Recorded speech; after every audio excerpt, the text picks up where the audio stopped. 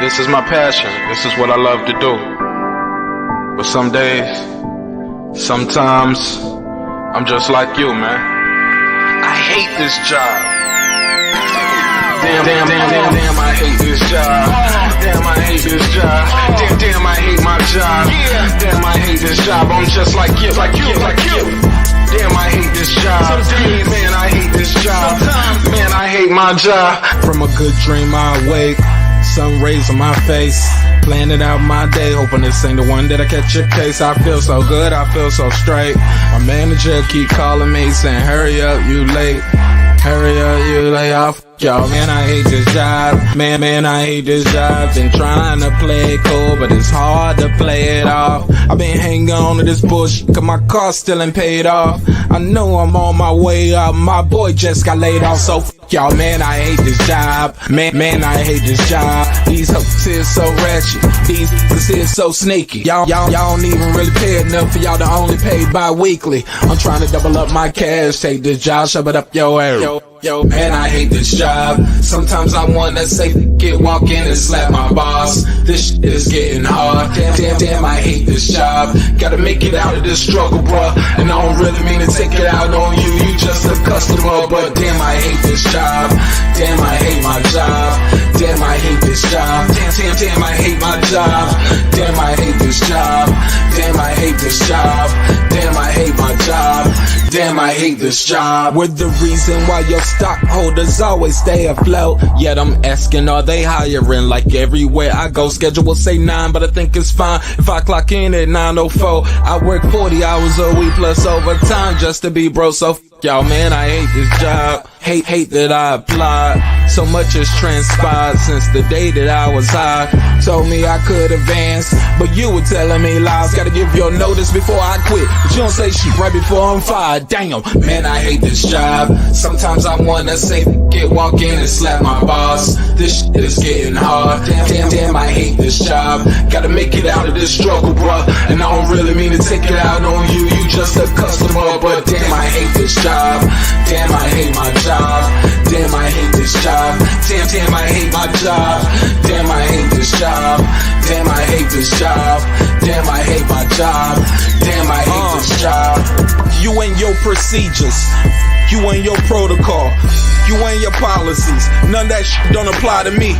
You and your quotas, you and your standards, you and your 2 sick days a year. Y'all niggas bananas. Wonder why the postman's posted with hammers, going postal with Popo on camera. His wage got him enraged, stressed out, it's hard to maintain. He flips the middle, grabs his.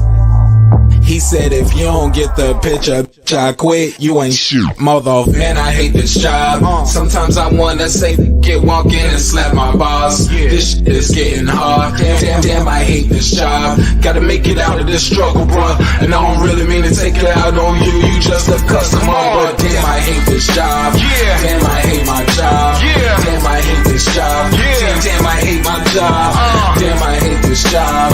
Damn, I hate this job. Damn, I hate my job. Damn, I hate this job. Look, man, I hate this job. I put my pants on one leg at a time, just like you. I'm out here trying to take care of my family. Damn, I hate this job. It's not always glamorous, for real, but I do what I gotta do for me and mine, you know? Damn, I hate this job. Damn, I hate my job. Damn, I hate this job. Damn, I hate my job. Damn, I hate this job. Damn, I hate this job. Damn, I hate my job. Damn, I hate this job. Damn, I hate this job. Damn, I hate this job. Damn, I hate my job. Damn, I hate this job. I'm just like you, nigga. Damn, I hate this job. Man, I hate this job. Man, I hate my job.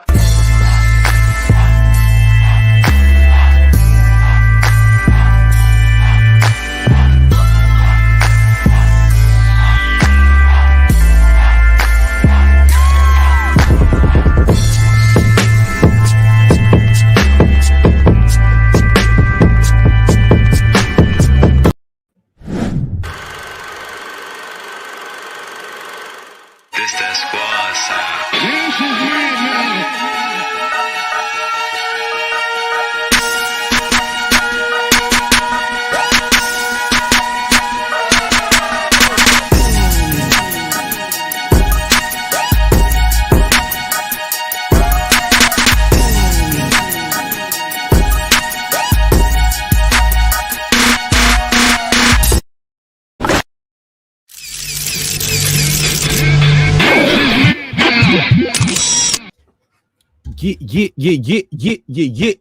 Yeah.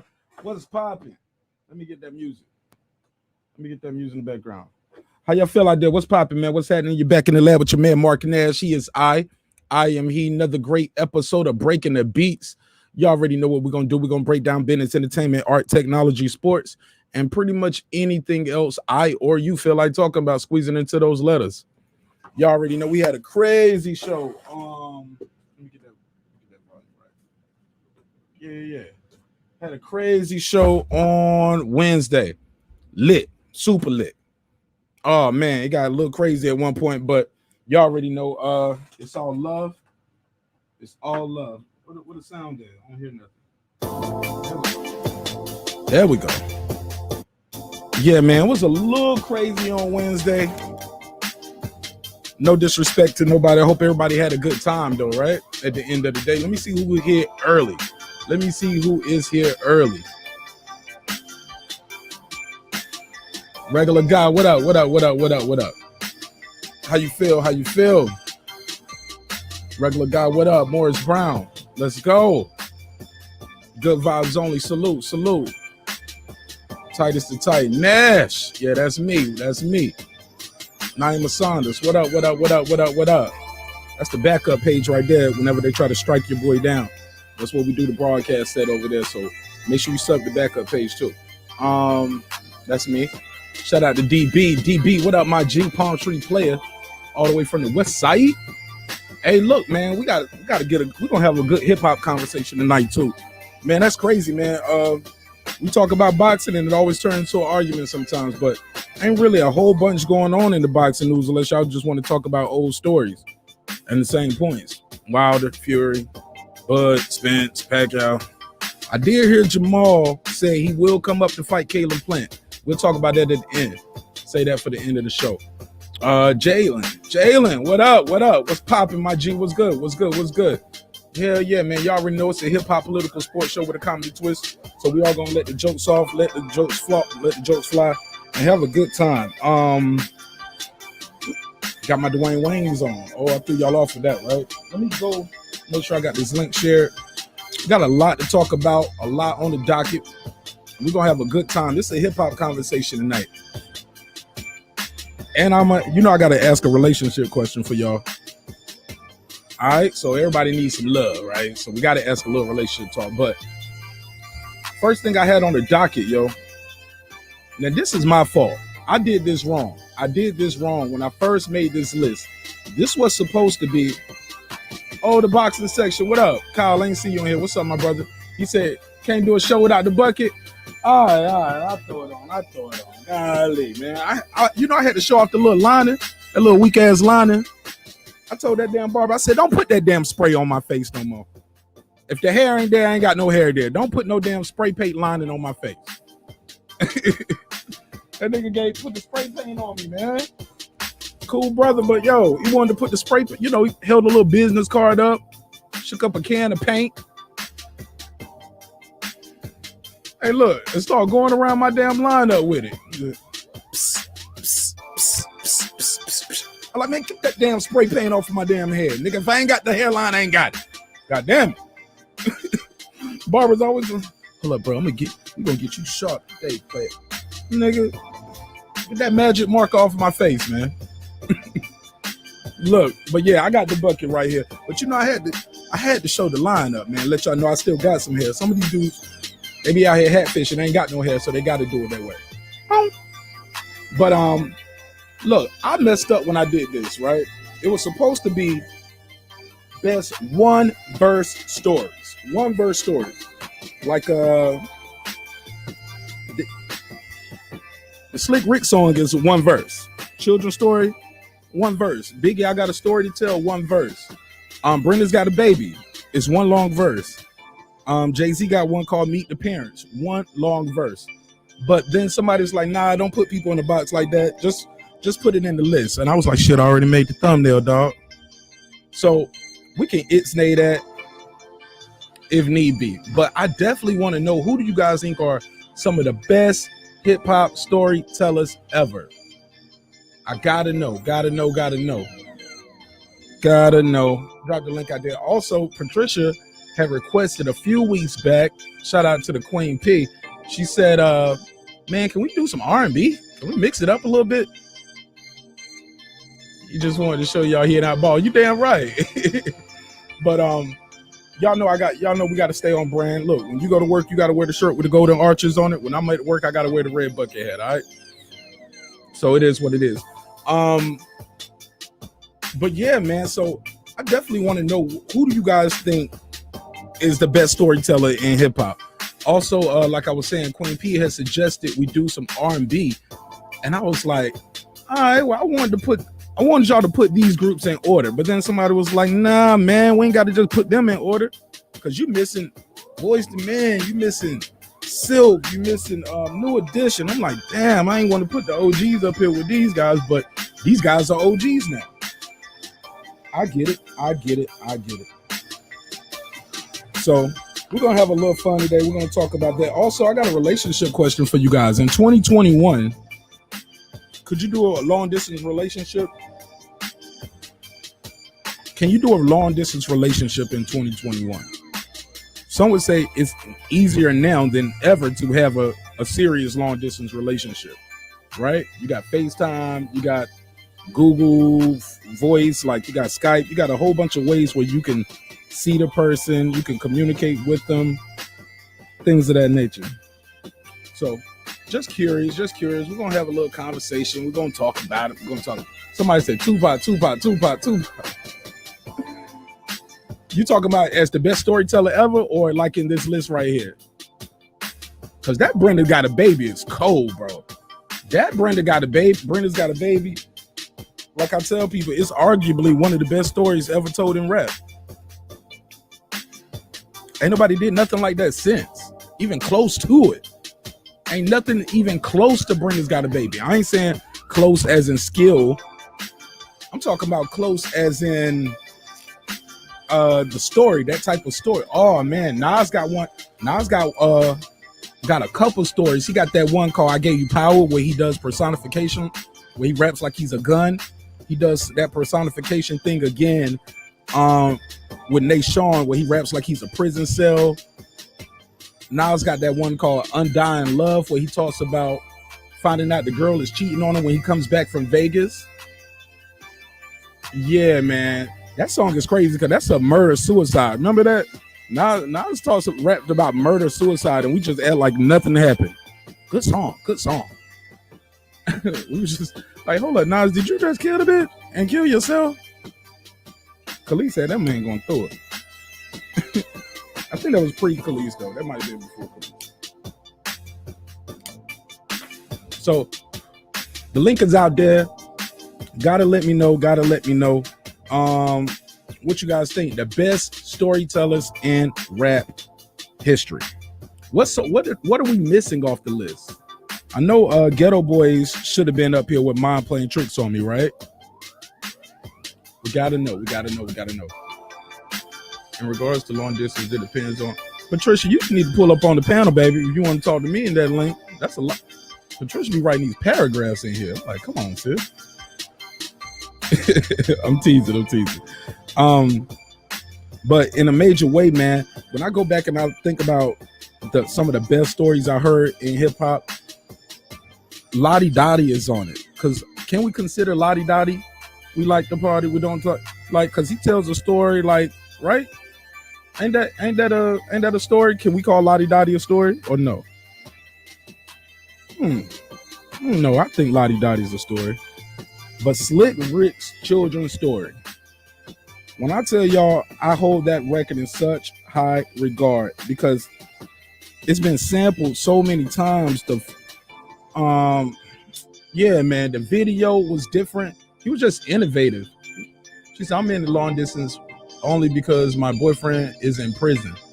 No, I'm joking. She said, because my boyfriend is overseas.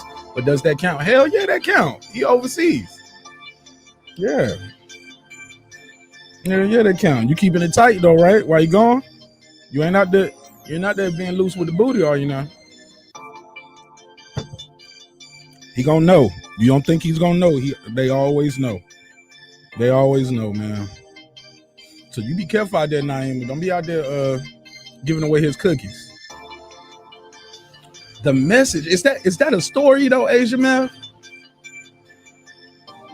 I don't know if that would be a story, but I gotta think. Don't push me. I gotta remember some of the lyrics, Asia man. Threw me off for that one. That's a good one though. I think that Ghetto Boys Mind Playing Tricks on Me can be in there, even though each verse had a different story. That last verse, this year Halloween fell on the weekend. Me and Ghetto Boys went trick or treating. Oh my goodness, that is some of the best shit ever. Shout out to everybody who pulling up early though. I appreciate y'all being here, man. Like I said, I know shit got a little crazy on Wednesday, but y'all know I got love for y'all, and I know y'all know I got respect for y'all, and I know y'all respect each other. Sometimes things can go a little left, and that's okay, man. It's all right. As long as ain't nobody saying, hey, I'm gonna pull up to your house with the AK and rock a nigga snot box. We all right. We gonna be all right as long as we ain't doing that, right? So where was I at? So yeah, man, I'm thinking about some of the greatest storytellers I ever heard in rap. And we was trying to put these in order, but you ain't even got to put these in order. You can rank these if you like, but you can also tell me, Nash, you forgot this person. You forgot this person. They should have been on the list. Because I dropped the ball with this one, man. Eminem should have been on this one over Nas. Because now, granted, Eminem got some good stories. I love Stan. Stan is another song, too, that's never been done before or after. Never seen anything like that. And you almost forget he got that extra verse when he finally... I got a crazy story. I remember when I first heard that album. I had heard the song 2 times. As soon as it got to the end, before it got to the end, I would start it over. And then finally, I just let it play, and I realized he actually had a verse replying back to the fan. And I was like, oh my God, this shit was so good. He got that song called Kim, where he talks about killing the girl. And some people don't like that content. I get it. But it was different. It was creative. Oh, Rewind. Oh my God. How did I forget that? Brandon, how did I forget Rewind? Oh my God. Yeah, Stalker fan. That's a Stan. Yeah, Stalker fan. Yo, Stan is what we call people now. You'll say, yo, you being a Stan for such and such, right? People will say that. Or with Nas, they'll say you got ether. So yeah, man, this gonna be a good second childhood. I don't remember that story. I don't remember the story, second childhood. How I go. I gotta remember that story though. I know that Jay-Z Meet the Parents shit was cold, bro. He don't need to get no credit for that. That had to be some of the fly shit I heard in a long time. Second childhood. Damn, I don't remember that. But that Nas Rewind, definitely. What was the J. Cole joint? Damn, I don't know the J. Cole song, man. He told a story up there? I don't know that story, yo. I do not know that one, man. They're going to kill me in the comments. They always want to kill me in the comments. They think I know, just because I can rap, I'm supposed to know all the hip hop. I don't, bro. I know my songs. But we also asking people, if you just tuning in, we are asking, can you be in a long distance relationship in 2021? Would something like that even work now? I think so. I think in 2021 you can make a long distance relationship work off. I don't know how long it'll last. It can't be permanent. But like the sister was talking about, okay, her man is overseas working. Yeah, she should be able to hold that down. You should be able to hold that down for about 6 months to a year, if need be. Nas Poison. Now, Brandon, that's not a story though. It's dope, but that's not a story. Is it? Poison. Ecstasy drugs, you think it's love, but it's poison. Schools did not learn. This should be burned because it's poison. It's poison. I don't think that's a story though, bro. I don't think that's a story. But y'all are more than welcome to pull up if y'all would like to pull up and help me out in real time with some of these topics, because like I said, man, it's an opinion-based show. There's no right or wrong.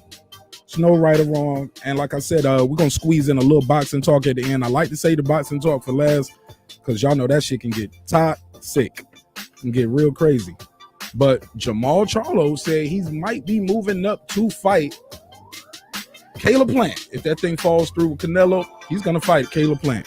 And then after that, he said he'll fight Canelo. Asian F, you just said this on Wednesday. And I was like, well, he said he ain't going to do that. I stand corrected, Asian F. He will do it. All right. But Poison is Nas. Nas got this one called The Setup on his second album. I forgot who was in it with him. I think is that Prodigy on the hook? Or AZ is but he was like, hold it right there, pull over. That go right there inside the Nova. I knew it'd be right here. I told you, let's get it now. Look at it there. I pull over. Yo, that joint is crazy. He was in a whole different pocket. Oh, I need to add the phone number. Okay, I'll put the number up here. I definitely put the number up here. Phone number is 678-381-1938. 678-381-1938. And it's scrolling at the bottom of the screen, along with my email. If you need to email me, please email me.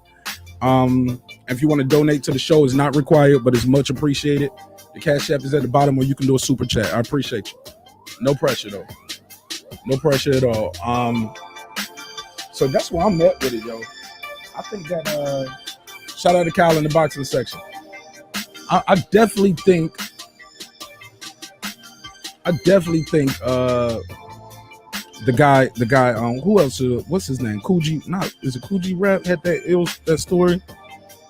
Is it Coogee Rap? Oh, I had a brain freeze right there. Damn, man, what's that OG, man? It's an old school rapper, man. Had a good ass storyteller skills. West Coast dude. Come on, man. What's the dude on the West Coast you telling the stories? Somebody gonna tell me in a minute. He's an old school rapper on the West Coast, but he got dope storytelling. Anybody know? Go ahead, Mike. What's the West Coast rapper to be telling the stories, man? Man, which one, man? You got so many, man. How you doing today, Mark? I'm good, brother. How you? Oh, man, I'm all right, man. I'm blessed, man. I'll take it. You sound low or away from the mic a little bit. Oh, yeah, man. I was there just you go. right That's there, better. man. You know, I'm good. I'm blessed. Too short. Sugar free too. Yeah, sugar free. Yeah, I think it was sugar free, but too short is one. Damn, Ice Cube is definitely a good one. But go ahead, bro. Talk to me. We got a couple topics on the docket. All right, yeah, man. Like I know Ice Cube. I know I put that on the IG because Ice Cube. You low, bro. You sound away from the. Hey, bro, dog. You sound away from the phone or the computer or whatever. It's like you're away from it. I'm right here, but that's better right now. I don't know what you changed, but that sound better. Go ahead. Yeah, but yeah, man, like Ice Cube got classics. Today Was a Good Day is a storytelling song. The Product, you know what I'm saying? That was deep because he tells the whole story of his life all the way back from conception. Yeah, West Coast got a lot of storytelling though, man. I ain't hear that last part. You said the West Coast got a lot of storytellers though. Yeah. Is the music too loud, y'all? Y'all let me know in the chat. Is the music too loud? Can y'all hear Mike, or does he sound low to y'all? That guy Eclipse. Y'all let me know. But definitely, man. You put your foot on my neck in my Instagram comments, man. You were shooting them out there left and right with these names, and I was like, damn, I forgot him. You want to tell the people who are listening what order did you have these in? Yeah, my order was first of all, you can't. But children's stories classic. Not only is it something that's still hot to this day, the storytelling that Slick Rick used on that song, marvelous. I mean, that's marvelous. You can't even compare that. So let's start with children's story. Then, of course, we do gotta say Brenda's Got a Baby because like damn, not only of the impact of the song when it came out, but the fact that the song is still dope, relevant, and whatever right now. Like you can play that song right now, and it still speaks to what a lot of young women are going through.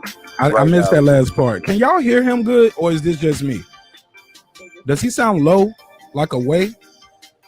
Y'all let me know in the chat, Mike. It's really hard to hear you at times right now. It's like you like this, like you got like right here or something. I'm just right here talking into the phone. I'm just talking into the phone, yeah. And so, after Brenda's Got a Baby, we got Biggie, I Got a Story to Tell. And, yeah, I got rid of Eminem Stan on my list. And I had, Ghetto Boys, Mom Playing Tricks on Me. I had Nas, Gave You Power. Jay-Z, Song Cry, or You Must Have Loved Me. You know, I put you on your Jay-Z, You Must Love Me, because, that was deep. That song was deep to tell. And, I named a whole bunch. But no disrespect to Eminem, but Stan is definitely not in the top 10 of storytelling songs. You don't even have Stan in top 10 storytelling? Negative. He's not there. He's Stan is somewhere like maybe in the top 25, maybe top 50, but top 10, like all of hip hop. I mean, if you want to go storytelling, shit, rest in peace, Biz Markie. You say she's just a friend. Yeah, that's a classic. That's on the list, man. That got to be on the list. What do y'all got? What do y'all rank Andre 3000 at in best storytellers in hip hop? Ooh, what y'all rate Andre? Man, 3 Stacks. 3 Stacks is definitely. He's not top 10. He's definitely 11 or 12. Like, I mean, what he's saying, like, I came into this world high as a bird from secondhand cocaine powder. I know it sounds absurd. I never chewed it, but it's in my veins while the rest of the country bunches on bridges. But come on, man. Yeah, he's got to be. Oh, that one, I typed the letter to this girl I want to see.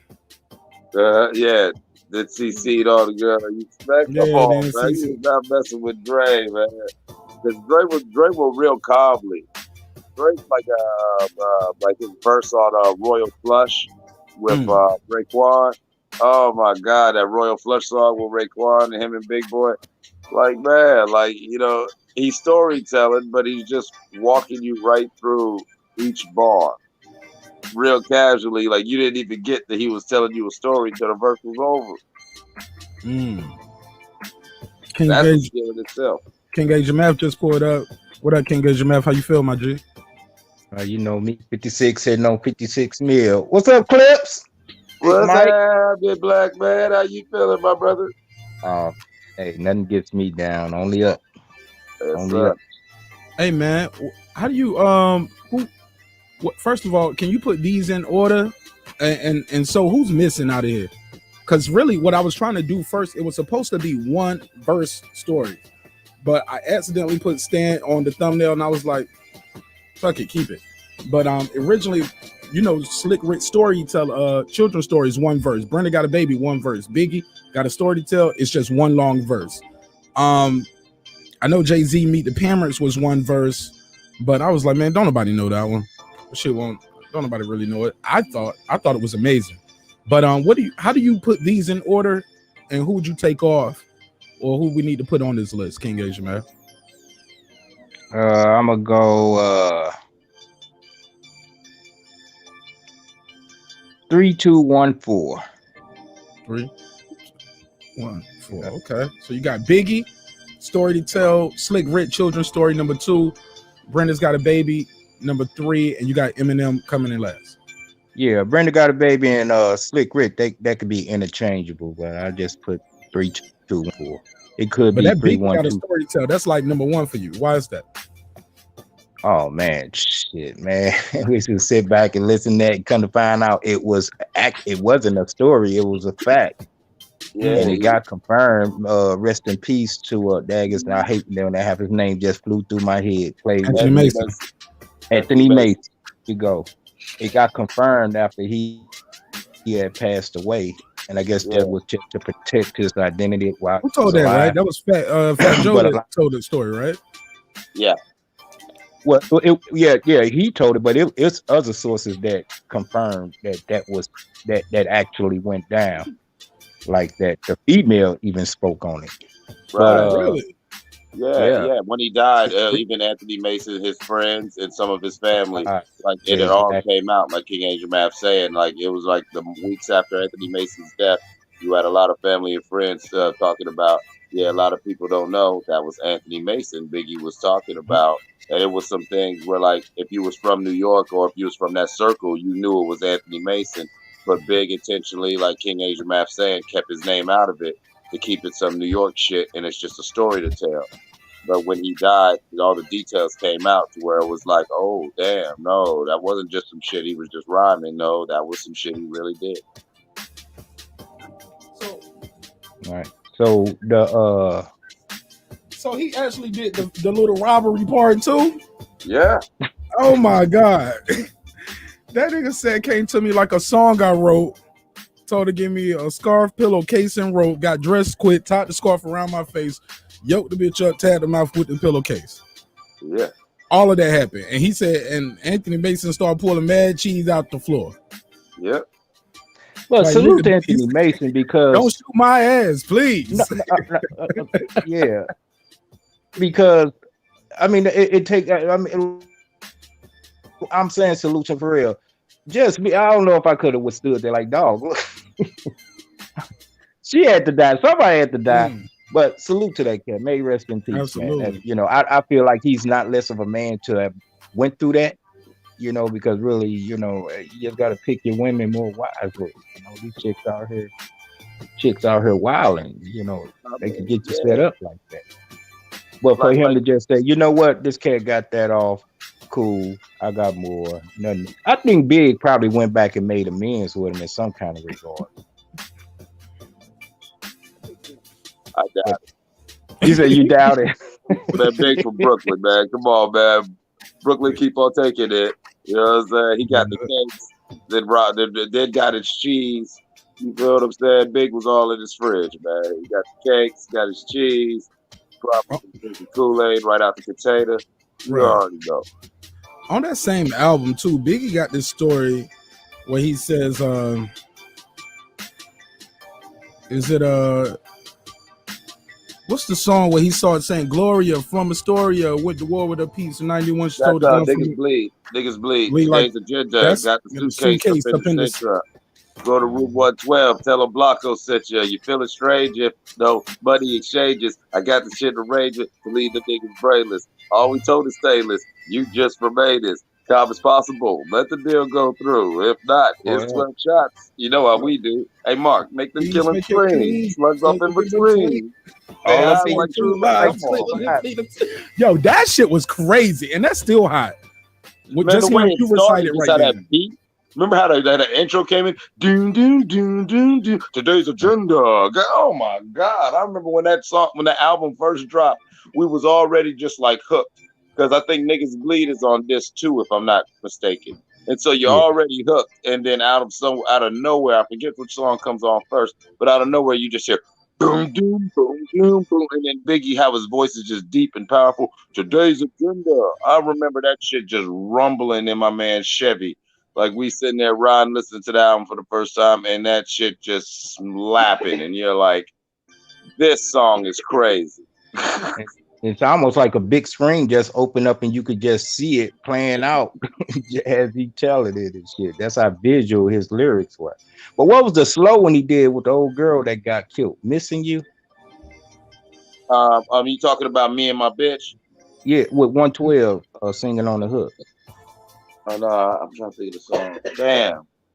That's a different song now that I think about it. That song. Yeah, it's a different song. I'm trying to think of that's a good story song.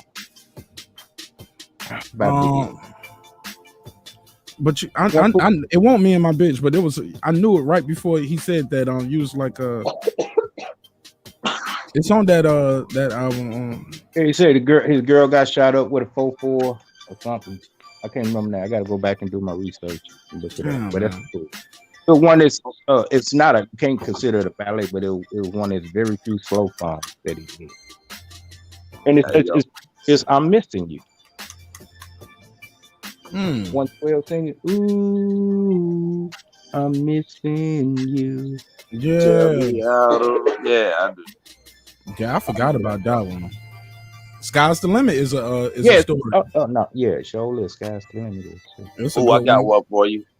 Hey, remember Lost Boys, Renee? Oh, Ghetto love is the love that we live by. Day by That's day, I up wonder there. why my shorty had to die. I reminisce about my ghetto princess every day. Give it up for my shorty. Yeah. Oh, man. Yeah, that's up there. What's up, Kyle? What's going on, fellas? Man, we over here having a little hip hop talk, man. Yeah, I'm listening in. Kyle, what up, big guy? What's going on, Big Mike? Man, where you been at, man? Ain't seen you in years. Man, I've been working, man. You know what I'm saying? Just been work, grind, hustle, man. I got jokes, man. I got jokes. Mark said somebody got you when I was gone, man. Somebody got you. Y'all was getting attacked. Y'all was getting attacked by the goddamn boogeyman. Said it was you. You the only one who ain't been around. Everybody else been around. Nah. I'm petty, but I ain't that petty. I ain't gonna do you like that. Ain't no baby oil on this gangster. I'm trying to say right now. Yeah, that shit was crazy. That shit Yo, was niggas was wild. out of control, man. Hey, look. Yo, that girl Eve got that Love Is Blind story too. Somebody they texted me earlier and said, "Hey, y'all talking about storytellers? You got to put Eve Love Is Blind up there. That's a good story. oh yeah. Never been done before. It ain't been done Bro, since neither." The greatest storyteller of all time, man, is Tupac Shakur, man. Brenda Got a Baby. I don't know if that's the greatest of all time, but it definitely is a classic time. No. I'm not saying no. I said he's the best storyteller of all time. Not that was the best story of all time. I don't know if he's the best of all time. I mean, come on now. We got Uncle Brad George, who's still alive, he greets his father with his hands wide. Rehabilitated slice. Glad to be the man's child. The world is different since he's seen it last. Out of trip in 7 years, and he's happy to be free at last. Come on, man. You better Look, stop, on that man. shit. Scarface got that one. He had the best verse. He outshined Jay-Z, I think, on that one. On that one song, he was like, "Can't Be Life." Yeah, He's like, you know "So I what's walk crazy? into the studio to do this with Jig. Get a home call from one of my niggas. Say, homeboy Rick, he just lost one of his kids. When I heard that, I broke in a tear." You want to hear something, Mark? Crazy? The nigga he's talking about who lost his kid, that's a nigga from Youngstown, Ohio, named Bugs. He's the older cat. Cool. Bugs is cool with Jay Prince. Bugs is the reason why you always see rap a lot and a lot of Houston cats in my city a lot. You know, Bugs is real cool with them cats. And yes, Bugs knew all of them since the 80s and He about lost his son. Yeah, a year before that song dropped, Bugs had lost his kid, and I just never remember because you know everybody was kind of like nervous because Bugs had kind of calmed down, and then everyone was like, "Man, what's gonna happen now that his kid died?" Because we thought this dude was just about to be back out here like a monster. And so I'll just never forget that. Everybody was like, damn, what's going on? First of all, we were sad because he lost his kid, but we know how he is. And we like, man, is he about to get back out here? Thank God he didn't get back out here too crazy. And he was like quiet to where everybody was like, whatever. Then the song dropped and we hear Scarface talking about it. And it was like, damn, like, you know, I remember on some Youngstown stuff, it just felt good for Scarface to even just mention Bugs' situation because it was crazy. Shout out to IB. He said, "Y'all hit that like button respectfully." Yeah, salute IB. Long time no heard from. Yeah, man. But what about Dear Mama though? Dear Mama, come on, man. Yeah, Dear Mama is a hell of a story. It's up there. It got to be on the list. Is Dear Mama better than Brenda's Got a Baby though? Man, he got some joints, man. No. I'm asking for love. I mean, that's my favorite one. I don't count that as a story though. Go back and listen to it. Yeah. I mean, this goes up. Got any good ones to y'all? The best song, his best one was with his rapping about his partner. Which one? We was both two niggas of the same Oh, kind. I ain't mad To at holler you. at a hoochie with the Yeah, same mind. that You was just a little definitely. nigga, but you still roll, nigga. Man, come on, quit horsing around. Tupac I was remember at the that school nigga. we bombed on the first motherfucker with the wrong shit on. Is it better than Brenda's Got a Baby though? I think so. I think so. I ain't That's mad at you. Come on, man. Yeah, I love it. I love it. All But like, here's the thing: everybody got a dead homeboy song. You know what I'm saying? Everybody got a song about their mama. I think. Well, yeah, Everybody ain't you got on no that. Brenda's Got a Baby, bro. Right, I get you on that, and I will see that point 100% to you, Mark. As rappers ourselves and everything like that, like I mean, they're great songs, but you're 100% right, and that is a great criteria to judge it. We all got songs for the dead.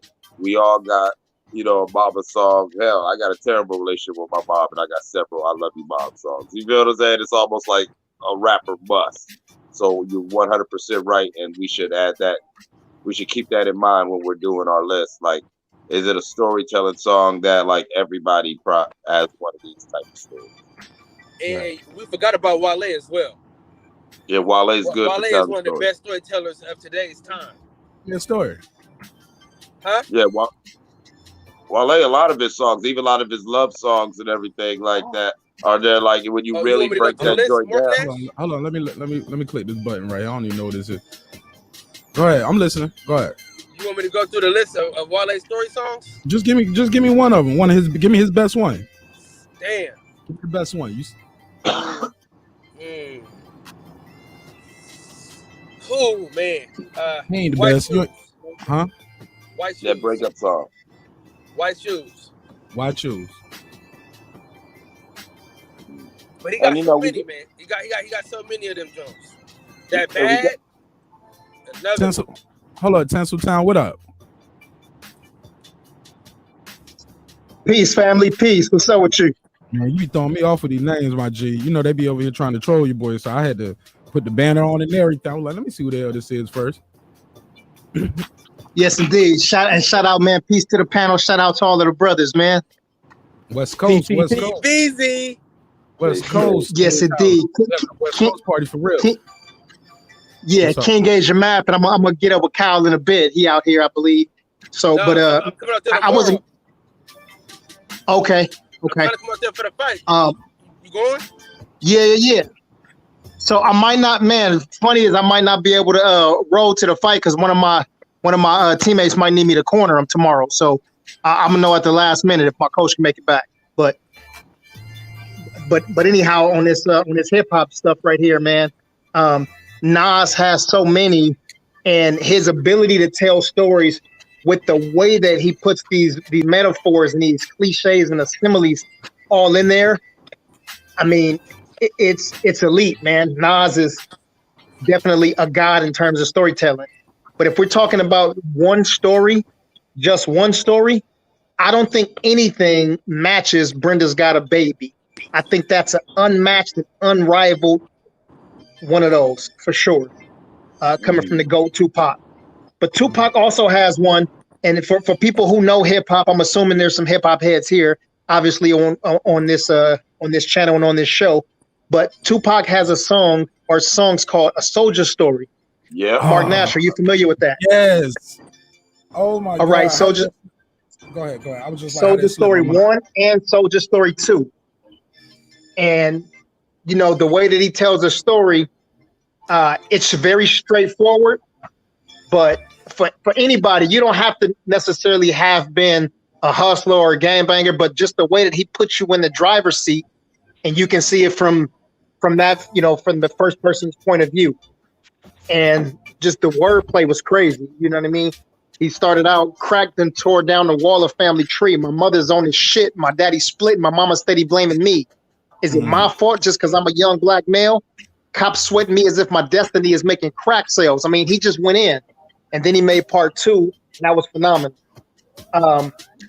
Scarface, the Ghetto Boys for sure, but Scarface in particular, I think we all know A Minute to Pray and A Second to Die, but he's also got a song that's called One. Are you familiar with that song, Marq Nash? No, I got to do my research, man. One is I hot. ain't What is ashamed. that I ain't shit? ashamed to say it. I ain't gonna Kyle, be one. I'm sorry. I was just gonna say I ain't gonna be one. Panel, of y'all know that these song? I know that song. I gotta go One. back and listen to that joint. I know that song one. I must. Man, I'm Yeah, ghetto. Tell me yeah. the story. What's the story about? Yeah. Wait, real quick. Who's the brother that's on here? Because he knows his hip hop, and I don't know who it is. Oh, Who's the that's first guy brother that was Cliff, on? Mike. That Oh, guy. yeah, Shout out to that brother. Yeah, Yeah, he that's started. Ohio. Let me see how the song start. Shout out to Ohio. In Ohio, doing great in the Olympics with the boxing right now too. Shout out to Ohio. Oh And, man! thanks Oh for my giving God! us I'm so LeBron. hyped. You brought it up. You brought it up, man. I'm so hyped. You know, Ohio, we do our Me thing too. in the ring, but it's great when we represent the country. And I love seeing Ohio boys in the Olympics, man. And we got a strong history of showing out. And so far, we looking good.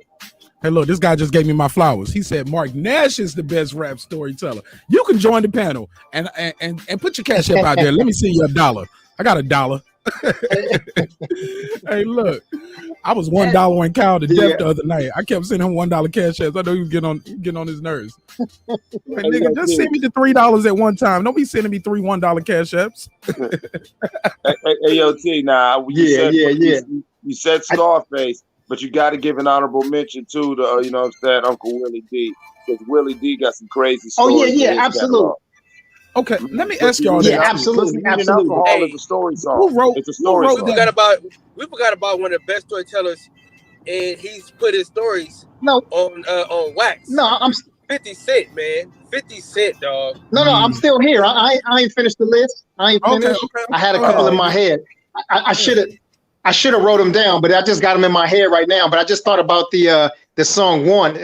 Face started out. He said, "Sitting at the stoplight, peeping at hoes, checking out this bitch in the black jabos.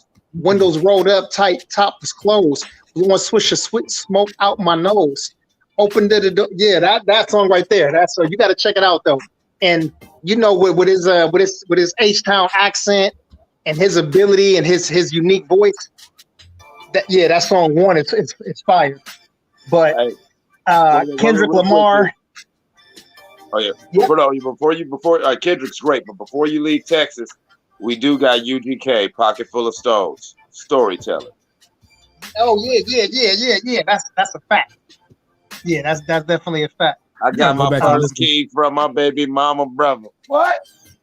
I gotta go back and listen to it. To me, that just sounds like a nigga just talking about selling dope and shit like that. I gotta hear the story. Like don't still sell good. One of you guys said something about the Ghetto Boys. Who wrote Bushwick Bill's verse for Mind Playing Tricks? Was that Scarface or Willie D? This year Halloween fell on a week. That was Willie D? Willie, yeah. Yeah, Willie D, man. He go crazy. Yeah, but that's actually part of the reason why Willie. That was the best shit ever to me as a kid. That was the first. I knew that verse by heart. That was the best shit ever. Hell yeah. Shit. As a matter of fact, one of the best storytellers only really has maybe 3 or 4 raps actually recorded and out. Because people don't look at him as a rapper. They look at him as a businessman, a gangster, and just everything. You know what I'm saying? But Jay Prince's verse on Damn It Feels Good to Be a Gangster. Who? Ooh. The Ghetto Boy song, Damn It Feels Good to Be a Gangster. That's Jay Prince who raps that first verse. People forget. That's one of the only times you hear Jay Prince rap. Because remember, even a lot of Scarface verses on the low, Jay Prince wrote. Because remember, Jay Prince always said, "I'm never not a rapper." But Jay Prince always said, like, "Yeah, I got flow." And if you play that song, the first verse, that's Jay Prince rap. That whole story about going up to the feds and all like that, and that's Jay Prince. It's true. I got this boy's a musicopedia, boy. He a hip hopopedia right now. Oh, my boy. You talking hip hop, man? Come on, man. He's an artist too, though, man. He got some bars. Hold on. I got some more in my head, y'all. Y'all know I'm young, but I got an old man's brain. I forget. Let me get this other one off right here. We know Kendrick, man. I think it goes without saying. Nobody can flip words the way that Kendrick does. Not nobody right now. Like in their prime, I think J. Cole does a great job of telling his stories, but nobody can flip these words and do this lyrical acrobatics the way that Kendrick does. This shit is unmatched right now. I gotta disagree with you, DB. No, we on the dis. Oh yeah, We on the lot. you can. Yeah, but Yeah, no, I know. Wale is easy the best storyteller. Easy. I mean, it's not even The close. best? Man, y'all better go listen to some Wale songs, man. The but best. TBS, name something that a top way Good back buddy. with I'm gonna need you to be in the cut. Say it again, Asian man. I was asking them to name something that tops way back when with Kendrick, T.I., and B.O.B. Matrimony for sure. Matrimony. I mean, we could. That's do not that a all day, no story. That's a problem. love song. He ain't telling no story. Go back and you need to go back and listen to it, bro. You ain't listen to it if you're saying that. Pull the lyrics up. Yeah, put the lyrics up. Then you could do the breakup song. That's another one. So what is the story of That Matrimony about, storyteller? then, Kyle? We got White Shoes. Okay. You got Bad. That's not a story. Bro, you don't listen to it. If you don't know that's the story, then you ain't What is the listening. story about? What's the beginning, middle, and end? He's talking about a female that can't commit. I mean, does I he like tell where Wale, he met but her? he's not, yeah. Like, is he telling where he met her and what's going? Like DMX, how's it going down? Yeah, that's a love song, That but is- it's also a story. He's saying a name, chick named Tanika. He talking about where he met her at. Talk about she got kids. He talk about the boyfriend. You know what I'm saying? Talks about like that song has the beginning, middle, and end. How he met the girl, what's going on with him, and how they move on. That's what I'm talking about when I say story, not just hey, I'm talking about a chick and it's a good record. Like, do you get what I'm saying when I say that? As far as that comparison, I mean, if No. they say all the things that we did back then with T.I. and Kendrick, we could definitely go breakup song. now each person told a story on that. Now that's perfect. That's perfect. But I'm reading these Wale lyrics. I admit it. I'll be pathetic. I'm in my late 20s. Like, okay, and I never been to a wedding. Okay, he's talking about feeling empty. He's talking about. I read the word "I" a lot. I'm selfish, and I need you to myself. Because I failed to see you both cry. Yeah, he's talking to a girl. Yeah, this sounds like a love letter. This might be on one of the best rap songs ever, but this isn't the. I don't know. Let me go to the second verse. So what? LL Cool J's "I Need Love" be a storyteller. Mm, No, that's a ballad. Yeah, that might be. But that's what I'm I can saying, get bro. that a story. It's a good love But song, Mark not a said. story. That's more like Mark said about Wale. Like, Yeah, you know, that's more why- like a. Yeah, that's a different. That's Different. Yeah. You know, whenever I say somebody from LA, everybody always want to, you know what I'm saying, they want to throw something else on top of it. So let me finish this for my young old brain. Missed out these ones that I got in my head real quick. But What's yeah, up, Rich? shout out to Wale. Yeah, I saw him in a mall 2 different days, 2 days in a row. I saw him on a Saturday, saw him on a Sunday. First day looked like he was scared. Second day looked like his shit didn't stink. So fuck Wale. But back on this good stuff right here. DMX had a song called Damien, and he did the song 3 times. Damien 1, 2, and 3, and he told a story basically narrating, you know, his good versus his evil side, right?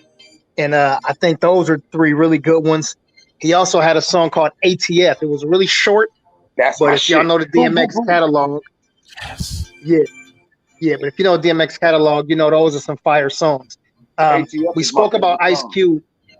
Yeah, we spoke about Ice Cube for a second, and yeah, listen, we gotta get a South Central legend some love, man. He had a song called "Today Was a Good Day," and I think that was a cool little way. But he had a song called "Once Upon a Time in the Project." Do you remember that song? Yep. I don't remember. Once upon a time in the projects, yo, I I damn near had to wreck a hole. Yeah.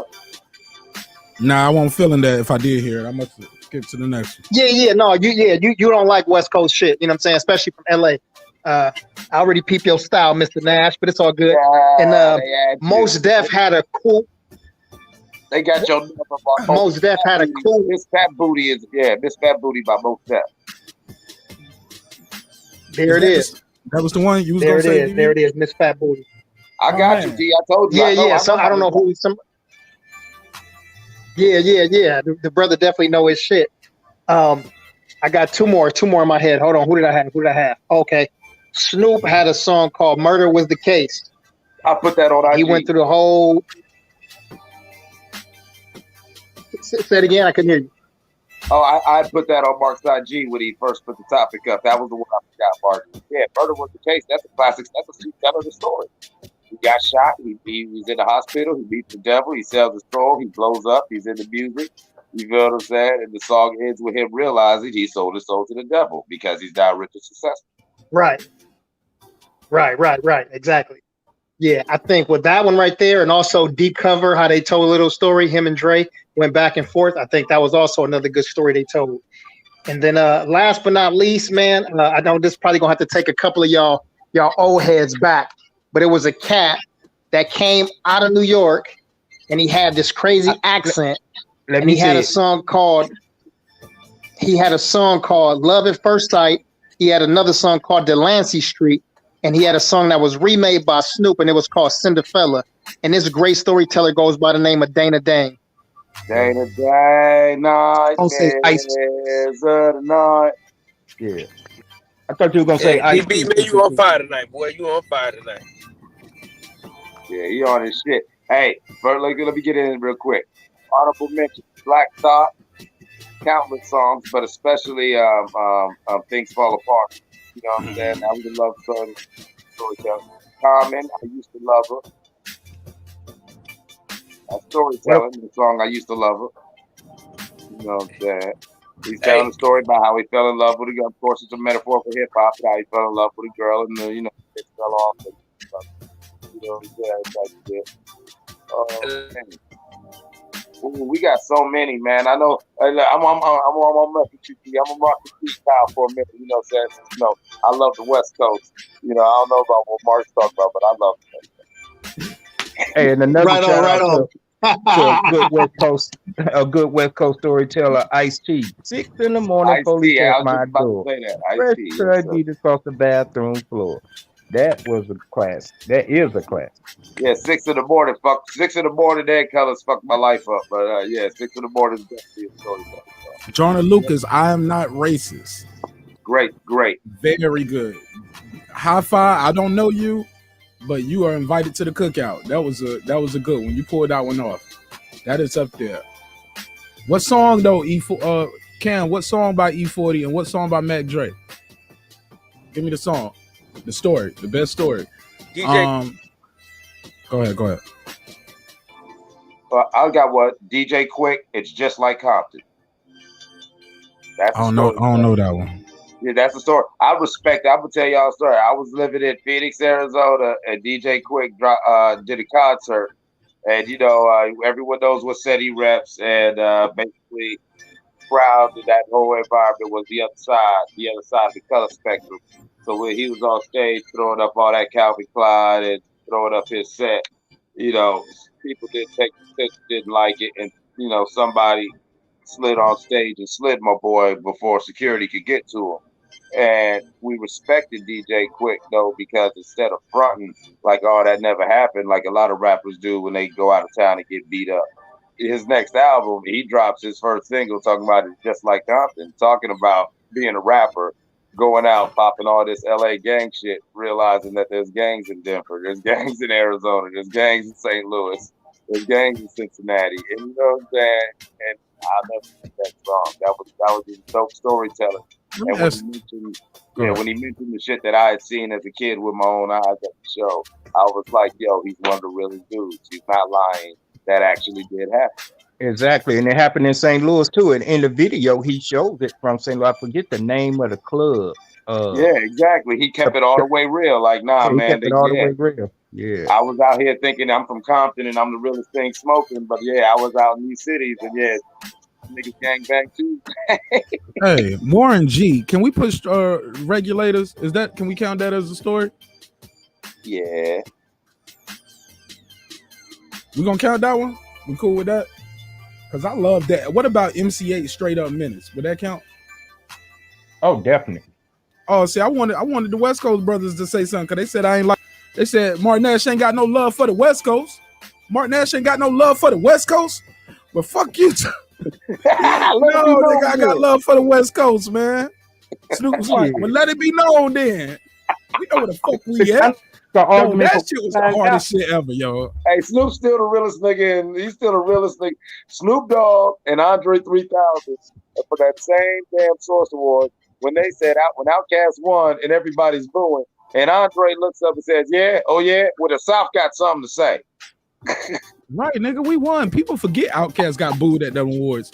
But I think that are we gonna count that we gonna count Regulators? That's a story, right? Are we gonna count we gonna count what was the joint? Straight Up Menace? Is that a story? Or is that just Once smooth upon rap? a time, that means it's a story. He said Straight Up Menace. He started off with Once Upon a Time. Regulate. Once upon a time. Well, he said once upon a time in the LD. And how you say it? I forgot how to start off. I ain't good with that. I remember my raps though. Man, I got it, man. I got y'all. First of all, Regulator starts. It was a clear black night. There we go. It's a story. It's a story. You feel what I'm saying? And a Straight Up Menace is a fucked up childhood is by the way I am. It's got me in the state where I don't give a damn. Oh my God, his style was so good. See me though. I guess I'll be another victim of the ghetto. Ain't no escape, man. First of all, MCA Straight Up Menace. That shit that told so many people stories. I know we mentioned Nas, but I think I gave you power on the IG. But let's not forget the time when Nas told a story backwards. Say that again. You sound like he was breaking up, bro. The time that Nas told a story backwards. Oh, rewind. Yeah, they was the girls were talking about it in the chat earlier today. Man, that shit. I never heard nobody do that. That was crazy. That was crazy. Just the fact to think of that concept and then to pull it off the way he did, and then even how the production, where on certain parts the beats going in reverse and everything, right on time with his story. How he's even speaking backwards at different times. I'm doing his rap. Like, man, come on, man. That shit was ill. That shit was ill as hell. We got to go up north though, man. We got to get north of the Midwest, man, because we got to control this up to this, man. I don't, y'all ain't getting no love. Heard all this downtown, heard all this East Coast, heard all this West Coast action. We ain't getting no action though up north, man. Come on, y'all guys don't listening on music from north. Let me find out. Well, they got Eminem on the list. No, don't do it. Yes, though. Shout out to Marshall, man. Shout out to Marshall. He's definitely holding it down for white people in the entire Midwest. But I would say Royce 5'9" probably got some honorable mentions. I can't think of none right off the top. That's oh, I give you a song right now, and he got a video for it. It's called Tabernacle. Ooh, yeah. It's off that album called Book of Ryan, and he talks about when the same night he was on his way to do a show. It was like one of his first paid shows, and he was like not gonna go, but because he was like his girl might be going into labor. He goes to the show, and that was the night he met his his manager introduced him to Eminem. So he met Eminem that night for the first time. He leaves the show, rips it down, goes to the hospital, and the door opens up, and his mama he see his mama at the hospital. Like, what are you doing here? His grandma is in the hospital about to die, and the baby is upstairs about to get born.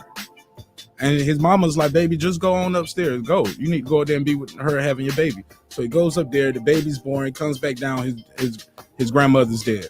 And he met Eminem that night. And he tells this story, and his son is playing him in the video. Shit is fire.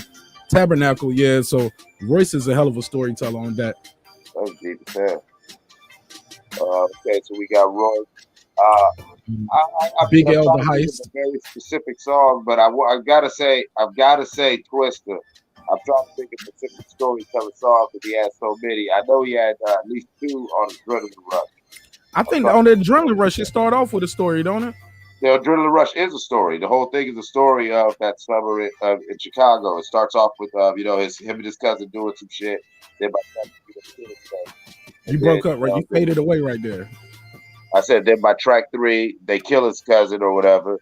Then by the middle of the album, that's when they catch the guys who kill his cousin. And then by the end, you go running to Chicago, looking out for the ops. because now he's in the shits. You know, he doesn't put in some work. Well, I wanted to mention Bone Thugs Crossroads, but I didn't know how the panel will take to that. I'll accept it. I veto. I'm vetoing that. Love the song. Love the story. You don't miss your Uncle Charles, I y'all? was just about to say, man. Look, miss my Shout out to uncle Uncle Greg, Charles. y'all. Yeah, and I love my uncles, man. But that song is not like a story like in me. Like everybody was kind of doing their own thing and they were on topic, yeah. But I want to have great concept too, but I don't count it as a story though. I would. Yo, a lot of people like that Meek Mill Tony, that Tony Story series. A lot of people like it. I'm not the biggest Meek Mill fan. I'm sorry, y'all. I can't do a whole album. I'm sorry. I love I'm just Meek. not a big fan.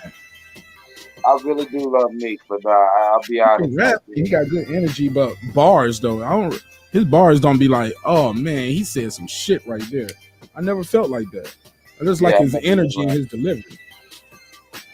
I saw somebody mention Big L, rest in peace to the God. And since we go do, we saying rest in peace.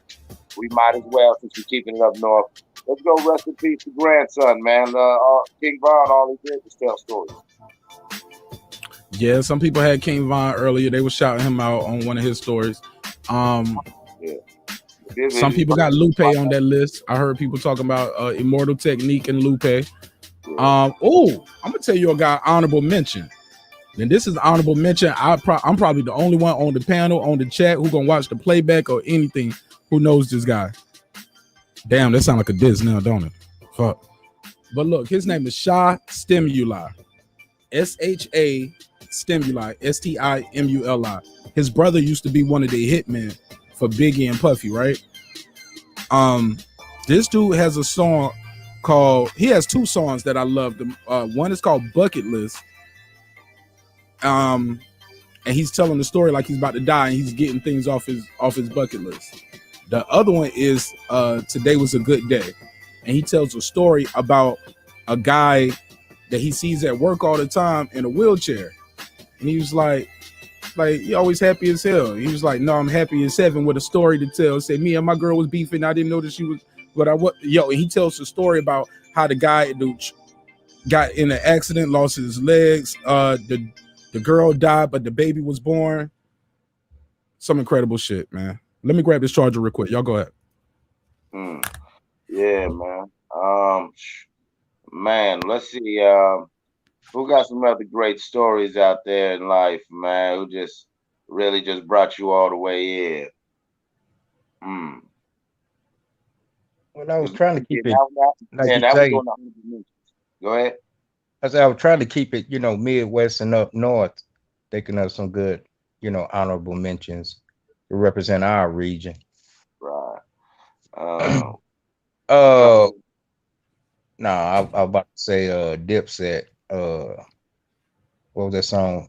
Get It in Ohio, but no, that wouldn't qualify. That won't qualify, but we and that was a song he had to do on some DJ Quick. Just like Compton, because Cam, like he still be in Columbus, tough to where it's like, like y'all be out here a little too strong, and I know y'all New York cats, but you gotta say something about all this time you've been up in here in Ohio and all this good. You just paying homage. Yeah, you got to, like, come on, like, after a while, remember when Too Short was on his I'm from Atlanta kick, not even trying to diss Oakland, but it was like, listen, I'm down here just too much to even front. Like, I ain't with the shits, like, just stop it. Like, No Vaseline, that's more of a diss than No Vaseline's more of a diss than a story, but he is telling a story, I guess. Yeah, I don't got that on my story list. No, that's a diss record. Is it top 5, top 10? Where y'all rank that in all-time diss records? Top is definitely, I think, maybe top 10 diss records, and I'm only saying that because the wave of drill music in the past 10, 15 years, whether you like drill music or not, there have been a couple slappers that was a diss song. That was every bit of this song because you know what he was saying, but let's not act like that song wasn't hard. So you hold on. So where you got it ranked at, Mike? I said it's in the top 10. Top 10. DB top 3? Top 3? It's up there. It's up there. I don't know top 3. Wait. What's number 1? What is it behind if it's top 3? What's number 1 and 2? Hit 'em Up is up there. Hit 'em Up in Ether is high on my list. I got Hit 'em Up in Ether really high on my list, yo. Hit 'em Up might be number 1 for me because that's why I fucked your bitch, you fat motherfucker. Get money. Oh my God. ain't rapped a lick. He ain't rapped a lick. He just came in. That's why I fucked your bitch, you fat motherfucker. Does he say take money or get money right there? Get money, yeah. Oh my God, man. And then when he said, y'all niggas can't fuck with me, I'm gonna let my little homies ride on you. Get out. Oh my God. Get out the way, yeah. I'm like, oh my God. Yeah, that was cool. They was cool, but that shit wasn't as good. Little Caesar, go ask your homie how I leave it. Yeah. Little Kim can't fuck with real G's. I was like, damn, he's just going right at him. Like, what was the shit he told Prodigy? He was like, nigga, barely breathing. Don't you got sickle cell? See me have a seizure on stage. You ain't living well. Hell, how many niggas want to get involved? I was just talking to Biggie, but I kill all of y'all. Them ball.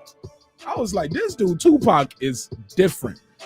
And I was like, Mama, I need to take my Walkman with me in the car because I can't play this in the car. Play this in the car with my dudes. I ain't even gonna lie.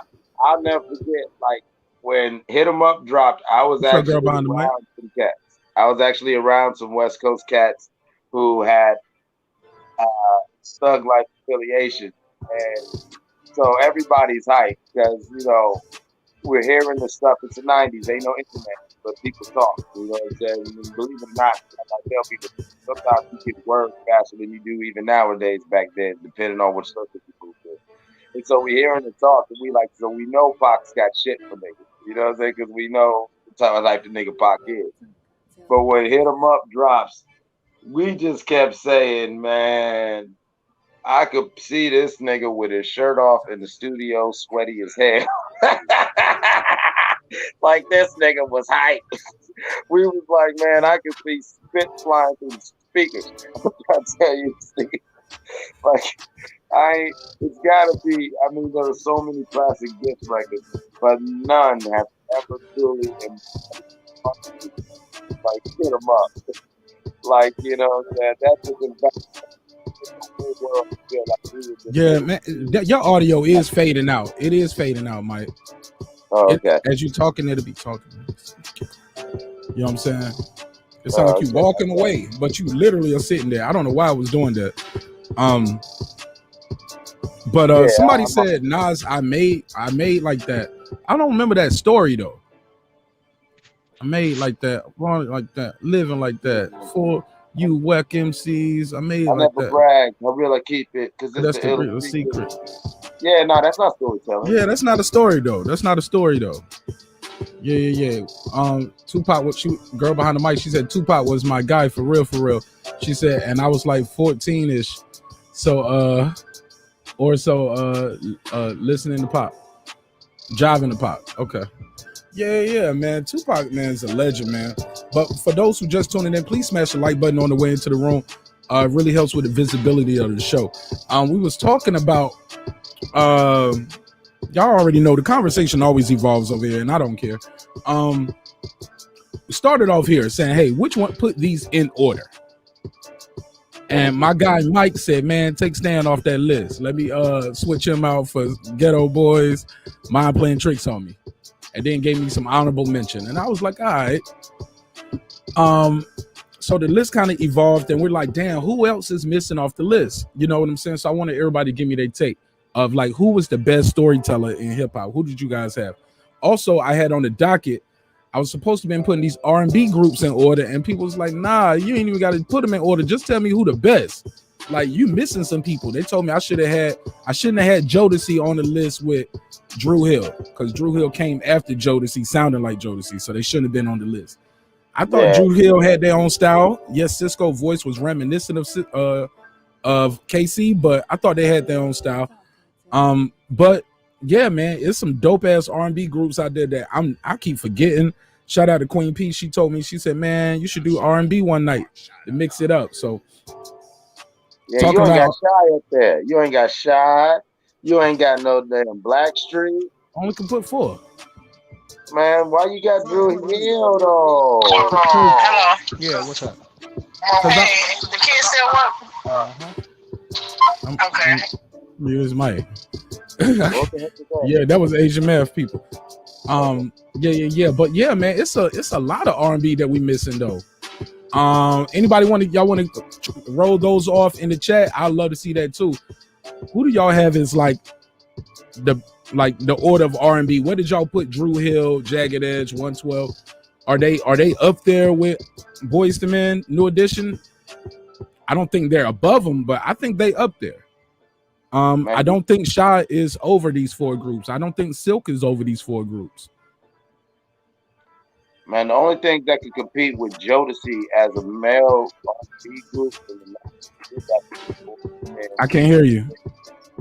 You know what I'm saying? Yeah, the only thing that can compete with Jodeci would have to be Boyz II Men as far as the 90s male groups. And then you got to give the honorable mention to New Edition, because New Edition, you know, with the 4 both of them, actually they're probably modern boy band. Them and Menudo, actually, when you really think about it. It faded out, Mike, while you was talking again. I said, you know, New Edition was probably the first modern boy band outside of the Spanish Kids Menudo, you know, really transitioning people from like the Beatles style band to, you know, you got these guys who are more let me see if I can turn your mic up. Hey, click where it say mic and turn your mic volume up. Click on edit mic settings, and you should see your mic volume. Turn that up. I'm looking right here, look like it's halfway. See if you can turn it up some more. Yeah, man, but let me see, or in the audio.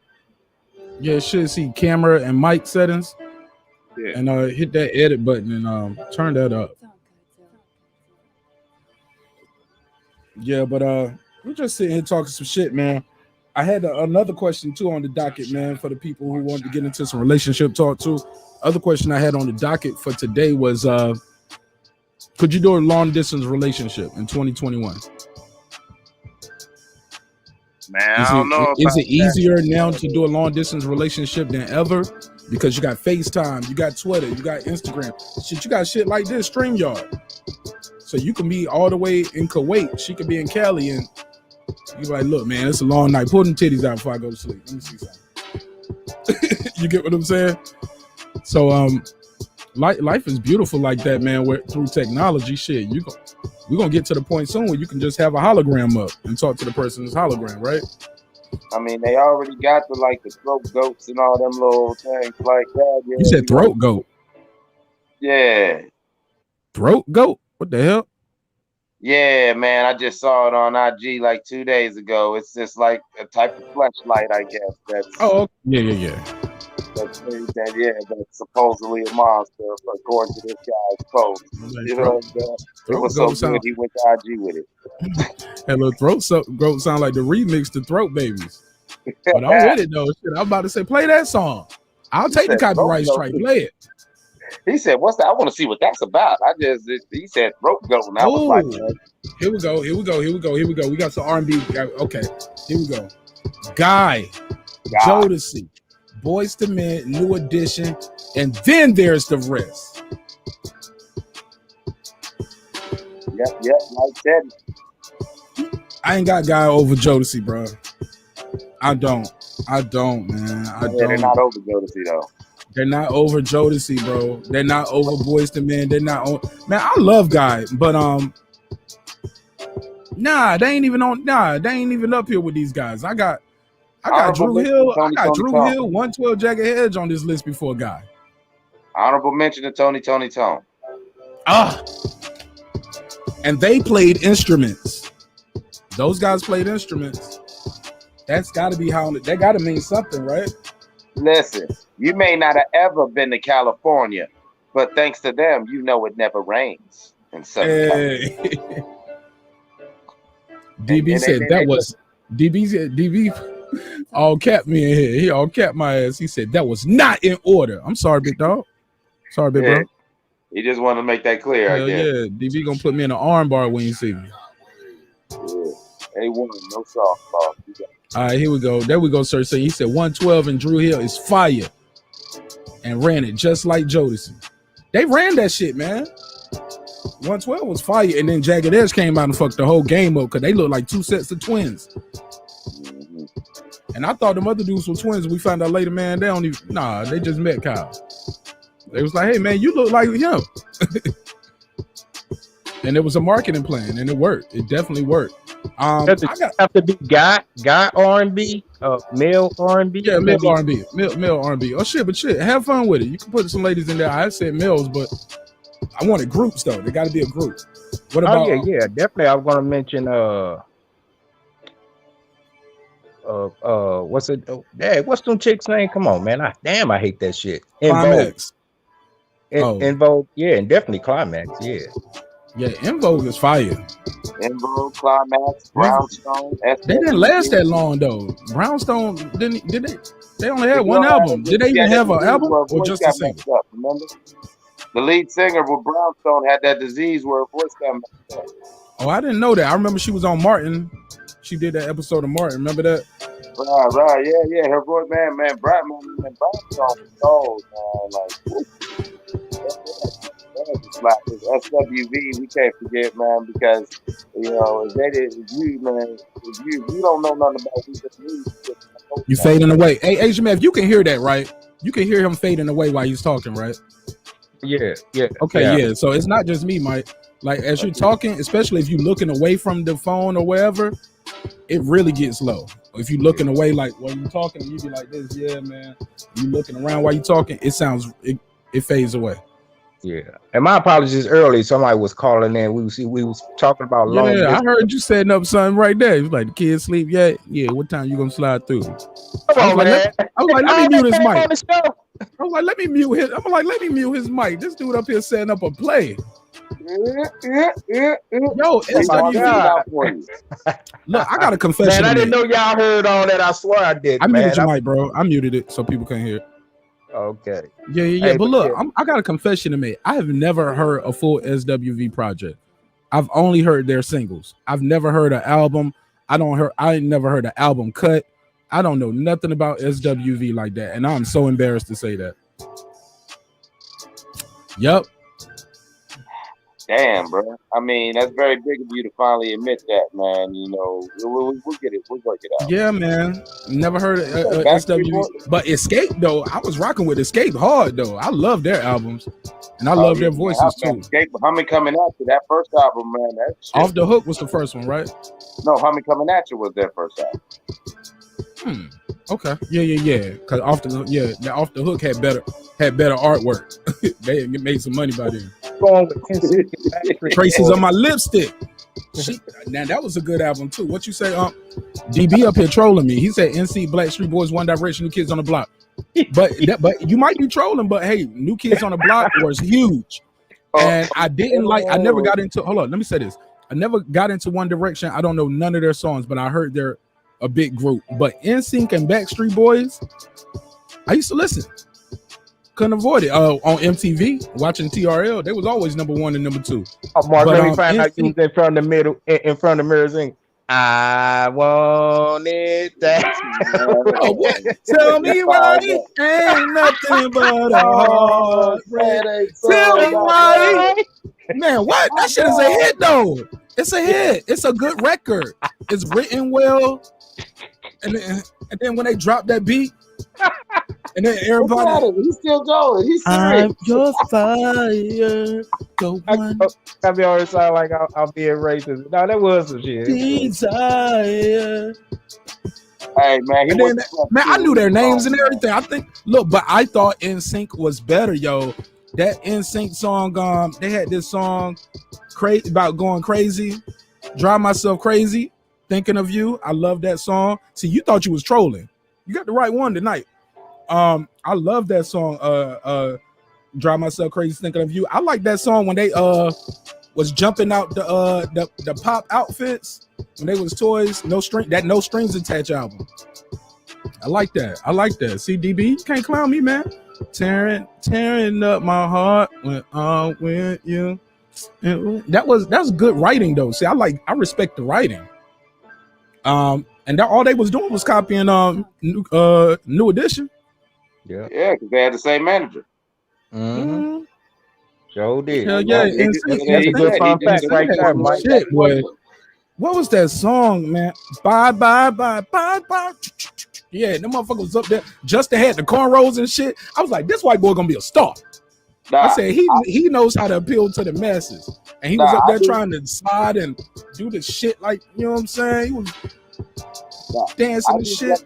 Like was gonna be a problem when NSYNC they put a song, the first song they ever put the 106 Park, that song. That was like Justin was the lead, and none of the other NSYNC. You gotta say all of that again, Mike. You gotta say it again. I knew Justin Timberlake was gonna be a problem when NSYNC dropped that song "Gone," and there was the first song. It was the first time they put a song and they debuted it on 106 and Park on MTV. And remember, none of the other NSYNC members came, but Justin came and sat on the couch, and he was actually kicking it with Free. And then remember, it was a real soulful song. It wasn't one of their ballads. Yeah, I think Timbaland produced that, right? Right, exactly. And I was like, "Ooh, Justin gets it." I said, somebody told Justin that, you know what, John B ain't dropped the album in a minute together. And he sure enough slid in that spot, and you ain't gonna get JT out that spot. I'm trying to tell you, JT gonna be there for a minute. All right, somebody told me lower the music. I turned it down some. Y'all can still hear it, but it's lower, right? Saying the girl behind the mic, Queen, Derek Leonard, King, Patricia Agboro, Queen, Triple OG. Shout out to the Triple OG. 5 Miles to Empty. I don't know what that is. Is that a song or is that a group? Y'all know what she's talking about? 5 Miles to Empty. I don't know that. Yo, I got a group that they were a boy band, literally young boys. The Boys. I used to love the Boys. My Lucky Charm. The Boys was my shit until Subway came out. They only had one song. No, they had Fire. They had The Playground. They had a couple of little jump offs. Subway was the shit. I don't remember The Playground. The Playground was ABC. Yeah, you're right. Playground was ABC. You're right. Subway had that girl. I want you to stay so we can. They had that little game we play. So they had Fire. Let me be your fire. Let me be your fire. Yeah, that was my shit. Yo, I fuck with some R&B, yo. Hey, yo, you remember Heavy D's group Soul For Real? And High Five. You do, yo, my mind, yo. Oh my God. But that wasn't the one. The one was that Candy Rain. Oh man, Candy Rain. That's why I didn't even name it. Man, bro, we used to do that little dance. Yeah. Do you ever? And then the remix that was doing this. My love. Yep. Candy. Man, I got the best R&B moves though. I know how to. I told y'all he was in the mirror practicing. hey, listen though, it's an age thing because if you of a certain age, you know this. You know I'm not lying about this, okay? Right, DB keeps saying he a young boy, but he up here talking about guy. Like nigga, you 30 plus, man, talking about guy. Yeah, that just goes to show you his mama was cool. His mama had that house slapping while she was cooking and cleaning. Mm-hmm. You know Sunday morning cleaning up. Go ahead. But yeah, hey. It was a certain time, the late 80s and 90s was the last time you'll catch a lot of black dudes on the corner singing. Yeah, like, true. You know, because Dr. Dre dropped the Chronic in 92. And after that, it was all fucked up. I mean, that cat could probably sing his ass off, but I bet you he was in Stickies and Low. I got one for you. High Five. Oh, yeah. I already said High Five. You did? Yeah. I said when y'all bringing the boys and all them, I said high five. Oh, My father. Who's my father? oh, his father had the music slapping. Okay, I get you, Oh, okay, DB. okay. Oh, my bad. His father kept him tapped in. So he Okay. was raised right. Shout out to you, King. I see. I see. He was raised right. Yeah. Hey, look, shit, they need to make a Teddy Riley movie. Teddy Riley was in how many groups? He did Guy, Rex and Effects. Wasn't he in a version of Levert? Didn't they have something like that? Or what was he doing with New Jack Swing? Yeah, he's doing that. Teddy Riley's New Jack Swing. I know he did. He was in Guy. He was in Rex and Effects. They got like 4 versions of Blackstreet. Uh-huh. Yeah, Teddy Riley, man. I'll pay for that movie right there. I want to see that. LSG. Patricia, you must have stepped away. We New Edition was the first thing we was talking about. Right. About like where should they even be on this list since they were, I mean, they the OGs. Them and True. These dudes are in their 50s or late 50s, early 60s. They've been doing this since on some Michael Jackson shit, since some 5 and 6 years old type shit, right? Well, teenagers. 7, 8, yeah. They was younger than teenagers though. Yeah. When New Edition came out, they were still like middle school age, getting into high school. They were like teenagers. Okay. So look, because Bobby older than Michael. Michael. Bobby was already in the projects, and that's what the whole thing about. Like even when they did the New Edition movie, it was like, come on, Bobby, you gotta take this seriously, because Bobby was already out there in the streets. So was Ron was too, but it was Ron's uncle was the one who kind of formed the group, and they kept them on task, had them doing their steps and everything, because people forget, Ron DeVoe, he was, he was one of the smoothest gangsters in the game. You know what I'm saying? Nigga couldn't sing though. Ronnie wasn't no singer. No, he wasn't no singer. You already know what Ronnie was. Because remember, Ronnie's uncle formed the group. He was eye candy for the hoes. Exactly. Ronnie gonna be in this group. That's why Ronnie nigga for the hoes to look at. Yeah. Them ETIs. I ain't never liked that nigga style. So goofy ass out. I ain't never liked Ronnie DeVoe. No, I'm joking. I'm fucking with Ronnie. What was the name of that group? Tony Braxton. Hold on. Somebody said, Mark, where's the bucket hat? You showing off your fresh cut? Look, I'm showing. Look, if I put the hat on, I'm gonna get the damn spray paint dye this nigga put up here. This nigga put Magic Mark on my hairline. Like, I'm gonna hook you up. I'm like, nigga, get that shit off of my face. That nigga shaking the can up. Psst, psst, psst. I was like, hey, what you doing? He said, I'm making you. I'm doing your line. I said, with spray paint and magic markers, nigga. So, yeah, man. That nigga sat in the chair and asked for that Beijing. Don't lie, Mark. You asked for that Beijing. You said go on and get I did tell everybody your joke though in the barbershop. I told everybody your joke. My man told me my beard looked like sea moss growing on my face. Oh my God. Had to be the funniest shit I heard in a long time, man. You got me, man. You got me with that one, bro. And I asked for it. I was digging and picking at you. And finally, you just let the whole bazooka go. Oh man, come on, man. Come on, man. You made my turban viral, man. You made my turban viral, baby. Look, man, I told you I felt so bad. I wanted to make that a clip. And Mrs. Nash told me, she said, don't do that. He'll never come back on the show. You think he been gone for a while now? I was like, yeah, he ain't been back on the show since that episode. She was like, do you blame him? I would never come on your show and cut my camera off. That's what you gonna do. I said, but that was Mike. I can do. She was like, you didn't clear that with him. I said, I did. And then she's watching the episode and you will be about to talk. And you was like, you said something, yo, I'm about to age myself. I said, no, that turban is aging you or something. Like, I just wouldn't let it go, man. I'm sorry, bro. Oh, man, I'm sorry, but that shit was hilarious.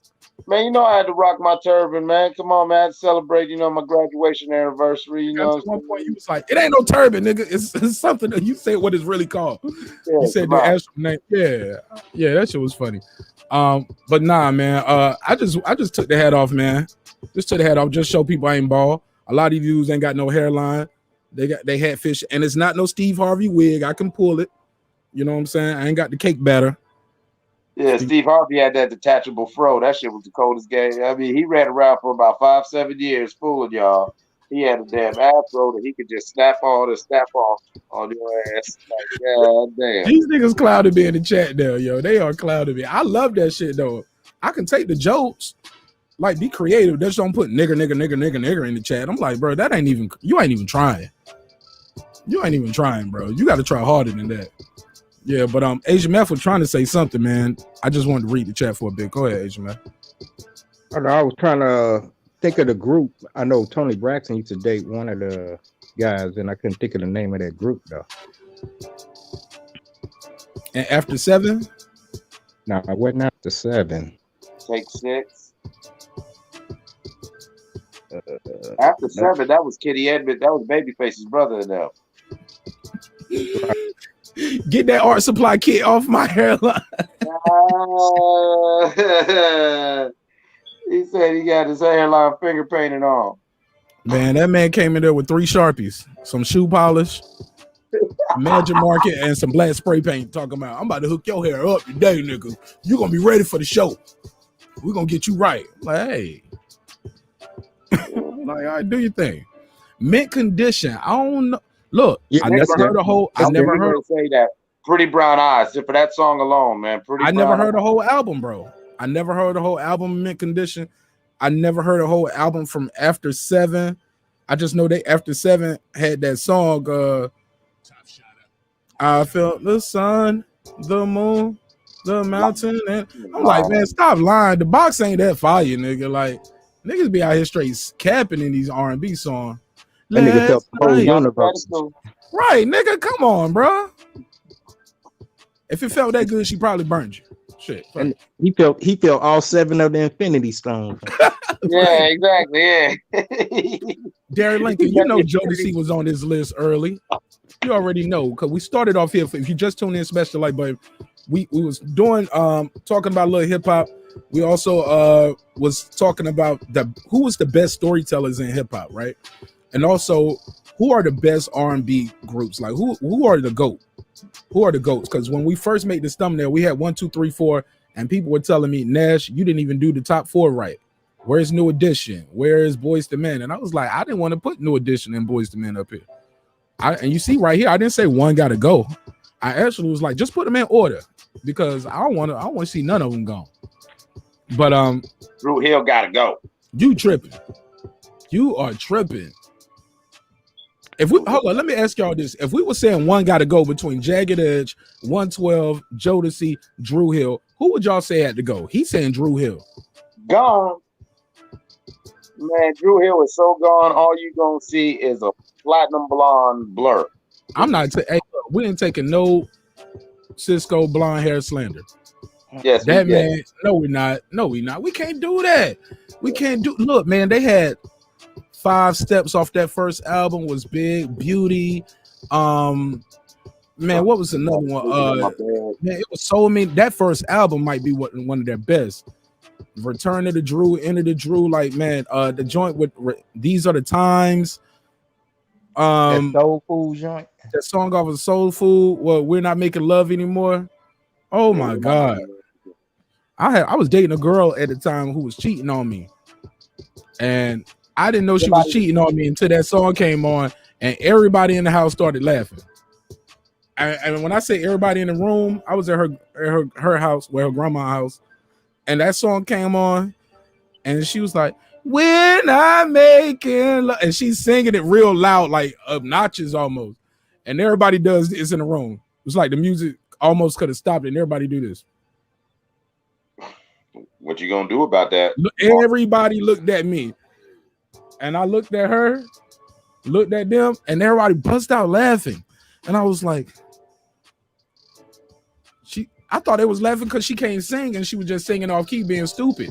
I found out very shortly after that. No, that was a message. Everybody in the house knew she was cheating on me, and they knew why she was singing that song that like, wait. And I was just sitting here like she a fool, ain't she? She's stupid, huh? No, nigga, you a fool. You stupid. Damn, that's fucked up. Yeah, man, it was kind of embarrassing too when I found out who it was. Oh man, it was truly embarrassing. I thought that was her cousin the whole time. I thought it was her cousin. They introduced me as her cousin. He was a dick in a jar. Cousin Pete. Say what? That was Cousin Pete. Something, yeah. Cousin P, cousin in my P.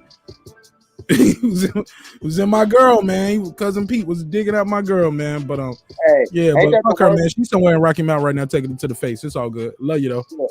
Hey, but hey, I've always told cats, ain't that one of the worst things as a man when you got a girl you really, really, really like, and you like go to her hometown or I you ain't go say to I a liked it like that, man. I mean, she's some rip. I mean, It was some rip. I'm just saying, you feeling her like you feeling the chick, and you get around her people, you get around her, you get around her situation, and you got you got the homie, you know what I'm saying, that's around, and it'll be like, oh yeah, you dating Sasha, yeah, she cool,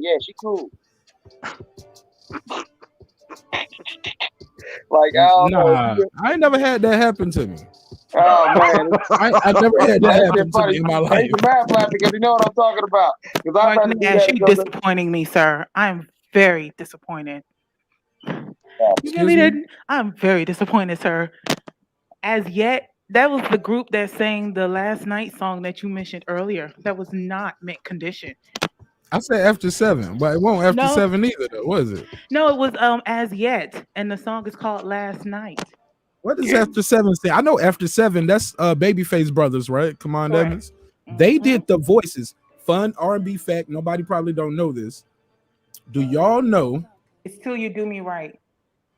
Oh, till You you do do me me right. Oh yeah. I right. don't even want to talk to you. That sounds just like a Babyface song. Babyface wrote that, didn't he? I think so. Yeah, Babyface is definitely in my top 5 R&B writers of all time. Yeah, it's Babyface, Kevon Edmonds, and Melvin Edmonds. All three of them are considered the songwriters. You guys I don't mess know with this, but Babyface. after I've been 7 messing with did the Babyface. voices. When you guys watch the movie 5 Heartbeats, that's after 7 doing those voices. Did y'all know that? They said a heart is a heart. Yeah, that's Kevon. Like the dude, Kevon Edmonds, he does the voice for Choir Boy. He does the voice for Leon. In certain parts, he does the voice for Doug too. It's a big light-skinned dude who does the voice for Eddie Kane. You can pull the video up online. It's on YouTube, and you can see the video with them in the studio recording the song.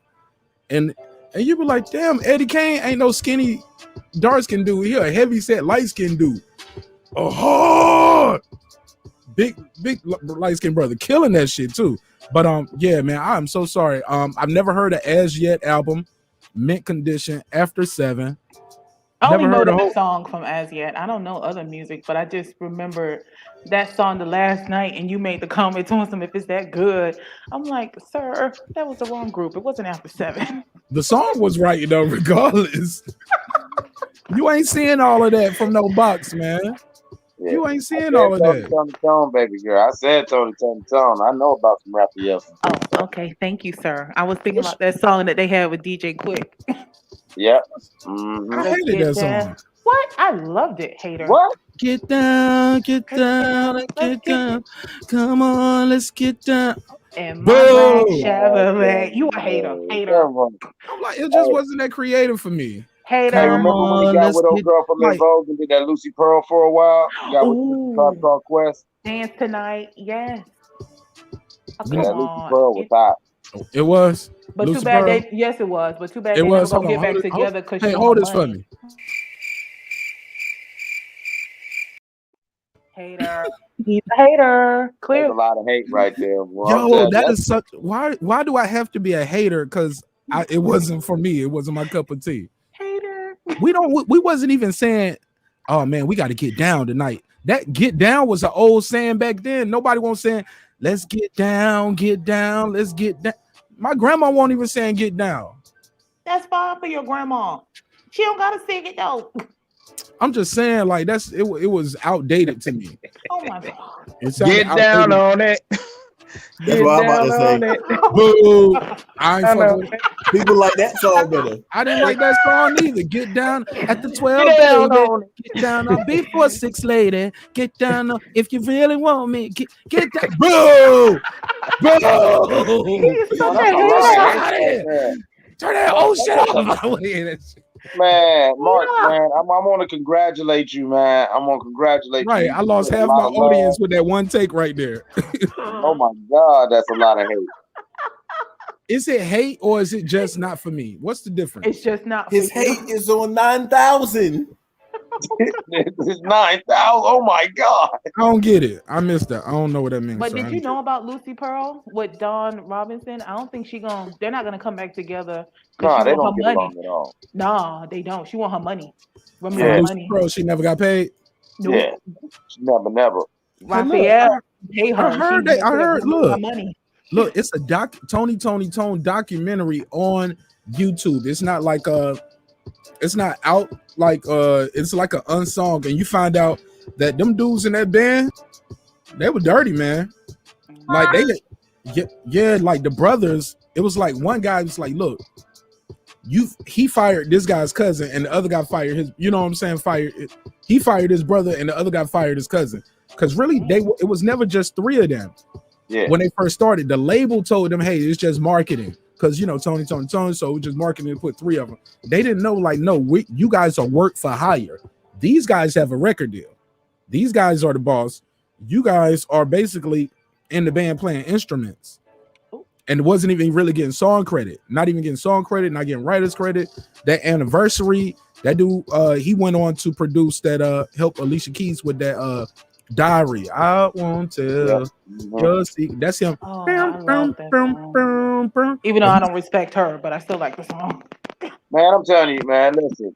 I You don't know her. What you mean you don't respect her? The whole Swiss Beats, sir. What you mean? That's her husband, and they married, and they got a family. Dude, you know that before she got with him, he was already married. Hello. He got a divorce. I mean, yeah, but look how it happened. Like, if you know you're gonna get it on with somebody else, at least divorce them first. Don't be sitting here sleeping with her and then take your ass back home to your marital home with your wife. So why shouldn't you be mad at Swiss Beats for that? Both. Swizzy. So you told me Swiss Beats had some hoes in his relationship? Well, you see what I did there? I was saying just Alicia. I ain't talking about other ones. No. You ain't see what I did there with the holes in it. Swiss cheese, Swiss Beats. Right. Whatever, corny joke. Whatever. You'll get it. Somebody said Rough Ends. Rough Ends. Shout out to Baltimore. But they got one record. We can't put them in these goats. They got back together, They not in this GOAT conversation. We got to stop this, yo. Y'all got to stop these one-hit wonders being in the GOAT conversation. They not a one-hit wonder. Okay, name their hits. No more shopping spree. That's their. Is that a hit or is that a smash? A smash single. That was a smash. I think it was a smash single. It's not a hit record though, right? I mean, it was a hit. I mean, how many of those they got? Yeah, go let it go. Yeah, go let it go. Let it breathe. Let it breathe. She said they're not no one-hit wonder. Name another one. I don't know another one. It's cold out there. I know it's cold. I know it, baby. It's cold outside. Come on in the house. And even if they had other songs, I don't know them. Right. Exactly. But but this is you, right? This is you in the chat. Yes, it is. I was just throwing out other R&B artists. Okay, sir. Struggle. Hey, look, I like that group, The Boys, man. They had that song Lucky Charm. They had a couple of joints and they was producing. They was playing instruments, man. I was watching their unsung. They live in Africa now, right? Makes sense. Their dad was really abusive. He was a Muslim guy, and so he was really strict. But then once they got on, it was like he started cheating and shit. He was like, I got money now. Yeah, he said, Allah will provide. And start doing this thing. Let me be quiet before I lose somebody else. Yeah, look. He's like, this show private. So what? I said, you'll keep on. You have to make this show private. Right. This is gonna be off the air too. But like, man, we had a wild show on Friday. I'm sorry if you missed it. You missed it. Yo, man. But go ahead. Marq Nash, I'm curious about something. I need to know if you solved this issue. Did you ever listen to the playback about Buddy? I need to know.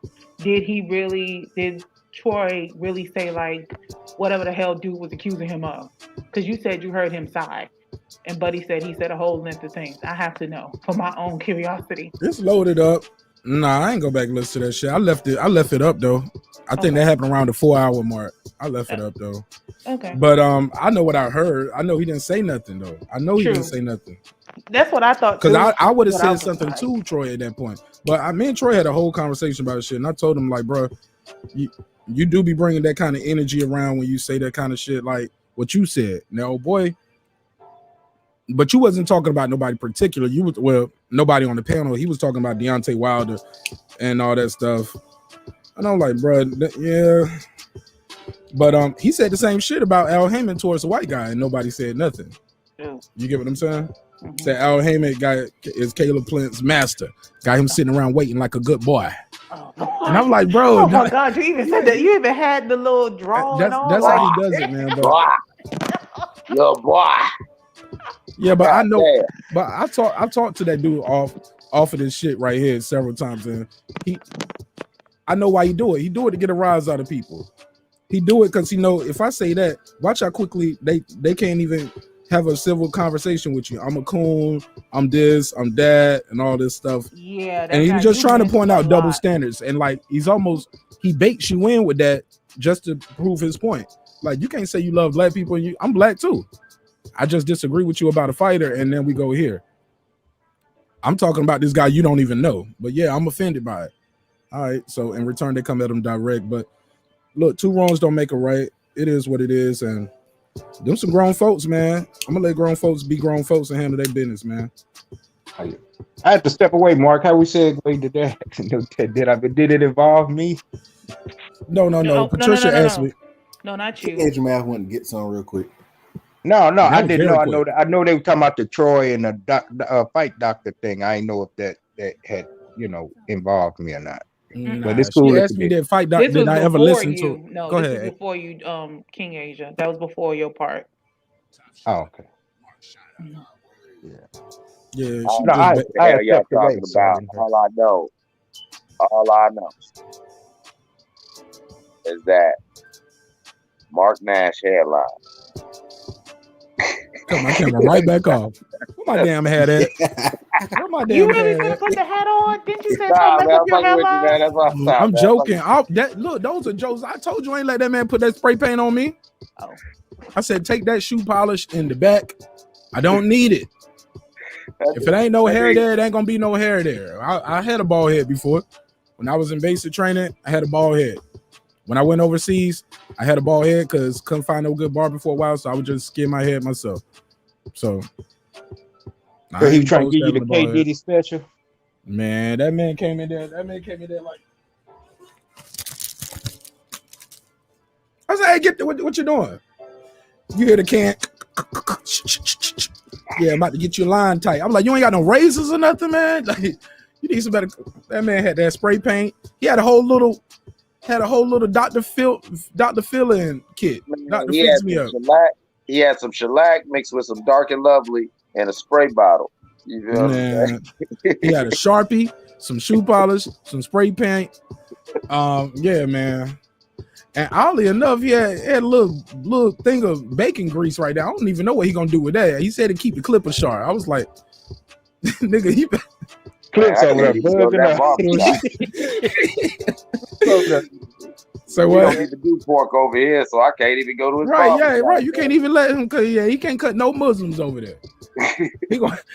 Hey, look, you gonna live your life right and gonna miss out on all them virgins because you got bacon grease on your lineup.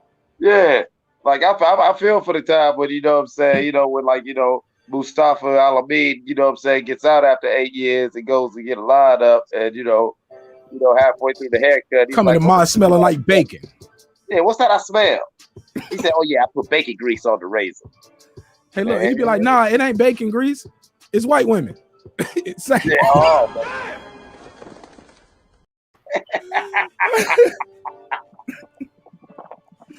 I'm gonna ask. So we're never gonna make it a drink champs level with me like this, man. We got to do better. Got to do better. Sir Senior, welcome home, bro. How you feel? You been pretty quiet. What's up? I'm good, bro. I'm good. Salute everybody. What you got for me on this R&B, man? On these best hip hop storytellers. Also, we're talking about long distance relationships. Can you do a long distance relationship in 2021? You can't do a long distance relationship, period. In the old times, in the future, it'll never work. You just faking it. There ain't no real relationship. That's a pen pal. Exactly. Hey sir, tell them again. I ain't heard that y'all term, in a man. relationship, y'all just keeping each other in mind. Y'all just keeping That's each other fucked under up. consideration. But what if it, like, we got somebody in the chat, she said her husband or her boyfriend, he's overseas right now. So she's in a long distance relationship. Sorry, it said your device not connected. Gotta connect your device. Man, no offense to that queen, but yeah, it sounds like she is single with somebody that she is emotionally attached to. No, that might be her boyfriend. He might just be deployed. He could be in the military. And he's gone for 6 months. So, Marq, you're former military. As you know, that is a rough time for y'all when Uncle Sam calls y'all out of country. Because many of y'all got a lot that y'all deal with. Y'all got to deal with in silence. Because, yeah, you've been out there for a year and she's been home. Yeah, she's been home. I was a medic, so it was always some women wherever I went. No, but I'm talking about when you're in a relationship. I'm talking about when Yep, that too. You seen it. Don't act like there weren't at least 4 cats in your unit who got their debut. You heard the sob story. Oh man, hold on. It's always that one. Look, because I was in the infantry unit, right? So we were only. It would be all guys, but the girl, you might see 2 girls, but they might be forward FSB, right? So basically, if we have to put somebody in the ambulance and they have to go somewhere, they take them, right? But other than that, they right there with us at the tents, pretty much with us and everything, right? And it's always, first of all, they don't give you two cute girls. It's an ugly one and a cute one. I'm like, but the ugly it's like they send the ugly one to make sure the cute one is getting is doing the right thing. But it's always some dude in there that's trying to cuff the girl, like doing the most for the girl. I'm like, bruh, you ain't got to try that hard. Really, you ain't got to try that hard. Just you get paid on the 1st and 15th, just like I do. Have your money ready. She gonna go. She gonna clean up. I'm sorry. Nah, you don't want none of that, man. They be out there in the field like you. They got to poop and pee outside or in a porta potty or something. Oh no, Marq, you're missing what I'm saying. Like, I know what you're talking about, but I'm talking about you was in the military. You know there was at least 4 cats in your unit, no matter where you were, who had that horror story. You know, while y'all out in deployment, like, oh man, my old lady back there acting wrong. Oh man, Skippy boom. Oh yeah. Yeah, you always hear about that. Like, there ain't no long distance. I'm with sir. There's no long distance relationship. You know, whether somebody's faithful or whether they're not. You know, people. You know, humans. You know, we start getting emotionally attached to what's around us. You feel what I'm saying? To where she may never have physically had sex with no other man, but yeah, you know what I'm saying? While she's talking to you, she's got that dude at work or whatever. Because yeah, you okay. You know what I'm saying? And don't act like you don't have that female that you don't interact with for that personal connection. Yeah, man. I've had long distance relationships. I had several long distance relationships over my life. There wasn't long, but also I was younger too. You get what I'm saying? Or I might have been away. Like I met a girl and started a long distance relationship when I was in Korea. My roommate, his girl would be over there. He'd be on the phone with his girl, and I'd be like, shit, she ain't got no friends. And then one day he put her friend on the phone while she was over there. I chopped to her. I was like, well, look, what's your number? And now me and her talking, and she writing me letters, and then we writing letters. So when we both leave Korea, we go back to Fort Bragg. Shit, he's at Fort Bragg, and then I go to Fort. Ironically, I end up going to Fort Bragg too, and we ended up hanging out, kicking it, and I went with him to New York to meet my new girlfriend for the first time. Didn't last that long. We had a good time though. I kicked it with up there. We chopped it up. Then I came back to North Carolina at Fort Bragg, and she came down to visit a couple times. And yeah, man, she was cool, but we ended up just breaking up because that was a long distance relationship. actually, bro, I didn't want to say this shit because I didn't want to put it out there. I don't want to say her name or nothing like that because I know she probably got a family now. I shouldn't say her name. Amber Jenkins. Really, Mark? You could have just said the story without her name. You could have gave a Jenkins. fake name, okay? Oh my God, you are so petty. Jesus. Look, man, this was a bum ass. You know why we broke up for real, y'all? And y'all want to know the real truth why we broke up? She cheated on him. Not even that. Not She even had that. bad She vibes. tried to cheat. No, she tried to cheat life. Okay, the chick did not graduate from high school. She enrolled in college. Like they won't gonna find out she didn't finish high school. So she finds out, like, okay, school, they pretty much find out like, hey, look, your transcript is coming through and say you missing a credit, blah, blah, blah. You know what I'm saying? She might be missing some bullshit like PE. And just thinking, man, fuck that PE credit. Ain't nobody gonna notice. Her friends applied to the local community college she applied to.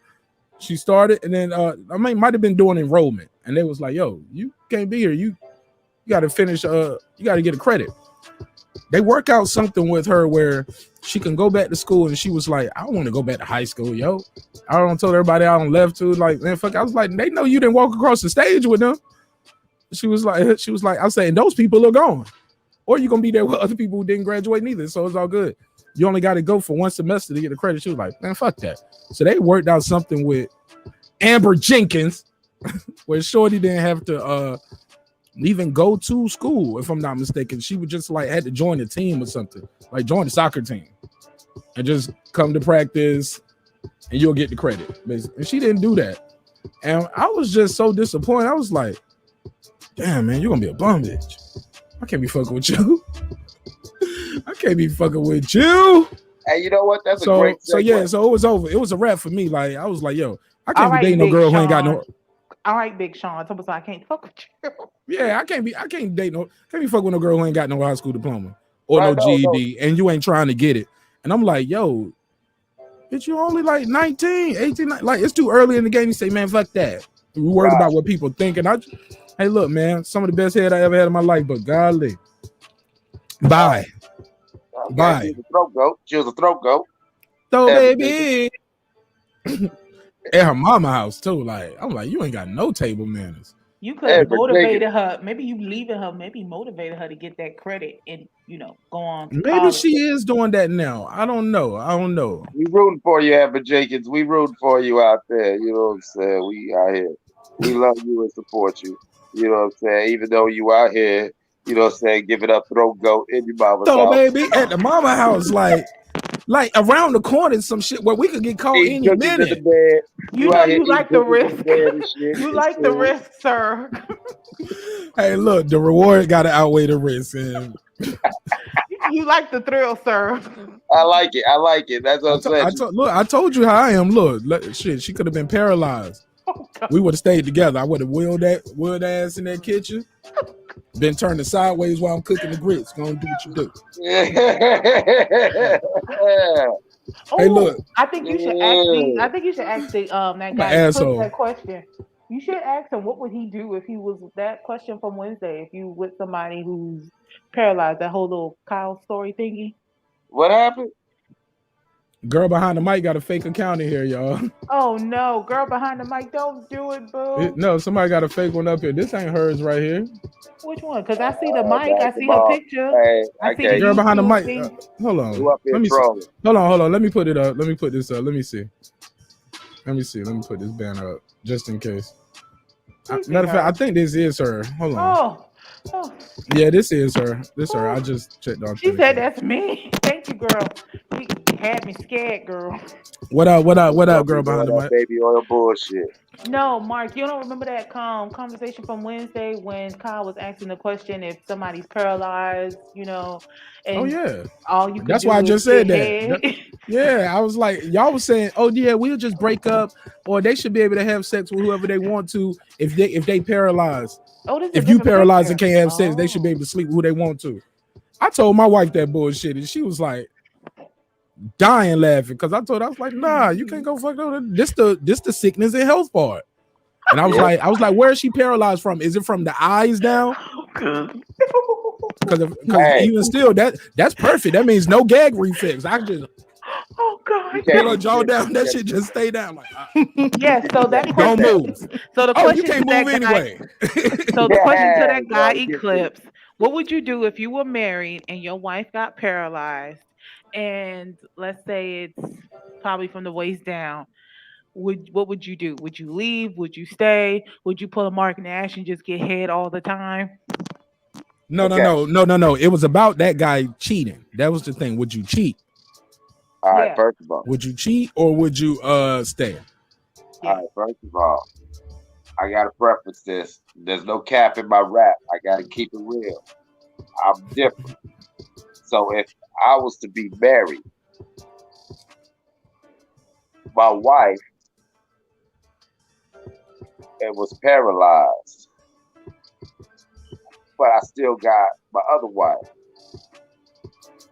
So I'm good. Because, you know, I'm one of the type of guys where, you know, my girlfriend's got girlfriends. Like, I'll be all right. My girlfriend's got girlfriends. We'll be all right. I'll figure something out and we'll just take care of you and we'll be fine. I will be attacking that throat. There'll be a lot of throat punching. You know what I'm saying? It'll be real terrible. It'll be gross. And especially because you can't run, you can't hide. Just come up out of nowhere. But you're staying, though. That's the point. You're going to stay. Oh, yeah. Because, you know what I'm saying? You know, it takes a village. And, you know what I'm saying? You know, it takes a village. So, you know, we'll be good. We'll be all right. See, Patricia was like trying to speak for everybody. It was like everybody up. And I was like, no. Don't say what I'm going to do. I'm going to take advantage of this shit. She can't say nothing to me no more. She's like, are you going to the store? Bitch, you want me to push you downstairs or not? Don't ask me if I'm going to the store. Just know you can't roll with me. Hey, see what I did there? That reminds me of an old joke. Man, I shouldn't have said that. I shouldn't have said that. So if your friend gets in a car accident and is paralyzed, are you wrong to ask to borrow his bike? Right, he can't ride the bike. Borrow. Like, nigga, if you don't unask this bike. He said it'll be like both of ours. I'll just keep it at my house. No, it's mine, nigga. I mean, what he gonna do? You can't take it. I mean, I'm gonna run out the house with the bike. You can't check. I'm just saying, like, yeah. Nigga can't catch me. That's what I'm saying. Like, if my wife was paralyzed, like, I mean, even like, not to try to sound like a total scumbag, like, yeah, like, there's a lot you could really get away with if you know what I'm saying on that level. Are you saying you're gonna cheat? The whole point is not to cheat, man. No, you just control. You said you were willing to work it out. Now you talking about something you could get away with a lot of stuff. Oh, that was Mike. Oh yeah, Mike. Yeah, what you trying to get away with, Mike? I'm talking about not even in a monogamous context or even in the context of, you know what? I'm fucking this other bitch, and you just send your paralyzed ass on the bed, and all you can do is watch. You can't even say nothing. You know what I'm saying? No, Mike. See, what you got to understand is what I told people. I was like, look, she paralyzed. That means I can pound it. Right. That's what I mean. All she got to do is be a good actress. I was like, look, I can prop one leg up over here. I can tie another leg up over here.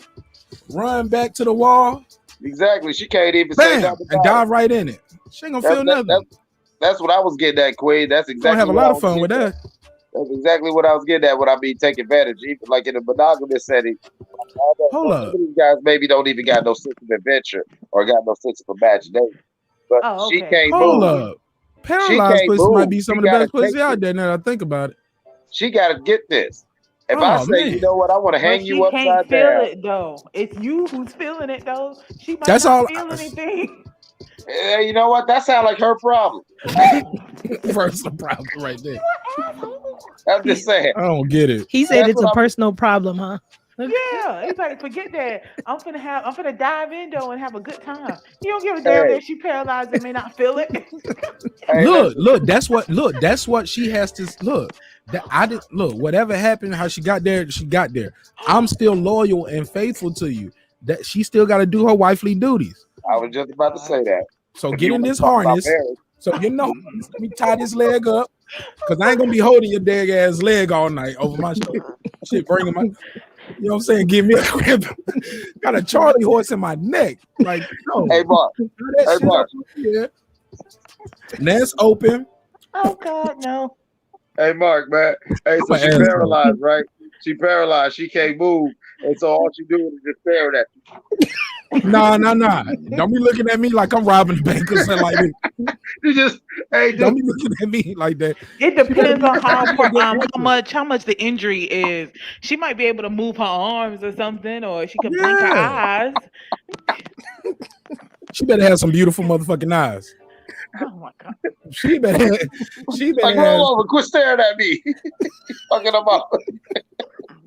Well, where else is she supposed to look? The wall? Hey, look, looking at you like she's seeing you commit a crime. Like she a witness for the state. Looking like a runaway slave in a swamp.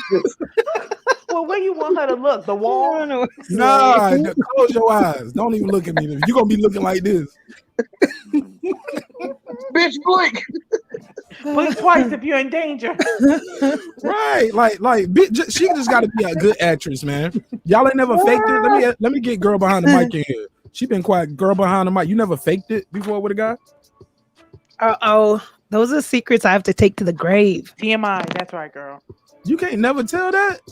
That I can never tell. I got to take that secret to you the grave. You don't got to say the guy's name or tell us. Oh, my God. Y'all weak as hell.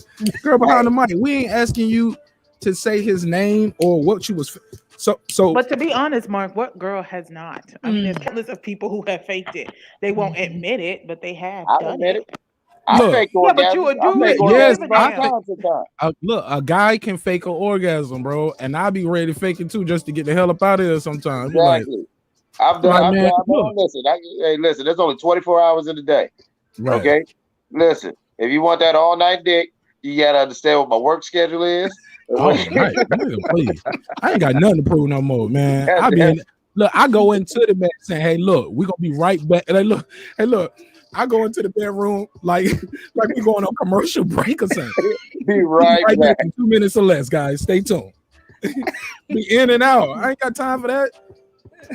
I'm gonna sweat out my magic marker hairline. I can't be in there fucking up my magic marker, my spray paint. Yeah. Mark, you be trying to break the Olympic record, the fastest time. Fastest one. I'm doing Shakira Richardson numbers, bro. When you take a shower, okay. What about your hairline when you take a shower? I'm gonna steal her bonnet. Okay. I already know. Hey, she like, baby, are you ready? He like, shit, I'm done. Fuck you mean? Fuck you mean? Hey, look, world record. I ain't doing no marathon sex no more, man. Like. Look, that shit for the birds, man. It's fun. It's fun when you're young, but if you can get the job done, you first. You go first, though. You finished? You got yours? Yeah. Like, lady, I'm not trying to be vulgar or trying to make. Mike, here we go. I'll be like, yeah, ladies, I'm not trying to be vulgar or take this thing a bad direction, but y'all don't understand how many times guys fake an orgasm, and it might not be because we're not interested or whatever. But see, like. No, I've heard about it. I've heard about it. Man, listen, man. No offense, Queen. It's happened to you. You just don't know. Maybe behind the mic, it's happened to you. You just don't know. You feel what I'm saying? Like sometimes, like a cat. Sometimes a cat, like he'll go ahead and he'll and he might, you might even be able to squeeze out a little juice, but he technically ain't done. He just that nigga said squeeze some juice, like he making lemonade or some shit. Man, I'm not trying to get that some flag, brother. And you gonna make fun of me for trying to be decent on your platform. Man, we passed decent. Look, I'm never getting invited to the Special Olympics. They're gonna be like, no, not you, nigga. Anybody but you. Anybody but you. We heard episode 48. So today's story is that both men and women fake orgasms for different reasons, whether it's not good, whether they're in a rush to get somewhere. Hell yeah, the game coming back on. Halftime almost over. And you should have just waited till after the game ended. No, I ain't gonna want it then. She gonna be asleep by then, cause then I gotta watch the post. I gotta watch the post game show. And I gotta come on YouTube and talk to y'all. So halftime make it unenjoyable. Okay? Say what? Not if you're gonna rush and make it unenjoyable. That's what the toy's for. Oh my dear God, no. But it ain't even about the toy. Why would you need a toy when you have a man? The hell, the toy. Oh, cause I can't do what the toy do. I can't do what the toy gonna do. But my tongue only go about. My tongue goes 1 mile per hour. Dude, no one wants to use a toy unless they don't have a man. Hey, look, that toy is like Mike Tyson on the damn speed bag. That motherfucker be like, that's what if you don't have a man. Be beating that damn click. I can't compete with that shit. Now, Queen and girl behind the mic. Queen and girl behind the mic. Now, I understand what you're saying about you don't want no microwave loving. But I've also been on the other end of the spectrum. That's why, like Mark said, when you're young, all night dick is cool. You walk around like He-Man for a week afterwards. You feel what I'm saying? Can't nobody tell you nothing. You know what I'm saying? When you throw that all night dick down, you tired as hell. You walking around working the day, but you smiling the whole damn time. Not really though. All night dick, man. You saw the next day, man. That's some weekend shit. Like your pelvic bones right here. You can feel it on your pelvic bones. You can feel it in your glutes. You can feel it everywhere, man. Your shoulders, your back, especially if you drinking Pedialyte and shit like that the next day. Trying to do shit like God damn. Well, they do say y'all gotta stretch first. Yeah, they say sex is a workout. It is. No. But see, here's the thing. And this is my point, though. And I'm not even trying to, big myself up. But y'all know, y'all got your own experiences. But I've been on the opposite of that, where I've been marathon man. And yeah, she's damn near mad at me because, goddamn it, you know what I'm saying? Like, listen, she's spent, she's tired. Goddamn it, if you ain't came yet, that's your business. Shit, the baby gonna be up soon, and I need to. Look, Sir Senior, let me let Sir Senior and King Agent Mav get in this bed like before his laptop overheat again. I know why that laptop overheat, but go ahead.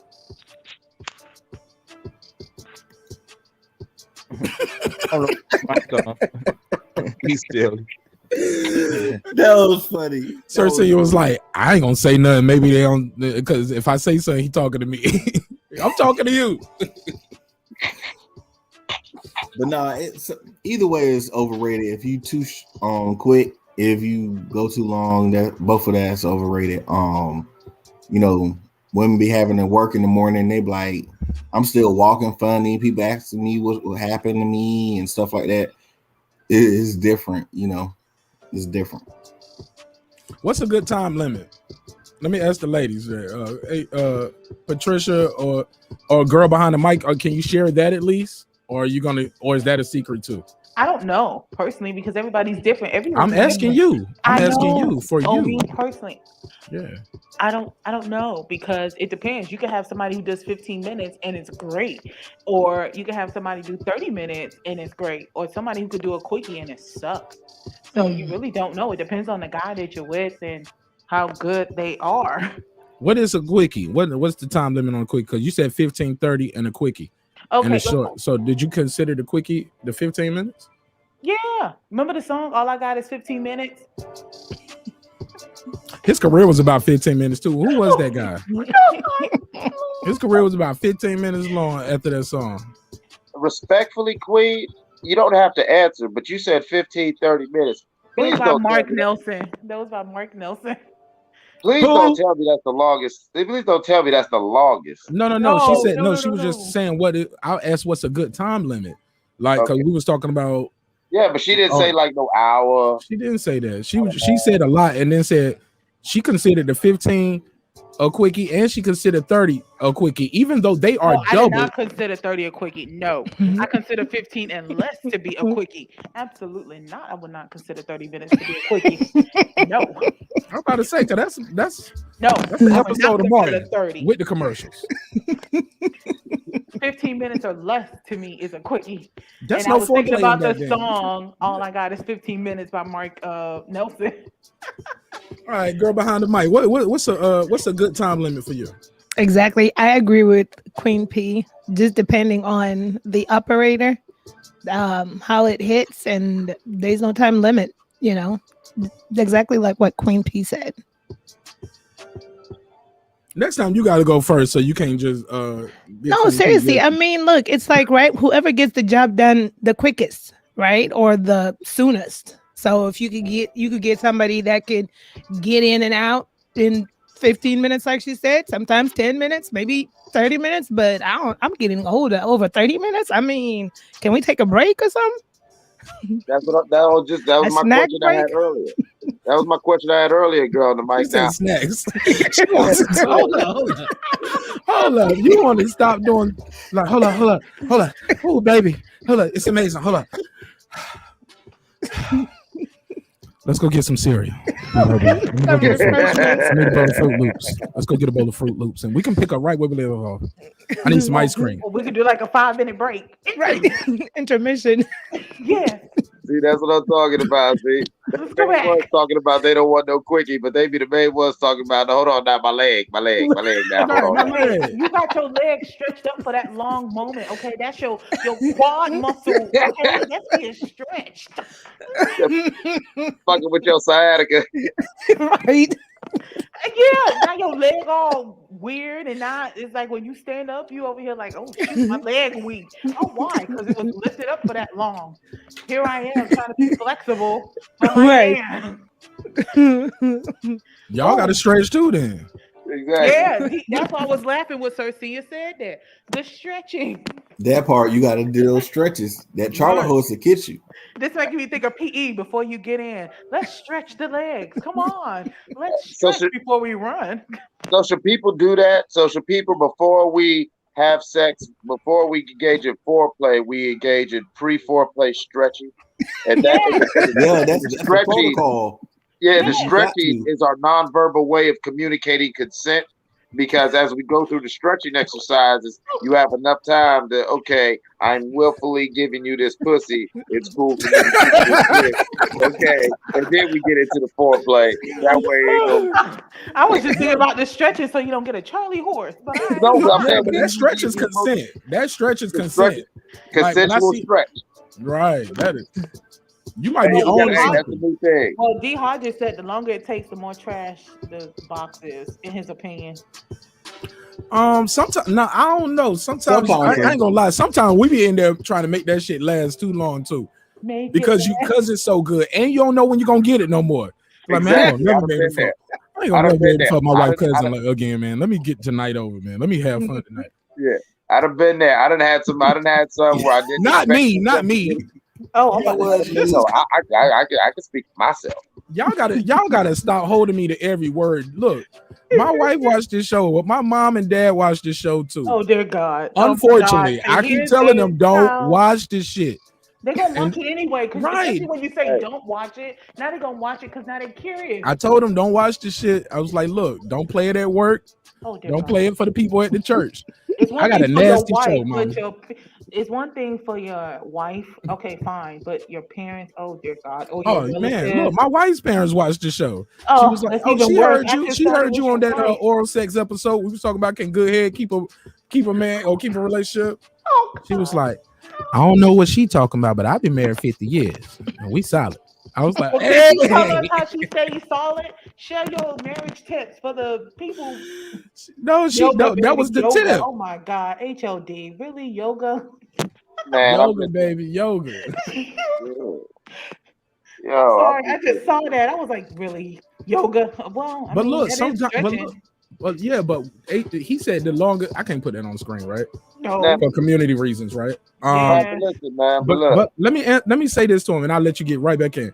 Sometimes the girls know how to work the muscle; they can grip it, and they can be getting you up out of there if they trying to.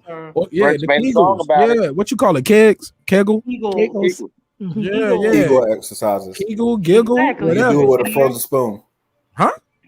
What? It's with wait, what? Wait a minute. That's new. Drop the beat. Excuse me. Spoon. What the hell? Yeah, a frozen spoon. You put the spoon in the freezer. It's an old sex trick from back in the day. White people do it. Okay. Remember that old nasty white lady used to come on in the middle of the night, and then the Christian shows would come on after it. I remember that old lady that they used to have all the sex tricks, but she'd be up there. A spoon. So you put a frozen spoon. Is this a teaspoon, tablespoon? Yeah. I mean, if you ain't got no walls, get a baby spoon. You have to get do you have to squeeze the spoon when it's in there? Like right. Yeah, you try to grip the spoon, and because it's cold, it helps activate the muscles. You're gonna be practicing that later. Well, yeah, I mean, there's an ice cube technique that's similar. That's what I'm about to say. Put the ice cube in your mouth. An ice cube? Yeah. I've heard of Ice Cube. Yeah. Yeah, the Ice Cube. Yo, that and the Ice Cube vagina or the mouth? Cube I heard Asian Meth say the mouth. Somebody said vagina, and Sir Senior said the mouth. Okay. Now you put it up. You can do the mouth, or when you put it in your mouth while you know what I'm saying, while you go ahead and you washing your face in the water fountain, and then you know what I'm saying, and you pop the Ice Cube up in there. You feel what I'm saying? And what it does, like you said. But we're talking about having sex, though. We ain't talking about foreplay. I'm talking about right. No. That's what I'm saying. No, but that tightens the vagina. That's what we're talking about. Right, and then you put so while you doing that, you put the Ice Cube up in there, and then while the Ice Cube's still up in there, you throw your joint up in there, and then the dual body heats with the Ice Cube and all that. Man, it cause an involuntary reaction. Man, it's crazy as hell. Really, body going in shock from the heat of the body and the Ice Cube. So the body going in shock. I'm trying to keep your show PG and not give up. Man, fuck that. That is something that I've been we got kids watching. Yeah. Look, they need to learn. Where have I been all my life? Oh my so God, Ice Cube, huh? Ice Cube. I thought they were gonna talk about the grapefruit thing from Girls Trip. I thought he was gonna say that, but no. Grapefruit. I don't like this because that grapefruit.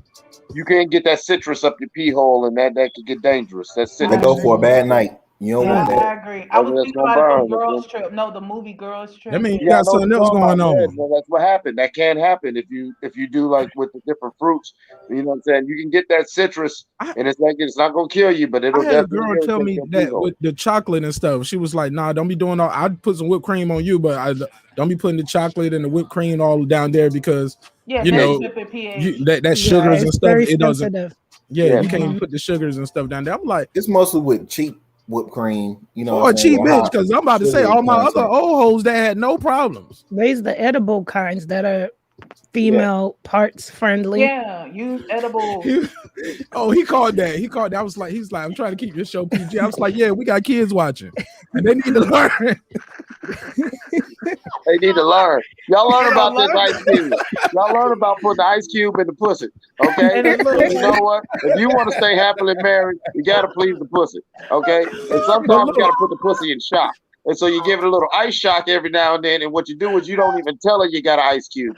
Put the Ice Cube in your mouth and you don't tell her. And you start kissing on her body, and then you go down there and you go, put that Ice Cube up in her. And when she says, "Oh, what's that?" Jump up, then what, sir? No, when she jump up, you hold her down and you put something else in there. Hold her down? Is that part of the consent too? Like, how do you hold her? You grab her like? No, you had the consensual stretch. You had consensual stretch, and so she already knows that the safe word is rutabaga. And so don't say rutabaga. Oh my Lord. Really, you gonna do the BDSM? But look, while y'all bullshitting, Mike Epps was talking about putting the he had a comedy special. He was talking about putting vinegar in the bath water. Huh? He said, "Snap that pussy back." It's called that vinegar in the bath water. It's the snapback. Was the vinegar? That's old hoe shit from like the 40s. Yeah, but look, I can't be in there tasting no pickle pussy, man. If I get down there and that shit tastes like a kosher deal, she got some explaining to do. Her in the water. Got some explaining to do. Be like, I got it right and tight for you, baby. Yeah, you funky man. You think I'm gonna I don't want no kosher deal. Some pig's feet. No, get out of here. Get out of here with the pickle pig's feet, pussy bitch. No, I can't do it. Can't do it. Won't do it. Not doing the Vic. Wait. Hey, Taylor Bell said, "What's happening?" I thought we was talking about rap storytelling and R&B. Taylor Bell, you missed a lot, sir. Oh man, listen, man. He said, "What's happening?" I thought we was talking about hip hop tonight. We were, but we segued into this.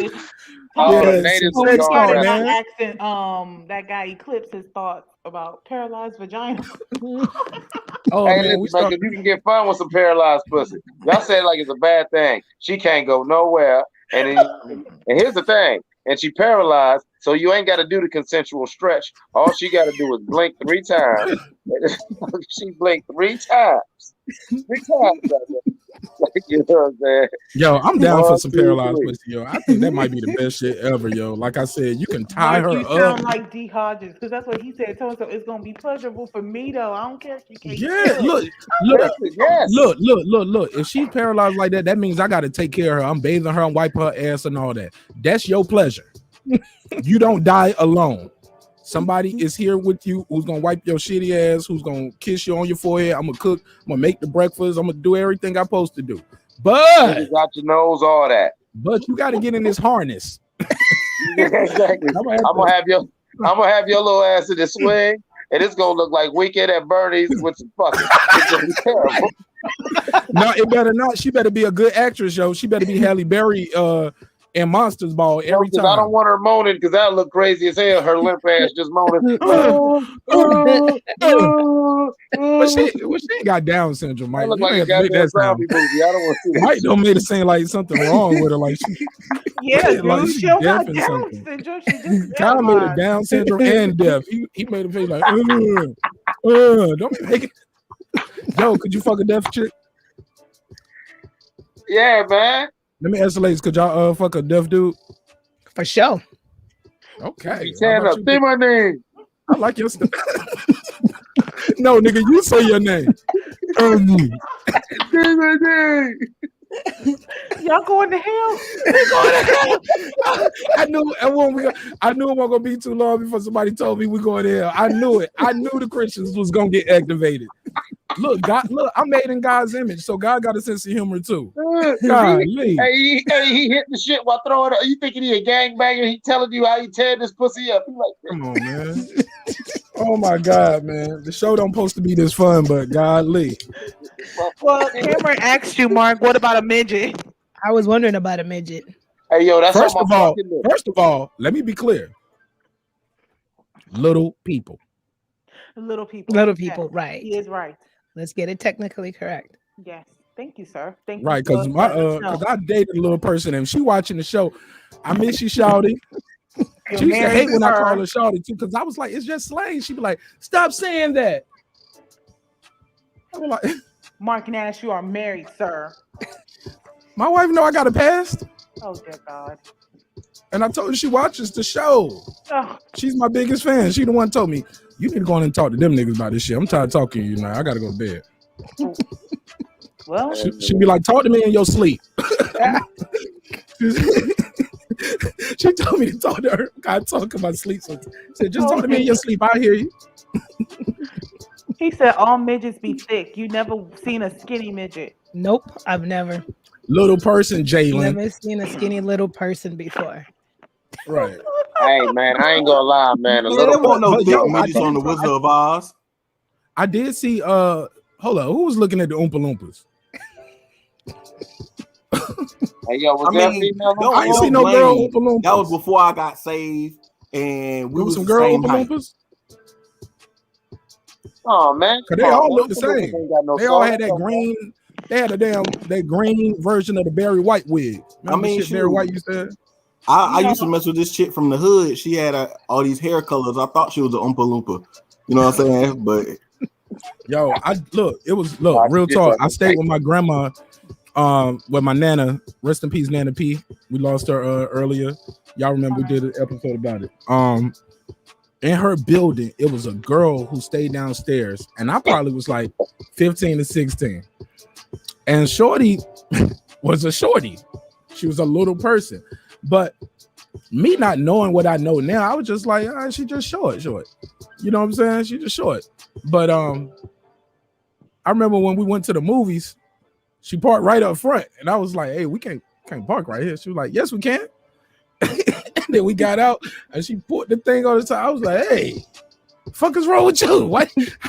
How'd you get one of them? And she was like, you know, because of my height. And I was like, you can do that because of your height? She was like, yeah. They don't want me to have to walk real far. I was like, damn, I forgot. Your little legs probably get tired. She looked at me with the look of disgust that let me know I'm not getting no hand job in this movie tonight. I'm not.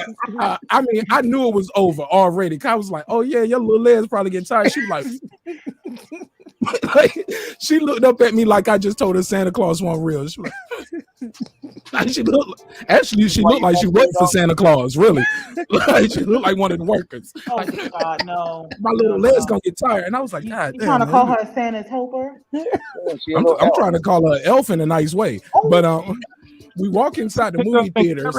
It's even worse. And we were walking man, inside the that's why movie Mark theater. stayed with her, man. He felt like a bully when he was up in that thing. I'm telling you. He No. talking about a I knew I hand wasn't job. gonna look. I knew I wasn't gonna smash how she looked at me right then. I promise. Cause I was already like, damn, I ain't never had no handicap. What's this gonna be like real quick? So I already had my mind made one way, but she had her mind made the other way when I said, oh yeah, because your little legs, you're gonna have to walk that far. She was like, well, you're not. Come on, let's go. Pleasure in the movie theater because she's driving, right? So I'm here now. And she's older than me. I was like, that's why she talking to me, because I was a young player. I was like 15, 16. She was like 18 and 19. So I was like, yeah, got me a little older. I didn't know I had handy girl. Handy girl. So we go inside. Never underestimate the powers of the handy capable. Yeah, I ain't mad. But I knew she won't gonna give me no hand job at that shit right there. So I'm trying to make it right. I was like, yo, you want to go to the concession stand? So we get into the concession stand. Oh, no. And I noticed she's backing up some so she can see. I didn't realize it. I was like, come on up. She was like, I need to see. Okay. I got to stand back some so I can see it all. I was like, you want me to pick you up? He wasn't getting no pleasure. Nope. When I told her, do you want me to pick you up? Oh, no. I shouldn't have did it. I did it almost like I'm going to give you a boost. Like, like, you want to pick you up? God. She looked at me funny. Then I did like this, like she was a baby. I was like, you want to pick you up? Yeah, you want up? You want up, baby?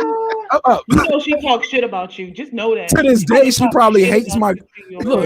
She probably was the one that broke in my grandma and them house that time after that. That summer, somebody she got the homies to do it. Oh my God. Till this day, she doesn't call him Marq Nash. She says, that motherfucker Marq. I'm telling you. That motherfucker Marq, I remember. No, I went on a date with Darren this Lincoln. man. She couldn't see it. I went on a date with this idiot man, and he wanted to carry me like I was a child. He picked at me for my short legs. No, I was making observations. I'm gonna take his little young ass to the movies. Take him out, and this motherfucker gonna talk about my legs, try to pick me up around the. You know what I'm saying? Hold up. I didn't offer to pick her up like I was gonna put on my hip like she's my 2-year-old or something. You might as well be bouncing her. I ain't say I was gonna burp the baby. Come on, let me.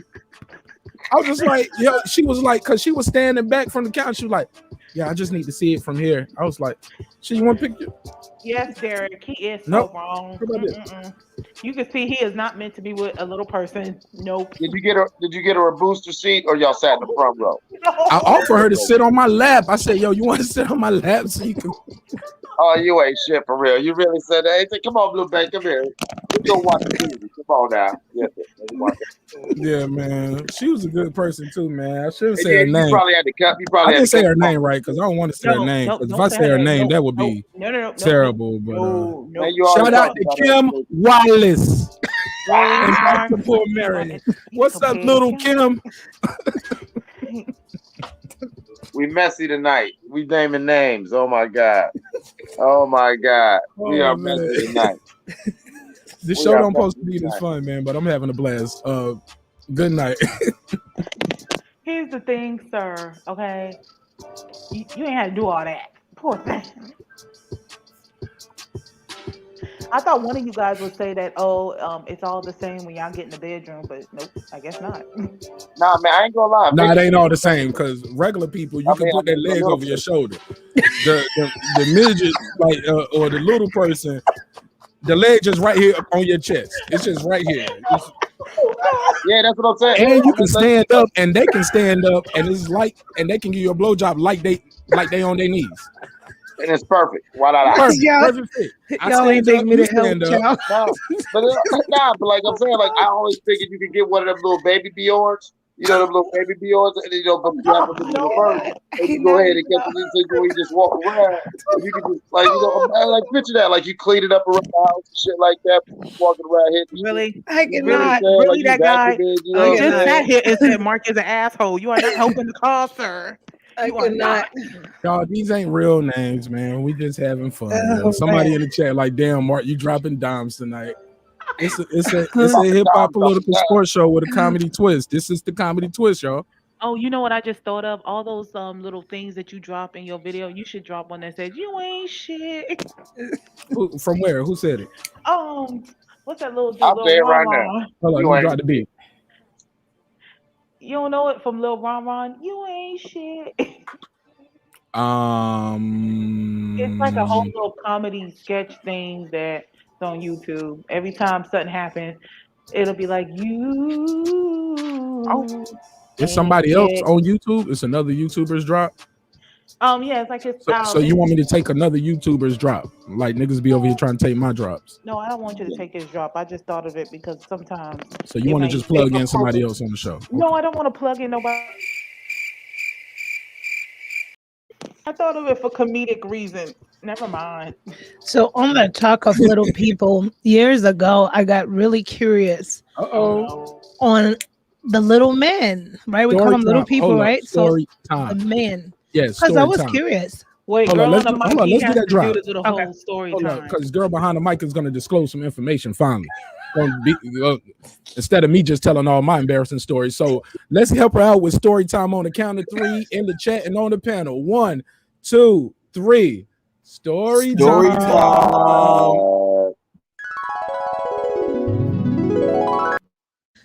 Well, Mark, that Mike helped you out too now. He also disclosed some stuff. So it's not a big story. I just got really curious because I wondered most of my life, because my mind goes there. I just had a natural curiosity if little men were equipped like adult men. So I went to look at a film and I realized they are. And I was surprised. I was pleasantly surprised. That's my story. That's it. I was just curious. What kind of hold on. Oh no, we can't let that go now. We got to build from here now. It was a black little man that I saw on the film. Now was this with a little woman or was he with a regular sized woman? A regular sized woman. You were breaking her ass off that footstool? He was. I was like, wow. I was like, okay, all right. I don't know. Get it, little man. You bust one off? Go ahead and clap there. Say TMI, girl. You bust one off? TMI. The best way? Hey, I like her. But Queen P, you do not discourage her from being as wild and free as she wants to. Don't be telling her TMI. She want to give that. She want to get that information. Let her give it. Don't be discouraging. Let's cheer her on. Let's support her. Exactly. But no, I mean, listen, in life, I should have had a personal experience, but I've never run across anyone. I mean, listen, when you're in every day-to-day life, do you see I don't see little people just like, you know what I mean, walking around or hanging around. So they only come out on Christmas Eve. Oh, dear God. You know what? They got the mall jobs on lock, nigga. You ain't sure. They helping Santa. St. Patrick's Day, they be. You see them at certain events. Oh God. I'm never gonna get a deal on this. We're never gonna get a deal. You will get a deal one day. It's just not gonna be in this live. I'm gonna be off of this live. You may get one, but not this live. Oh my God. Man. No, this the best one. This the best one I think we had all week. This is more fun. To me, it's more entertaining. On a Friday night. I guess it's Freaky Friday. Hey, that's what we need to start calling Friday. What's on your bucket list, girl on the mic? No. The Breakfast Club. There we go. Hold up. Don't do that. The Breakfast Club do that. So don't do what that. They do? It's Freaky Friday. Oh, okay, yeah, fuck that. Hey, look, but look, Mike, you go ahead. Girl behind the mic, he asked you a question. Go ahead. All right, you know what we talking about. You ain't got to, use your words, use some tact. What's on your bucket list? What? What's on your bucket list? It would have probably been a little man, let me see what else. Well, in my past life, I've gone continental, so I've cured those curiosities. But probably a little man. Hold on, you can't just let that slide. Hold up, Mike. Let me get in on this too. Now you said you've been continental. Mm-hmm. So that box is global. International box. Okay. She got some. Got stamps. She got some Latin. She got some Latin stamps. You got some. So you have you had any Asian cuisine? Oh really? Mm-hmm. Yep. Filipino. You said what? Filipino. Do they have? How was the egg rolls? I'm pleasantly surprised too because I'd heard different. I had a friend say that they so he broke your back. He did. So Manny Pacquiao broke your back. Okay, let me find out. Manny Pacquiao be knocking them out in the ring and in the bedroom. Okay. Yeah, my friend dated an Asian dude. She said they had to break up because he wasn't. Yeah. He was Yeah, small. I'd heard. Yeah, there's some that are small. So and you've had you a Latin dude? A Latin dude, yes. Ooh. Mhm. Okay. You've had you an Arab dude? Yeah. Let me see. Indian? Arab Indian? Indian, yeah. Red dot of feather. Red Indian dot of dude, feather. not Arab dude. Indian. There's two different things. A lot of Yeah, people not think Arab, but Indian. okay, Indian. so she's had her an Indian dude. Did you want to come again? Indian from Asia. Did I want to come again? I was pleasantly surprised there. I like girl behind the mic. She easy to please. So he knows he showed you the Kama Sutra. Oh my God. I remember that movie. He showed me the Kama Sutra. He showed me the Kama Sutra. Okay, so he had you in all them weird ones. Yeah, I'm just 72, 72 and 78. You know what I'm talking about? Did he unleash your Kundalini? Unleash all the Kundalinis. All my chakras were aligned. Okay, namaste. That guy Eclipse. Do you read the book? Like, how do you know all this? Are you reading books and watching movies, sir? Who, me? I'm talking about that guy Eclipse. Like, he over here just dropping like information. I'm like, sir, do you read the books? Do you? Man, I like the movie, but it ain't about me. Okay. HLD had a question though. Back to your Intercontinental. We still on your HLD know how to bang man. I don't know why he capping here on that bullshit. I fuck He with said, HLD. how many little men does she need? One or two? Just one. She said one, HLD. She don't need more than one. Let me I'm ask you. 5'6". I can just squat down and make it even. No. There you go, sir. Shoot your shot. He ain't even that short. No. Talking about it for real little man, yeah. Yeah, we talking about under 4'11", right? Hey, you gotta stay on these continents. Hold on, girl behind the mic. Have you had a Pacific Islander? A Samoan, Maori, Tongan? Hey. No, Yeah, not Rock. Pacific That's Islander. the Rock, ain't it? Yeah, Not the Rock's part Samoan. He's black and Samoan. Yeah, not Pacific Islander. Okay, so you ain't been there. Okay. German or Russian. Russian. You got a European white or an American white? German. Russian and a German, yeah. Both, Mark. Oh. She had both Russian and German. Yo, girl behind the mic sound like she a badass IG model be getting flown out. Like motherfuckers like, this is back I in want my to put day some now. order. I hung up my cape a long time ago, but this is back in the day. Mm-hmm. Oh my God. I did play that well. How much did you charge? No. This is relationship. I should have charged. Girls these days are smart. I should have charged. Yeah, I got a credit card right now that I got a couple stacks, so I don't even use that shit. It got 0% interest. Oh, let's see what the hell going on over here. That nigga said, "What is hip hop?"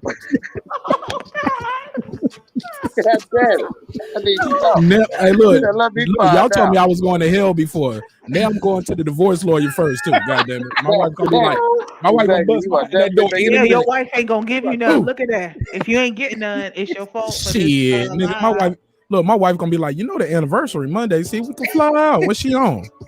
Shit. She a real bitch. What's up? Yeah. You gonna be all fucked up. Y'all got me fucked up. Y'all don't know how I move. Oh my God. Life's all fucked up. But yeah, man. Okay, so you my wife just sent me a text. Hey, look, I swear to God, my wife just sent me a text. For real though, how much do she charge? She did for real. You ain't lying. You lying. I'm bullshit. Yo, my face is stretching. I'm laughing so hard. Oh my God. Y'all ever laugh so much your cheeks start hurting? Right. Yes. You God. cry laughing. Yeah, I keep crying laughing, man. Oh my God. Hey, man, you notice that when you said your wife texted, you know, say girl behind the mic, she was almost about to blow that dust off that cake. I'm telling you, up there, Superman, she was about to walk in that phone booth and fly out Superman. She gonna hang. Yeah, she gonna get that cake back. She like 2,000. The cape 2,000 plus my hotel and airfare. Yeah, 2,000 plus. Because we're not spending the night. I don't want to stay all night. I want to be able to go next to strictly business. And that's only. Hey, look. Just like a true hustler, that's only for you. That's your price. Right. That's only for you. That's how much I charge you. You got Don't tell nobody. Lincoln laughing over here. Jared Lincoln is for food. That's my dude. You just laughing. Hey, man, come on. We all been there before, man. We all have donated to a worthy cause. Mike, let me ask you something. Know what? Let's ask Mike about his bucket list. Yes, go ahead. Ask him, ladies. International man. Yes. What's on your bucket list? Go ahead. Y'all let me know in the chat too. What's on your bucket list? Something sexually that you've never done, but you want to get it off your list. If you we know HOD in the midgets or a little person. Yeah. I definitely got to. I never found a little woman that. Let me say this without being offensive to that community. I love the little motherfuckers. Y'all love motherfuckers. They ain't gonna listen to this part. It's past 2 hours. After that part, you can start going a little crazy in the show. People don't listen past 2 hours. I didn't want no big head. You know the little weird big head body, little motherfucker. Are you sure? There might be some people that really listen to your whole. Like, you know what I'm saying? Like, I figured, I be high a lot to where, that big ass head, that definitely throw me off. You know what I'm saying? Even if it was good, you feel what I'm saying? I look down to see all that goddamn water dweeb. And then probably, you know what I'm saying, that big ass fucking looking like a lollipop. You might fuck with me, you know what I'm saying? You know what I'm saying? Dick so soft. You know what I'm saying? So, so I was just, I've always been saying if I ever found me, because I've seen on, videos, I've seen some very attractive little women. And it's like, yeah, where's she at? Because she can get this whole dick. You feel me? But that's never happened. Well, another thing on my bucket list, this might sound crazy, but I don't give two fucks. I've always wanted to go like somewhere real, like a real crazy, like rooftop.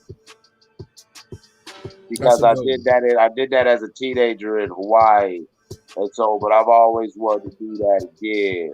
You feel what I'm saying? Oh, you saying you want to have sex outside? Yeah, outside. He wants some mosquitoes on his ass. You heard it. Don't make him say it twice. I thought he was going to say mile high sex. No, listen, I ain't talking about mile high sex because like the plane stuff, that's cool. You know what I'm saying? Shit overrated, bro.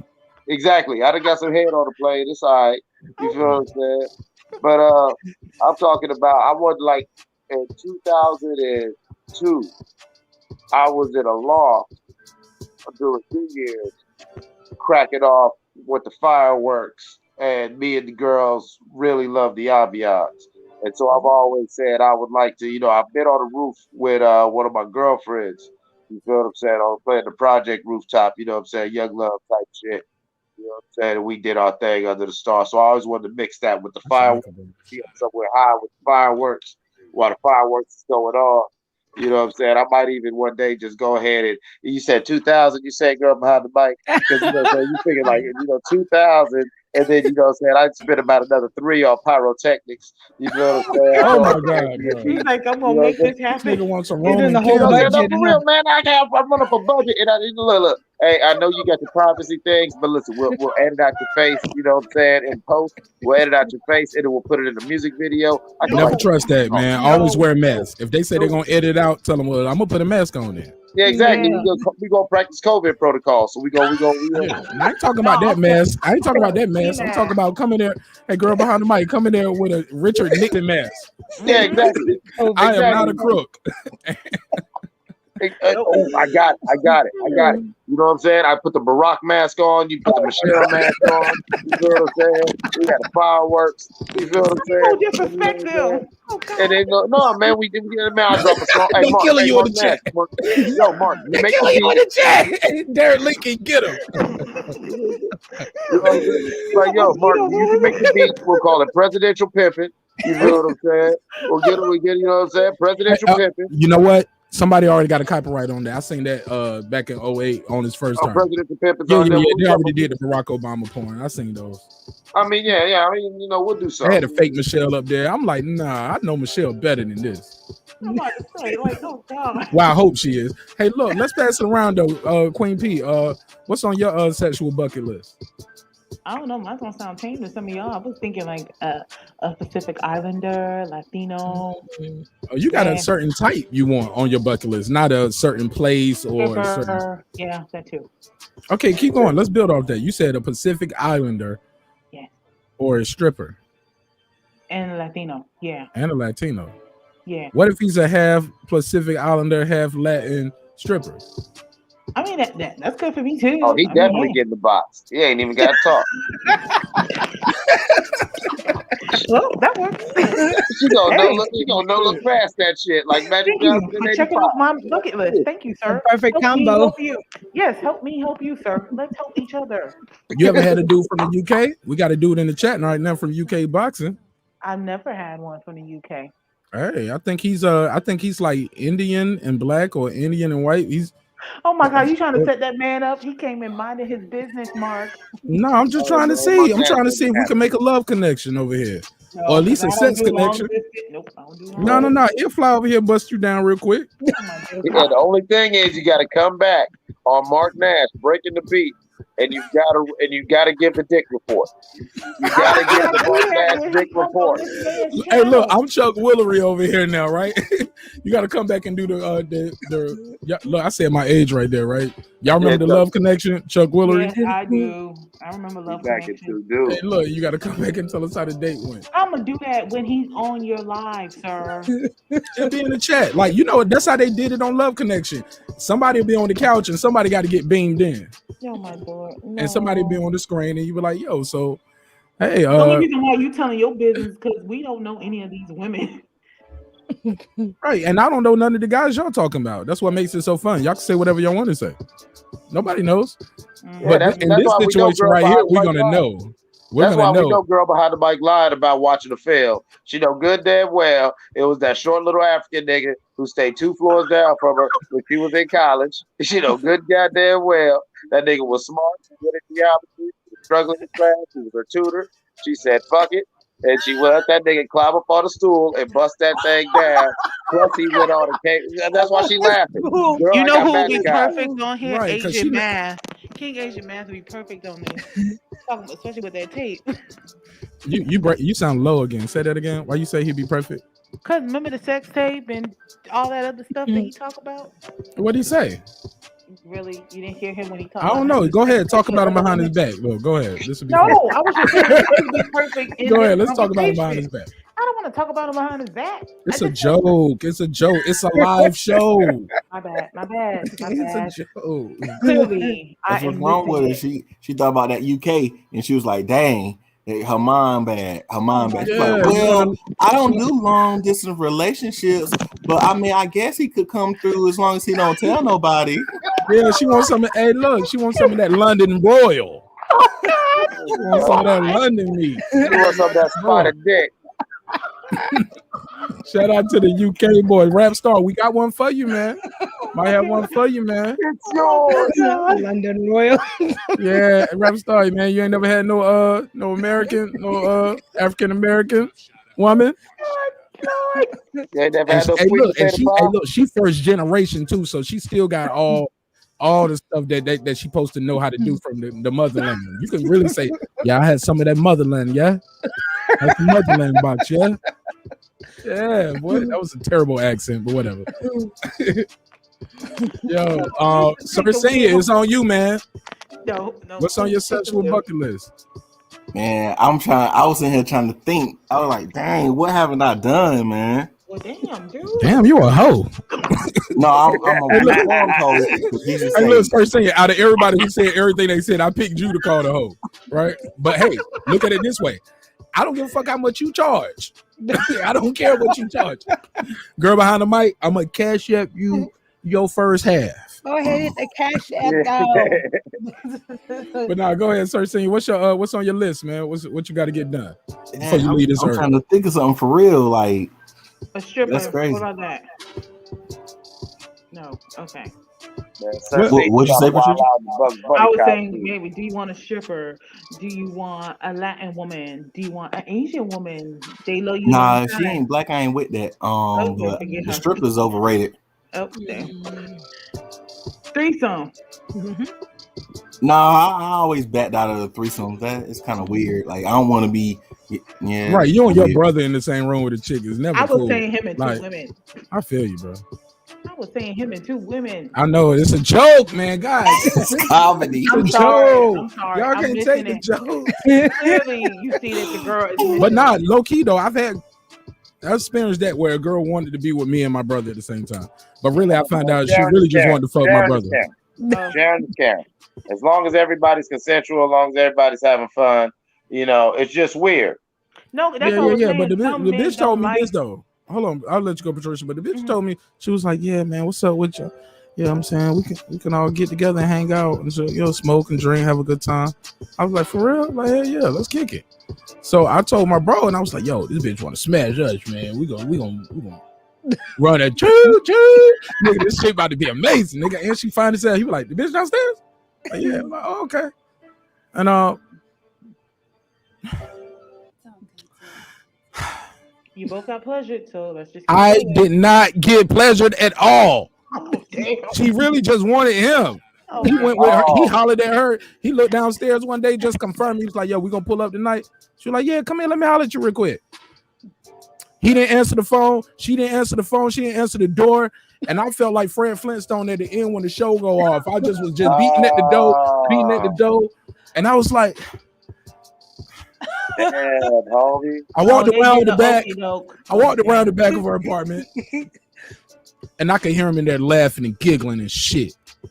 Oh, they pulled the okie doke. They was in there smoking. I smelled the weed. They was toasting glasses. I heard the champagne. So you know what I did? Like a real nigga. Got the baby lotion? Nah, nigga, I went back upstairs and called the police and said it was a bomb going down in that apartment downstairs. You know what I'm saying? In about 5 minutes. So I ruined everybody good time in the whole complex like a real nigga. But that's what I do. But go ahead, sir. Saying what's on your bucket list? Yeah, I'm a hating ass nigga. I'm like, nigga, we were supposed to fuck the bitch together. You can't just go fuck her. But she didn't want you. She was just trying to get to your brother. Yeah, she wanted my brother, man. She wanted that dark skinned dude. Yeah. She wanted the dark skinned dude. She didn't want no white man. When Wesley Snipes was popping still. Nah, man, this happened about 6 months ago. I was married anyway, so fuck it, man. It's good. He said when Wesley Snipes was popping. What I was gonna say, Mark, is because there's some bum men ass who ain't gonna try to fuck. I'm going home to my wife. Right, man. Fuck that bitch. Nigga. I got to put it house anyway. No, what I was saying was, some men don't like the thought of having a threesome with two guys. Say what? Some men don't like having a threesome when it's like two men and a female. So, cause that's a train. That's not a threesome. That's not a threesome. That's a train. That's a devil's threesome. A threesome. That's a devil's threesome. Oh my God. It's levels to this shit. Patricia, you know that. Patricia, you know that.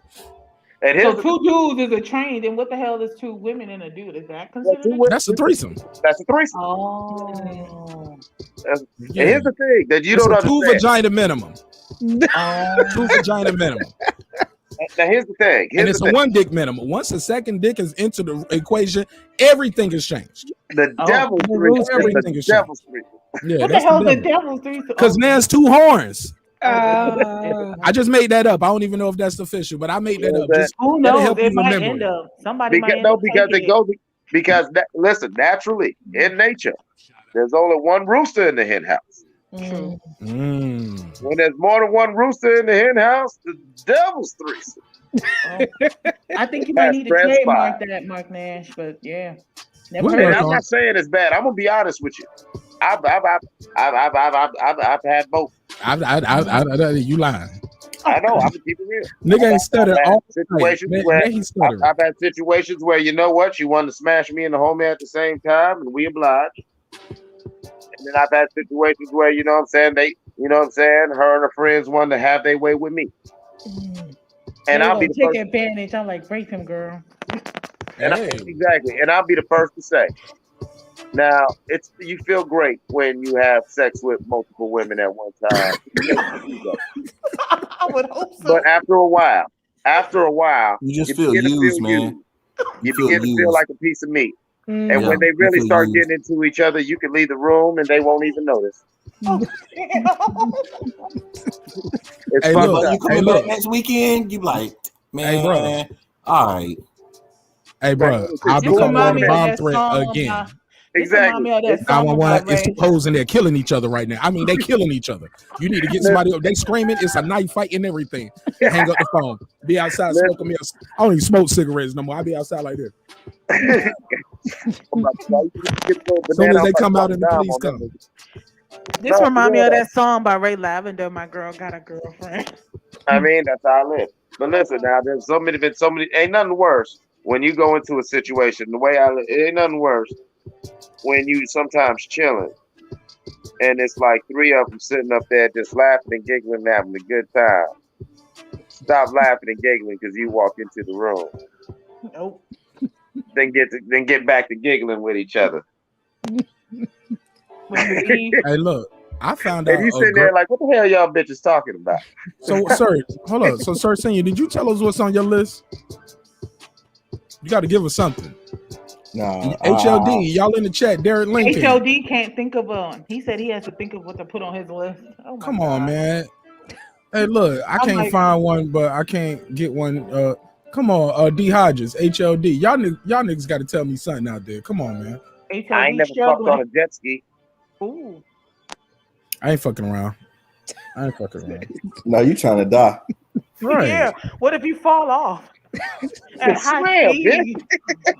You got skis on. You gon' man, you ain't MacGyver. You ain't gonna get them skis, pop them things off, and be out there swimming. Your ass gonna be floating around like a buoy. Or what about one of them sea-doo things? No, not a jet ski. One of them sea-doo things where you can just ride. You know what I'm saying? You can just ride. We can just be on the ocean, just going and get it like this. You know what I'm saying? That's almost like fucking on a motorcycle. He trying to die. He trying to die on the thing. Right. Look I'm trying to come and go at the same goddamn time, nigga.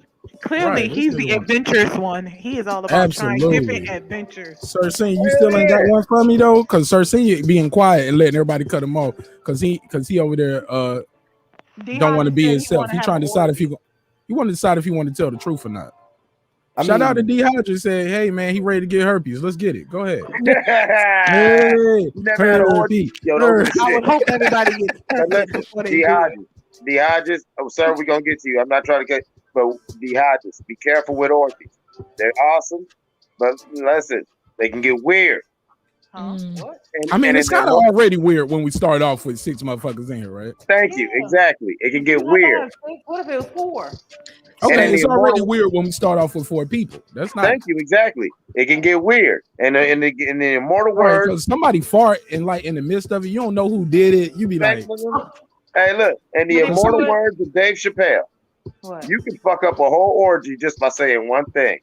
Oh, say what? Yeah. Well, I would hope they get tested first. How about that? Everybody gets tested. Orgies are the shit. But listen, I remember when I used to tour a lot, man, that sometimes the after parties would get so fucking ridiculous. Until you think about what's going on. And as soon as you realize what's going on, you just want to leave. I don't care how good everything's feeling. I don't care however. You know what? I just got to get the fuck out of here because you know what? This is weird. Something is wrong when you see people just gathered. That's what I was gonna ask. So explain, like orgies in my mind is just like a whole big room with like naked men and women, and they're all just it could get there from one person to the other. Everyone. So no one sticks to one person throughout the night. You're just kind of bouncing around. Yeah, I've seen that. In the midst of it, yeah, we all mixed up. Whoever's comfortable with who. I've honestly seen parties where, like, you know, there's the old school. That shit goes back to before my time, where people throw their keys in the fucking bowl. You know, big, bowl, and then you grab, you know, and that means, you know, the wife swap parties. And then I've seen them real expensive sex parties where it's damn near realize why shut shit. Where you know what I'm saying? Hey, look, I ain't gonna say the name. I put it in the private chat. Oh dear God, no. But it's here in the city of Atlanta, and it's that type of thing that you guys are talking about. Not necessarily you walk in and everybody fucking left and right, but yeah, girls wear it very scantily. How you say, cladly or scantily dressed? Yeah, they little to nothing. The guy might just walk in that bitch with look like he on his way to the beach. Because when you get in there, he gonna take this off. And when you go into the place, you go, you know, they got a private room right there, private showers. Everybody go in there, you take a shower. And now after that, you come back out pretty much where little to nothing. Girls be topless, dudes might just have on some damn Speedos, might be wearing, you know, little to nothing, or just like a towel. and they go into the bar, and it's like a club, and you in there with a bar. Now it costs members. You got to pay annually to be a member, but you get a discount if you're a couple though. You go you just being a guy, Mike, you would pay a lot. But me and my wife could go in and we get a discount basically. They want to see my bitch, basically. that's why you get a discount. Right, that's a lot of work. I know, I feel you. Like that's what I was trying to explain to the girl on the mic. I've been at some parties where it's damn near eyes wide shut. I've been at some parties where what they do is they had a lot of rolling partitions. Yeah, they had a lot of rolling partitions, like curtains. And the curtains had different colors, and they was creating like rooms, like makeshift rooms in this open space. Wow. To where, you had a brown room, a black room, an orange room, and each color indicated different fetishes or different proclivities. You feel what I'm saying? As well as a couple general rooms. And people would just party and mingle, like Mark's saying, they'd be scantily clad. Some people would be fully clothed.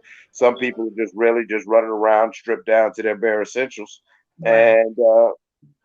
And it's like, after a while you figure out what the color codes were.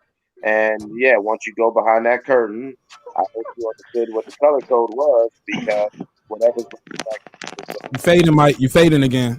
I said if when you go there, you've got to learn the color codes, because once you go behind that curtain, if you don't know the color codes, I'm sorry for you, because you're going to see whatever that color code means. If it's ill.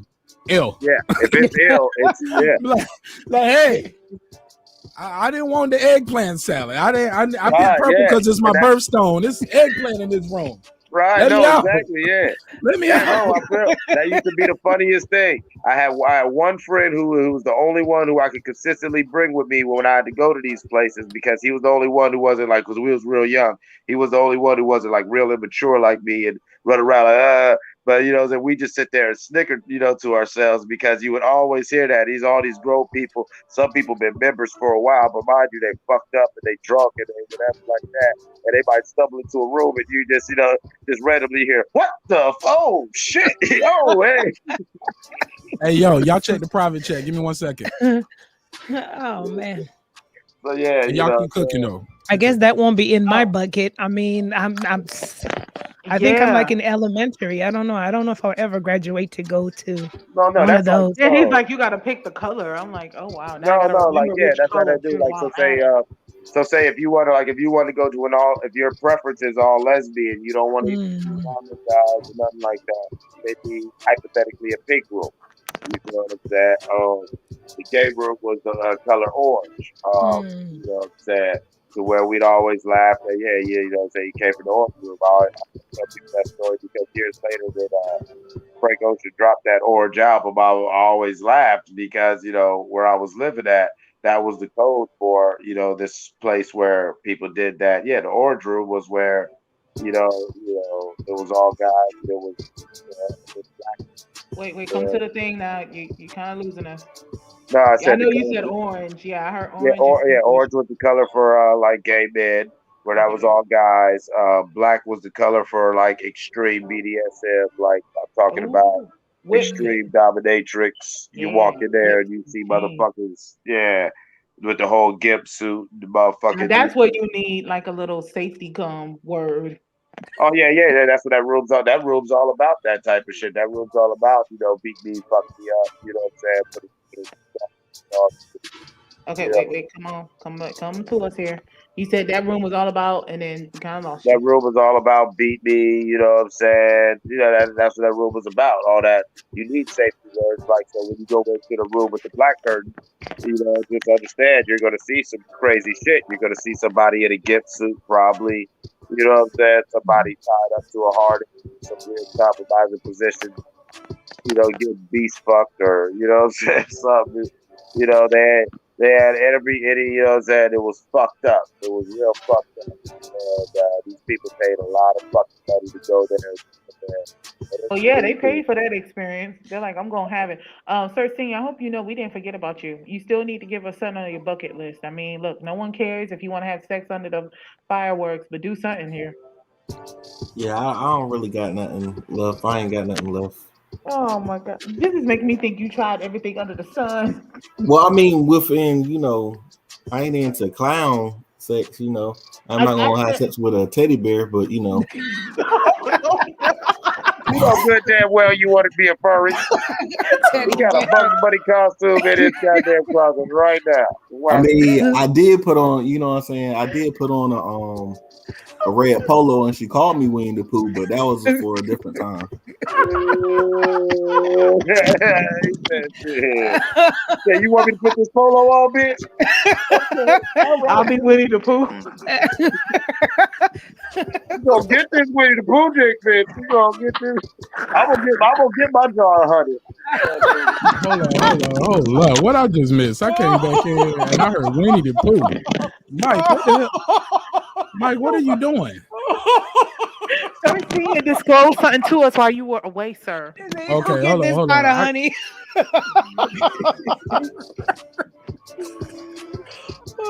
I gotta go, man. You don't gotta go. No, you can say no. But Marq Nash missed it. Oh my God. Poor thing. Oh man, I'll check the playback. I gotta check the playback. Let me timestamp this. Hey, you know what, so senior? I am not mad at you. I am not mad at you. He said that there was a girl that wanted him to be Winnie the Pooh, so he wore a red polo, and they got it. Oh man, y'all are fools, man. They got color coded wristbands. What the hell he talking about? I was talking about those rooms. Yeah, I was gonna say that the wristbands or the rubber bands they put on their arm, the colors mean certain stuff. Look at HLD. Okay, sir. Yeah. This is shit like they do it in multiple cities, and that's how they do by the colors. And so in some cities it might be a wristband. In this place where I was at, what they would do, they would like rent out these private carports. And I remember you was talking about that before I left, and I was like, hey. Yeah, there'll be certain floors that they'll use the colors, and they'll use them like rolling buttons. They'll section the whole shit off. Well, yeah. Wait, man, didn't you already have a sex? Patricia, your mic is crackling a little bit, baby. I don't know what you're doing when you do it, but it's static. Okay. Is it better now? Yeah, it's better. Go ahead. I was picking an Asian man because he's talking about a triple sex tape. Sir, didn't you already have a sex tape? But he said a sex tape starring the top 3 female supermodels. Okay. That's a different tape. There's the other tape. He had the top 3 bitches that lived on his neighborhood. Can't get no money with that shit. Nobody want to see Agnes, Ethel, and Mary. We don't know that. There are some people that want to see it. You know one of those named Harriet. Harriet, Agnes, and Ethel. We don't know that. You can get jiggy with that shit. Yeah. Some of that Lulabelle. Yeah, this is comedy, man. It's just comedy. It's just jokes. He's into voyeurism. Oh my God. Hey, ain't nothing wrong with that. Ain't nothing wrong. I want to have sex while watching film of me having sex in front of a mirror. Say what? Damn. I want to have sex in front of a mirror while watching film of me having sex. Ooh, so he gonna go in the hotel room with the mirrors. Ooh. Hold up. Filming you in the mirror, but you watching one of your old tapes, or you watching yourself in real time? Maybe in real time, and you know what I'm saying, in real time, and have it at an angle where you can see the TV, and to where it's just going perpetually, to where it's just me fucking. It's like a mirror, like Enter the Dragon. So it's like Bruce Lee. Right. And the Dragon movie. Like a House of Mirrors. Instead of Enter the Dragon, it'll be like Enter the Dick. You can't enter the pussy. You can't enter the pussy. Yeah, cause that would be painful. PUSS. Why not? Just gone. Hey, look, man. The show is getting out of hand. If y'all want to call in and be a part of this pussy ass show that we're doing tonight, 678-381-1938, 678-381-1938. You're more than welcome to call in. Yeah, he really took it there. I was like, matter of fact, give me about 40 seconds before y'all call in. I'm gonna grab me some ice out the refrigerator. I'll be right. And I'm not doing nothing y'all was talking about with ice. Oh, good damn well. I know why he grabbing that ice. He was talking all that shit. Miss Nash already texted. You got to send girl. You got to send girl on goddamn $2,000 because you know goddamn well he got that anniversary coming up. He's gonna be mad as hell because he's gonna buy that Airbnb. The girl on the mic gonna pull up, and Miss Nash gonna kick his ass out. She gonna say, "Baby, go on and run up and go run up to Zaxby's and get us a meal." And then when you gonna come back and that goddamn door lock. Yeah, then they could play Kelly Rowland Ice. He's doing ice cubes right now, trying to keep peace in his house. I ain't mad at him. I'm telling you, y'all better learn about this ice. I'm learning about the Sometimes when you get hot about was it, you need to asking cool where off. can you get some ice from? I said the gas station, or you could get it at a hotel. Right. Y'all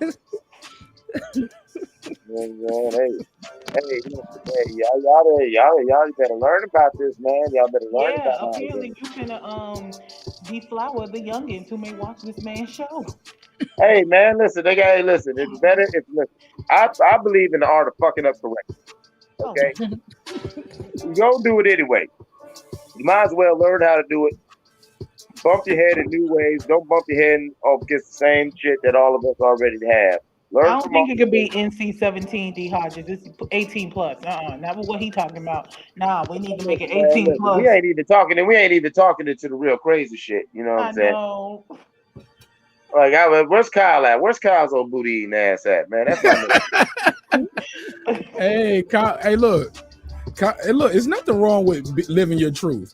It's just the way he told the story. He said, "Yo, when I used to be a job, hold on. Let me get this off." He was like, "Yo, so when I used to teach Job Corps, and I used to coach the kids basketball, and they used to call me Coach Kyle the Booty Eater, and I was like."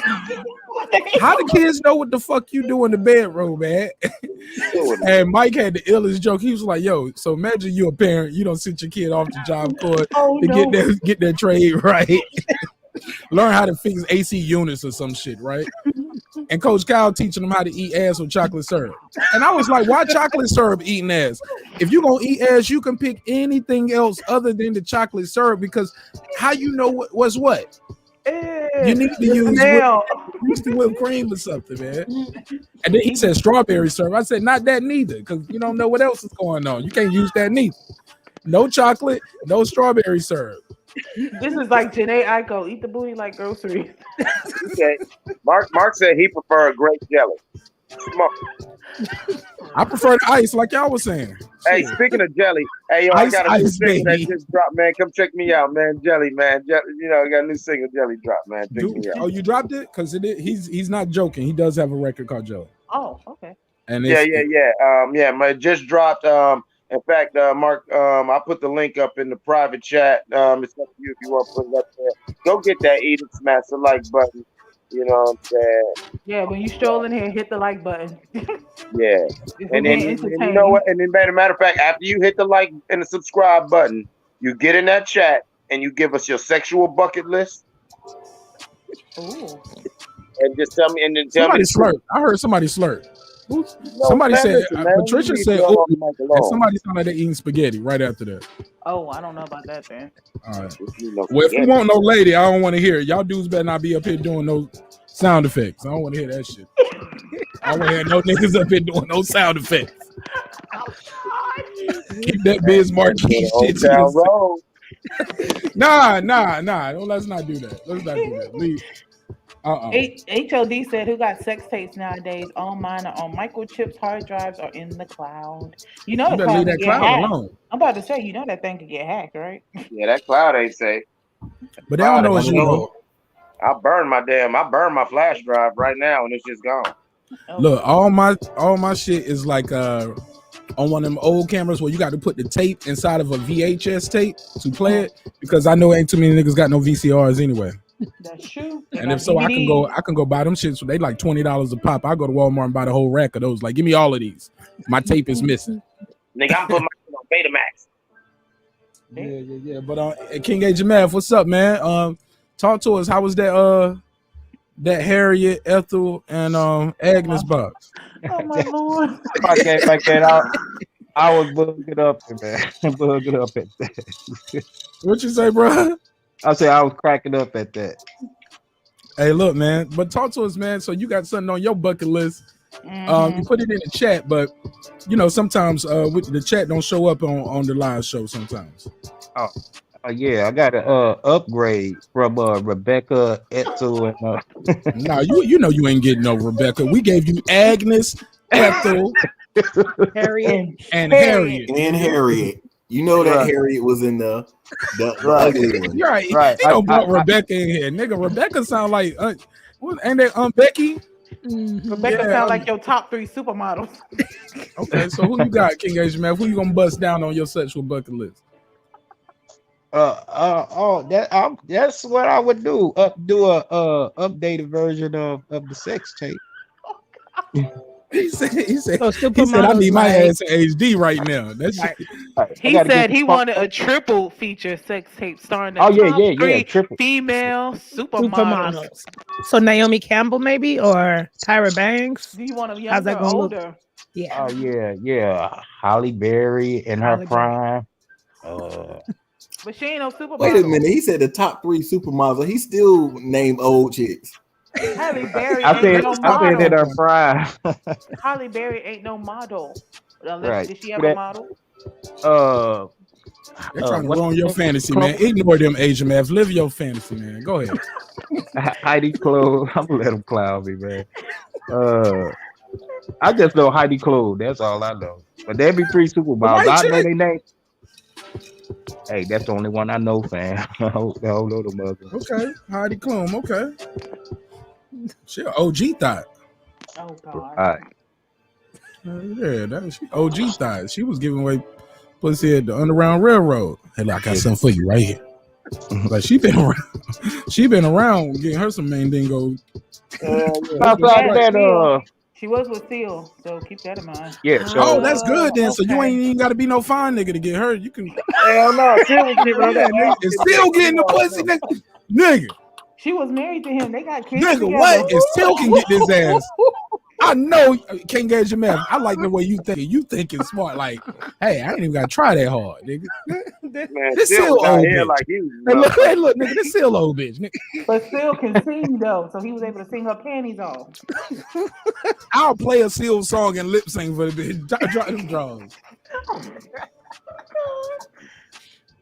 What was one of the Seal songs? Give me a Seal song. What was one of the songs? Kiss from a Rose. Kiss by the Rose. Kiss from a Rose.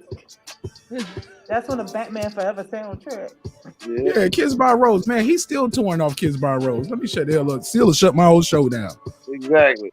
And motherfuckers forget Seal Please give us free looking face ass. But go ahead. Exactly. Seal low key gangster in real life. You might need to chill out. He low key. Seal low key might get you. He will get with you. Seal one of them niggas. He gonna beat me up. Yeah. Yo, West African ass nigga, man. Yeah, one of the other. Seal got that paper. Seal have somebody right here at this damn window shooting a damn blow dart.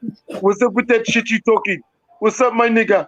No, don't do that. That was terrible accent. That was terrible. Yeah, Seal ain't got no accent like that, do he? Remember, he got a British accent. He's gonna send the niggas with the accent. What part of the continent is Seal from? He from West Africa. I was asking one of the African sisters up here. I'm sorry, Mike, because your mic be sounding trash anyway. River Farms Ranch to Capriati. Asia Mev, you making plays now. But hey, look, hey, girl behind the mic, what you know anything about Seal?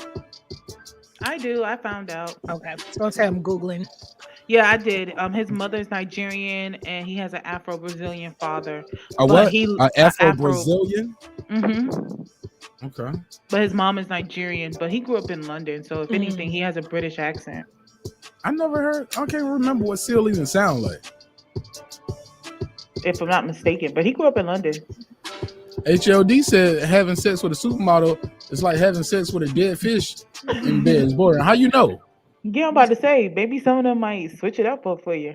Yeah, hell yeah, them supermodels, man. Look, they probably got to be the best girlfriends to have. Cause look, they ain't even gonna order nothing to eat when you take them out to dinner. You be like, let me just get one steak, and you want a couple carrots or some crackers or something. No, then they gonna look at your food and hate on you. Look, give her some water, some crackers, and a line of cocaine. I'm gonna get the T-bone steak. Mark, she ain't gonna eat up your food. You just gonna sniff up a shit ton of cocaine. Somebody got to pay for that. Cocaine is not cheap. I'm about to say, yeah, ain't that shit? That was funny. That was funny, man. That was funny. Or was it too much? Are we doing too much on this show? Yeah. Did we get out of hand? Dude, we been got out of hand. So when This we is good asked that trouble guy though. Eclipse about if he'll sleep with a paralyzed woman, and he said yes. You brought that shit back up from I just Wednesday. wanted his opinion. That's all. And I We gave it to you. What's wrong with that? ain't Low key nothing though. wrong. Low We key just though. said we went completely left. Let me say this. I got 2 homies that are in wheelchairs. So if I offended or I disrespected anybody out there, I'm not trying to push you around, homie. Really push. It's a joke. Nah. I mean, as long as you apologize, y'all on can some still real kick shit. it. Man, that He was funny. apologizing and Y'all, putting it in. Patricia, I'm cooking. Bring my apron here. I'm on fire tonight. How you But gonna apologize and then add that? bring my apron here, nigga. I'm cooking. But nah, but for real though, no disrespect to anybody. It's a hip hop political sports show with a comedy twist. But I mean, life as is long as you serious enough. apologize, y'all can still kick it. I can. For now. Let me stop, man. Cause I got more kids I want to have. I'm be mad as hell. I'm gonna be leaving my baby at the hospital. The motherfucker come out looking funny. I'm like, this one won't mine. They're like, no. We put an armband on me, track it. Like, nah, not mine. You know some babies look funny in the beginning. Hold on, I heard age. Hold on, age man. You got your supermodel. What you say though, P? I was saying, you know, some babies look funny in the beginning, and then they grow into that look. Not mine. Leave them here. Leave them here. You ever seen Batman? Remember what they did to the penguin? Drop this ass off at the sewer with your damn fingers looking like this. Not my child. You cannot get the heir to the throne. Do it like 300. Drop them off the side of a mountain. Oh my Lord! Yeah. So look, that's what. Look, this is Sparta. We get rid of the weak. Throw your ass off a cliff. Okay, but what if he grows up and he ain't weak or ugly? I won't even know. I won't even know. He got about 34 seconds after he come out this vagina for that face to look wrong. That motherfucker better go from looking like. That's a special need. He's saying you wouldn't raise if you had a kid that looked like Sloth, you wouldn't raise him. I don't even know what sloth is. I just know that just sounds disgusting. You remember Sloth from my Goonies? baby better look like his big sister. You remember Sloth from Goonies, man? Hey, you girl. No, I wasn't a Goonies fan, bro. Oh God. It was before my time, and it wasn't one of those movies I went back to. I didn't see Scarface probably till I was like 15 to 16. One of the OGs was like, "Nigga, you gotta watch this shit, so you'll know what we talking about over here." You gotta watch Scarface. I was like, this shit is 2 videotapes like that, because Scarface, a lot of people don't know this came on 2 VHS tapes. Mm-hmm. I was like, nigga, I'm sitting there watching. I was like, okay, this shit is great. Good movie. He's sitting in the tub. The world is mine. I like how this ended, man. This is a good movie. He's like, nah, nigga, this is the first tape. Some real gangster shit about to happen. This is the first part of the life and the struggle, nigga. You got to see what's going on now. And I was like, man, you don't even speak Spanish. Why you making me watch this shit? I'm like, nigga, you sell weed. You ain't even selling these kind of drugs he's selling. Selling these nick bags out your mama's van. I can't make this shit up. I shouldn't say his name, right? I should say his name. Yep, but he gonna say it, y'all. I ain't gonna say this name. Oh, well, thank God. Cause my mama still live in that town, and I love her. Oh. But if my mama make me mad, I'll say everybody name. But go ahead. Asian man, what was you telling me? He said he figured out one of his models. What you got? Queen P and girl behind the mic is 2. Who's the third one?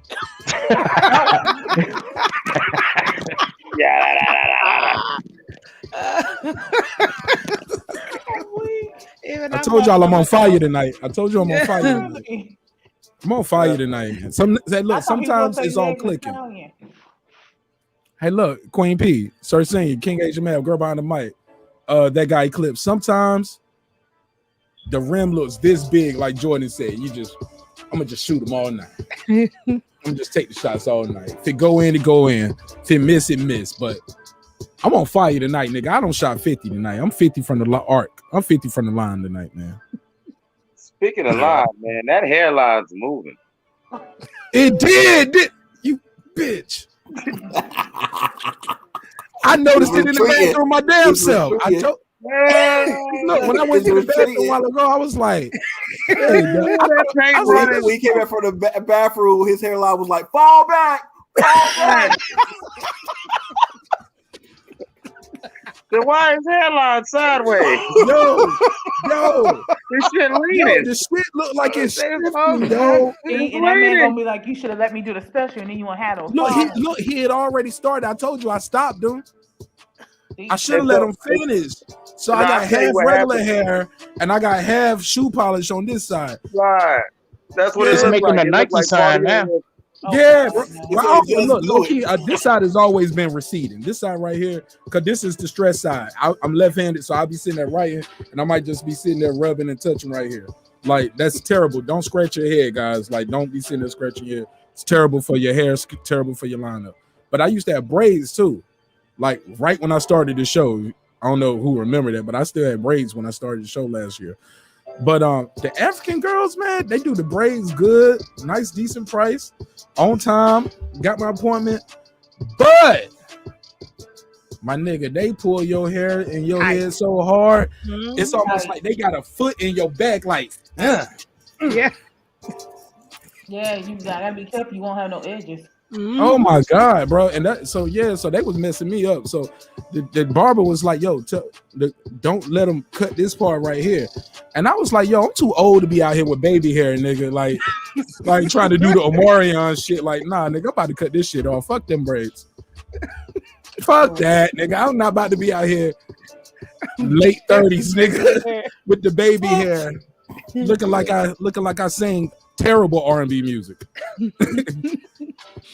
stand the rain. Come on, man. So yeah, we wildin'. Yo, yeah, somebody said slide to the left. Slide to the right. Slide to the right. Take it back one time. Cha-cha, real smooth.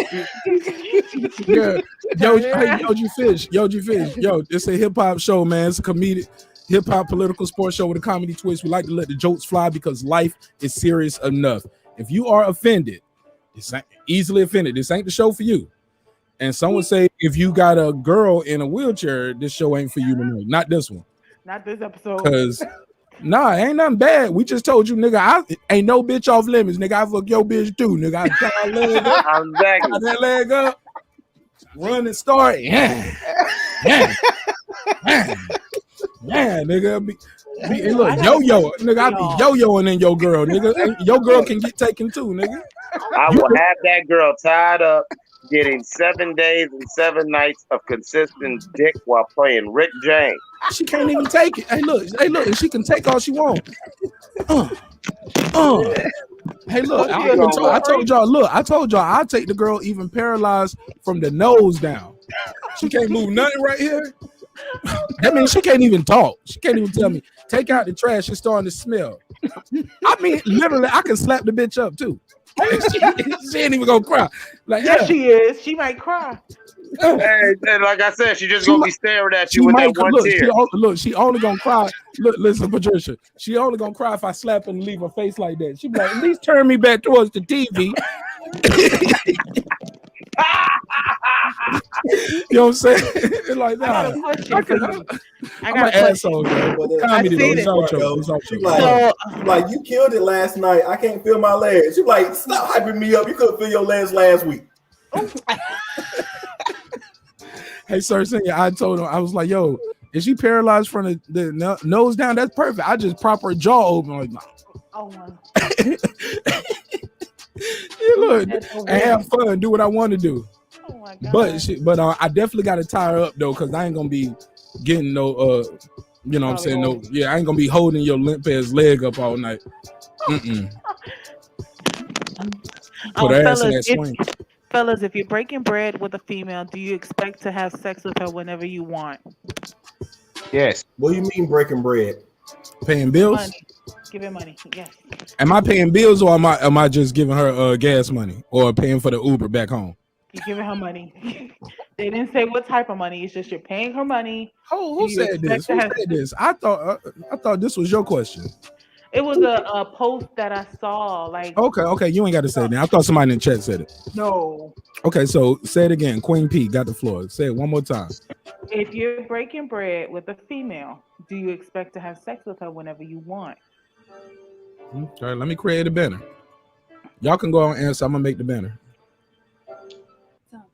Yeah. And they had one for the women too, but I didn't want to do that one. So, and there's more men than women here. So, Man, go ahead, y'all. Go ahead, y'all. Anyone else? King Asian man. Yeah, he gonna fill it in though. Go ahead, Asian man. Got to break that down. You know, we don't just say yes and keep it moving. Okay. No. Well, I'm gonna be respectful of our work schedule and our responsibility schedules, but any off time, and I'm feeling that mode, then yeah, I'm gonna feel obligated. You know. Okay.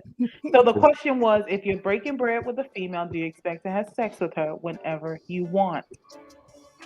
first of all, I'm a major fan of free will and consent. Some would say I'm a champion of that. And so I don't believe, marriage or not, the man or female is obligated to do anything that they don't want to do of their own free will and shouldn't. So this nigga trying to simp. This nigga over here simping for y'all. Look, girl behind the mic ain't gonna give you none of that $2,000 pussy, nigga. No, watch out. He's trying to lower his bill. No, because what people don't understand, that goes both ways. Mike, it's a joke. You gotta let the joke breathe. Let the joke breathe. Have fun with but the it joke. goes both ways. If they want, they can't just lean on you talking about give me some dick and some attention. You know what I'm saying? Because women have this weird thing, just like they say we always run around with our dick out. You know, they have this thing where they just want to really demand your attention. But they want a man to be, you know what I'm saying, an ambitious man, a man on the move, a man taking care of things. Your time and attention is priceless. If you're trying to be any of that, let alone actually are a man who's handling business and doing things. And so, you know, it cuts both ways about trying to, you know, just put such sexual demands and pressures on the female, as well as putting other pressures and demands on the male. And so, you know, it's all free will and consent. And so my answer to your question is, you know, no, nobody should be feeling obligated to anything. There should be a give and take, and there should be an understanding, and people should. And so it's like, it's a real reflection. Like, if you know I'm busy as fuck and you see me moving and scrambling, and at no point in time I'm thinking to myself, let me make time for shorty, that should say something. At the same time, if I know you're busy with work, kids, do whatever you got going on, I ain't gonna pressure you like, yo, we ain't fucked in forever.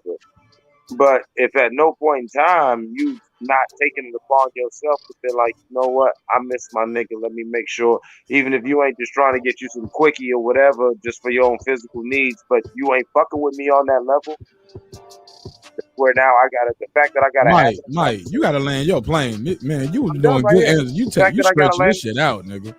No, the fact that I gotta the fact that I gotta have a conversation in my mind is a problem. Yeah, it's like, it ain't no problem, brother. Look.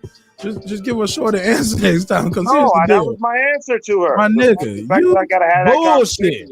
His answer is he wants consent. He's all for consent. Nigga, right, man, ain't nobody talking about raping the bitch. Listen, man, let's keep it a buck.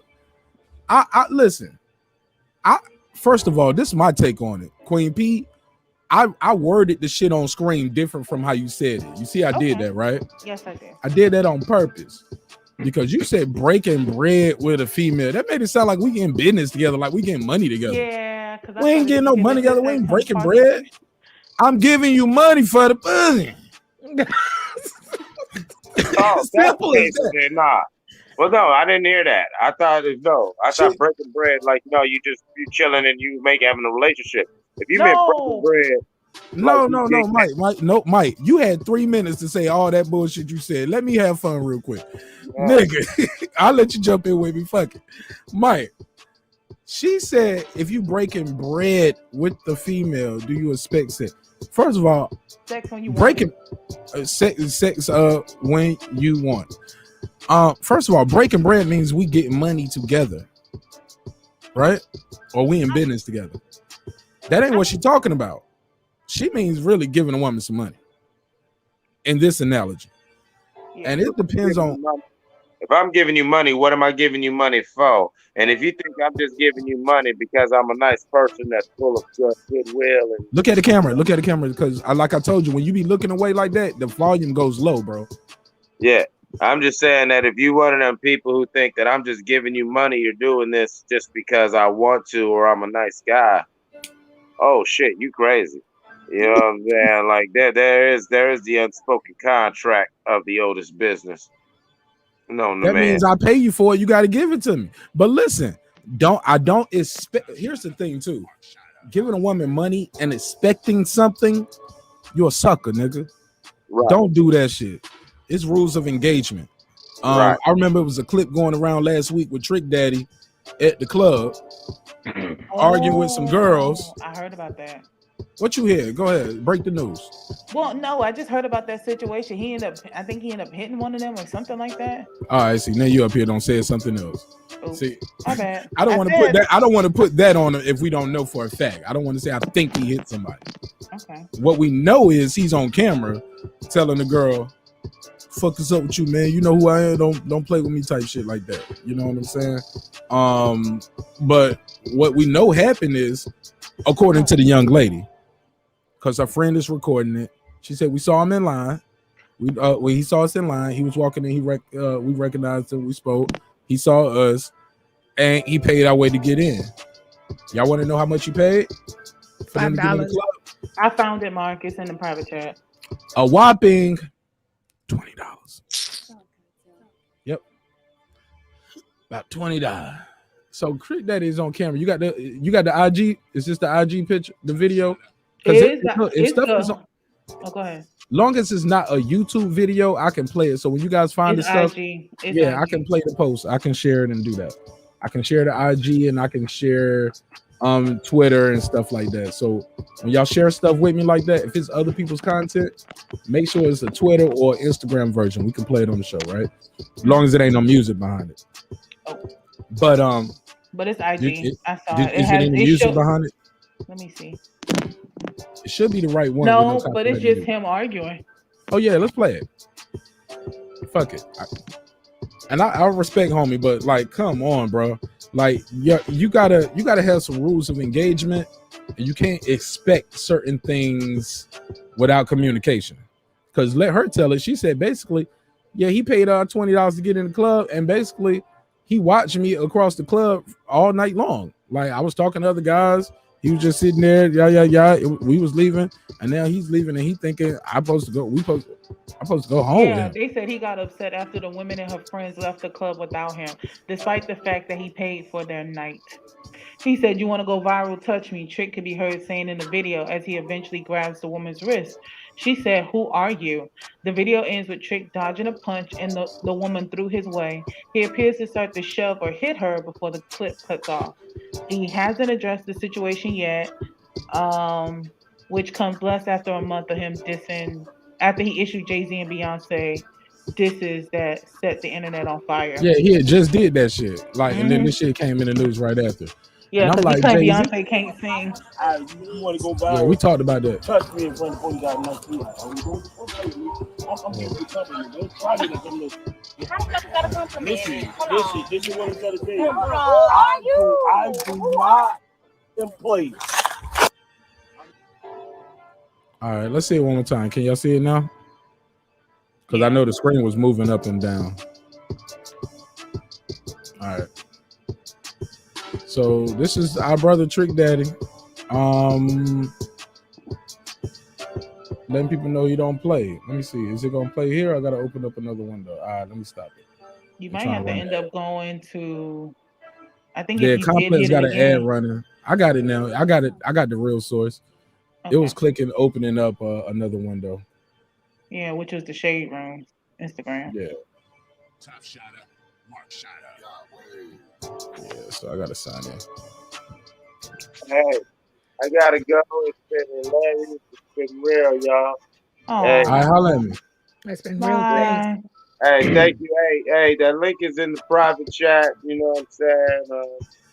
share it, do whatever. Yo, check out Jelly. It's a new song I dropped. Put your camera on real quick and promote that shit, man. Do it the right way. Yeah, for real. Come on, man. Let me give you the big screen. Go ahead. Oh, man, I ain't got the damn light on, man.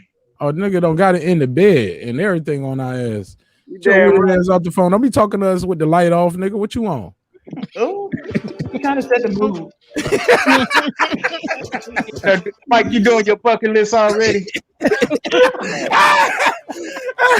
Hey, this old lady come in the room. She was like, "Why you sitting there in the dark?" Listening to Marq Nash right now. No, you ain't. Nigga. You better tell her you listen to Queen P and Girl Behind the Mic or something. Don't say my name. Hey, Nah, I'm fucking with you. But nah, for real though, promote the record though. Go ahead. You got the floor. Yeah, Jelly, man. It's out there, man, on all platforms. That guy Eclipse. You can see me, Baron XL8. That's number 8. On Instagram. It just dropped. Links in the chat. Got Black Madonna that will actually be dropping August 8th. You know what I'm saying, Mark? I got to get with you. You know what I'm saying about that. August 8th, Black Madonna, another song that will be dropping. And yeah, just, you know what I'm saying, there'll be old shit, new shit, and shit dropping. Marq Nash got an album out called Edith. It's fucking crazy. I really like that fucking Blizz song, man. God damn. Blizzard. Yeah, Blizzard. Yeah, it's number 3. Number 3, Blizzard. Appreciate you. Man, I like that shit, man. And you know what I'm saying? And yeah, he's got an album out. Subscribe, like, and everybody. Girl on the mic. Hey. 2,000. You said how much you pay? How much? Man, we'll talk about that later. It's going up 2,500. 25 for you, nigga. 2,500. That was my price, nigga. You can't get my price. I said that earlier. She said 3,000. Right. Oh, 3,000. Oh, 4,000. now you trying to play me. Oh man. 5,000. Never mind. Okay. Okay, I ain't say 6. Hey, Mike, Now, how many tracks? Look, I gotta get my cut for facilitating the deal, man. Over here. He told you 25, up to 25, up to 3,000. Mike, you ain't gotta go, man. Stop that bullshit. It's Friday night. You good? Man, I got to work, man. I work All right, every what about it, nigga? Go to work, dude. That's a hard working nigga. All right, bro. Hey, how Love many you, man. tracks on Appreciate there, you. though, Mike? It's just a song. It's just a song, Jelly. It's on his Spotify. Oh, okay. Oh, you can get it on all, but you can look it up on any platform, though. It's actually, you can look it up on any platform. It's in the chat, King Asia, man. Private chat. No, Okay. I put it in the public chat, too. What's your stage name, man? What you go by on the stage? Yeah, that guy Eclipse, man. That guy Eclipse, man. You All know, together. Okay. yeah, real And it's game. $25 for one track? No, it ain't. I'm The asking. hell?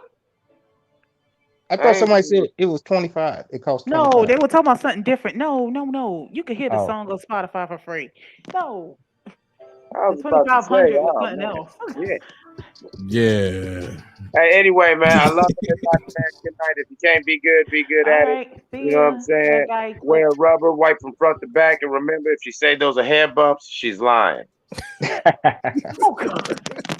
Get the tweezers. Let me get it out. That's what I say. Those are I get the ingrown tweezers. hairs. I'll pluck it out. Let's get it. Let me see. It better be a hair coming out. You really willing to help her get her ingrown? Hell yeah, I've done it before. Oh, Several not too many times. men are willing to do that. Huh? Not too many men will be willing to do that. Hell no. I gotta make sure the box is right. Let me get down there. Come on, give me the light. Hey, look, I be like this. Put the flashlight on. Let me see. You got his tweezers. Make sure they're sanitized. Alcohol. You know, clean. Yeah, just how I sanitize them. I do that. No. Gotcha. T White, it's already dropped in the chat. It's already there. Pull up, nigga. Oh, if he It's mean all to come good. in, never mind. Oh, my bad. Sorry, He sir. what? I think he's trying to come in our live. My bad. Oh, Sorry, dude. I thought he meant for that guy Eclipse song. maybe that's what he meant. Mm-hmm. It's all good. The other link out there too. Shit, I'm cool. Go ahead though. Did you guys? Well, I thought you were gonna show us the Trick Daddy thing again because it took. Oh, okay. I'm supposed to show that. Mm-hmm. Shit, do we care about that? I forgot what we was even talking about. You talked about the situation where he had an altercation with a female.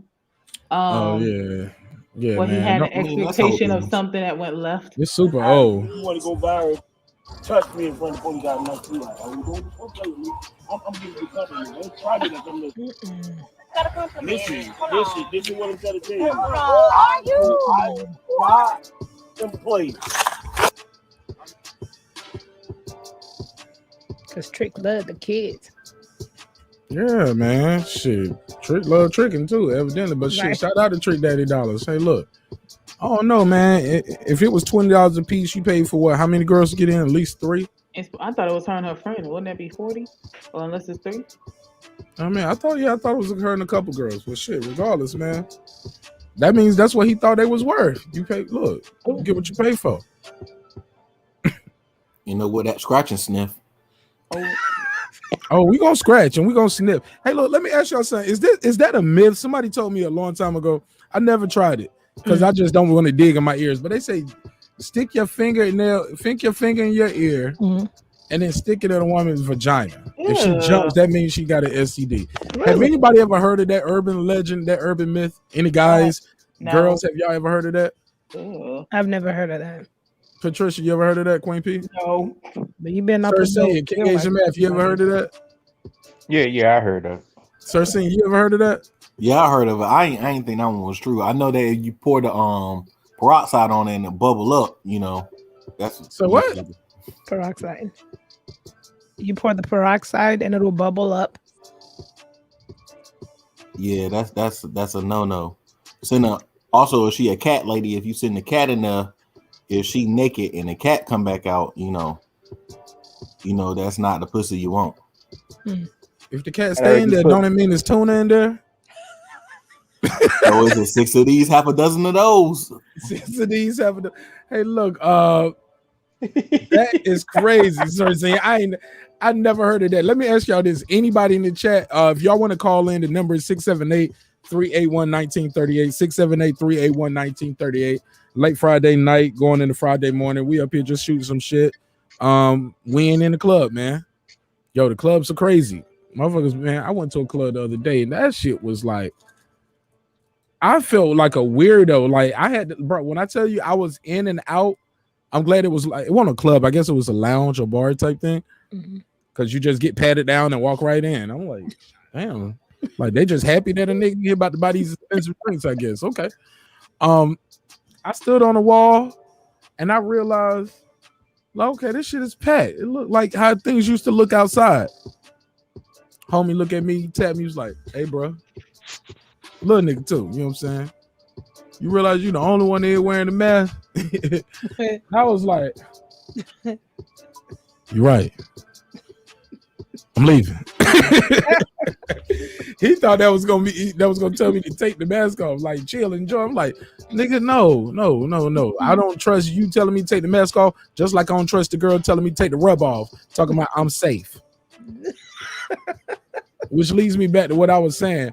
I heard that before, that if you stick your finger in the ear and stick it in the woman, if she jumps, she got STD. Y'all women telling me y'all never heard of that. I've never heard of it, but you don't want to put no earwax up there. I mean, could probably give something with that. They was like, yeah, she gonna jump because there should be some salt on the earwax. I was like, why not just eat some hot wings or something? Don't wipe your hands. And then, you know what I'm saying? Don't wipe your hands good. You're gonna have a little bit in your nail bag over there and kiss on, touch on her. Hey, I brought you some American deli. Nah, too much. I'm doing too much. I'm sorry. Nah, I just don't agree with the wax. Yeah, no wax. I've heard of that. Look, anybody giving her an infection, man. Let me ask the chat. I promise you, I've heard this. Has anybody in the chat heard of that? Stick your finger in the ear, and then you stick it in the woman, and if she jumps, that means she got an STD. What if she jumps from the touch? Right. I was thinking that. Look, that's what I always thought. Like, look, you sticking earwax in there. Nigga, who the nasty nigga? You or her? HLD, you know me. What's up, my G? How you feel? What's going on, guys? Everybody on the panel, how we doing? Good. How you doing? What's good, man? How you feeling?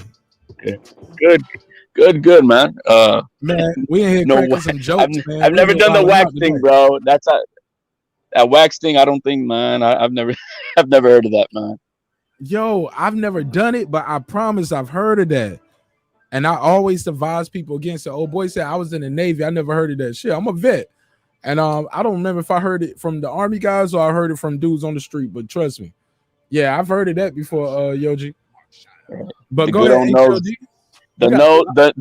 The nose tells it all, man. I just, take a whiff and you see something funky, you let it go, man. As simple Man, as you that. can cover up things with the nose, man. You got to do a taste test, man. Come on. Dive on in. Dive on in, man. Commit. Lean into that shit. Ain't that right, girl behind the mic? No, not like that, man. It all depends with who, though, man. But if you even got a doubt about it, I ain't fucking with it. Just I put know it that's that way. right. I know that's Oh, right. the Talk thing to us, is, man. What's you on your gotta bucket finger list, her and bro? make her taste it. Yo, man, my bucket list, man. I don't know, man. Hold up. Pause that. What you say, sir? I said that's the way you do it. Is you gotta finger her and make her taste it. And she be like, get that out my face. Well, That that's what too was out that? on the way, It was you. Ew. And I know people always say, well, that's you. But I'm like, no. Do I look like I want to go around tasting myself? Hold on. Yeah, right. Look. But in the midst of the moment and in passion, ain't nothing. Hold up. Let me ask you, anybody up, any guys on the panel or on the channel, have you ever kissed a girl after she gave you head? Yeah, I'm a damn. In the midst of passion, huh? If I bust it in her mouth, no, man, I'm double standard, man. If I bust Right, it because in that her would be mouth, incest. Those are your kids. Almost That's an incest. Oh my God, did I say that? That's the incestual threesome. That's you, the father, the mother, and the kids. We can't all be kissing. I'm a weirdo. Hey, look, but that shit was funny as fuck. Somebody need to chop that one up. I'll do it. Never mind. I said that before. Somebody was like, "You told people to chop it up." I was like, "Yo, that's nigga, get my shit off your channel." But seriously. But you have though, right? Yeah. She gargled first. No. I'm talking about right during sex. I ain't talking about you busting her mouth and nothing like that. She gave you some head and you kissed her. Yeah. It's from your body. Yeah. 69 or something, like we ain't never had a 69. That's we go from different. But I guess 69 into kissing and back to having sex. Or maybe I'm just too nasty and I'm talking too much. You can't be too nasty. Not compared to HOD. There's no You ain't too nasty. No. But girl behind the mic was like, I don't want to taste myself. Yeah. That's just me though. But I'm weird. I'm the type of person that doesn't really like French kissing because I mean, listen, you gotta brush your teeth, you gotta have fresh breath. Get your ass out of here. Get off my show with that. Get off my show with that Christian network shit. No, I'm joking. It's a lot. No. It's like I'm weird. I have a lot of things, and that's the other thing. Like if if you're gonna touch me with your fingers, no nails. Men, I don't like men with nails. You gotta wash your hands. I'm just weird like that. But we gonna take a bath. Ain't nothing wrong with that. I mean, keeping the hygiene. Yeah, ain't nothing wrong with good hygiene. But you talking about you don't want to taste yourself. So you never 69 with a guy and then y'all kiss each other? I mean, but it's your body. Hold on, no. Let me get her in this. Let me warm her up. Not like he had said, like putting his fingers, and then it's like here's 2 fingers in my face. No, I don't want. Okay, yeah, now that's different. I'm sure he got more tact than that. What was you about to say, Queen P? I was gonna say it's your body though. It's okay. Well, everybody has their preference. Queen P was like, Queen P said, "I'm gonna skeet on your face, nigga, and I'll kiss you afterwards, huh?" Thank you for the word. Queen P said, if you can do the work to get that reward, yeah, he deserves a kiss, huh? Well, it's my man. Why not? Good job, Queen P. Then Queen P, you are a leader. She's a go-getter. Yeah. All right, so we got my homie here, HLD, just pulled up on us. Let me throw that other banner. HLD, man, the show been going left, man. We've been having a good time though. He was in the chat. He saw it. Yeah, he part of this shit. Him and Derek Lincoln. I'm innocent. Him, Derek Lincoln, Jalen, all of y'all part of this shit. Oh boy, thought that was a good one. Yeah, that was a good one. Yeah, man, I'm trying, Yogi Fish. I'm trying. I told niggas I'm a slick comedian on the low. I'm just working on getting my full hour. I'm gonna get me an hour together based off all this bullshit I say on this show, and then we're gonna really have some fun, right? Clearly. HLD.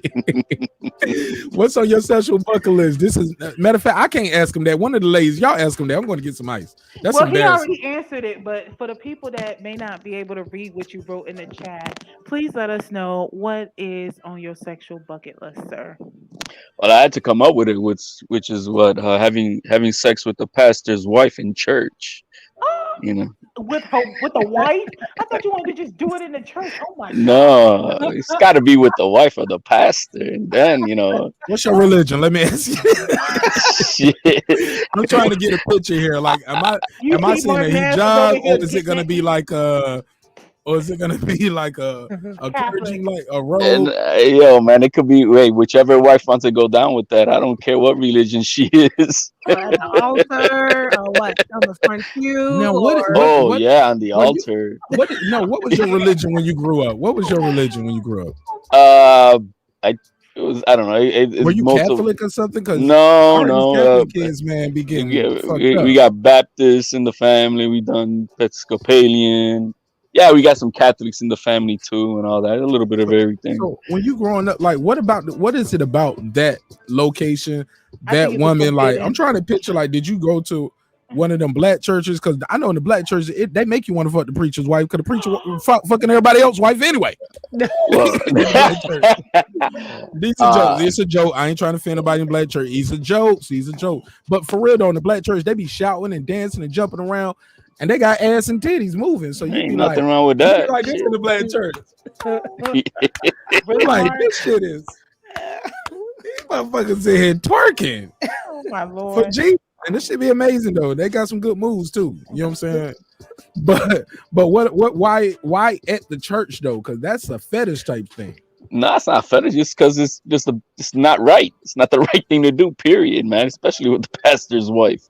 But the game of convincing her to go down with you down that route, that seems like it's fun. So you like risk, kinda.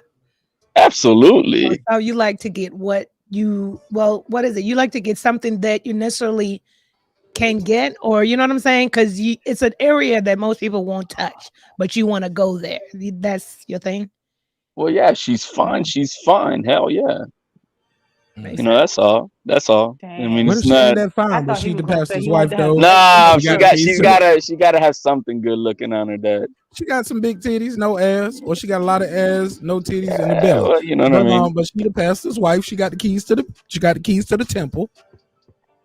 It's got to be something she's probably never done. So it's got to be something that she, it's a hard goal. You know what I mean? That you're gonna make her do something that she's going against everything that she's not supposed to be doing. So okay, what about sex outside or sex in public? Oh, that's not a big deal. You've done that already. He said I did that. He said that was my first marriage. That was my first wife. Had sand all in the pussy, man. It was not enjoyable. Yeah, and the beach. The beach is overrated. The beach is overrated. I put on the chat. You at the clothing store, whatever, or at Target or whatever it is, and the sneak clothing in with her. Yeah, in a fitting room. I and see. You like to take risks, major risks. You ain't know that? Well, everybody's going in and out of their the changing room, and you listen to what they're doing, but they don't have I think they don't have a clue what we're doing. Yeah, so. You be quiet. Yeah, well. The family room at the mall. The family bathroom at the mall. See, we thought that guy. Oh yeah, because they got a lock on that one, right? Yeah, I mean, she gotta pay back for them shoes for somewhere. I don't buy shoes. I buy keychains, baby. I buy her Hermes keychain. Or that Birkin purse, right? No, not the purse. Remember, I said the keychain. I said the Birkin make flip flops and socks. I buy you some Birkin socks. Hey, look. That was funny. He said that family bathroom. So when I see people pushing this stroller around the mall, sometimes it's not even really a baby in there. They might just be trying to use the family bathroom to get a fetish off. I wouldn't be that part. Oh, Sir Senior gave me an idea. Gave me an idea. You got to do that. All right, Sir Senior. I need to go. Stroller facing the door. The baby can't see nothing. Oh, you talking about having a real baby with you? I was talking about it's a fake, it's a stroller with just a doll in it or something. Like it's not really a baby in there. No, you Even if telling it me? is, he's saying you're gonna turn it around and he ain't gonna see nothing. He said that baby. Like, is that my brother? Soon, about 10 months. About 10 months. 9-10 months. You'll see. Yo, that is crazy. Yo, y'all are fools. So, see, you had a next question up here. What was that?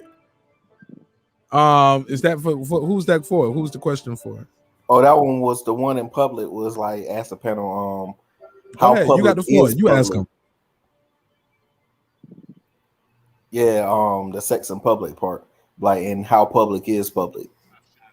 I've had sex on the dance floor on Halloween night, man. So I don't know how much more public is that. Did you go in the cut to do it? No, we on the dance floor. She doggy style doing reggaeton, and I just, right then and there in my pirate costume. Well, he had a good time. This nigga made her walk the plank. Yo, literally, man. I'm over here acting like Captain Morgan. Shit. I think he's just as bad as that guy Eclipse. Yo, yeah, we need that, man. We need that. I like when people match my energy, yo. In a good way. Came in right on time. Look at that. AJ. Yo, but peep this though. I ain't gonna lie, bro. I always judge niggas who I saw fucking on the dance floor, yo. Why? I thought that was the most desperate shit ever. Like, where you fit in. I'm like, no, look, we can go to the car, we can go to the room, like that's I'm like, man, I want to fuck right here, like on the dance floor. Now somebody wrote. Now I've done it at the Caribbean. Oh my god! Nobody knew. That's the good thing about it. You know what I mean? You're in costume. Everybody's doing their thing. It's just what. So hold on. What was her costume? She was also a pirate. Ooh. That's weird. That's weird as fuck. Yeah. She had a damn eye patch on and all that bullshit. No, she had a mini skirt with the little thing going on. Yeah, with the boots. So how people don't see you stroking that ass on the dance floor, doggy style? Yo, man, at 2:00 in the morning when everybody drunk on the dance floor and in costumes. That's how we get to the club at 2. You know what I mean? It is what it is, man. You put that reggaeton on and man. So how long y'all been at the club at 2 o'clock? A lot of times here in Atlanta, especially like on New Year's Eve, people they bring in the New Year's at church and then they go to the club. Ain't that some bullshit? Thank you, Lord, for keeping me alive. Then they go to hands on my knees, shaking ass on my thought shit. Hands on my knees, shaking ass. Yeah, literally, she was on her hands and her knees. Them same knees she just prayed on. She on the floor, giving the dude some ass in a pirate costume. So they leave the church about 12 o'clock. You know, the church know they got to get to the club and do what they got to do. So they take that last offering and we get people out of there about 12:15, 12:30, right? They go home or they change in the car, but then most people go home, change, and they on their way to where they going about 1 o'clock, 1:30. Y'all already in there drunk. And the club is that packed and that much shit is going on that nobody sees you stroking. Are you playing it off like you dancing with just your arms waving? I'm trying to picture how this go down. Nobody know you. You think don't nobody know you fucking. Everybody, you on tape somewhere. I don't care, man. If it happened, it happened. Oh shit, this nigga is somewhere. Oh man, you on somebody's Pornhub account as RDRR. Like everybody's doing their thing, man. When you do reggaeton, you know how that ass is all up on you, and I don't know, man. She had a nice little mini skirt, a little tear on the pantyhose, and let it go. You don't even know her. This was a rando. No, not a. No, man. I went with her. That's where we were combined. Oh, okay. That was his girlfriend at the time. Yeah, we want to call that. Oh, yeah, porn Pirates of the Caribbean. Hell or yeah, had you spent some money on her? Mm-hmm. Did you spend some money? Did I spend money? Like what? Buy her a drink or that we, whatever? Before, like when you knew her before, had you spent some money on her, giving her some money? No. Oh, cheap. He cheap. Nothing normal that you do in a, if you're like in a, going out thing with her, right? Well, you know what I mean. But no, man, I'm not paying for pussy. Look, okay, let me ask y'all ladies something right here. When you say if you're giving a woman money, like, do you expect sex? Like, define the amount of money, Queen P. Like, let's have fun with this. Let's have fun with it though. Let's make an amount. And what amount will you be like, man? I got to give him some ass. I mean, he paid the mortgage. Like he paying your bill like that. Is there a guilty amount? versus hold on, right. Versus, man, I know I gave you $65 for your Metro bill or your Cricket bill. Bitch, you better answer all my calls this month. Is he out of pocket? Like, nah, nigga, fuck your $56. Right. I used to feel bad. And it's I heard somebody say right. Well, I said right, but I mean, I used to feel bad, right? And I would feel almost obligated. Like, okay, that'll be the next thing. But I hated the fact that I felt obligated. So most times I would just block the guy or stop talking to him. Just saying. Yeah, I don't want to feel like it's obligated, like with some type of exchange. Like, come on. But you took the money though.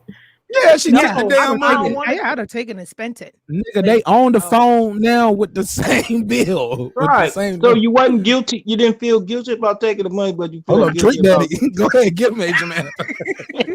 You didn't feel guilty taking it. I mean, if you're gonna give it to me like a couple of times, that's on you. And then I feel bad because I would know that that's what this person wants ultimately, but I'm not feeling them like that. So I would be like in my mind, thank you, and block. Next. You supposed to get the same minute that feel bad. No, I don't want your money because, but they never said in the amount. Man. Is it a tax write-off amount? Oh shit! No, King Asian Math. It's not a tax write-off. No, it's not tax write-off. Hey man, the guy's a fool. Simple as that. That's his problem. You know what I mean? You know, if you got to get it first. Nah, there you go. There you go. I gotta make the one to go want it. You know what I mean? At least. Shit, you got to pay for it to try to guilty enter. That's some sad sex, man. You know. Nah, hold on. Look, they don't approach you like light bill. You know. Okay, let me ask you this before the light bill. What you say? What you say, sir, about the light bill? Say that again. For the kids. Say that again, light bill. I mean, sir, senior. I say maybe if it's the light bill, because yeah, you got to get the lights back on for the kids. At least that's what I ain't gonna say his name. That's what he used to say. Okay, well, look, what I'm gonna say is this: ain't nothing wrong with helping your friend out, cause that's what they call it, right? They don't say, "Hey, give me some money for the pussy." They don't approach you with that. They hit you with me out. They be like, no, they be like, you know, they pop it out their mouth. They be like, you can baby, you got a couple dollars I can hold. Like real talk. I'm joking about the dick sucker part, but seriously though. Like, this is how they approach you. They hit you with some shit like, you got a couple dollars I can hold.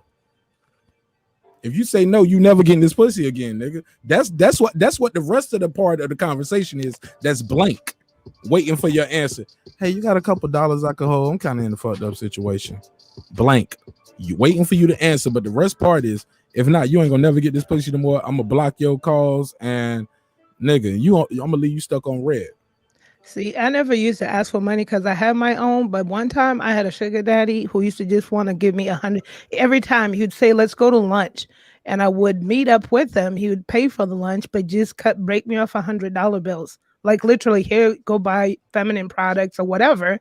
But in my mind, I was like, clean that pussy up. No. He would just say whatever you want. Just go buy, you know, if he would like even say ice cream, but you know, $100 is too much. And I knew. But I would just time out. I'm sorry. We gotta have some fun with this. How old is the nigga that's giving you some money saying go buy you some ice cream? Dude, I was young, off age, but he was probably obviously, you sound 13. Well, no, he was probably like maybe early 50s and stuff like that. And I mean, he wanted to floss his money. So I would take the $100 bill every time. When I was at work, he would just pull up and be like, hey, I was thinking about you. I was thinking about you. Why don't you come outside real quick? And I'll come outside my job and here's $100. Go buy some lunch, $100. I'll take it. But when I knew that it was getting to where he was saucing it up, I knew where it was going. That's when I cut it off. So if you ask about taxable amounts, I don't know. Maybe I had a couple $100 bills thrown my way. But when it became like where you felt like when he's like, well, why don't you come over? My chef could make you some food. I was like, yeah, nah, I don't think so.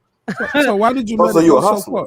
far? Yeah, I wasn't a hustler. He's on offering it. I had my own money. He wanted to throw But you could $100 have bill my said way. no. You could have I said took it. no. Who's You gonna could have say no said to money? no. Some people do say no to money. Some people like, nah, I don't want that, because they know that guy is giving you that not for no.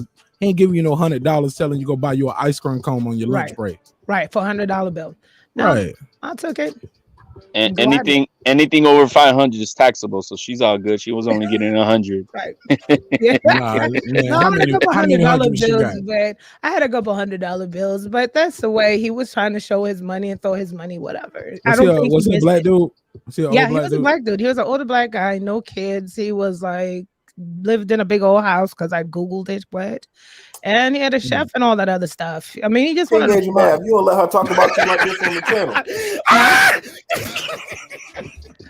Man, fight back, bro. Oh my Lord! Why Tell you your part of the instigating? story. Stop instigating. What did he say? Oh my God. Hey, we gotta keep it joking, because if people knew my truth, they'd really be mad. They'd be, oh fuck no, hell motherfucker. I can't even get on her and tell my truth on her for real. You know what I'm saying? There's more. It could go worse. Oh Lord. Hold up. Yo, a said- lot just happened within the last 35 seconds. I got to get caught up mentally. We can't let her off you like that. Sir Senior might have had his best joke of the night. That might have been my favorite one, Sir Senior. That might look, Sir Senior. That King H, man, you better fight back. Oh my God. I thought Rebecca, Ethel, and all that was funny in that. No, that was my joke. But he got me. Matter of fact, he snuck in Harriet. That's a callback joke from another episode. So y'all got to stay caught up, man. Y'all can't be missing the episodes. And I ain't deleting shit else. I don't care who joined the panel or call in. If you don't want to call in, don't call in and tell me to take your audio off. The number 678-381-1938. You want to call in and join the panel, that's cool, but don't tell me afterwards, be like, yo, and take my audio off, matter of fact. Well, all right, nigga. How about this? I'll take the whole episode down. That shit don't mean nothing to me like that, baby. I'm good. But I am going to put the episode back up with the audio. Fuck it, man. Fuck that shit. It was a good conversation, man. But I know when I'm saving it for, cause I know I'm gonna miss an episode. I'm gonna miss a day soon. I'm going to Vegas, y'all. I'm gonna be out in Vegas. Be out there fucking around in Vegas. You know what I'm saying? Having a blast with my 2000. Bringing my little 2000. It's the anniversary, so we're gonna do something different. So we're gonna have that 2000 with us. That's a callback joke too. If you missed that a couple hours ago, you don't even know what I'm talking about now. Everybody on the panel else know what I'm talking about. So we're gonna have some fun. Yeah, man. But this is a great episode. I want to keep it cooking. If y'all got time, I got time. I ain't doing shit right now. But having a good time laughing with y'all. Let me we gotta answer this question though for everybody. Did everybody get a chance to answer this? Even what was the question you had for the women's side? Because I want you to at least ask girl behind the mic. Queen P. Oh, what? Oh, it just said the same thing, but instead it was if you are a woman, like what the hell? Let me see if I find it. If I can say it correctly. All right, well, while you do that, let me answer. While you look that up, let me know when you got it. Oh, here. Yeah, it says, ladies, if you having sex with a man on the regular, is he expected to give you money? Oh, shit, that can fit for the guys too. Pretty much. You got like this dick be free all the time. You got like fucked up. Fellas, can the church say amen? Amen. Amen. Look, man, no, but you got to pay for this dick. I got shit to do. Shoot, at least give me some Buffalo Wild Wings or something. Right. You got about dinner tonight. But there are women out there that take you out on trips and shit because they just want to have a good time. That's happened. That's not a big deal. Those are called sugar mamas. Well, not if they're about your, around your same age and shit. Is just, Really? I thought that was a young sugar mama. Hold on. So sugar mama and sugar daddy is not for age. It's just about if they got money or not. Hey, yeah. I'm curious. Is that what that means? No, it's supposed to be about age. It was supposed to be about age, but then what do you call the young ones that got the money? Hey, successful. You call him Kim Nah, in my case, I Kardashian. don't think she was You successful. call him a Kardashian. That's what you call him. Yeah, there you go. Kardashian. God damn it. I'm cooking tonight, man. I'm on fire. I can't make this shit up. Well, Yo, he getting all paid of y'all and on he getting fire. pleasure. So he got 2 in 1. He get paid, he gets pleasure. So y'all think, so look, man, like I was saying, man, they don't come to you say, hey, just give me, I need some money. If you want this sex, they be like, yo, I need to hold a couple dollars. You know what I'm saying? Do you guys do it? Have you ever done it? Not me, man. So you never been with a girl who ever needed some help out before? Needing help is one thing, but That's to what come we out asking. and no, you saying about I need to directly, hold a yo, couple let me hold a dollars. couple of dollars, or you're not gonna see this pussy No. again. I didn't say that part. I said that's the silent part. That's almost like you ever watch a movie or read a movie script? Certain parts you don't read out loud. That's the silent part, as in actor says, hey, I need to hold a couple dollars. Then I'm already getting the pussy. In brackets, it says, then walks out the door. You don't say, hey, I need to hold a couple dollars, then walks out the door. No, what she's saying is, I need to hold a couple dollars, and if not, nigga, you ain't gonna never get this pussy again. I'm gonna block your number, and I'm gonna tell all my homegirls you a broke ass, bust ass nigga. They're gonna find out for themselves, though. So you missing my point, though. So, No, you don't no, tricked off, nigga. no. You Like just, you trying to back out of it. You don't want to admit you tricked off. You tricked off, nigga. I've look. If I'm already getting it right with this person, right, and whatever, you know, her car breaks down momentarily or whatever, and she needs to get a battery, and I'm gonna go help. Hey, I'll go get the battery and whatever and shit like that. But that's not the same thing as just me like trying to get to know this girl and see I'm gonna get some, and then she's gonna tell me give me a couple dollars. And like, nah, man, that ain't happening like that. Yeah, it don't happen like so that. You wouldn't give her $40, but you would buy a battery? That's like $200. Yeah, but I'm already getting some pussy. You know what I'm saying? It's different. We're already doing something. You know what I mean? It's not the same. $100 at Walmart, and you can get him the other one back. So he paid $75. So that's equivalent to me paying the Metro bill. Like, that's my nigga. I fuck with you, HLD. We trick on the same level. You just don't know you tricking off. That's that's the difference. I know what I'm paying the phone bill for, so I can call you, bitch. Yeah, but guess what, man? Maybe later on the night, like, dinner's on her. You know what I mean? That's just how it goes. You know, if she ain't got the money for the battery, how's she gonna pay for dinner? Hey, man, something like that. Later on, though. Two at McDonald's or something. It could happen. Y'all splitting a bag of Cheetos, nigga, hot Cheetos. Hey, I've taken out a girl out on Taco Tuesdays, man. Hey, look, man, there you go. Hey, look. Look. She can't always pick Taco Tuesday to be her night to pay. Like, nah, I want the $2 taco deal. I want to pay that bill. Don't send me off to the Brazilian restaurant where we, you know, what they call it when the steakhouse. What they call it?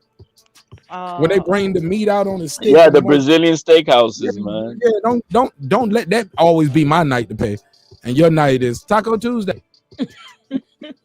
Let's get it. This is gonna be amazing. Yo, baby, I tell my guys, yo, you could get anything you want off the menu, anything off the dollar menu. It's all yours, baby. There you go. This is my brother right here, yo. This is my brother, HLD. Expect him every week. Every week. Right. Benny Hanna. I gotta pay for Benny Hanna, but she paid for the Taco Tuesday, and then she want to make that shit at the house and put lemon pepper on everything. I'm like, I don't want lemon pepper on this. Put lemon pepper on everything. Take that shit off. You like it on the wings? I don't want it on the taco, the spaghetti, and my eggs.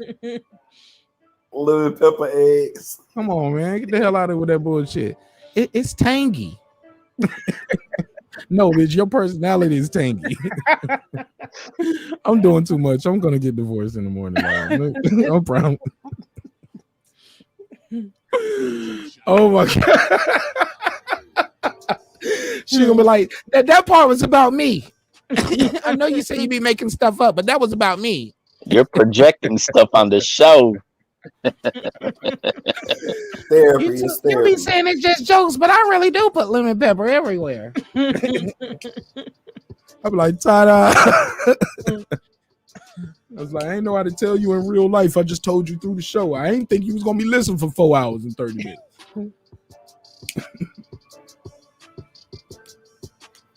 So I guess I got to answer the question. Did King Asia Mav, everybody, like, did everybody in the chat, everybody on the panel get to answer this question? The number's on the screen, 678-381-1938. Hold up. I don't know. I guess I'll look at it this I ain't way. even got the phone line open. I've been talking all that shit. You got people calling in and they can't Because even the laptop reach had nobody. died. When the laptop died, I didn't open the phone line back up on the screen. So people probably could have, would have, should have, maybe tried to call in, but no phone line. Go ahead, sir. I'm so sorry. I'm ass. I don't know. Like I've helped people out that I won't trying to smash, but nigga. But I don't. Anybody I'm smashing, like I'm gonna smash you regardless. Like if I give you the money or not. Sir, saying you paid the thing. You ain't get the.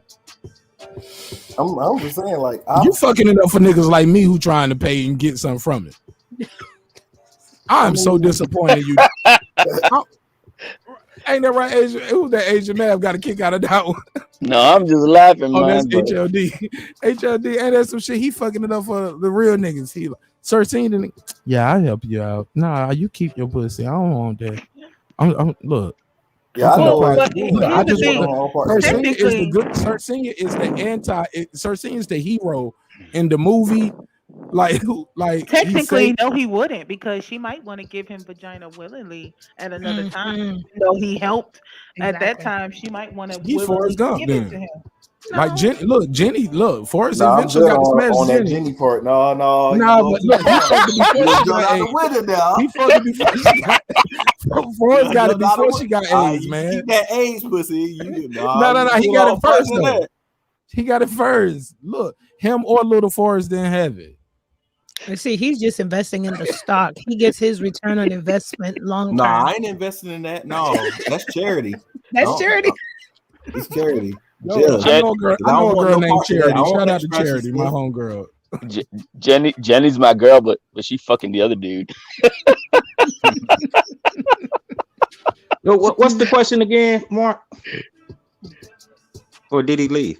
If you're giving a woman money, do you expect sex when you want it? He said, yeah. Asian man already answered that. Oh, I thought it was a new question. Yeah. No. Oh, the other question was, if you having sex with them, should they be able to get money from you?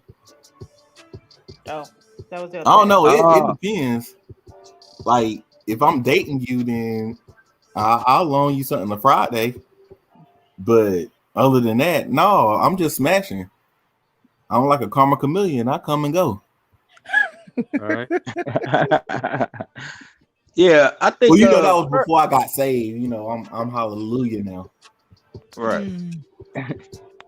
Well, I would say the fair exchange was in the intercourse. So, who deserved the bonus? I might be the one that deserves some money. I might have performed better. Oh, exactly. I always perform better. I'm killing them out here. Yeah, you need money to perform better, though. You shouldn't need money to perform better. Yes, you do. Look, yes, you do, because they say same trash. Right, bro. Look, I don't fuck good when I ain't got no money, man. I ain't gonna lie, yo. I ain't gonna lie. And my wife pussy don't work, and she always got to open up her wallet for everything. She told me that in real life. She was like, "My pussy broke tonight because I paid for dinner." So, and I was like, you know what? You're a real bitch, goddamn. I was like, let me give you your reimbursement right now. She was like, nope. Well, maybe next time. I was like, I knew I met the love of my life that night. Aww. I looked in her, I was like, you're a real bitch. I ain't never had nothing like that before. She was like, my pussy broke tonight. I had to pay for dinner. Love of my life. Yeah, nigga. I started singing Charlie Wilson songs and everything. I was like, you are the reason yeah, I had a good time. But on some real shit though, yes, man. I don't think it's about your confidence too. You know what I'm saying? Well, Yogi said, is it especially what me though, personally. Like if I ain't even got my haircut today, I don't look, she know when I got that haircut and everything, I'm like, look, I look like the guy you met that night. You know what I'm saying? We got to do cause same thing with her. I don't want to fuck the bonnet bitch. I be looking at her like, don't put on the wig and hair. Huh? Protect the hair, sir. Nah. Well, look, protected from them niggas in them streets. Don't be showing the niggas in the streets your best self. And I come in here, you take everything off. I feel like Will Smith in that episode of Fresh Prince when he was in the basement with Tisha Campbell, and like little pieces of her body just kept falling off. Like this, the abominable bitch. Like, God damn. Well, in that case, are you gonna pay for her to get her hair done? Nah, that's your job. How you don't want her? I'll to buy a wear fitted hat though. I'll buy a hat though. Really? How you want her to wear? Gold braids. How you want her not to wear a bonnet to keep her hair, looking right, but then you don't want to pay for her to get her hair done when you sweat it out and mess it up in the bedroom? I'm supposed to do that. Okay. She's your girl. No. She's already doing that anyway, though. You already getting your hair done. You already doing that. You gonna go out and face the world beautiful all the time, but I gotta see you looking like you about to paint the walls or some shit. You gonna see her beautiful when y'all going walking around the house with a damn chef hat on, ain't making no grits, ain't cooking shit. Got on the damn whole chef bonnet. You'll see her look beautiful when y'all go on a date. What you mean when you go on a date? That's the only time. So when everybody else get to see it, that's when I get to see it. No, and I can't fuck you in the restaurant. I can't fuck you in the restaurant. You ain't freaky like that. You ain't gonna do no shit like that. You can go in the bathroom. Hey, look, slide on the table real quick and some of this. No, people gonna see. Okay, stick your hand right here and jerk me off real quick. I gotta eat right here, nigga, and I ain't got no hand set. All right, goddamn. Y'all better go to the bathroom. It's on the hibachi stove. It stink in the bathroom. That's not that. You just nasty. If the tablecloth is long enough, it's all good. Queen P showed her real colors right then. She was like, "Let's go in the bathroom." Well, she muted her own. She muted her own mic. She was like, "Hold up, I'm about to tell some real shit. Let me shut up." She was like, "I'm about to say the realest shit ever. Let me be quiet." Well, long as it's not at the Waffle House, it's at a 5-star restaurant. It'd be cool. To be fair, have you guys ever gotten money from any woman just to say, "Here, I'm gonna let you hold this"? Or hell yeah, yes. So I'm when married. I'm married. Well, when you got the money, did you feel obligated or feel like, okay, I got it? I was like, yeah, I can't cheat on my wife with this week. No, come on, man. That is hilarious. Come on, y'all. That is good comedy. That is funny because it's unexpected. Like some people are gonna be like, "No, he didn't." Oh my God, Marq Nash, you are an animal. Come on, y'all got to take that stick out y'all ass and have some fun. It is Friday night.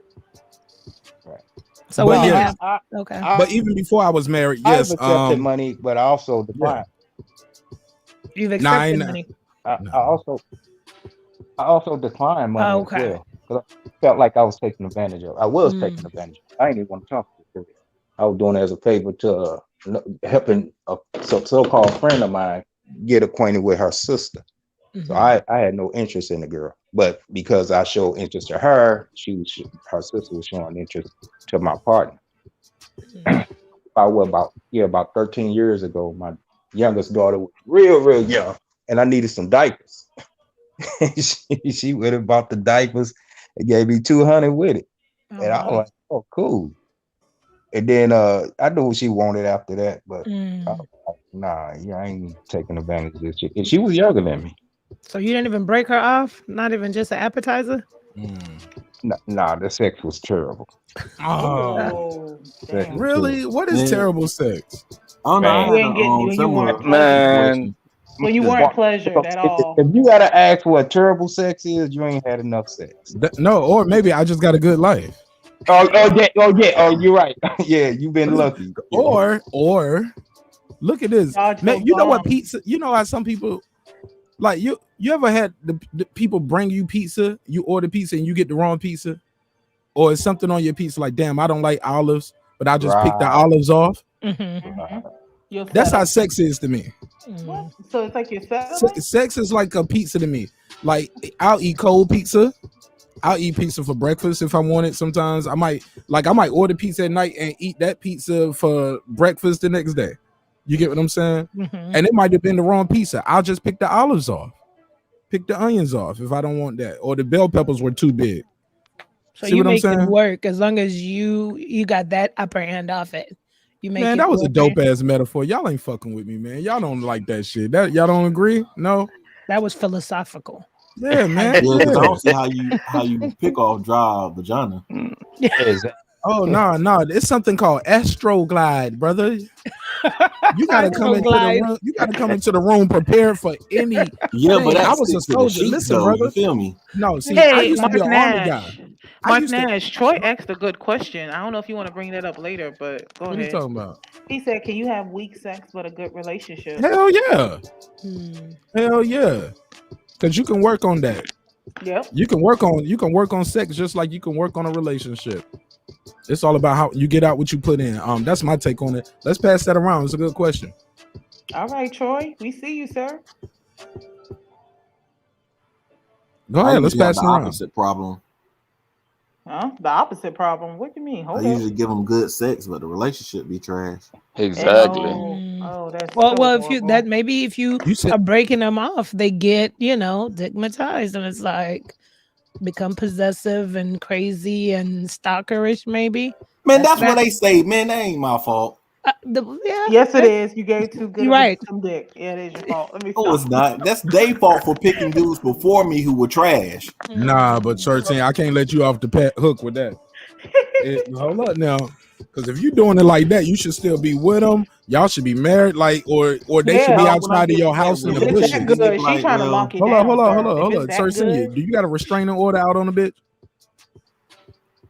Have you ever dang, had I to ain't take a want to say restraining her order out? name. See, because I had to take a restraining order out on the bitch. damn, Mark, really? So if you ain't never had to do that, don't be telling me, oh, the dick's so Yo, good that's- and they crazy. Yeah, I Until you have. got a bitch breaking in your crib and finding your new bitch in the house, Oh, she was hooked. my nigga. What Don't be telling me about a bitch pulling can be up to the crazy. driveway and say, "Hey, are you home?" Like, how far I see you? You in my driveway? Are you busy? What you doing? Looking at you out the window. Go home. Oh, that's just lonely. They That's came just to quality get, time. or Oh, that's came to just get some checking up on. more. That's checking up on you right there. making sure you ain't doing Yeah, nothing that's in that checking up house. on you. What he doing? Let's go drive by. I had a bitch breaking my crib, nigga. Well, damn, Mark. That bitch broke in my crib and found my new girl in the bed. They scared each other. Nigga, that because one of them ever been in no fist fight. Oh man, this is some wild shit. So Mark, you like goody two shoes? Excuse me? You like goody two shoe female? Oh yeah. I make sure I can beat up all my girlfriends. Oh my good God. Yeah, I'm NFL player status with my shit, yo. All my relationships, I'm the NFL player. Oh my God. I'm 6 feet 230, nigga. Like I'm the dog. I'm the dog in the house, nigga. I'm the big one. Oh God. Nah, nigga. Yeah, I got to be able to beat you up. It's only a few reasons. Nah, why because women there's go some crazy. gangster chicks out there, and I had one of my homeboys was one of his sisters was trying to holler at me, and I'm like, yo, I can't. I know I don't want no problems with your brothers, but I think you could beat me up too. And she burst out laughing, and I was like, hey, look, I looked at her just like this, y'all.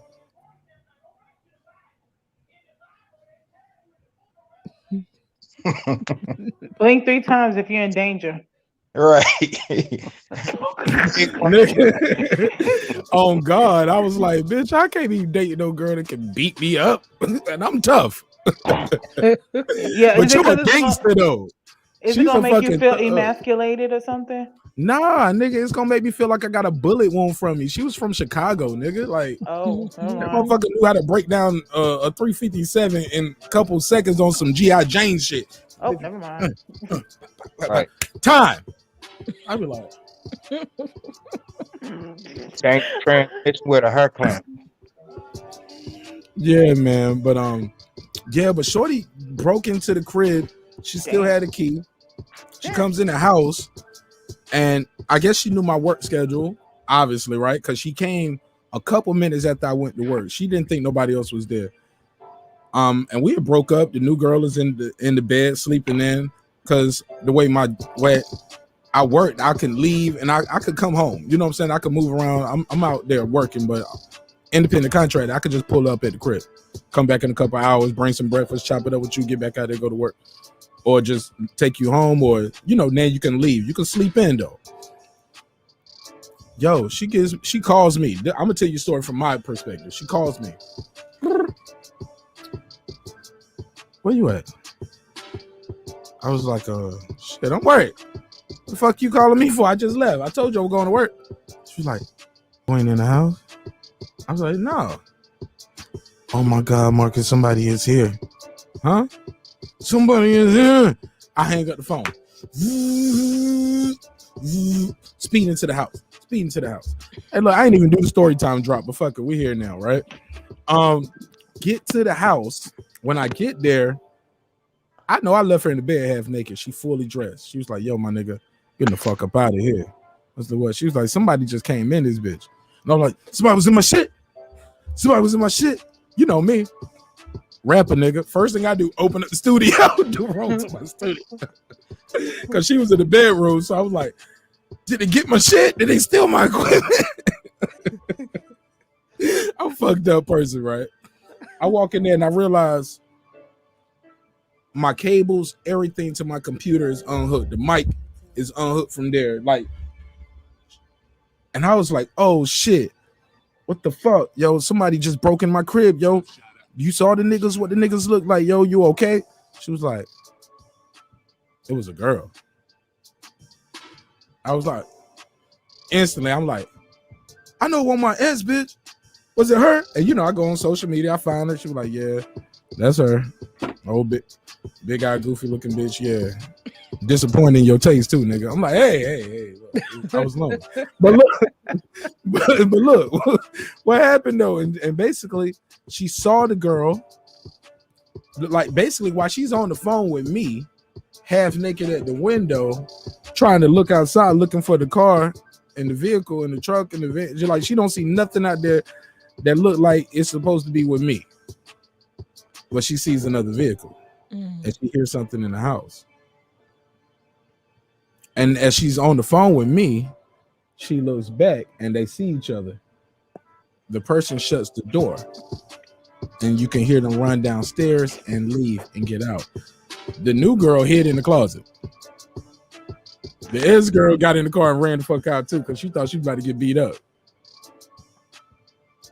Oh my Lord. Because when she came in, she snuck in with the key, went straight to the studio. I'm taking this nigga equipment. I'm taking his shit. She hears the girl get out the bed. I mean, the girl hears something in the room because the girl probably came up, you know, running up fast. Goes in there, she's in there moving shit. The other girl is looking out the window like, nigga, you ain't here? What the hell is that sound? Somebody's here. Oh shit. They see each other, they both run and go hide and leave. So I don't put none past the bitch. And like, I had to put some papers on that bitch because that bitch crazy. She was hooked. See how y'all guys, some of you guys do when you Look do at it, Troy. you do your job too good. Yeah, did you see Troy's on? Talking the woman wanted him so bad that he said, I had a woman marry a man who looked so much like me that my mama called after seeing their wedding pictures on Facebook and cussed them out. Wow, your mama didn't know it was you, nigga? That's deep. Yeah, he said that he was prettier than the other guy, though. I'm like, great. She can't have you. She want a lookalike of you. Did Troy say prettier? Yes, he did in the chat. That's why he put it in all caps too. Yes, he did. And Sir Senior is questioning him about it. Troy, pull up, man. Pull up. Let's have some jokes, Troy. We having fun tonight, Troy. Pull up. I would have said, man, Troy telling my story. Prettier. He talking about my baby mama. Lies. Hey, look, but I knew a girl who married. She named her son after me, which was weird.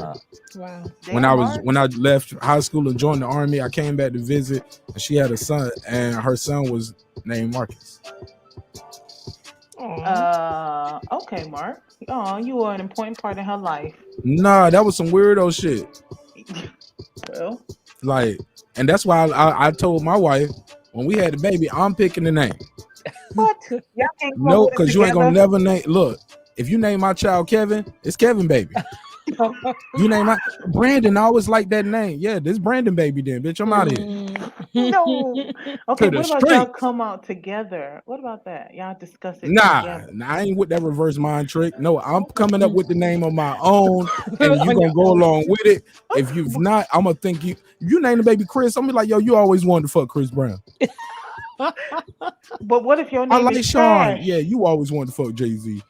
What if your name is trash? I don't want to give our I wouldn't want to give my child a trash ass name if I have to rely on whoever my You ain't husband gonna name my is. baby after no other nigga that you wanted to always fantasized about. I'm not having it. You know what? I hope your wife puts her foot down. I am hoping. Look, look. You know how that works, right? You know when the girl had a baby, she can put some stuff on the paper, but somebody got to hand it to the nurse because you over there hitting that morphine and doing drugs and you going to sleep. You don't even know what name is on the paper until the birth certificate come back. I snuck a name in on my baby. You do know they could change it at Vital Records, right? Yeah, they can do that too. But my name on the birth certificate. Yeah, that's fine. But they can go to Vital Records and change that name. And I can push you down the stairs. Oh, damn.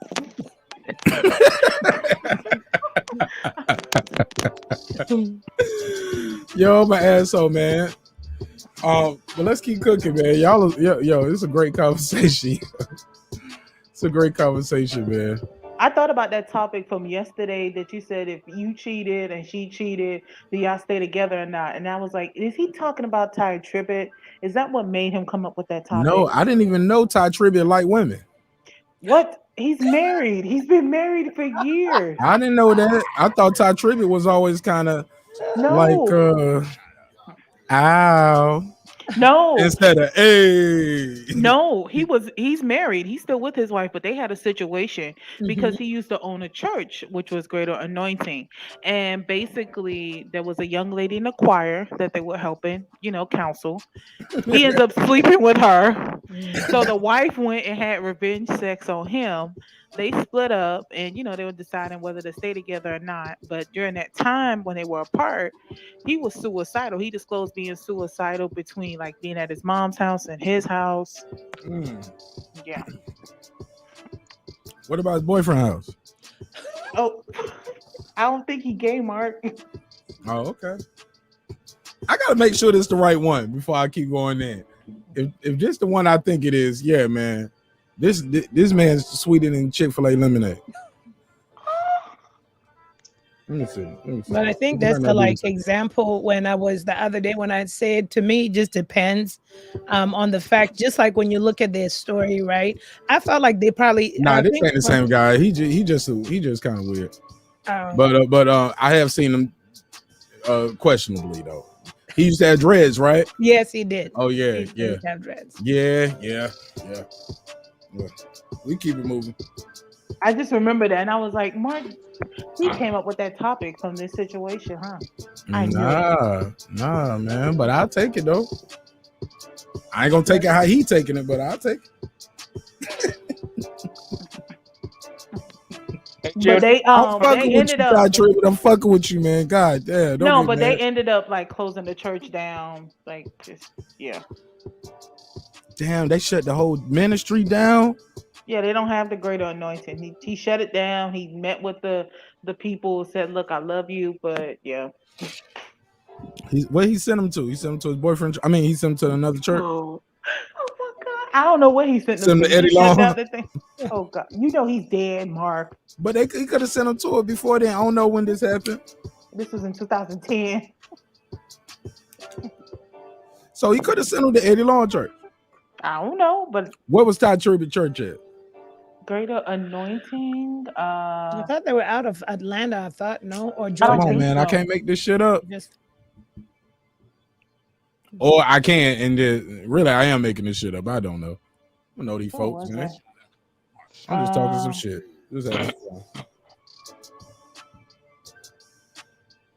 HLD, what you gonna do? You gonna stay or you gonna leave? Well, he said he was gonna leave. No, I was asking what decision would he make in that situation, in that scenario? Let me get the rundown on the scenario again. What, do you want me to tell the story with Ty Tribbett, or which one are we talking about? Right, that's where I'm a little lost here. Oh, no. Okay, so from Wednesday, basically, let's say you're with your girl, you cheat on her, she goes and cheats on you.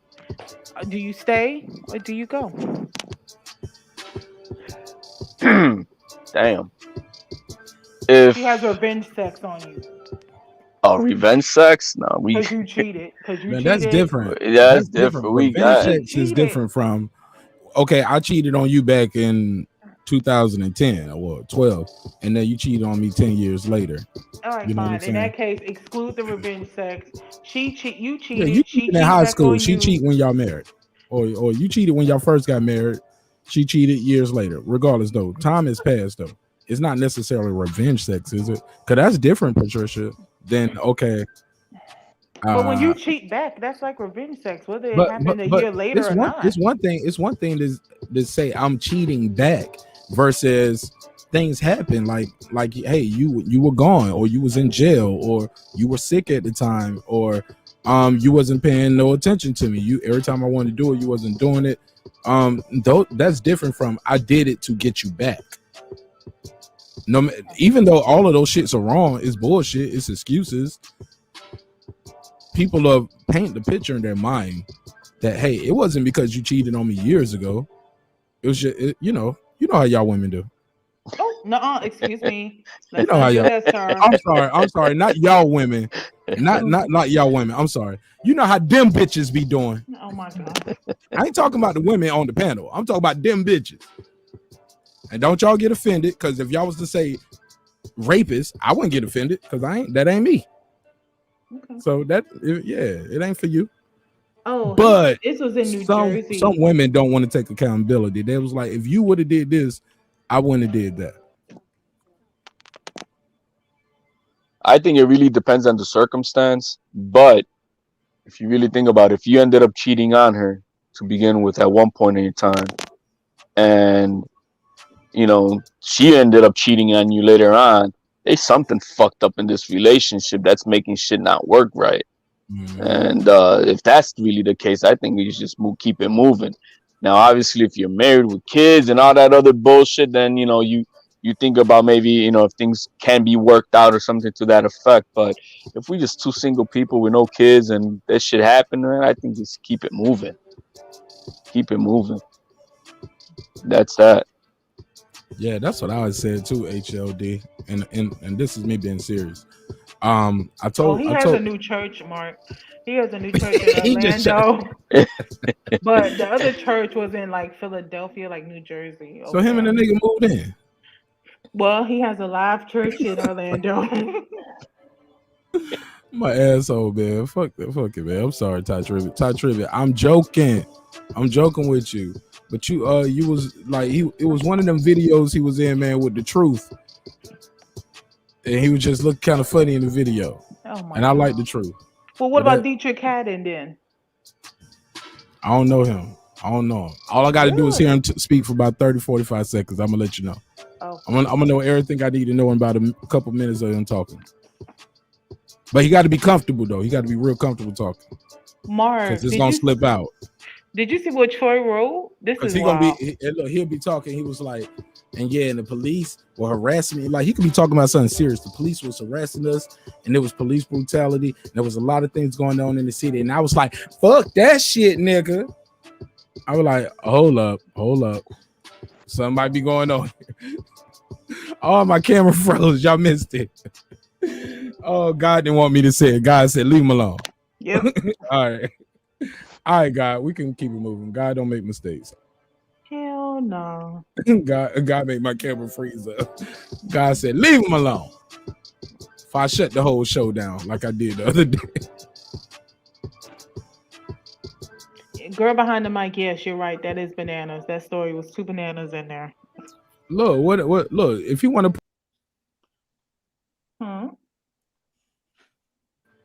I don't know why Troy don't want to pull up. For real, he need to pull up because what he writing in there, I'm like, sir, you need to say it in the She stream. said he pull up.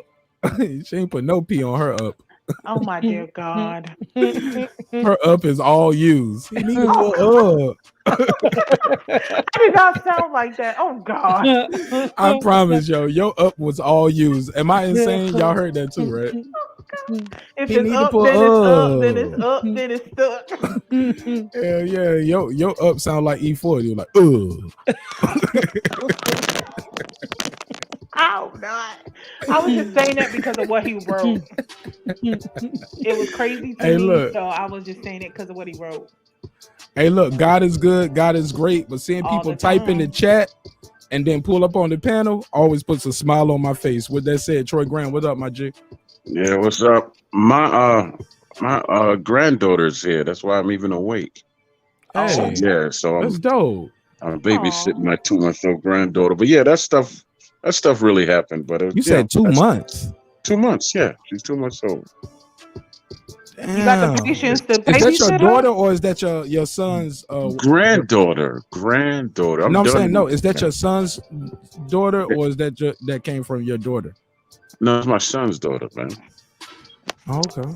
Yeah, it's my son's daughter. So he over there about to make it. You about to have another one. If they need a babysitter this soon, he over there busting that down now before she even healed up good. You about to have another grandchild. He works. He works at night and she goes to school in the morning. That's why I'm fucking with you, man. With you. I have to babysit. But yeah, that happened, but nothing happened between the two of them because it was caught. I don't know if you read what I wrote. No, Mark, I didn't read it. I try to avoid the chat for the most time. I only really look when I see my name highlighted. For the most part, I just avoid the chat and I just cook on the show. Okay. No, just long and short of it. Tell us the story. What happened? I was dating a young lady. She was fine actually, but she was this is way younger. I'm sorry, you said she was fine actually. Like, I normally date ugly bitches, right? No. This was when I just come back from the military and all that. So it wasn't like yesterday, right? You see all these military men? Mark is one. Troy, that was funny. Did anybody else catch that the way I did? She was fine actually. I was like, what? Do you go for ugly girls or something? No. Ain't nothing wrong with the love you get from an ugly woman, man. Nothing love from a woman, period. Some people got to look like their daddy. Everybody can't look like their mama. It is what it is. But go ahead. No, but we dated for a hot minute. My mother and actually my father never liked her. He told me leave her alone. But anyway, we dated for a while and we ended up being separated. And her cousin was like, she had a baby. I'm like, yeah. We broke up. And she's like, why don't you backtrack? And I said, oh, okay. Well, I went to go see her.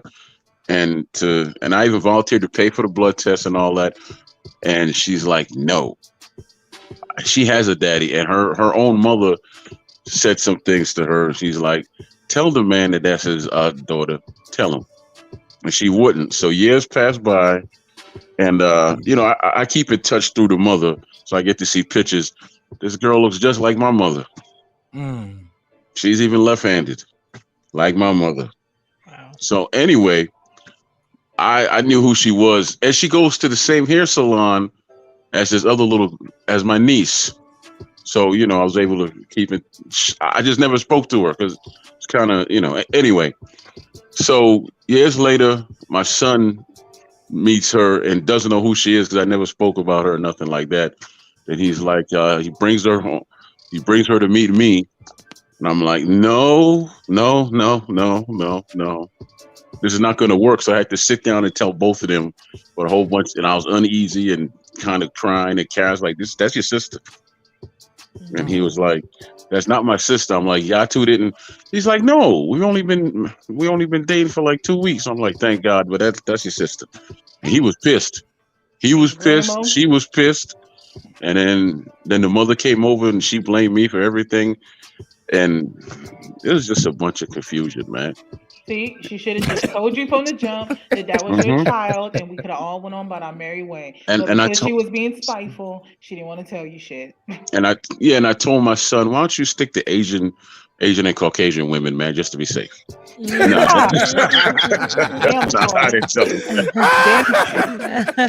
Damn, Troy, you just going through all the black women that your son can't get man. He got to be safe. Man. That's what and that's what I don't understand. Like, I've watched Paternity Court, and it's like mothers know.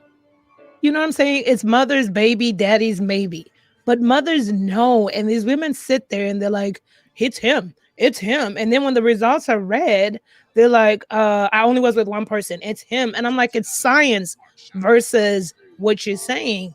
And I understand. I get it. I'm not trying to shame him. I'm sure they're filled with shame, but I'm like, just embrace it. Just say, look, I don't know. There's nothing wrong with saying, I don't know.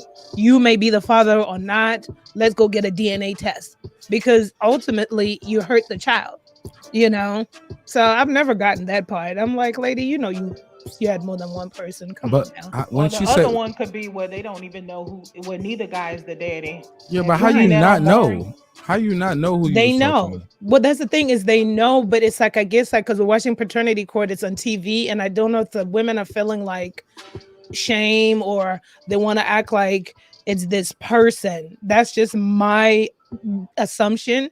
But they know a woman knows, you know who you're laid with. I don't care how drunk you were for the most part. You know if it was 2 or 3 guys. You know what I'm saying? You might not remember their names, but you know. And all I'm saying is if you're not sure between the 2 or 3 guys, just tell your kid, I'm not sure. You know what I'm saying? Instead of like either not telling your child or blaming it on one person. And I'm sorry, but I've always gone down in history saying in America, I don't care who you are. If you are a man having a baby with a woman, get a DNA test. Because when you sign that birth certificate, it's forever. And if I was a dude, I would do that. I'm just saying, I always say that. I always say that because I've seen homegirls pin a baby on men that were not their father, but they were financially, mentally, and emotionally available for that child. So that's just my 2 cents. Great advice. That's all I say. Look at Jaquan. You saw what happened to him. He was caring for a kid for 9 years, only to find out the child wasn't his. Who? There's a Jaquan from over in did that Illinois. too. I know the girl Hold too. up, the rapper, everybody in the club getting tipsy. Yes. I thought he's from Duluth. He No. is. Yeah, But we're not talking about. We the talking about the girl. Oh, situation. go ahead. Go ahead, Asian man. No, I'm saying one of my children's mother's friends was friends with that girl. Oh God. No, serious, no cap, real talk. Because I used to hate every time she came over, she used to bring that dude named Jaquan. That dude don't mean shit over here. And did he turn out to be in that crazy situation and shit? Mm-hmm. The kid wasn't his. He was taking care of that kid for 9 years. Yeah. And the courts will stick it to men. I've always said that. I mean, like, listen, I'm just like, I'm not in, I try to be rational, but I'm like, the courts are not set up to help the man. And if men don't realize this by now, then I can't help you. I just take things in the way I would like to be treated. If you sign a birth certificate, you're the legal guardian financially. You can't fight it. And then the simple fact that when you're put on child support, you can contest it. Like because it's things that I've just seen that raise my blood pressure. It's like when you're put on child support, perhaps the kid's yours or not, the child support is for the child, but she's driving a brand new Mercedes-Benz or Lexus. The kid and the dad's still doing stuff behind the scenes, buying back to school supplies. It's like dudes just gotta wise up. I'm sorry. I'm like I couldn't be a dude in 2021. I'm just saying. But before you pay child support, don't they make you pay? Don't they make you do a paternity test to determine if No. They offer. They need to make it mandatory. Or I thought they did. no, they but I offer. agree. They don't they even offer. actually offer it. You have to know to ask for that. To ask. Exactly. That's what it Because is. You they can don't ask offer for it. They just put your name up there. She puts your name up there without you signing. In lots of states, you can still have to pay child support. And then if That you go is to true. court and then be like, oh, well, I want the DNA test, then but they do Then the you gotta DNA pay. test. Now that is true because I remember seeing that on paternity court where there was a man's name on the birth certificate. He didn't know anything. The daughter was there to represent for him. And it was like he had like a huge bill and he was like, that's not my kid. And then she was like, well, you need to get a paternity test done to prove it so that you can get your name off that birth certificate.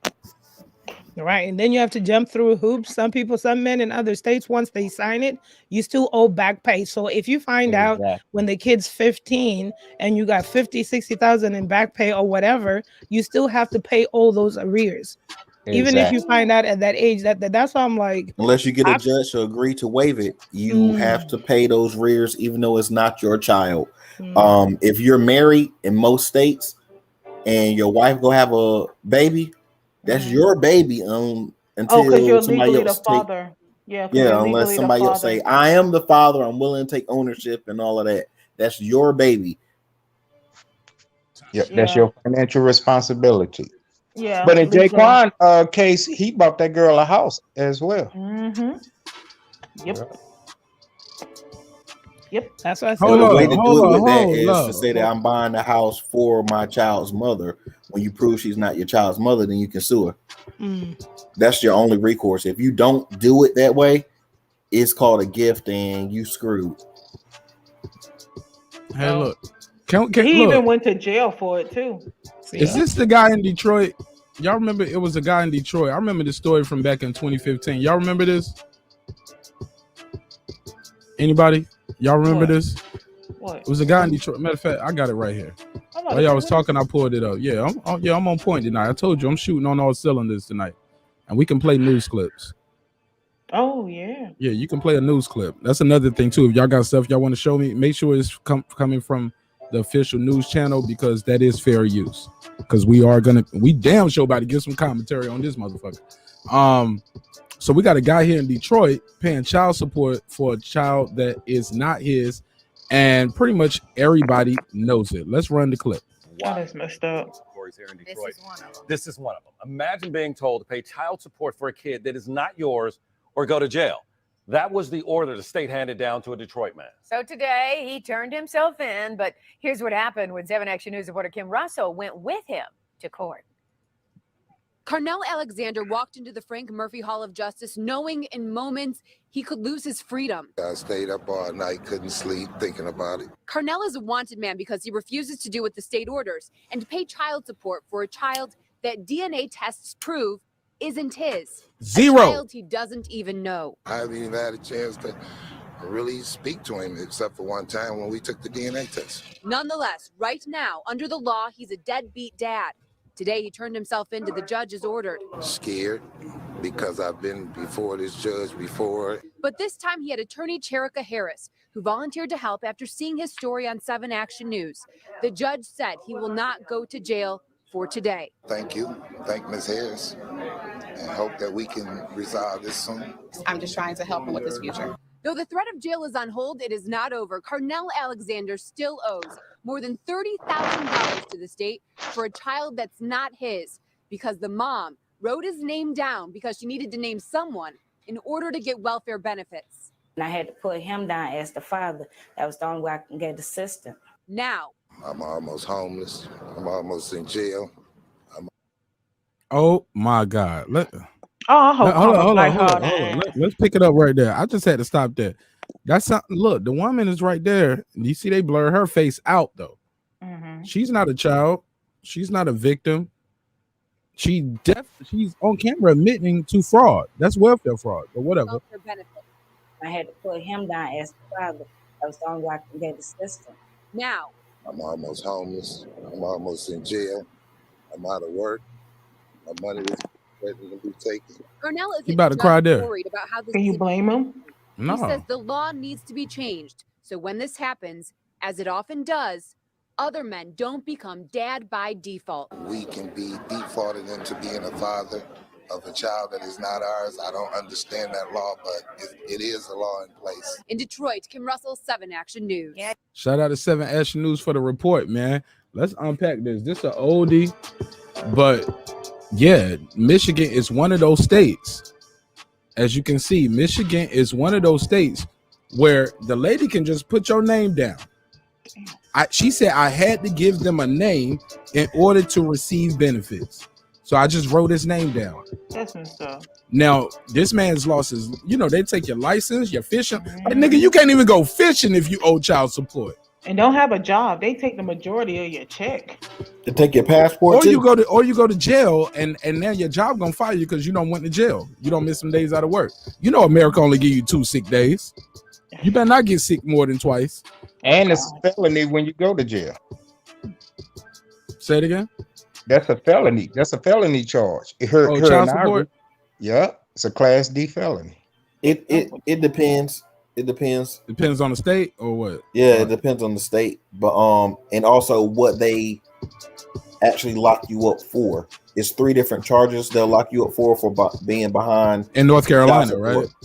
Yeah, in North Carolina and Virginia, also in Las Vegas and California too. Oh, so look at sir. Sir already don't figure it out. Look, when I leave North Carolina, I know where I'm moving to. I'm not moving to these other 3 places. Las Vegas, or Yeah, you gonna go. You might gonna go to visit, but don't live there. Say I'm gonna go to Kansas where they still got the old white man laws on the book. That part. Oh, Mark, I had put in a Jaquan If he ain't story. on my farm, he ain't my son. Oh, I'm sorry. I put in the Jaquan story as well as there was a dad who was arrested for paying too much child support. I heard about that. He overpaid child support to spend time with his son. And you got a video? You got a video for me? Because I ain't about to read this whole article, yo. Oh. You know, I put it on screen. You're gonna do some dramatic reading for us, but okay, sure. Yeah, I'm about to do no reading. Which one are you putting up? I'm putting up the one you just sent me, the last one you sent about paying too much. Let me see if I got a video. Let me see if I can find a video for it. Like on the news. Okay. I'm gonna just copy and paste his name and I'll find a news story. Okay. But that's crazy. It's a window that you have from the time where they first put your name out and they try to notify you. Mm-hmm. But the thing is, if they have an old address, that's still on you. Mm-hmm. But how you going to know to give your address to the court system unless you've been going to court? Exactly. Right. So it's a hustle to get money no matter what. But look, I know guys though. I got a homeboy, and I'm not gonna say his real name, but his ex-wife has been getting over on him on the child support. This bitch left the country. She like in a whole nother country. Work. You know how Americans, we get paid more in certain countries. Like, yeah, just come over and teach English. Like, bitch, you don't even speak good anyway, or speak well. Excuse me. She might for that job. Yeah. But I'm just bullshit. But on some real shit though, like she left the country, and the judge, he has a female judge, she has a female lawyer, and he has a female lawyer. And I was like, you the only man in the room. You the only nigga in the room. Good for you. And I'm sorry. Go ahead. I was saying when you're the only man in the room, ain't gonna end good for you. Yeah. And basically, he's telling me like the judge keeps acquiescing to any and everything she needs. First of all, he found out she was out of the country from their daughter. So they don't have joint custody. No, yeah, they had joint custody. Okay. She goes kicking, the daughter goes kicking with him and his new son. You know what I'm saying? He just had a son with his new wife. You know what I'm saying? And basically, she was like, blah, blah, blah. The daughter, you know, the little kids talk. The little kids was like, yeah, mommy I found the video. In Africa. You know what I'm saying? And she gonna be back in December. So he hits her up and basically confronts her, and he finds out that the daughter is basically staying at the house with the new dude. Yes, the dude. So he's thinking he's dropping her back off, and she's going out, and he just seeing the guy. He knows she got a new dude. They don't see each other. They've been seeing each other for some while now. But he didn't know she was out the country, and like, no, I'm dropping you off here, and the mama is not here. It's just you and my child here. So he was like, nah, I ain't dropping her off no more. She gonna stay here. Right. Oh, her lawyer put in an injunction immediately because he was like, why the fuck? First of all, he was paying child support. Why am I paying you child support for a child that you're not even here in America? You in another country, and I'm leaving my child at your boyfriend's house. This ain't your husband. This your boyfriend. No, I got a home. I got a wife. And she has siblings. She can stay here. Yeah, and basically, he been going through hell and high water to get her to pay child support now. Because now she's thousands of dollars in arrear, double-digit thousands in arrear. But they ain't take her passport. She can come and go from America to Africa as she pleases, and she ain't paid shit. Like this child support shit was supposed to have been a topic last year, and I wanted him to be on the show, and he was like, "Yo, bro, that's like me telling you to come to the studio and just do a song about a dead relative or something. Like it's too many emotions. Like I gotta want to do that. I gotta feel it. I gotta be in the mood to do it. And you know what I'm saying? It's a different vibe. But you can't just say, hey, come up here and talk about your ex-wife or talk about child support. He said, because I got a different take, because it was a story about child support. I didn't even know his story until we was talking. And in the midst of it, he was like, and this bitch, She owe $18,000, motherfucker. If I owed $100, they'll lock me up. Mm-hmm. Like he going through it, and I was like, maybe next week. Because back then the show wasn't as wild as we got it now. You know, it took me a minute to grow into myself up here, right? Mm-hmm. But you probably kill it now. I'm like, yeah, put a fake name up here and tell fake names. Yeah, and tell the whole story. Just say fake names. Change the boy to a girl, girl to a boy, whatever. However you need to do it to tell the story. Change the names, change the state, location. Have fun. I could coach you through it now. But his story needs to be told because it's basically a story about what we just saw, about how the system is a broken system. I'm not going to say it's made to destroy black men or made to destroy men, even though that might be my reality and what I see and what I perceive. But it's also made to protect women. I get it. Women should be protected. But also the system is broken. Definitely. And women should be protected. But not all women. Yeah. And women should be protected, but I've always said that all women should be protected.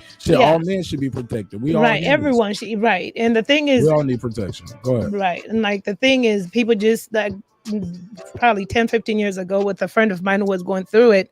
And I had told her I would help her write a bill. And it was just pretty much on trying to change the way child support is handled and everything, because I saw it firsthand. She was experiencing the same thing. She was dating a guy with the son from his first marriage, and he was doing his child support payments, but he was coming behind her and buying clothes, buying books, and that's okay. That's his job as a father, but he's also court ordered to pay child support. So what is she doing with the child support?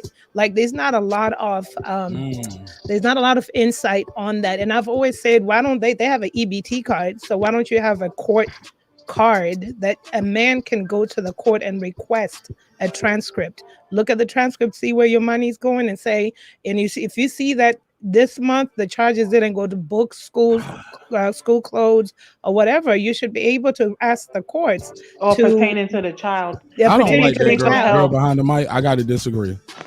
Pertaining to the child. I don't like that. I don't like that because a lot of chicks I dated who had kids, they bought my weed. Them bitches bought me Jordans, nigga. They helped me get that's through fine. college. That's like, you, but it's not fair for the nah, kid. Nah. But are you sure they use the? It ain't fair to me. I gotta sit there. Spend their money outside no, from their job. The exactly. Look, it's not nigga, fair for the kid. kid. Child support. You gotta pay child support. No, it's not fair for the kid. It's not fair for the future. It ain't fair to me to have to sit there and deal with him. I got to babysit. I got to babysit the kid. It ain't mine. Yeah, your mama got to break me off, nigga. Well, she got to pay your bill with her. Stepdaddy needs some new chains, nigga. Stepdaddy better. And I need my new kush.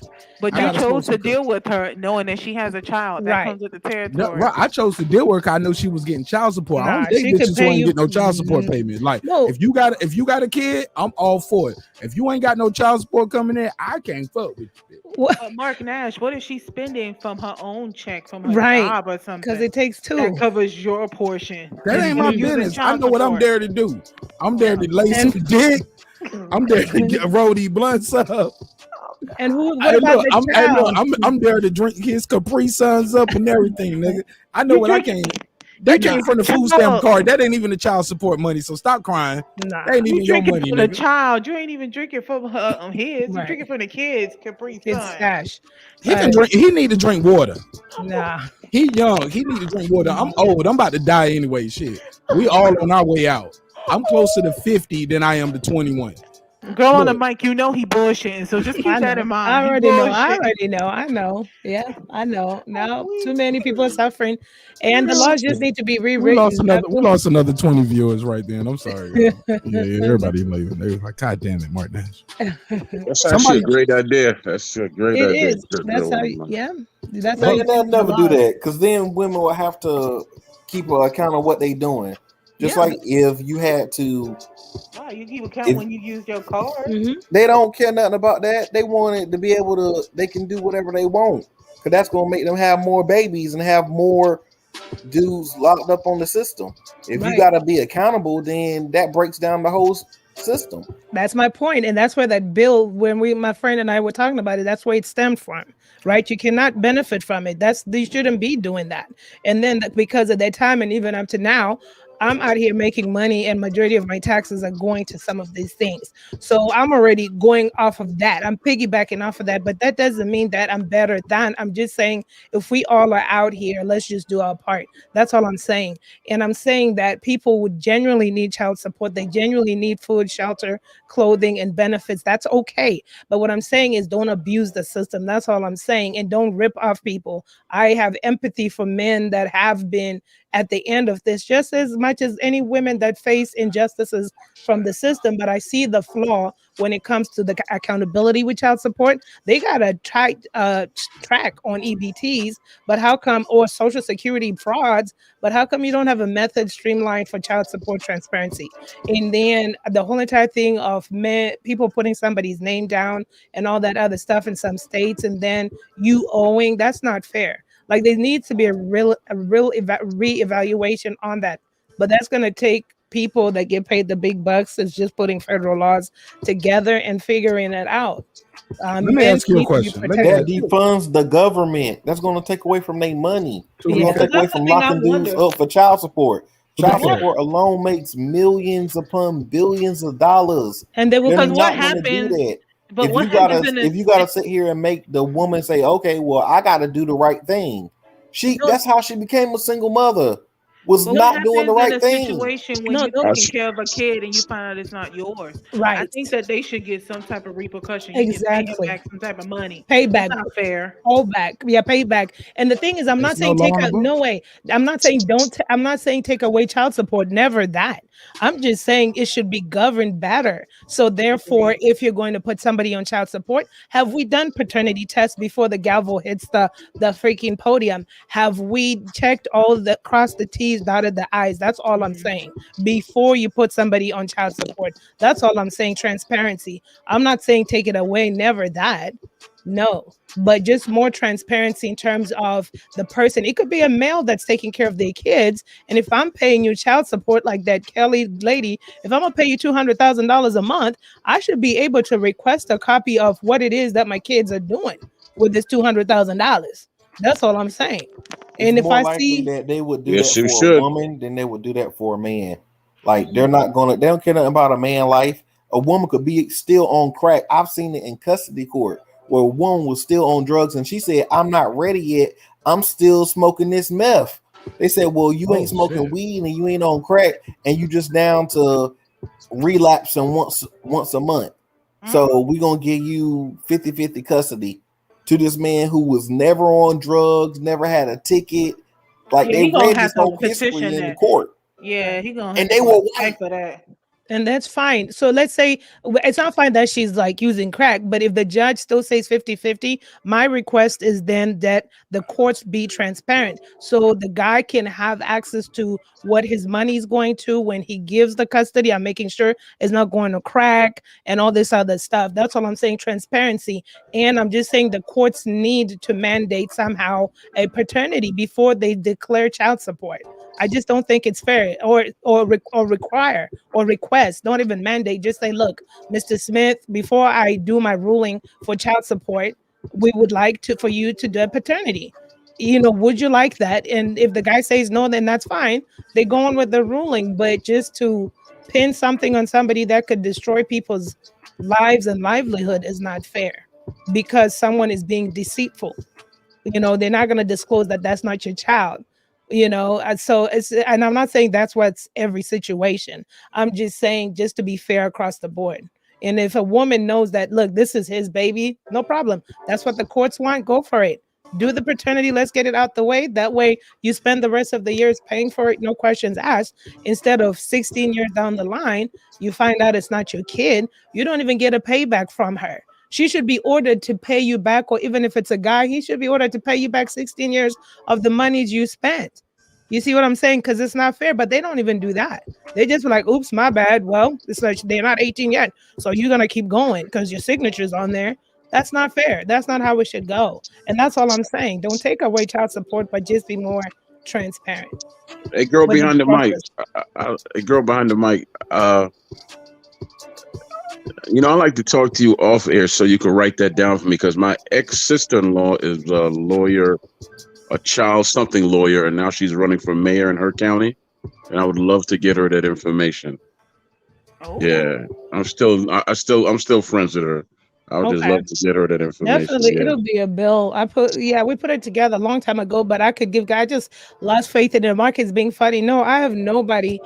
Listen, I have no. I I said know just it's a joking. joke. It's a joke. I don't have children. I never want to have children, but I've just seen how the system plays I didn't say people. you had children. I said No, that's what you got a you, boyfriend no, who was no. always broke, and No, he said, my disclaimer was coming next. My whole entire life, I never dated men with kids because I never had children. So that's not Mistaken. motivation. That's never been motivation. It's just that I saw how I seen it both sides. I had friends that took advantage of men. what if he had kids, but he was like, man, fuck them kids, man. I just pay my check. No, I'm serious. Like, no. But I'm joking, but I'm serious. Like, look, I pay my child support, but look, me and that woman, we have no relationship together. I'm really just a check for her. I have no relationship with the child. I don't respect him then, because you Okay. made that child with her. Yeah. Like, Okay. even if you're not together, I mean, if anything, It was a one night stand. She poked holes in the rubber. She tricked me. Still your Okay, that responsibility. happened. My I met responsibility is to check, right? No, your I child. met a guy like that where he said Okay. he had a one night stand with a girl and she got pregnant, and they're not together, but he still is there for his child. He pays the child support. Yeah, he a sucker. He got bad aim. Oh, It's a one night stand. You know you're supposed to it's shoot a those life. shots. He a No, good it's a dude. He's life. a good dude. But No, those supposed to be facials. Come on, man. One night stand facials. I on. got a question for Rubbers and you. facials. Like you had a one night stand raw. Well, it happens. Look at look at Oprah. Drake. Look What at you Drake. mean? Hold on. Look at Oprah. Yeah, Her and she was Gail having born. one night stands. No, What happened with her and she was Gail? born out of a one night stand. No, Oprah was born out of a one night stand. I don't think that wasn't that forced, that one night stand? I don't think that was, no. Consensual. I didn't know I that. don't think it didn't was know that. Let me consensual. stop, Dan. Let me stop. Bad But joke. look, girl on the mic, I want to ask you a question. You said you never want to have kids. I rarely meet women that never want to have kids. So I have what? a friend that doesn't want kids at all, and No, she I'm says she's saying, if you selfish. don't mind, what's up with that? Why don't you want to have children? Once again, I'm weird. I was never the little girl that had like, oh my gosh, when I grow up, I want to have kids. Like, it's not in having or not. I feel like it's an option, if that makes sense. Because Of course. I feel like society, it's like, okay, now you're engaged, now you get married, now you have kids. Like, it's always something society wants you to do. But my mind is always like, why? Because I was like, I don't want to have kids. What's up with that? Like, and it's just a choice. I love children though. Like, I will babysit somebody's child. I have nephews and nieces. I will have a great time with them. But having one or two, You probably want the children, just don't want the responsibility and the work that comes along with it. But that's all. not even that. Yeah. No, because if you want the children and not the responsibility, that means you still have to be involved. I don't even want any of that. That stuff has never been appealing to me. Being pregnant has never been appealing to me. Birthing a child has never been something I'm like, oh my gosh, I totally want to do. Never. She said, nigga, I ain't about to be sober for 9 months. I got to drink my wine. With the craziness of this world, I kind of don't blame one. I have a friend who says she doesn't want kids at all, and she was told by a coworker she's selfish for that. Right. And so we had Yeah, a conversation. She was like, "Am I really selfish?" I was like, "No, I don't think you are. You have a right to decide whether you want kids, and your reason is your reason." But with a lot of the stuff going on in this world, I don't blame some people for not wanting to have kids. Yeah. And that's what people say, actually. They say you're selfish. And I said, I'm You're not not selfish. sharing. Right. I'm not selfish because and it's like, first of all, I really don't have to explain myself, but I'm not Agreed. selfish because most people have kids and can't afford them. So now Mhm. you're like ruining someone else's life, so that's who's more selfish, and kids can be planned for. Yeah, they can. It's called family planning. Yeah, and that's the thing that upsets me with pro-lifers is like they sit here and they try to tell you your kid could be the next this person, that person, but no one takes into consideration the daycare and all the other stuff that goes into having a Right. kid. I gotta feed And this motherfucker before he become Michael Jordan. yeah, Michael and then Jordan need a whole bunch of Wheaties to get 6'7". yeah, and then whenever you bring that up, it's like, well, you shouldn't have had sex. Well, a lot of people shouldn't do a lot of stuff, but they still do it anyway. So Patricia, you But you got know, some So of the children? great. let me ask a question. So with that being said, is it wrong for a man to say I don't want to date a woman who got kids? no, because it's up to you. You have a right to not date somebody who has children or not. You have a right to it, but know that if you meet somebody who doesn't have children, whether man or woman, that's like a unicorn because many people have kids. And if you do decide to date someone with a child, then just make sure you know what's going on with the situation. Is there tension or drama in that relationship? You know, what is the relationship looking like? Is it strictly, hey, she calls you for your kid? Like, is there boundaries? You know, stuff like that.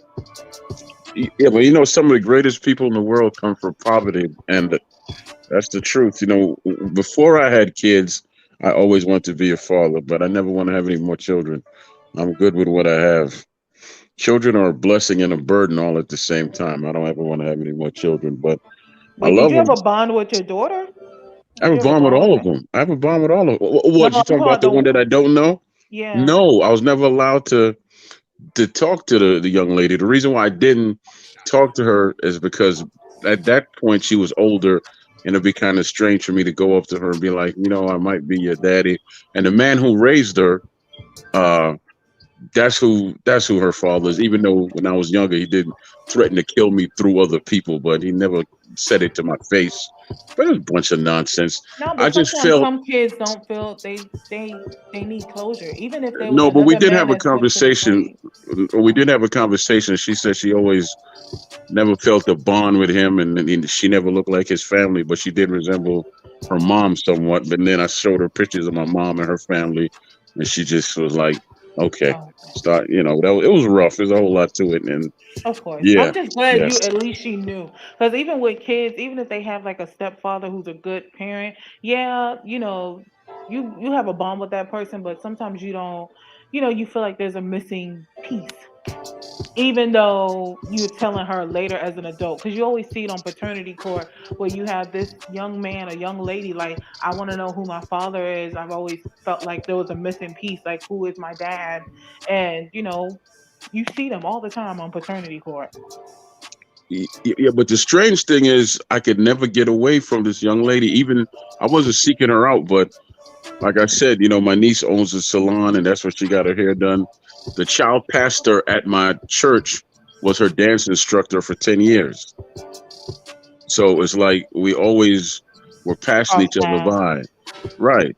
And her uncle, who never got along with me at all, he's true to Islam. He was like, she acts exactly like you, man. Oh my God. Yeah, she said, you know, he said he couldn't stand me, but he loved her. But she Oh, acts exactly like you. Yeah, and she even got her gap closed. She had a gap oh because she damn. works for a dental office and got her closed. Yeah, yeah. Oh, girl behind the mic. Somebody commented and said the last stream you said you don't believe in monogamy. Leave her alone. Fuck y'all. Leave her alone. I Shout out just to said Eric. Hey, I look. just asked the question. I said, is monogamy a dying thing or no? I mean, is there monogamy? Is it dead? I don't know. Kids these days are doing polyamorous relationships. Is there something Mm, there? I don't know. And uh, also prices and participation that they vary, right? Prices and participations vary. Yeah. Everybody can't get that 2,000-2,500 deal. Mm-mm. Well, I got Never it for for me. 15, but I wasn't supposed to tell nobody. Oh shit. ooh, No. you're not Hey, gonna look, get it shout out to cheaper everybody in than the chat. Yo. Shout out to the chat room. Look, I put this out just to keep the conversation moving while we was talking. And look, shout out to everybody putting up their little construction sign. Yeah, breaking beats, man. We break it down and we build it back up. We having a good I was wondering conversation why over I here. see a bunch of things, Well, construction things. I construction was like, thing. what the Yeah. hell? Sir Senior helped me come up with that some months back. He told me I gotta start branding.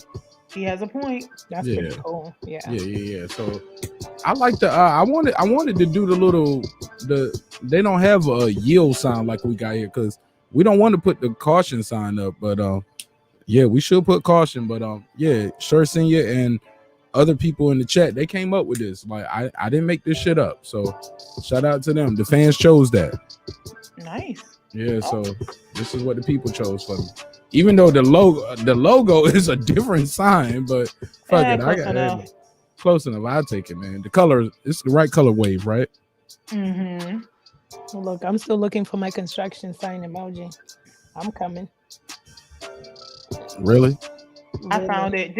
After everything tonight, you coming. Okay, found After it. everything. I'm about to say. You gonna make Troy get started. I walked into that. Hey, look, let me ask you. But Look, Queen P, you said something earlier. Actually, you said this hours ago. We was talking about toys in the bedroom, right? Oh, matter of fact, no. Before I get into that, you sent me a link, and I got that pulled up. It's the Houston dad who paid too much money for child support. So let me go and run this clip real quick. Let me share the screen. I got it queued up, and I just wanted everybody to speak before I played it. But it's about child support and accountability. And this man went to jail for paying too much child support. Can you believe that? Crazy, yeah. It happened. Shout out to Queen P. Shout out to girl behind the mic, King Asia Math, Sir Senior, of course. You know what I'm saying? And we got a full panel here. My boy Troy Graham is here as well. Shout out to Major Key Boxing. Let's get it popping. 1 minute 40 seconds. Let's play this news clip and we'll break it down. But after that, I gotta ask the Queen P about her problem with bringing toys in the bedroom. Who said I had a problem? Nah, you said if I got a toy in the bedroom, I don't need no man. What's the man for? But I wouldn't want to just use that. Like, We gonna get to it. I'd rather agree with HOD, maybe in a combination, but not just that when you have a whole man. Oh yeah. Okay, see, that's now you're doing prerequisites. You're trying to move the goalpost before I play the clip. Trying to clean your image up in the street. Trying to mop and glow it. Or as Troy would say, move the golf post. But let me hit play. Yo, it's your boy Marq Nash breaking beats. Y'all smash that like button on the way in the room. And I get what we gonna call them, breakers. We'll put your constructions. I don't even know what to call them. Whatever it is. Y'all see what we're doing. Y'all have fun with it. Let's get it. A child support case. Hello again, everyone. I'm Tom Abrams, in for Eric Barajas. And I'm Natasha Barrett, in for Alona Carson this evening. Thanks so much for joining. So both of y'all some substitute niggas in here. All right, I'm sorry. New developments in a child support case. Hello again, everyone. I'm Tom Abrams, in for Eric Barajas. And I'm Natasha Barrett, in for Alona Carson this evening. Thanks so much for joining us. We're going to start with this. That dad who was sentenced to 6 months in jail. It happened just last week after a clerical error with his child support payments. Well, now he's being prepared to be released tonight. Eyewitness News reporter Deborah Wrigley is live downtown tonight to explain what happened today. Deborah?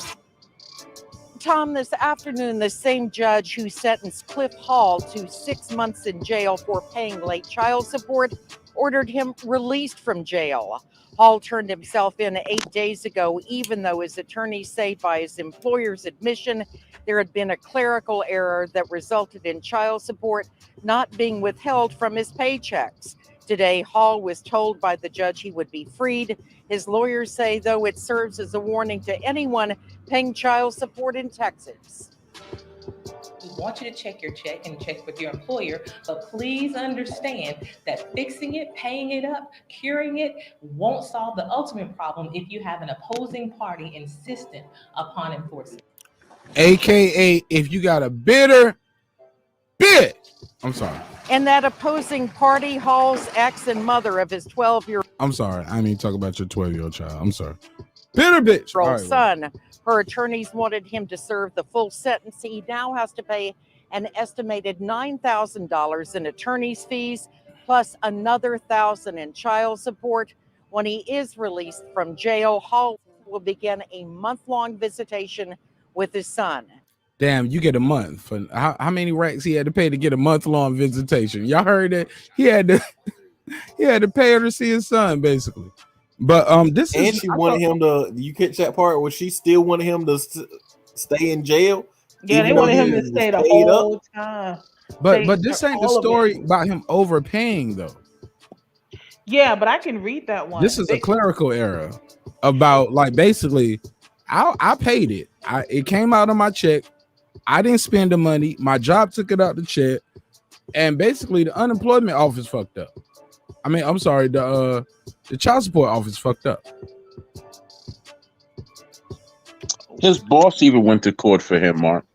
His boss went to court for him too, and it still didn't stop him from going to jail. And his boss came with paperwork and proof that it was their fault, wasn't his. That's some bullshit, man. And it's no protection. There's no protection for you under that. The protection is what you should have wore so you ain't smashed that crazy hoe. Oh my god. She became bitter. She probably became Coulda, bitter shoulda, woulda. It's too late now. She wanted that nigga in jail. She was like, fuck that bond with your child. That's crazy, man. That's a parent right there who's not a parent. That's what that is. Say that again, Troy. That's a parent right there, you know, who's really not a parent because she don't have the child's best, interest at heart. Because this seems like a very good dude. He's doing what's right, and you want to keep him locked up for what reason? Because you're bitter. Right. He probably gave her the best she ever had, and now she mad. Or the baby looked too much like him. We don't talk about that. Sometimes go ahead, Queen P. You got it. No, I'm agreeing with you. No, it happened. Yeah, take the lead though. Take the lead. Go ahead. Oh, no, sometimes you have some situations where you had a relationship, let's say it didn't end well, or maybe the man decided to leave and you're still bitter about it and you take it out on your kid. And I think that's what happened to Tyler Perry with a lot of the abuse he suffered as a kid.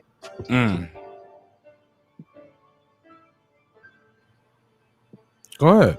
That's it. But That's yeah, all I'm saying. I mean, I lived through all three of those because my kids look exactly like me. Two of them act like me, you know. Oh God. So they got his looks and his behavior. yeah, Lord. I mean, technically, all of them act like me, but just the oldest is a mix of, you know, their mom side of the family and me. So it's a mess. Right. She run their house. Her genes came in there somewhere. Hey, You're look, not ladies. gonna overtake it over. Ladies, y'all want to ask Troy this question right here, or are y'all brave enough to ask him this question? We did. Okay, yeah, Troy.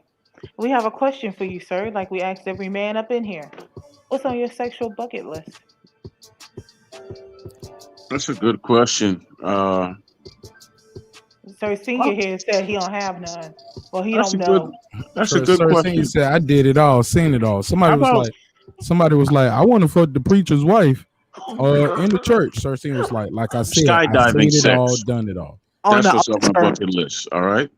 Ooh. Skydiving sex. Yeah. That's interesting. That's probably attainable because you gotta attach yourself. You gotta jump sometimes in tandem with someone. So preferably the instructor. If you're, you know, Say in tandem one more time, real slow, real slow.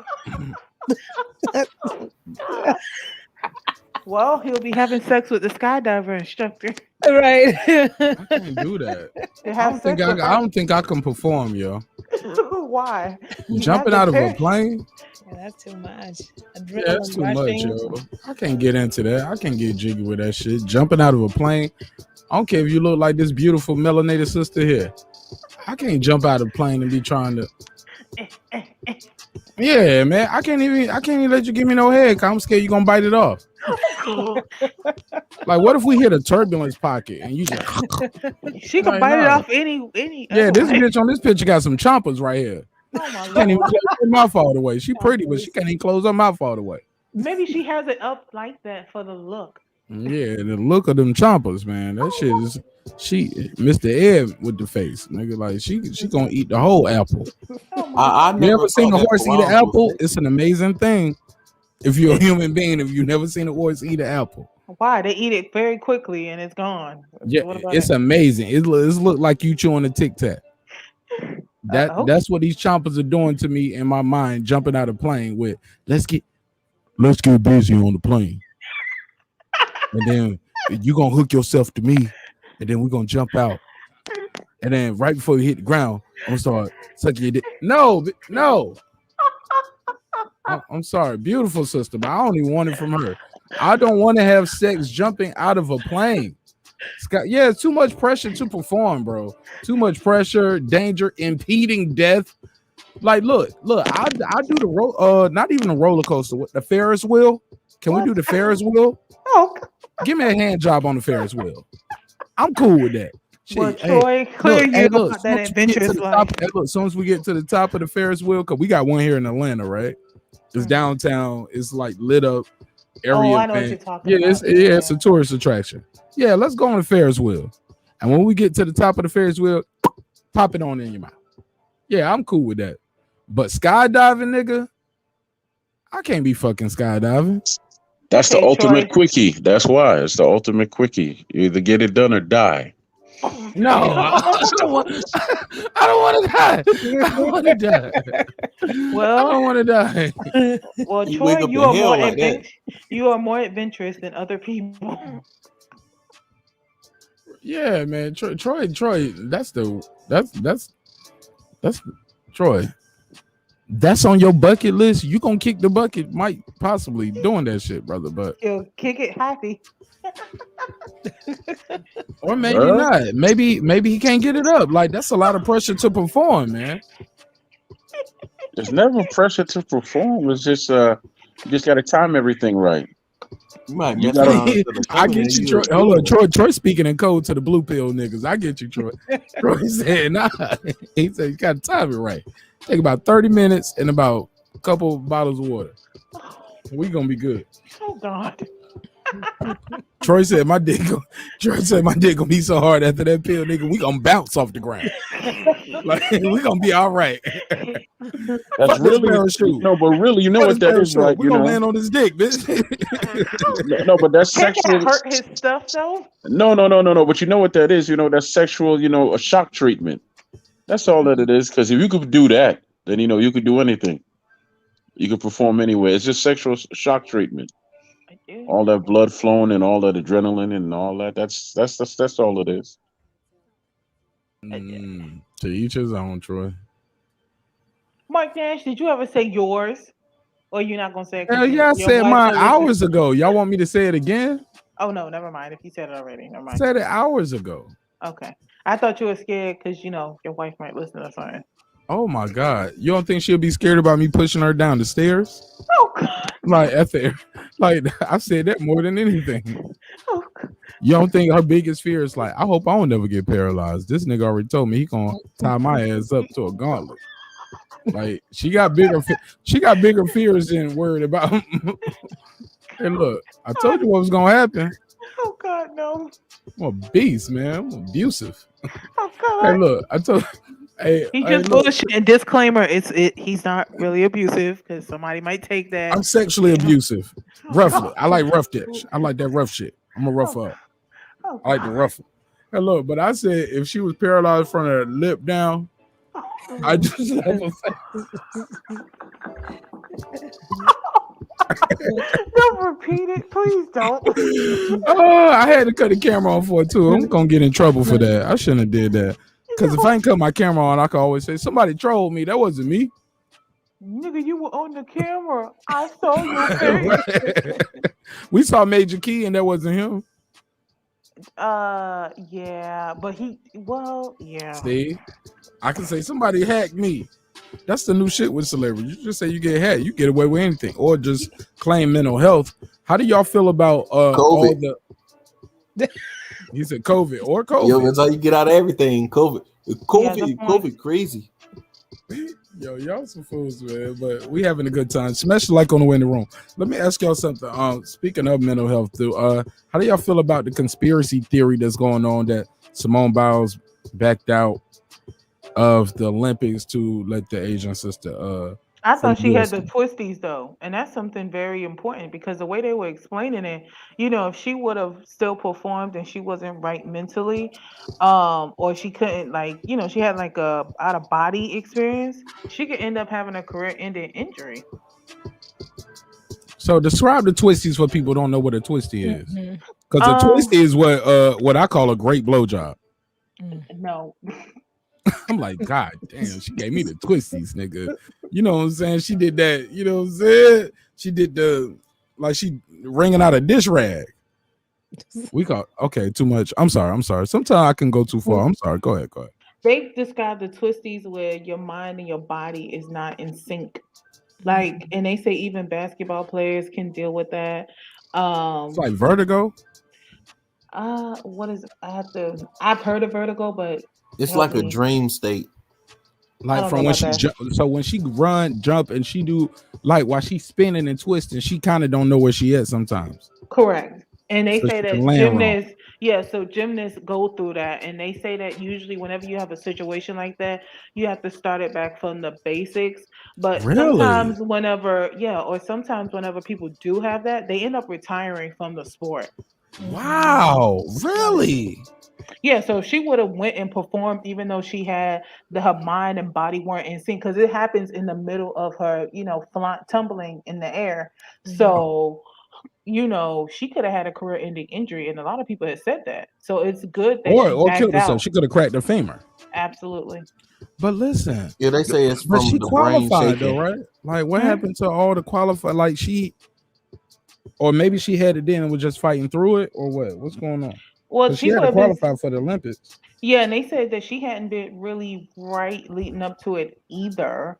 Like people said that she wasn't the same as what she was. Some people feel like she has ADHD, and you can't use those pills in the Olympics where they're located.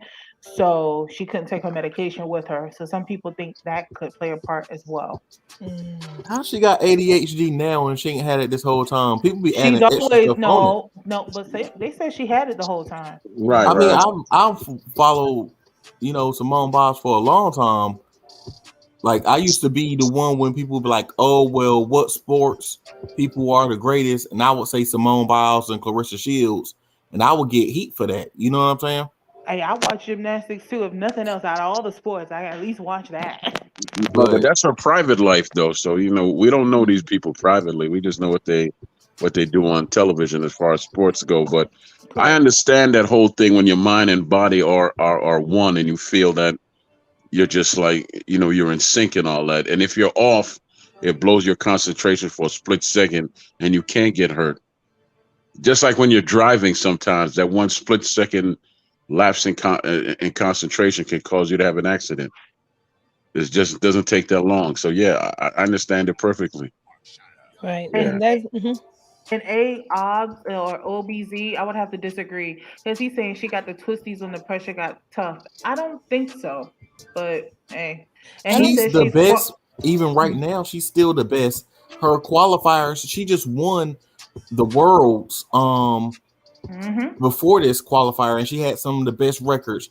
Even with her messing up, they were like, "Oh, she messed up. She messed up." With those mess ups, her points were still way ahead of the American girl, the Asian girl from America, all the people in Tokyo, everybody in Russia. Even when she quote unquote quit, she still was the leader. So it getting tough. What more tough is there? She has 3 moves that are named her. And she has an extra 2 moves that they said she can't do anymore because people just even attempting part of it would kill them. Same thing with the 3 moves that are named by her. So I don't see, like, if you the best and nobody's even close to you, what mental, what more tough could it be when she was already winning on points? right. And that's what I gotta disagree. Did her brother just beat a case or something? We don't care about her brother. Her brother has No, nothing I'm to do saying, with but her that's having no. her You don't situation. care, but hold up. You don't care about her brother, but she cares about her brother No, I mean, but what does that have to do with her at the Olympics, though? because that affects you. That's your family. Like you can turn it off because you're like, well, that's her brother. That ain't got shit to do with her. That's her family, man. I mean, granted. Yeah, that's your blood. That's her blood brother. Like we don't know how close they were, how close they were not. We can't just say, well, they ain't got shit to do with her. Go do some flips, bitch. I give you She is making that bread. I'm about to say, for real. She's already making money. She has sir. 5 commercials out right now, And that was before the Olympics. But that was because she was hold up. But that was because she Mm-hmm. was expected to be in the Olympics and perform. Shakira Richardson had deals before the Olympics. Yeah, and she got that little smoking deal. But that's after something that different. I'm situation. just saying, like, yeah, they got deals and commercials out before the Olympics. That's called product placement. That's good advertising and marketing because you're expected to be there because you Right, already qualified. Go ahead though. And I think like the critics for Simone Biles saying, I mean, like I've seen that same statement that she conveniently quit or under pressure, and I also disagree with that because what I've seen is that a lot of people don't understand the amounts of work that goes on to her just doing what she's doing. So you put all of that training, all of those sleepless nights and countless efforts that she was doing to prepare for this whole entire Olympics, plus I think Get the Smoke said it's an injury area or disorientation, and you add that on, that's too much. So a lot of people they like Piers Morgan, they're judging off the surface because they're selfish, and Piers Morgan is in the UK, so why does he care about the USA? But they're judging it because it's a Piers selfish Morgan thing. is a troll. We don't He care. is. He's a troll. He is, And he but ain't talking about Meghan or And he Markle shouldn't have has. anything to say because he quit live on air. Right, he Oh did. yeah. He shouldn't have a And but damn thing to say at all. But Simone Biles also coached the girl who just won for America.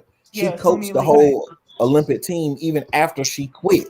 Right. So And let me say this, it's right? not When like we she talk ran about off him and had she the coach a too? head seizure. Yeah, Like she did help out that girl. You saw her in Hold the on, she's thing. the coach though. she came down and coached them. All these people who be talking didn't watch the Olympics or watch the qualifiers or know anything about really what they're talking about because after she quit, she still coached them. you saying quit. I don't know if she quit or not, but you were mentioning her brother and all that. I mentioned her brother. Right. But I give you a current example that fits the scenario.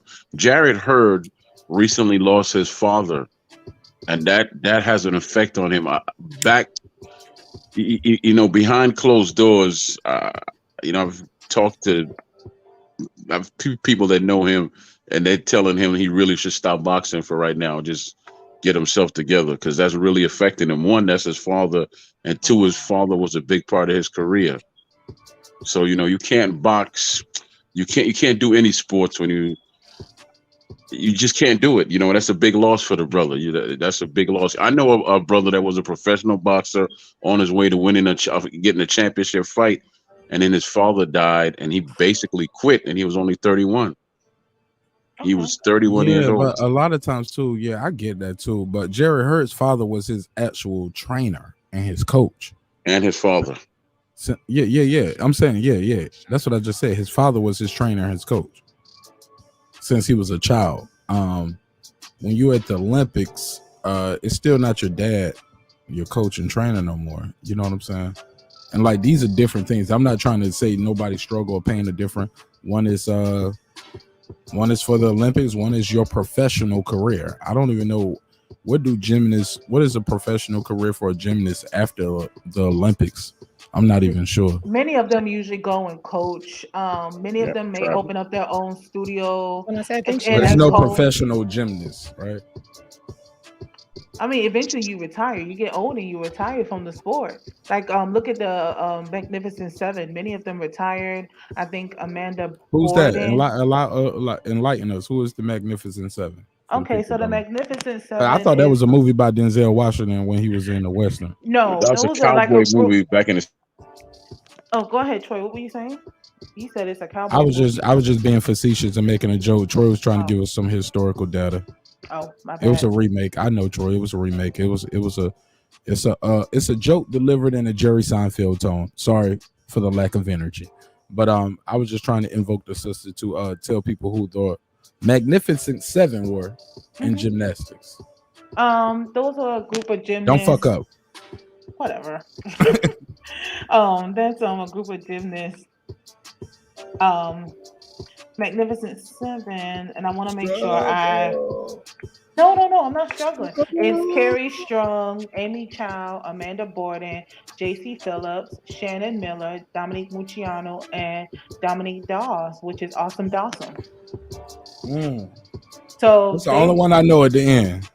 Dominique Dawes was the strongest, and she slayed all of them. She was she that did. year. She was those years. First thing you said, let me jump in with my crush. Dominique. Yeah, Dominique Go ahead, Dawes give her slayed them flowers. all, killed Awesome them. Dawson. They had nothing for. I mean, with some the of them baby hair. You feel me? Awesome Dawson did kill it. Yeah, because you had Shannon Miller as well. So many of them is either when you retire. The only one I know is Amy Chow. She ended up going to school and becoming a doctor. Dominique Mucciano, she retired. Dominique Dawes works with the government in like a health thing, something with a health initiative. She leveled all the way up. She got her G5 classification. Go ahead. And sis. then Amanda Borden, she has her own gymnastics. Like Amanda Borden, I thought that was a horror movie. no, she's a retired gym. Oh my lord. See, Dominique like a horror Dawes movie now, though. lived in the same area as Maryland as I did. And Carrie Strong retired. Now the Hold only up, thing so she's struggling? She live in your hood, nigga? Nah, I used to live in the suburbs of DC years ago. Oh, okay. I'm about to say, like, Dominique Dawes ain't struggling at all. Not at all. No, I'm just she's saying, and not. I ain't trying to No, say she's Troy's not. struggling. No, I we used to getting our live in jokes a. off. I used to live in an I'm getting some expensive jokes area, off. not But anymore. I'm just saying, I ain't getting no disrespect, Troy, but I'm just saying, you shouldn't be living in the same neighborhood as Dominique Dawes and talking to me. Why not? And Dominique Dawes shouldn't be. Why not? Living in your neighborhood because your phone be fucking up all the time. I No, think Dominique no. Dawes' neighborhood got better reception. No, that's actually your phone, Mark. That's actually your phone. I'm That's on not the mine. studio. I'm on a mic. It can't Oh, be you talking me. about when we talk off here? Yeah. Shut up, bitch. Okay, thank you. It's still your phone, nigga. My phone don't be hanging up on Sir Senior like that when I holler at him off air. That's you. Uh-oh. And that trap. Okay, go ahead. Go ahead, Patricia. Go ahead. Oh, I was gonna say with Carrie Strug, I know when she did that whole boat routine and she was like limping on one foot. A lot of people said she didn't even have to do that routine at all because the U.S. was already in the lead. And I say that because she had a career-ending injury. Like she couldn't do gymnastics no more following that. She was trying to keep up with Dominique Dawes. She should have just stayed in her lane. Hell yeah. Shit. Now she Carrie Strug. Carrie Shrugs, she didn't even have to do financially, but her looks is struggled. Oh my God. He is so evil. Yeah, so Simone Biles has her own gym in Texas. So you're saying what can she do after? She could probably double down on all of this, have a franchise. She's got a lot of opportunity, even if she's done. Yeah, And so she's got many a little. gymnasts. Yeah, She they got have real things estate. they do. If Amy you Chow follow has her Simone own Biles, she got practice. real estate. She got to flip man another time. She flipping them houses. You feel me?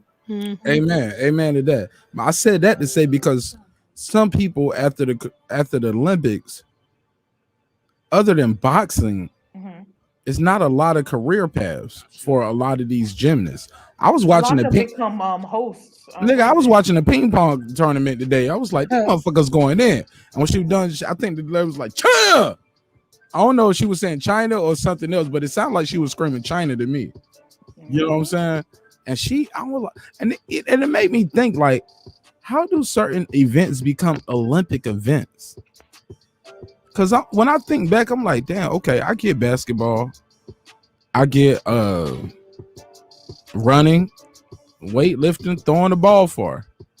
But I'm like, damn, we got table tennis, like ping pong, nigga. And no disrespect to ping pong gold medals. Because when you see it, it's some amazing shit. And you be like, I can't do that. This some Forrest Gump shit. Like, this shit is amazing. Like it started off small, and then they take a step back from the table. And they be like this. Them motherfuckers look like Venus and like, And I'm like, that shit is amazing. But I also think that it's other things that can be done at a high level that should be in the Olympics, like playing dominoes. Just like how she was hitting the table like that. I got some cousins, nigga, OGs, slap them dominoes down. What about Bones, that nigga. fast walking, Mark? That I don't understand that mess. That fast walking that's in the Olympics. I don't understand that at all. Now I missed that. Now hold up. They got fast walking in the Olympics. Yeah, they got a fast walking thing in the Olympics. Yeah. You better not tell me Yes. that shit right there. Y'all can Google it. It's fast walking, whatever it's called. Nigga, I'm about to qualify for the Atlanta regional next year, nigga. I'm about to qualify. Give me 4 years. I'm gonna be end up. It's called race walking. He's absolutely right. But it's a long Oh, my camera froze. It's God called didn't like race that. walking. God didn't like it. It's called race walking. It's a long distance discipline. How long they gotta walk?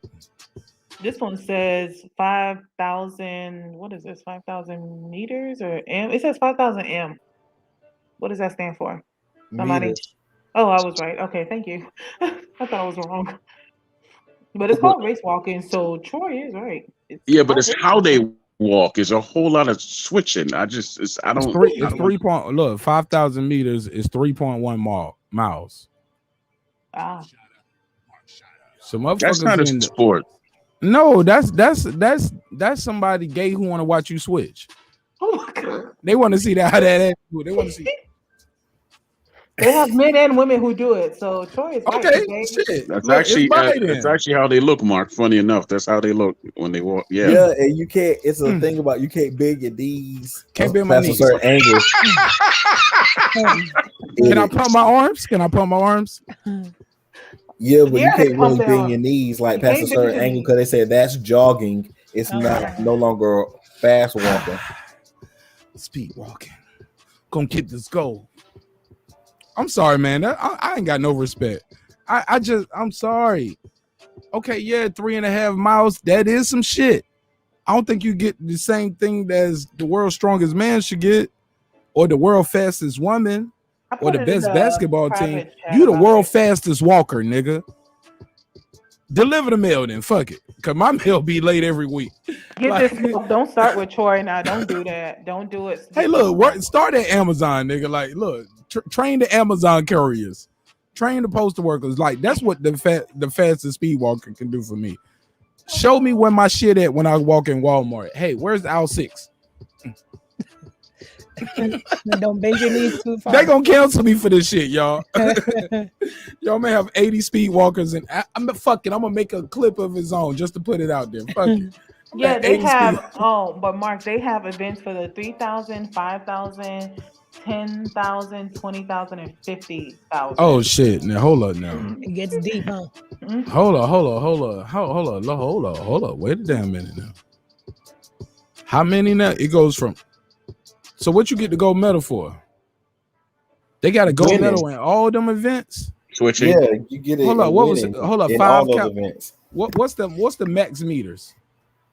Probably just 50,000, 50K. Okay, 50K.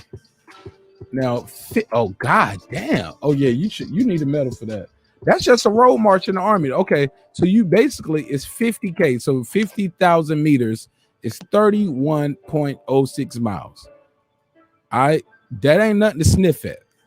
That's a lot of walking, whether you walking slow, whether you walking fast. But basically, it's marching. And they get warnings like paddles from different judges. Hold up, paddles. They get tapped on the ass?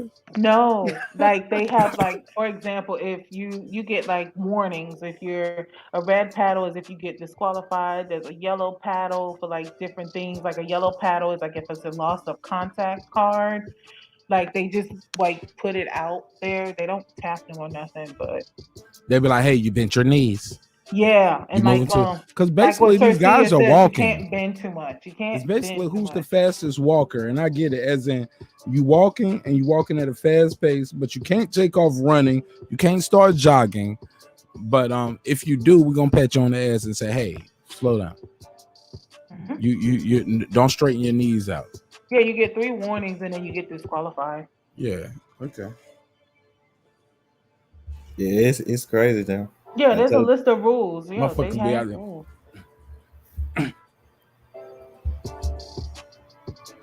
Hey Meredith, what are you doing? I'm training for the Olympics. They don't have no equipment to talk on the No, they're stage. talking to their friends while they leading up to it, while they training.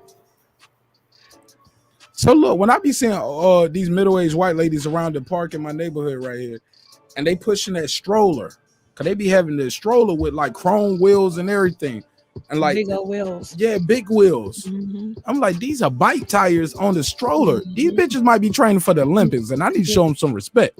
Or they're trying to lose weight after having that baby. They're like, look, we both gonna get this workout. Where I live at, they can afford to get liposuction, so they ain't got to do that. But I'm just.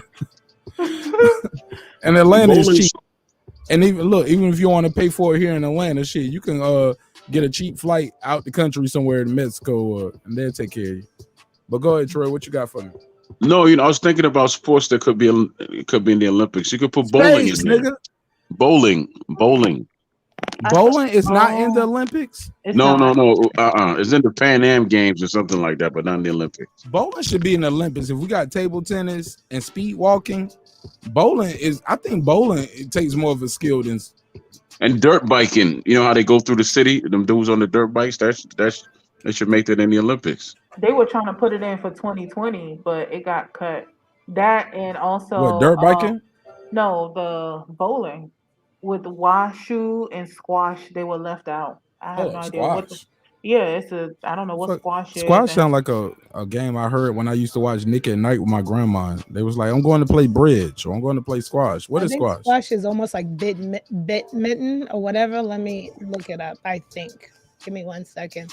But I was gonna say squash is closer to I was just about to say, Sorsenia is our baseball. Olympics correspondent. Sorsenia understands the games. And you cook Sorsenia, right? You ever made any squash cake or muffins? Stop. No, man, we ain't gonna turn into a cooking show right now. It's not a cooking show. It's something else. It kind of reminds me of that game that people play No, at the Squirrel. gym. I'm about to call him Squirrel. Sir just described it. Say it again, sir. What is squash? It's like racquetball. A mix of like racquetball on a field. It's really weird. I see them people playing in the gym when they're in those little private areas where they're doing the. No, that's racquetball. Oh, okay. Do they got softball in the Olympics? I want to say I think so. Do they have? I know they got baseball, right? So, Mark, you could get your dominoes on there. Yes, there is softball. They got hockey. Olympics. They have they got softball. Women win softball. Men play the baseball, right? They got hockey. I remember they made a whole movie about that. Why we ain't got the Olympic spades tournament? You can get it on there. They say. Do they got poker? Do they got poker in the Olympics? I don't know about that. That's a good question. No. So this article says as long as the sports are being practiced by men in at least 75 countries or 4 continents and by women in no fewer than 40 countries, then you can sign your sports up for the Olympics. So if you got people playing dominoes in about 75 countries, you could do Olympics the next.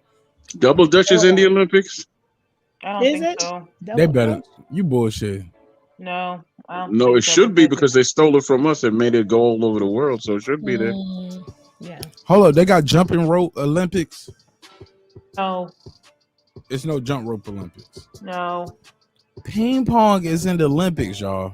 And no tennis. disrespect to ping pong. It's amazing when you see it. But I think if you put anything on a certain level, I think niggas are doing battle rap in 75 countries, yo. They have table tennis. No, I'm talking about battle rap. Oh, I think rap is so popular. It's 75 countries on this earth. And it's 40 countries on this earth where women are rapping to. Can you imagine, Mark, you going to the Olympics to rap against somebody else? Oh my God. Look, it won't be me. Look, I'm doing this for Baby Nash. I ain't, like Tupac said, I ain't gonna be the one to change the world, but I'm gonna give the spark. We need to have the battle rap Olympics. 75 countries with men and 40 countries with women. We need to make this rap shit global. We need to have the rap Olympics in real life, yo. Why don't you start it on your platform because it fits what you do? I ain't got people from 75 countries up here. No. You don't need the 75 countries. Let's start with you get people from other platforms that you're cool with and break them up into groups and all that, and then just boom, you know. Call it the Marq Nash mash or something. I don't know. Once what I the put hell my it's name called. in it, they ain't gonna want to be a part of it. Like, nah, You don't know nigga, that. I'd rather You don't steal know your that. shit.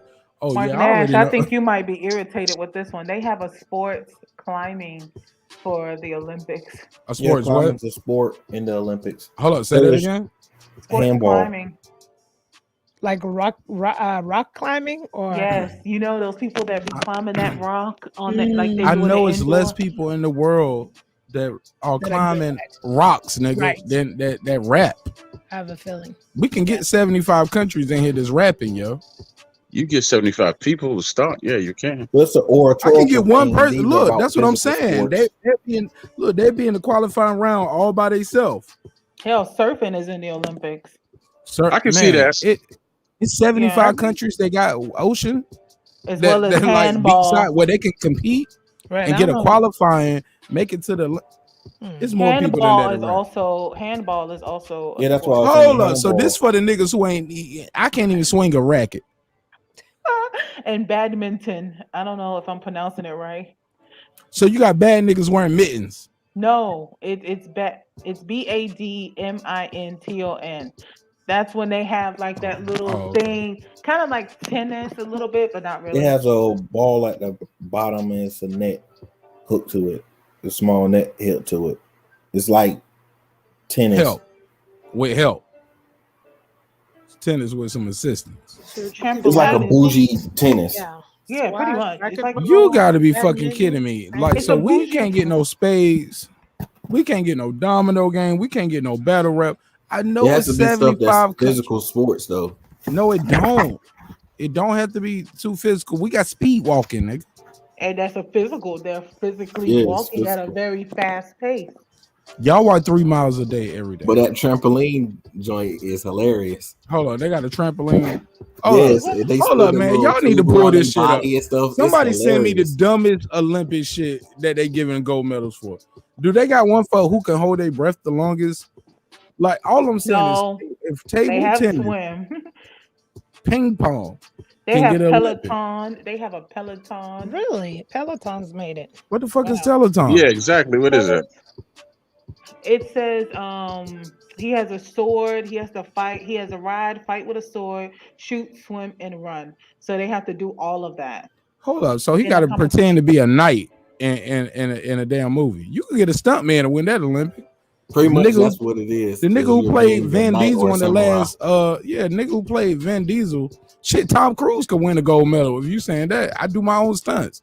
Put Jackie Chan in that motherfucker. So basically, he ride on a horse, fight some shit with a fake sword, fight some fake shit with a fake sword, get off the horse, swim somewhere, and hit a bell. Yeah, you gotta swim, run, fight with the sword, shoot, Mhm. ride a horse. Yes. That's a triathlon, similar, but Sound like it's almost like but you got to pretend to be a knight. They also have shooting, and he's right. There is a Shooting. trampoline sport. There's also a shooting one. There's Oh also man, trampoline. shit, all you got to do is keep putting black folks on the silhouette. Oh my God, no. Yeah, the white folks gonna win that shit every time. I tell people all the time, I was like, look, silhouettes need to stop being black. Maybe they'll stop shooting black people. You know why they don't use, you know why green screens are green screens and blue screens are like when the meteorologists get up there and do news, he use a green screen or blue screen because it's the furthest thing away from human skin and hue, green and blue. So with that said, why y'all don't use the targets that y'all shoot with as green and blue? It's the furthest thing from human hue, but it's still a target. I figure if you stop making the silhouettes black folks, they'll stop shooting black folks. This is my hot take on that. We keep the flow moving though. It's programming. That's called programming. Let me go back to the private chat because y'all That water polo kind of y'all fire. loading though. this private chat up. Y'all got some more shit for me in here. Hold on, let me see what's this. Olympics.com, all the news you need, and Tokyo. Queen P, you put a couple in here. Sorry. Well, No, what no, was- I just want to know which one to play first. And I think girl behind the mic got something in for me too. All those ones we already talked Oh, about. the one I put was just about race walking, just what is it? And then the term was badminton. I didn't know if I was saying it correctly, so I You spelled it said it right. out. I was just being an asshole.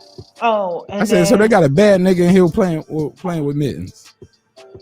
I was also trying to give you like a link to all the different sports in general. Okay, yeah, I need Right? that. That's the last one. It has Yeah, I need that. all the different sports. It has you can click for the Winter Olympics. You can click for the what is it? Youth Olympics and Para Olympics too. Paralympic Games. I'm sorry. And speed rapping should be in the Olympics. Yeah. Right, cause everybody can rap, but everybody can't go fast, right? Yeah, you get Buster and you get the other dude from Chicago. What's his name? I don't remember. Twister. Yeah, and everybody else that could rap like that and hold their breath like that. Yeah. They What's got the a dude from staring New contest Orleans? in here. They got a staring No. contest. No. What's the dude from New Orleans? Mystical.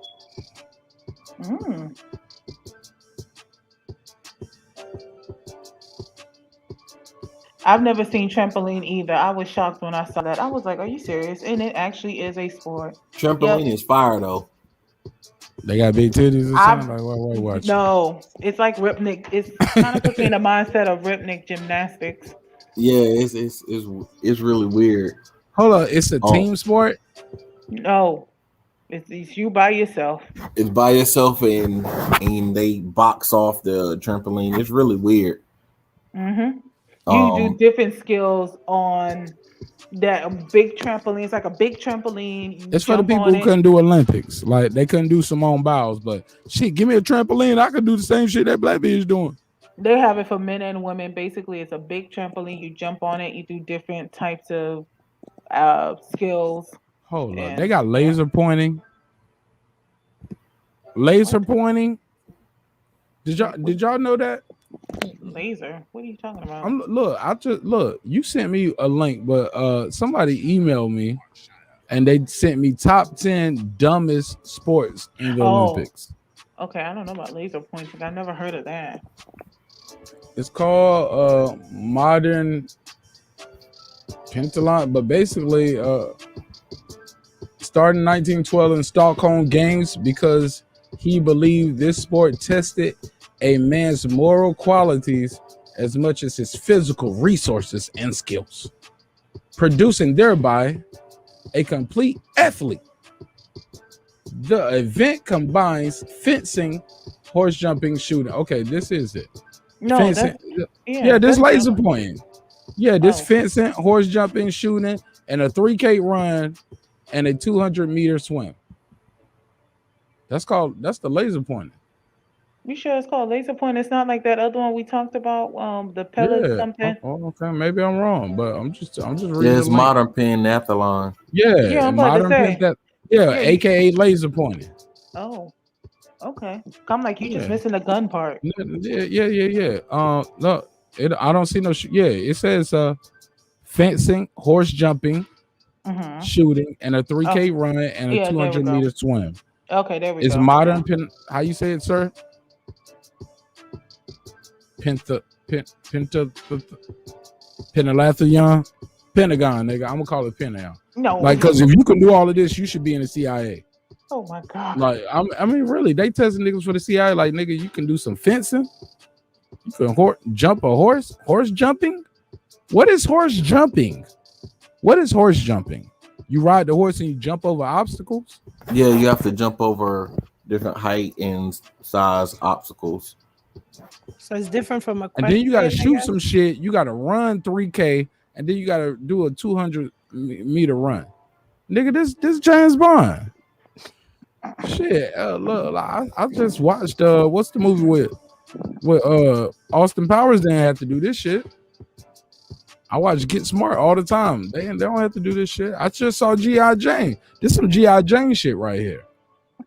Where you can fight a nigga with a sword, get on a horse, jump over some obstacles, get off, start busting some caps, run for a 3K, then swim 200 meters to safety. Nigga, you an agent. Well, that's some amazing shit right here. Now, I don't think this is a dumb whoever sent me this, that it kind of backfired because this shit is amazing. If they can do all of that, hell yeah, give them a gold medal. That's better than ping pong. Or table tennis. Ain't that the same thing? Ping pong and table tennis ain't the same Yeah, thing? it is. It's trash. How y'all feel about beach volleyball getting an Olympic show? Let's keep it Y'all low-key like other than the beach outfits. volleyball. Because I'm gonna let you know, some of these people they're gonna lose their Olympic games because a lot of people out there complain about the outfits, and the Olympics was like, nigga, we giving y'all a gold medal just to see y'all, motherfucker. Are you talking about for the gymnasts where they were talking about like Not just the clothing? gymnasts, some swimmers, like a lot of people are like, nah, we ain't wearing the outfit. Like it's swimmers who don't modify the outfits, like they wearing one pieces instead of the traditional bikini. Because they like, or some people playing volleyball. People wearing full suits and shit. But I Yeah, the thought Russians with did that. yeah, That was but I just because they thought were with ugly. swimming. Oh, shut up. See, yeah. Oh, I thought you had the option in swimming to wear the 2-piece or a 1-piece. Yeah, you I have just- an option. Except for I think diving, you have to wear A 2-piece, yeah. It's usually easier to wear the 2-piece or whatever, but you have the option. But yeah, those Russians were just ugly. Oh my god. But that ain't got nothing to do with it. They ain't put no mask on their face. That's what they should have did. Oh That's my why all God. the extra. Personal opinion, but in real life though, what I'm saying is these motherfuckers out here, man, like some of these competitions are for what? Like are these Olympic gold medals? Are these racial and gender biased for certain reasons? Because if we got certain Olympics for this, we should have Olympics for this. I got the ultimate sport for Olympics. What? Fastest blunt roller, Snoop Dogg. Plus size women cheerleading. I'm sick of seeing these skinny ass cheerleaders. Stop it. Stop No, it. I'm serious. I'm Stop. No, serious. stop it. I'm Stop it. serious. Stop I it. want to Look, see. you ain't never been to no games here in Atlanta. They got them plus size cheerleaders. I seen them on TV. We mean I seen BBW's cheerleaders going in on Atlanta. TV. They'll do eat some hot wings. Jill in the middle Scott of the should be able to routine. cheerlead. You know, Serena Williams. You know, they should all be cheerleading. You know that's Did not you an just Olympic lump sport, Jill right? Scott with Serena Williams? I'm done. You do know yeah, he cheerleading been is not he an been Olympic disrespectful. sport. I know do that's know that, not- but I would like it to be like one for the plus size sisters. You know, And what would it Yeah. consist of? Them coming up with a routine? the same thing the skinny ones do. They can do the same routines. They can just add more flavor to it. Or You ever seen take the out- basketball league with all the big plus size sisters? You ever seen that basketball league? Yeah, they take a timeout every fast break. They gotta take a timeout. No. But there's a lot of men that's leaving out to take bathroom breaks. But it's a great. No. But seriously though, like I seen those plus size cheerleaders doing their thing. I noticed they don't never do no pyramid. I don't see none of that. Y'all said Yes. leave it alone. Leave it alone. Okay, Obviously- go ahead, sir. Saying you go ahead. Did the grade for me. I mean, obviously they don't. I mean, who gonna hold up all that weight? Oh my god. That's why you get strong There was male it's cheerleaders, called- man. They were trying to do How many men cheerleading, you not know a- are willing to do that though? How many The men Rock, you know I know a bunch of men that are willing to do that. they're willing to No, hold stop up? it. Stop it. No. There's No, not a stop lot of it. men who would want to cheer because it used to be associated with being gay. No. You ever see the Bush was dudes? a cheerleader. Yeah, now, but back then they used to be associated with being gay. You know, too many men cheerleaders. They used to kind of like hide that they were male cheerleaders. No, I'm with the that was- athletic department. Nah, that was back then. You ever see the dude that does the video where he goes to the beaches or whatever, and he bench presses, the plus size sisters. Yeah, What he it's a does man is he who throw them squats over on their the feet. shoulders and he squats them. He squats Yeah, he them. squats them. Yeah. That nigga gay. Nah, he's not He gay. ain't He's fucking none of them getting hoes. he getting a quick feel on the phone number is what he doing. You talking about Goku pump, and he That get nigga more ain't than got to quick give a feel. phone number. All he got to do is just give a damn Uber Eats gift card. No, he don't. Don't say that. I would hope it's more than just food to please. No, it's somebody. not chicken wings, and you can get skinny, Ain't nothing wrong. Hey, leave my big, wings alone, middle sir. size. Women love chicken wing. Just chicken wing. That's all you ought to get them. Chicken wings You and a you bun. are confusing, plus size with obese or something. I think I I'm not do. confusing. I'm just having Plus fun with the size show. is obese. Look, I like a little cushion on my pushing anyway. I'm just having fun with the content, baby. Yeah, 6 foot and 175. That's all right. That's all right. I don't want no bitch dunking on me. Mark, you make it I like you short. I don't want no bitch telling me throw it in the post. Mark, how short are you? I'm 6 foot even. Okay then, dude. That's not I bad. don't, no, Senior but is 5'6". I don't want no girl 6 feet tall. But Sir Senior, Because I don't look 5'6", and I 6 don't feet think beside he a would 6 foot mind. woman. You get what I'm saying? A 6 foot woman beside me makes me look like I'm in the paint, posting up. I think I felt when I was dating a woman that was 6'4". No, I don't date. Well, how tall are you? 6 foot. Oh damn. Okay, well. But it's nothing wrong with a 6 foot. I like tall women. Actually, Imagine if she was wearing heels. Oh Lord. Look, they always wearing some heels or some Timbs or some sneakers. They ain't walking around in flats all day, so we're gonna be the same height or higher. She gonna have her hair up. If her hair is up, she looks taller than me now. I'm like, hey, tuck that, put a ponytail on. Oh my God. Take that bob down. She gonna be taller than you regardless. You in here looking like Dr. Seuss and shit, cat in the head ass. Bitch. Take that shit down. Oh my Too God. tall.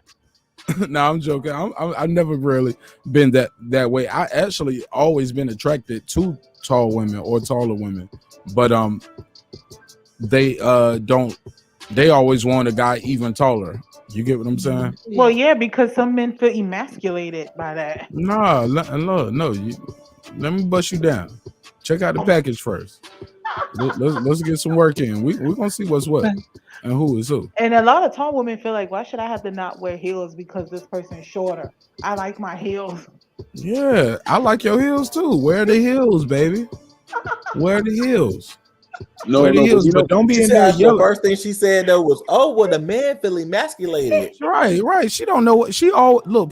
Queen P been doing that for a minute. She low key hate on the brother real quick. How tall are you, Patricia? She ain't hating though. How tall are you? 5'8". Little That's bitty. all right. That's all right. She a little bitty. Ain't here trying to act like she. You act like you. What's the girl? What's the tall girl from Australia? What's her name? I don't know. Beautiful sister playing the WNBA. She tall as hell. To them girls, because she like 6'8", 6'7", 6'8". Jesus Christ, she is tall. What is her name, yo? Somebody in the chat gonna tell me. Her name is Challenge. Challenge. I take that challenge too. She pulled out the Olympics as well. Aww. Yeah, she had pulled out. She played for Australia. I'm gonna tell y'all her name. Hold on, WNBA. Yeah. Don't say pull out when you're talking about a 6'8" woman. Go ahead. Right. Never that. But she got a lot of videos. Is her name Margot Dyer? Nah. Liz Cambridge. Oh, this lady's 7'2" and she's 223 pounds. I don't know what she looked like. I know Liz Cambridge is a baddie. She tall and she beautiful. She like 6'8". She's 6'8". I need to get her on the show. Oh, she played for the Vegas Aces. Oh, I'm about to say, because I'm looking at her now. Oh, yeah, she is tall. She's beautiful too, right? Yeah, I don't know what pictures you've seen of her, but she's a gorgeous sister. But yeah, she's 6'8". I don't know what picture you seen. I'm looking at the bikini picture right here. You might be looking at her posting somebody up. Dude, I am not. Now, if you're looking at her posting somebody else, she look like Queen Latifah and set it off. Yeah. Cornrows. That ain't the picture. That ain't the picture. What's her name again so I can look her up? She look like, give me the fucking money. Troy, it's in a private chat.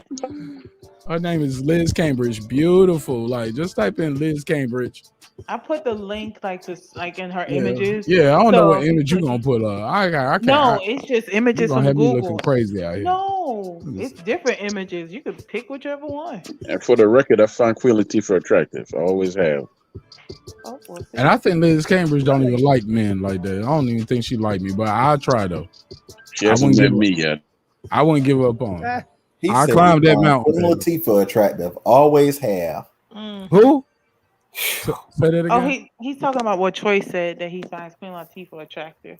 Always did. Oh, did you see that HBO movie she did? Mark. What's the name of it? So, Queen P, hook me up with that Queen Latifah HBO movie That in part. the chat. And make But sure nobody know the her name of breasts it. are blacked out. I'm gonna put that on the screen Oh, I know what you're talking when about. she's See sitting that one there. with a boob? When she's Yeah. sitting there. Yeah, give me. I need I think that. it's for Bessie Smith. That's what it was for. It was for the documentary of Bessie. Queen Latifah has a beautiful face, like, but all these years, it's like no matter She the how much, homie though. I don't care how. I'm sorry. Go ahead. no matter how much they try to feminize her, I just always saw like the tough, like she was just like I could just like she has a pretty face, but it's just like she had a hard exterior. I guess that's a gentle way to say that. I know what he's talking. Okay, I'm gonna put like the Hold Google up. search image and Yeah. But what private you? chat. But I know what you're talking about. Girl behind the mic. Say that again though. What you say about? Troy said he's always found Queen Latifah attractive, or I don't know. No. Yes, I do. I find her very attractive. Yeah, Ever since and I was 17. I say she has a beautiful face. She's beautiful in the face, but it's like every show that I've ever watched her on, no matter how they try to feminize her, if that's a word, it always just felt like she was just like kind of hardcore, like tomboyish to me. Just kind of tomboyish on the exterior. But it doesn't take away from her face, No, that's the same thing with the brat. The brat's very attractive, very but pretty. yeah. Y'all, this I is remember Liz when she Cambridge. used to date Allen Iverson. Yeah, she's attractive, but I can't be attracted to her because she looked too much like my cousins. Yeah, she's tomboy. Y'all can see the chick. Yeah, she's beautiful pretty. sister. She's 6'8". Yeah, she's attractive. Like look how far that knee is on this picture over here. How far that knee is from the hip. It's a lot of thigh meat, nigga. That's like that's your whole torso. I got women in my family that look like this, so nah, she's attractive, but I can't be attracted to her. All right, you're lost. Tell your cousin to holler though. Oh. I got about 30 years left on my marriage contract. Oh my God. I got 30 year. I got a 50-year contract. I'm halfway through.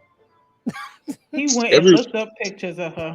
Everybody in my family's fine, man. I love Liz Cambridge. She is so beautiful, man, to me. How did you even hear about her? Because she played in the WNBA. Oh. Yeah, she's an athlete. What's the purpose of watching the WNBA unless you want to look at the women? Look how far her knee is from her thigh on this picture right here. You see where that knee at? Like, yo, she left out the hospital with all the blessings that day. God was like, I'm gonna give you. They should do a calendar. Do they do a calendar, Mark? The females in the WNBA. Do they do like a calendar? I don't watch that bullshit. I just watch it. Oh, I thought you were for real. Look at it. Nah, nigga. Nah, yeah, of course they do a calendar. Well, look at it. That's how tall she is beside mortal women. That's okay. You go ahead. We don't know how tall those people are. Those are average height women. This is a 6'8" woman. That's how it looks beside normal women. I'm saying that's how she looks. I was gonna say she's gonna look tall regardless, whether it's She's short 6'8", women or 6'7", average. 6'8", and she probably got some heels on right here. That's big Liz, nigga. Baddie, beautiful. Post me up. Post me up. So you telling me you would date her if you had an opportunity, Marq Nash, 6'8" and all? Look, I love my wife. If you weren't married, and I love my daughter. If you were not married, but God don't make mistakes. Oh, but I said if you weren't married. No, I'm talking about like if I was to meet Liz Cambridge, I think that's a sign of God. I'm supposed to push my wife down the stairs. No. Like No. God made this happen for a reason. No, This is your new wife. Like you ain't gonna get this chance twice. How much you want to? Do you want to be great? You want to be normal or you want to be immortal? I was gonna say before your wife, but okay. Push her down the stairs. Like I will hear the demons chanting to the a trap beat from Lil Jon. Push her downstairs. Hey. Okay, yeah, nigga. I had to make that hit. I had to make that hit record. But you only 6 feet and she's 6'8", so you gonna look shorter than her, I sir. don't give a fuck. That's fine. Should be all right. Look, baby, I'll be your biggest cheerleader. I'm like, yo, you ain't got to worry about none of it. Look, I wear Timbs with extensions on the heels. Platforms? Oh God. Nigga, I be Bamboo walking around earrings, here at like least I'm 2 in pair. Mayweather's? Fendi bag and a bag. right, nigga. I wear the Mayweathers. I be walking around here in the Rudy Ray Moores, nigga. Dolomite shoes, nigga. I have my 4 inches. Only problem is that she probably got size 14 feet, but she could get her shoes I don't custom care. made. She'll be fine. And look, now I can't suck no toes on no Liz Cambridge now. That's giving head. But wait, Mark. That's Hold on. I part of the can't suck deal. no Liz Cambridge toes, nigga. But she That's could part give of you the some deal, Mark. footsie. She could give you footsies. I might not even want footsie because if we doing footsie, that means I'm all the way down at the bed. I'm doing footsie to her, but I'm doing navel. I'm kissing her cradle you navel like a while we baby. playing footsie. She'll probably cradle you like a baby in her arms. Oh my god, I can only be so lucky. Clearly, he doesn't care. He But I doesn't ain't sucking them mind. big ass toes though, nigga. That motherfucker got Shaq feet. Oh God. Oh, did you see the Queen Latifah one? Each toe is a popsicle. Please don't do nigga. that. Each toe is a popsicle. Yeah. Go ahead and post some pictures of Queen No, Latifah don't do now, the Queen Mark. Latifah. Please don't do that. Yes, do it. Please don't do that. No, stop. Y'all gonna give me cancer for real. No. Queen Latifah's always been my favorite ever since coming to my house. Coming to my house. That's what I please first don't. started being Stop. attracted to her. It doesn't show what you think it shows, Troy. Oh her no. picture. I can find some fine pictures of her myself. You see how his mic is messing up? But that's God saying, please don't God do don't it. hear that. God, like, don't do it. It sounds clear to me Queen now. Latifah. It's people eating breakfast. Oh God. There's nothing wrong with Queen Latifah, man. She's a very No, I attractive love woman, Queen like man. that. No, she's a very attractive woman. I'm talking about this movie. Business. No, I'm just hating on her. Yeah, because she came out to put down Shahrazad Ali. That was her whole principle, and she took it and said, "Okay, I'll do it." Hold up, Sir Singh. You giving us some new information. You taking the conversation well. Go ahead. What you talking about? Yeah, that was part of her thing. They said they pushed her out to downgrade Shahrazad. I got tongue tied. Shahrazad Ali. Who's gay? And Queen Latifah said, "Okay, I'm all for it." Hold up. Start over. You said they pushed Queen Latifah out to make room for Shahara Ali. To downgrade her. Who is the sister and why would they do that? You just jumped in with a name that people don't know. Ali is a woman who made a book about pretty much how black women need to be better, and way before Kevin Samuels thing. When did she write the book? Do you know? What year? You said what? When did she do this book, roughly? Early 90s. Well, she has the Black Man's Guide to Understanding the Black Woman that came out in 1989. This one says, Are You Still a Slave? Which came out in 94. This one talks about how not to eat pork or Life Without the Pig, which was in 1985. Sounds like an honorable woman right here. Things Your Parents Should Have Told You, which was in 98. She active in the book thing. Yeah. What does any of that have to do with Queen Latifah, though? Yeah, Sir Singh, what she got to do with Queen Latifah? Because Queen Latifah came out to be the mock of her. So they wanted to get people away from her. Who is so they? They said, okay, we're going to put Queen Latifah out to start her off. Sir Senior, slow down. When you say they, you got to be specific. When you say they, who are you talking about, and why Queen Latifah? The white feminist movement. The white and feminist movement. Because Shahrazad Ali was telling you to be good to black men, to be subject to black men, to big up and promote black men. That's your job as a black woman. And why you should be against feminism. They said, we can't have that. So Queen Latifah has always came out and said that she was either gay or bi. She never said she was. She never said that, bro. I'm about to say She had. Okay, hold on. Hold on. Wait. Let me drop the link. Hold on. Recently came I know out. it Let me was. look for it. I thought she was. I thought it was always suspected. And though. I don't think of. I can't think of a about her time. girlfriend recently. Yeah, they say Talking she about came out. recent, sir. Saying you said She's been Queen doing that Latifah. for years. No, she has never came out. Oh my god! What When did she come out? I've been listening to her since I was 17 years old. Stop. No, Let's they had stop. Everybody pictures. stop. Everybody stop. Sir Senior said he studied this. Show me send me the link. Private chat is out there. Put the link up. But show me something dating back to when the 90s. Queen Latifah admitting she's gay or coming out, like whatever you studying that you said you studied, put that out there in the I private put chat. one in the private chat, but this was recent. I don't know about in the past because I never heard her disclose. I know it was always suspected. Yeah. But she never disclosed until recently. Yeah, she never came out and said everything, and I can't think of any time that she ever talked down black men, because you got to think of all the black men that she employed, right? She got a song called UNITY. Her Naughty manager, by Nature. her manager is Shakim. Naughty by Nature wouldn't be around without Queen Latifah. Her manager is Shakim. That's Okay. the guy she started in with Flavor Unit with. They've been together since our beginning of her career, and they And still two, together. You ever heard of the Flavor Unit? Hold on, stop. Yes, Hold I on, have. I'm I hearing was Sir about to- Senior my say, point. like that's inaccurate. Is she No, not? I was Susan saying Shakim? that because the black men she employed that she actually made direct money for. She made stuff off of that. That's people who she started with. No. That's not what you started with. That's not what you said. You I said what black people men? she And employed. we said My her point was for manager. you to answer that for me to point Her out manager. that it's only people who she was connected with, where she gained doubly off of that. This is my homie, and I'm making money off of them. But that's what's supposed to happen if I employ you, nigga. I don't work for you. You work for me. We said who did she employ? I was saying that it was. Hold on, brother. Hold on. Let's Let's get together. It wasn't like she's picking random My nigga, black but that men ain't the same thing. That ain't the same thing. When you say random black men, I don't want to work with random black people. I don't want to work with random black men. I want to work with people and hire people who are going to help me get to my next level.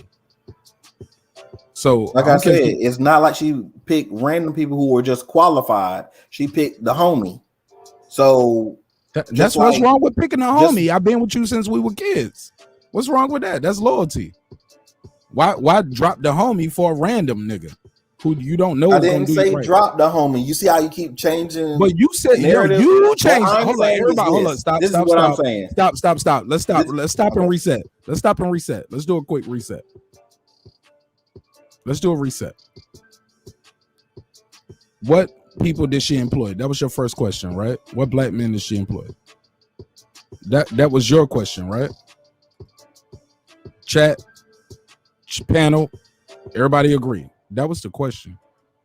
We said an answer, and then it goes from what random. You said random, not me. I just said, why would I fuck with some random dude? Add the word drop, take the word drop out. Regardless, I employ black men. Then your reply was, well, yeah, well, she do that because it benefits her. It should benefit me. I employ you. Your reply to that was the random guy. I didn't move and change nothing, brother. If you check the playback, you moved it 2 or 3 times, and I almost did it verbatim there. And if I'm wrong, somebody other than you tell me I was wrong. Did anybody hear anything different from what I just said there to what just happened? Hello? Troy, Queen P, girl behind the mic. No. That was pretty much how it just sounded, right? I'm still here. Troy, that's how it sounded to you too? Yes. Okay, Queen P, girl behind the mic. Mm-hmm. Right. Okay. All right, now go ahead, Sir Senior. I just want to make sure I'm not moving the goalposts. I want to make sure I'm not insane. It's other people here that's hearing it as well. You got the floor. Go ahead. In the membrane. Oh, sorry. I just thought of that. You goofy. So goofy. Yeah, so I ain't trying to bully on you, brother, but don't say I don't keep trying to move nothing. That's literally what everybody just heard happen. First, you were saying that when she talked about being gay, when she talks on the set of Set It Off, she played a gay woman, correct? Okay. She talked in those interviews. She also talked about how her feelings on homosexuality and how she agrees with that, but she doesn't always stick to that. So she would consider herself more up to making her choice in the moment.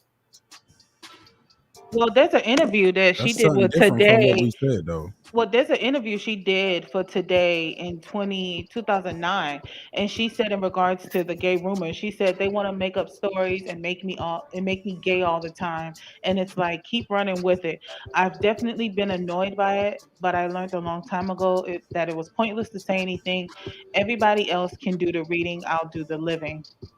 And then she disclosed about being sexually abused as a kid.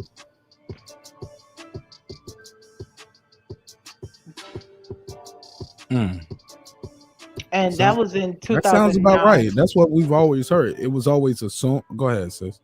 Oh no, I was just saying that was just in an article from Today, when she was being interviewed, and that was in 2009. Yeah, and that's what I was saying, and I think that's what the panel was saying, Sir Senior. And it's okay if you might have made a mistake, and if you got something for that, we can pull that up. Or if you just getting your jokes off, that's cool too. Shit, fuck it. But she's up until recently, she never owned it. It's what I was aware of, and I think the panel is agreeing with me on that. Up until recently, she actually, leaned into it. But you got the floor. Go ahead, big dog. Even in 2015, she said that being a lesbian is not a character flaw. Okay. But she won't say that she's completely a lesbian. That's what we all saying. She never leaned into it. She never said she was. The same way she said the same thing in 1996 when she played the gay role on Set It Off. She said that she wouldn't say that she's completely a lesbian. The same way that Oprah gave the parallel of she's way beyond gay. That's with what we Gail, all saying, her right? relationship with Gail, I can understand why people would assume that I am gay or me and Gail are gay, but our relationship is way beyond that. Yeah, don't they call themselves sisters? Yeah, but we ain't talking about Oprah and Gail though. We was talking about I was what using you said. that example. Yeah. But I was trying. In articles that they put together, but I'm trying to find me the article where Queen Latifah, up until recently, admits she was gay. Cause that's how we got here. You was like, she didn't say that up until recently. She never came out. I know somebody. It was a big deal when she about, came out. That's what I'm saying. Yeah, you saying she's always been like that. Yeah, in 2014, there's somebody pulled up an article about her kissing her girlfriend. But yeah, they've been. Look, I think her girlfriend was like a trainer for a minute, right? But even still, like I said, she never. So how if she has a girl, if a woman has a girlfriend that makes her not gay? Look, she never came out. It was assumed the media was calling her girlfriend. People were saying it. People say all kind of shit. It ain't what they call you, it's what you answer to. And she wasn't answering to that. She's answering to it now, though. We kind of went all the way down a whole nother hill. That'll be a whole nother segment. That'll be fun. But yeah. So I think the whole thing was, I think a lot of people kind of knew. I knew ever since she played and Set It Off that she was with the other team. Ever since every other movie I watched with her, I think that's why it was hard for me to take her. She had this like heart. Her outer shell is just hardcore, but I just knew. I knew. But that's just my personal opinion and observation. Without her saying anything, and other than the articles like that where you see her on vacation with kissing another woman and whatnot. But I just personally knew. But she did come out recently. But you were saying that something with the feminist movement put Queen Latifah in there or something, and then they were coming. And when you say, I don't know about the feminist movement, honestly.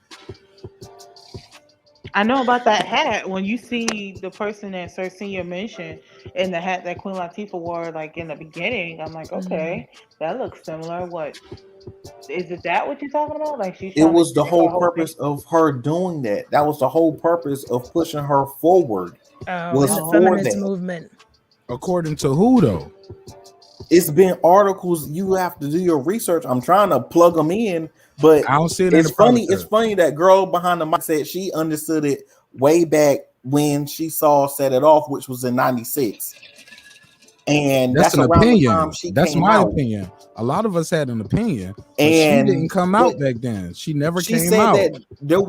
Okay. And if it's so, pull it up. Let me know. If you ain't got it now, we can revisit this later. But like, we can keep the conversation moving while you pull it up. Like everybody else been pulling up stuff, dropping in the private chat. Like, but I see this article. It but girl says- behind the mic didn't say she read an article. She said she felt that way because you kissed that girl. You wouldn't do that if you didn't feel that way. In my opinion, I don't want to put words in your mouth. Girl behind the mic, is that what you mean?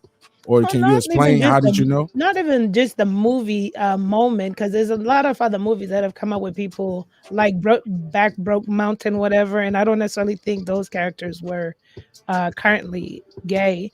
But for Queen Latifah, just like you can sense when for me, I just knew she played for the other team. I don't know how to say it. There's some people I meet, people I see, and I'm like, then it's just a personal opinion. It could have been jaded. Maybe she might have came out today and been married and never been, but I just was like, I knew she was a lesbian, just the same way I knew Debrat was. Even when Debrat was with Allen Iverson. Women know. She might have been bisexual, I don't know. But I knew. There was an article on New York Times kind of alluding to what Cersei is saying. Put but it you up. know, if Put it you- in there. Help them No, out. And help me but out. you know, but whenever you go on there, it says you need to subscribe and all that other stupid stuff. Oh yeah, you gotta subscribe to get their article. Yeah. Can you copy and paste the link and find or find the text in a different way? That's what I'm looking for now. But I did see something.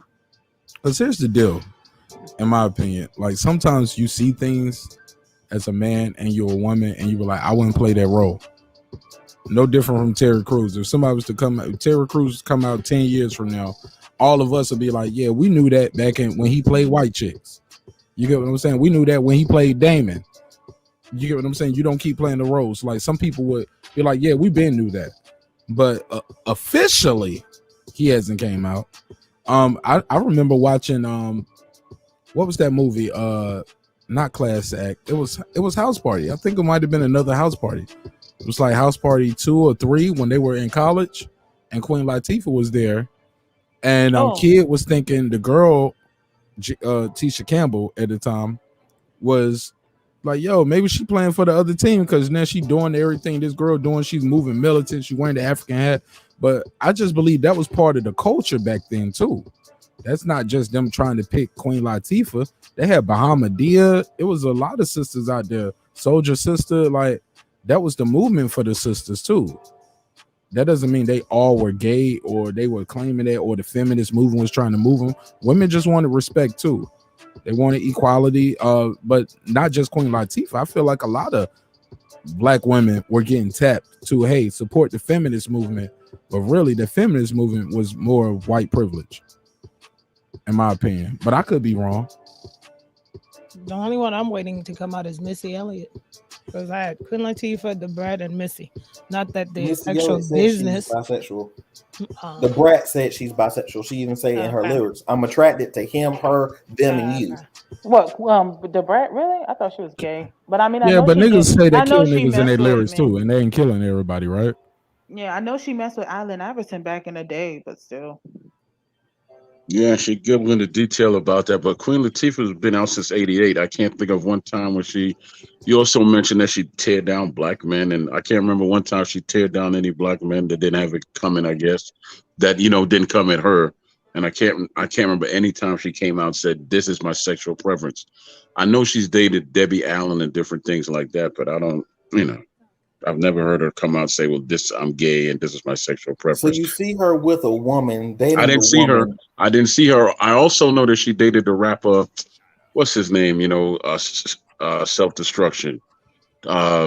Just Ice. She dated Just Ice as well.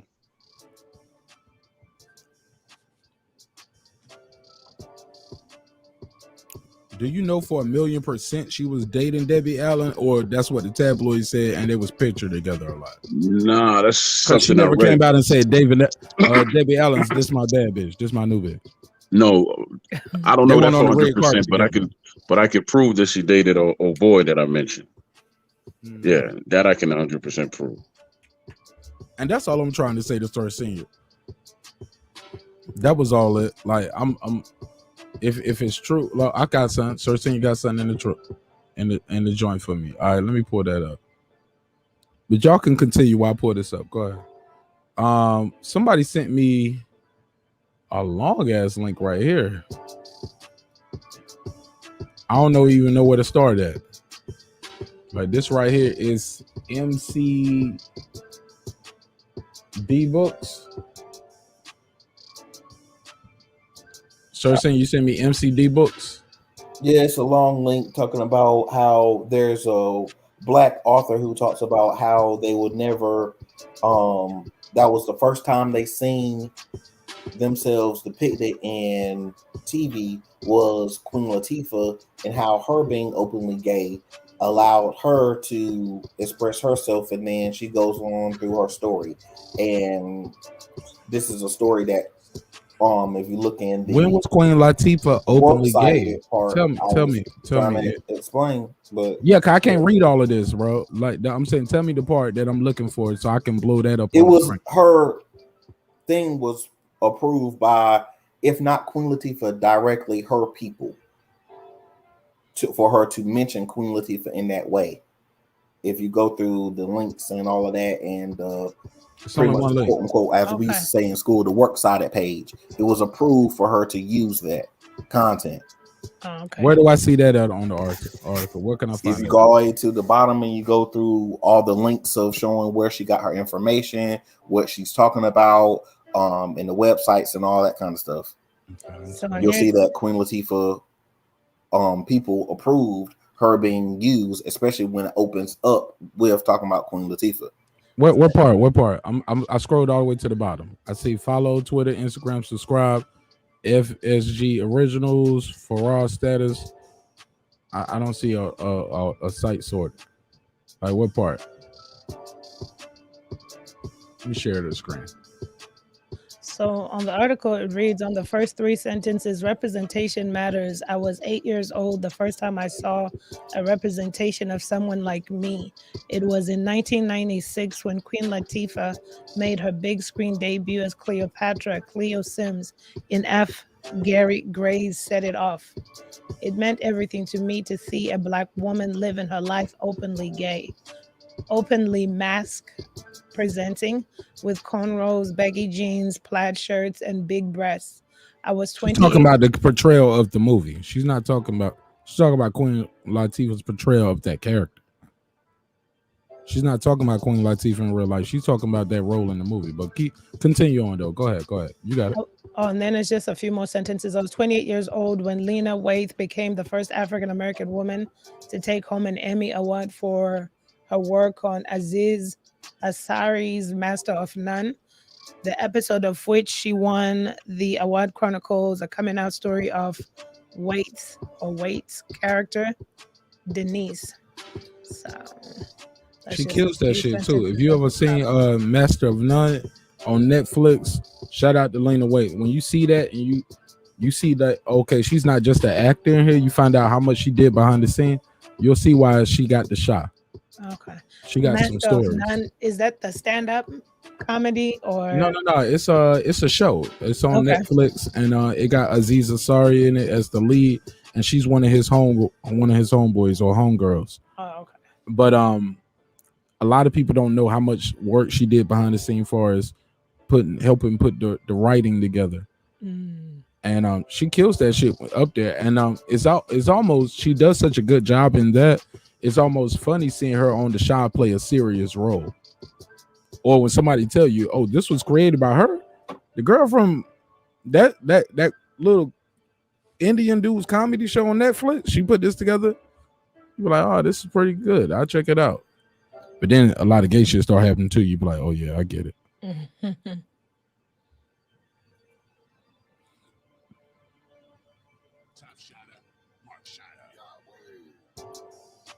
Yeah, I'm looking at it right here, and she made her debut on the big screen as Cleopatra. Yeah, that's what we got on the screen right here, Sir Senior. But This is her making her debut, and it's talking about how this woman saw the character being portrayed. It's not about Queen Latifah being gay. This is about her portrayal of an openly gay character. You feel where I'm coming from? Yeah, I hear what you're saying. I sorry, I was still on mute.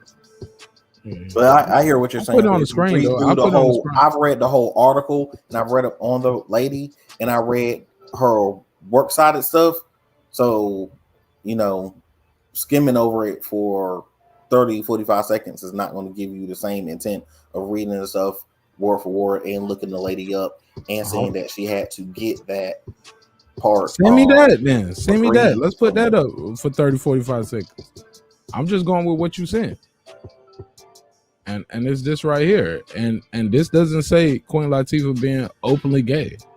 Talks about the characters she played and set it off. She does not say she's openly gay because she don't consider herself gay. She considers herself whatever she chooses to be. Her messing with women, men, or whatever else she chooses to do. Right. But very simply, if a man messes with a man, you consider him gay. So if a woman messes with a woman, it will be the same thing, or at least quote unquote bi. Yeah, but I ain't know nothing about her messing with no woman until recently. Stating the fact that she's been this way for years. Still, somehow, I don't see what the pushback is for. But okay, no, because you said she's always been that. Am I insane here? She spoke that when she did the interviews about her being for the part in the '96 movie. Set it off. She's always been pro. It wasn't the LGBTQ element of pro don't mean I'm gay. Don't mean being pro and letting niggas live their life don't mean I'm gay. Yes, but she partaked in it. I can say it's okay for you to, or I'm agreed that you should have a right to smoke weed versus me smoking a blunt with you. But yeah, that's different. Okay. Her dating, having sex with women, that's what technically gay is you have sex with the same sex. Right. You are attracted to and copulate with the same sex.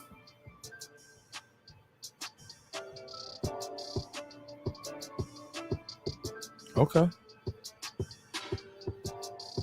And her choosing to do that is still her choice, but her choosing to be a quote unquote tool or useful to tear down Shahrazad Ali is two separate things. And I feel that was my problem with Queen Latifah. Let's go back to that. I loved Queen Latifah, to be honest. I loved her in most of the stuff she played. I loved her as an actress. I loved her as a singer. I loved her as a rapper.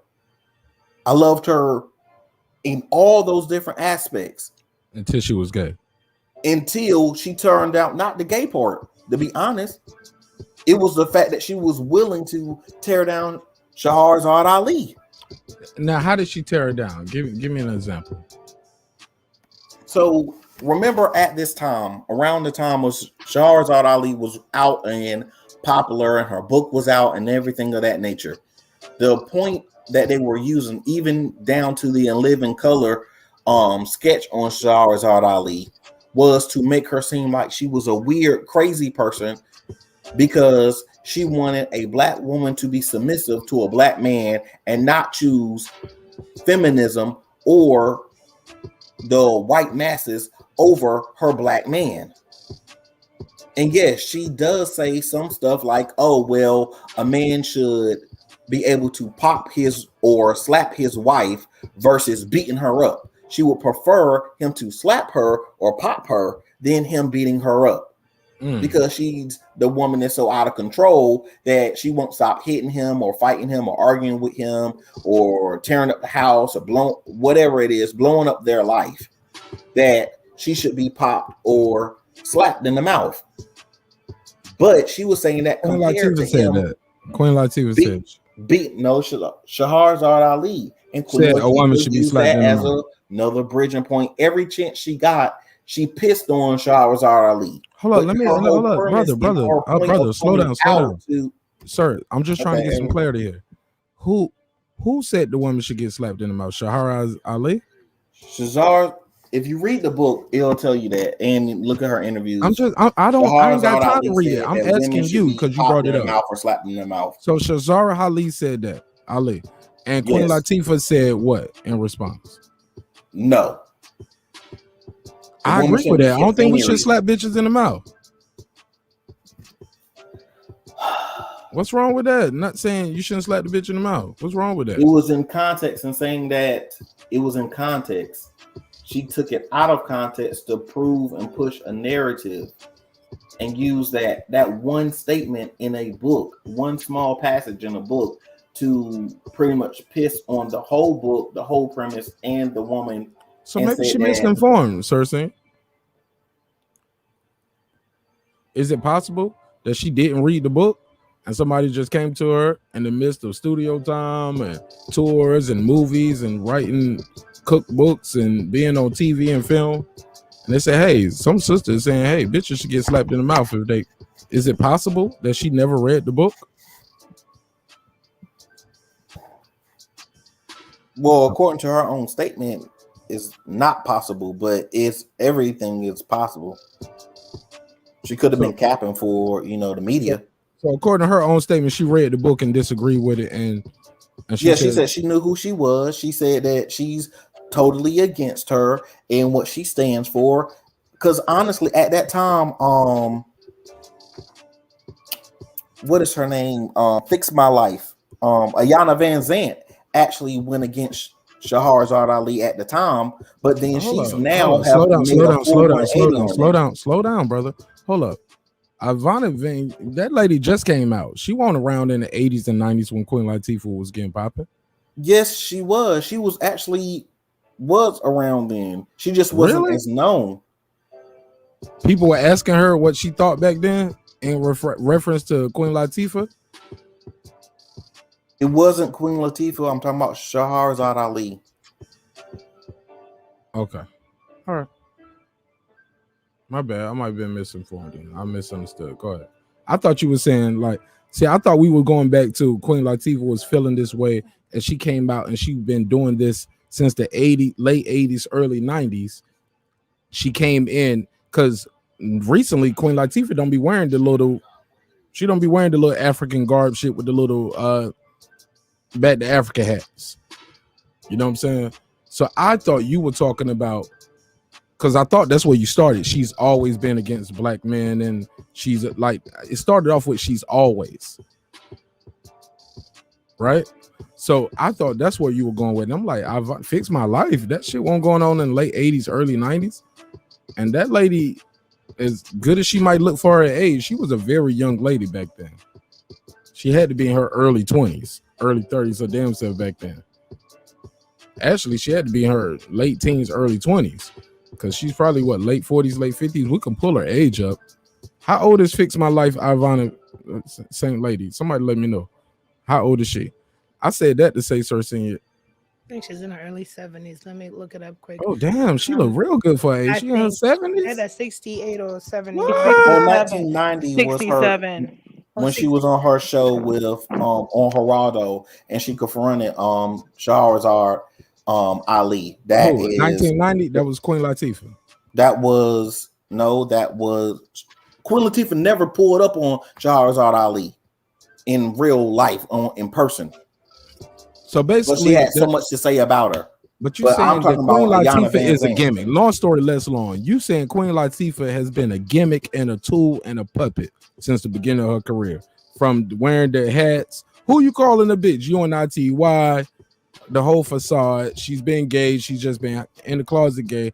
I can get that. I go with you on that. I'll ride in the car on that. That's what I'm saying. I can ride with you on that. I believe she's been gay for a while, but I disagree with you as she's always came out and she's always been for that. And that's a whole nother thing. We can debate that later. But what we're saying here is her whole persona is a facade, and she's been against black men. What black men did she work with, empower, and employ?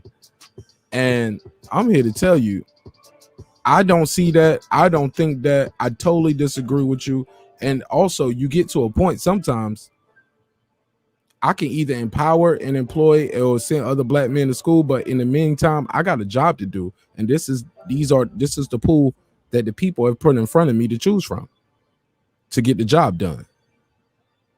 I got FK Gary Gray. I got this black. What's the black dude that always worked with Denzel? You know what I'm saying? And then I got all these other white guys. You get what I'm saying? And then sometimes it's about chemistry. It's about budget. It's availability. I just don't get that from Queen Latifah, and I could be fooled. I could be a sheep. I'm open to being believed that, you know what, Marq Nash, you got this shit wrong. You all the way wrong. So I'm fair enough with it. I'm cool. I can take the fact that I can be wrong, and I can move forward. I can keep the conversation move forward. Wow. I never heard that, didn't know that. I didn't know nobody thought that. And when I have one person on the panel saying this has happened and everybody else is almost blurting in at the same time saying I never heard that, I just feel like we should spend some little time, like let's look that up. Shit, because we all could be wrong. So I appreciate you indulging us, man. Shit got a little tense right there. I hope I ain't your enemy, though. You ain't gonna put out no leak conversations on me, are you? Still my homie, right? Maybe not. On mute. He's probably on mute. Nah, man. He said, "Fuck that nigga, Martin." I was fuck that nigga. He said, "Fuck you, nigga." You know what I So feel. senior, he can't. He said it on mute YouTube. on purpose. Then he unmuted, like, "Oh, my bad." But when the mic was, he's like, "Yeah, bitch, you fuck ass nigga." Hey, brother. Hey, yeah, I'm back, baby. It's me. Hey, Marq Nash, Sir Senior, he can't upload YouTube videos. It has to come from like a news reporter. Like, Yeah, I can't play somebody article. use YouTube video. It got to be like a CBS, CNN, your local news network. I can't play another YouTube channel. Because he has it. Even and if it's shows what news, he's I can't talking play. about. Yeah, Oh, even if it's from the news, I can't play another news station from a YouTube channel. It have to be like a news station because that's fair use. See, I just gave y'all a jewel right there.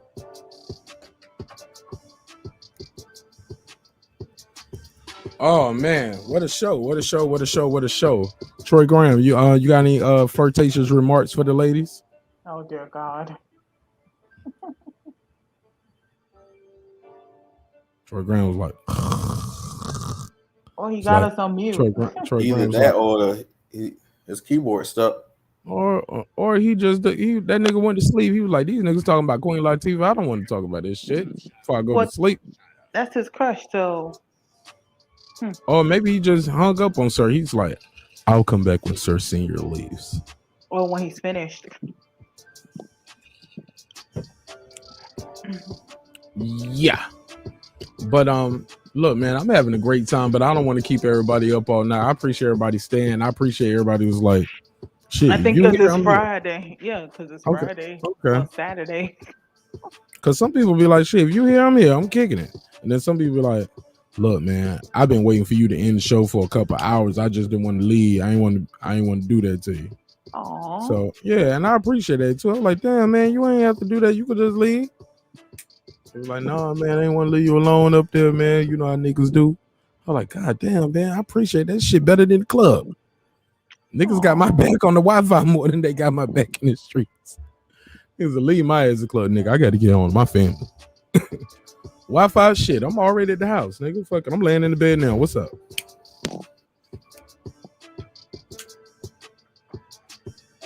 But man, this pretty much it for me, man. I ain't got shit else, man. I'll give y'all the floor.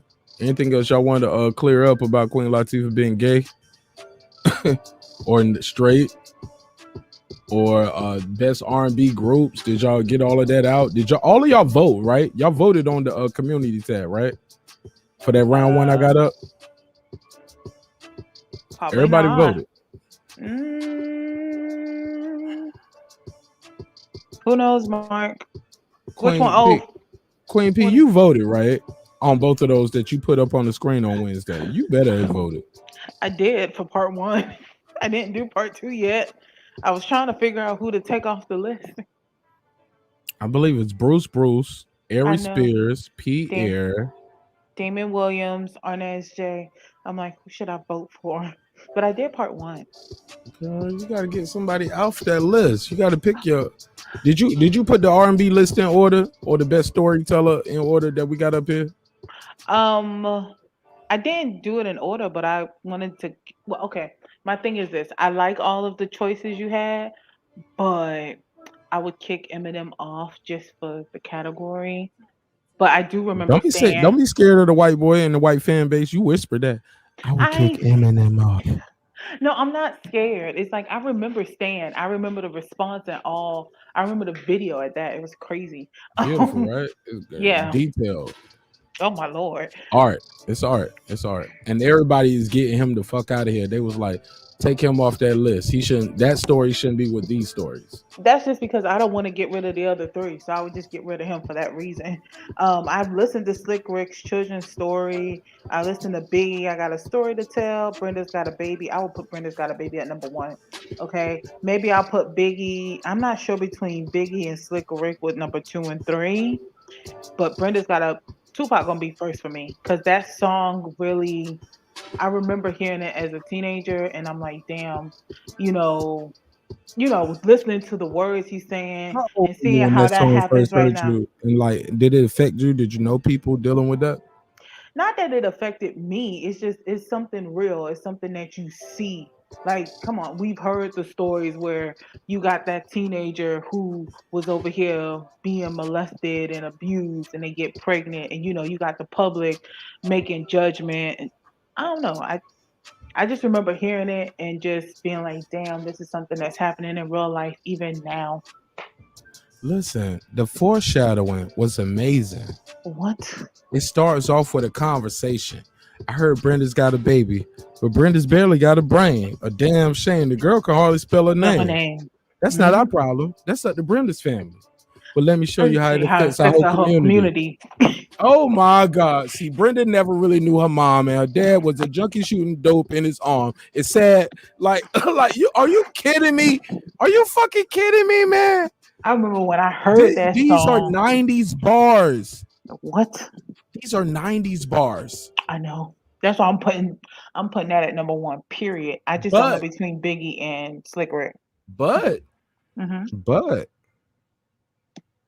once upon a time, not long ago, when people wore pajamas and lived life slow, lived life slow. Law was stern and justice stood, and people were living like they all too good. There was a little boy named, what was his name?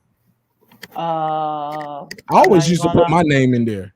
What? Nuh-uh. That dude ended up getting killed. Yeah, but that was me. I didn't know better as a kid. There was a little boy, and Mark was his name. That little boy ended up getting killed. Look, I ran up the homie. This is what he said. Me and you, homie, we gonna make some cash robbing old folks, then making a dash. They did the job. Money came with ease, but one couldn't stop. It's like he had a disease. He robbed another and another, and a sister and a brother. Tried to rob a cop who was a DC undercover. Oh my God. Like this shit, this is amazing. Lyricism. Then you got Biggie when he was with the girl and she got a man. And that nigga Biggie said, I kick flows for you. Kick down doors for you. He had already did a song on this same album called Kick in the Door, Wave in the 4-4. And he had already told you that on the Junior Mafia song. Kick in the door, wave in the 4-4. All you heard was Papa, don't hit me no more. So he come in, I kick flows for you. Kick down doors for you. He made a joke about it because he really did get in trouble for that fake shit, right? Even left all my motherfucking hoes for you. They say that you pussy with. Nigga, picture that with a Kodak. It's the med tag. Who don't get down like that? I lay my game down, flight fat. Sweetness, where you parked that? Petiteness, but ass fat. She got a body make a nigga want to eat that. I'm fucking with you. Like, even that right there, that shit was so special. That little pause, I'm fucking with you. That's the only reason why I would kick Eminem off, because the other three and then he jumps back in. The bitch official though. Dick harder than a missile, yo. Like, I'm like, yo, he is talking to us. It sounds like a story. Biggie is talking to us. And then when we find out years later, after he died, like, it was true. Oh my God. And this was a New York Knicks player. But the dude is 6'8", he ain't 6'5". Yeah, some 6'8" motherfucker. You know what I'm saying? He played for the Knicks. Yo, and Biggie tied the girl up, put the pillowcase over her head, and made the infidelity seems like a robbery. You don't even know that when you listening to the song, but once you hear it, you always know the ending, but you still want to watch the story or listen to the song. It's very, how many movies that have we seen that once you know who the bad guy is or you see the movie, it's hard. You don't even watch the movie no more because you're like, I can't unsee it. I already know this guy is the killer the whole movie, or this is what's going to happen. We know what's going to happen in that story. I got a story to tell, and we still love the song. And you got Eminem Stan, which was the fan that was a stalker.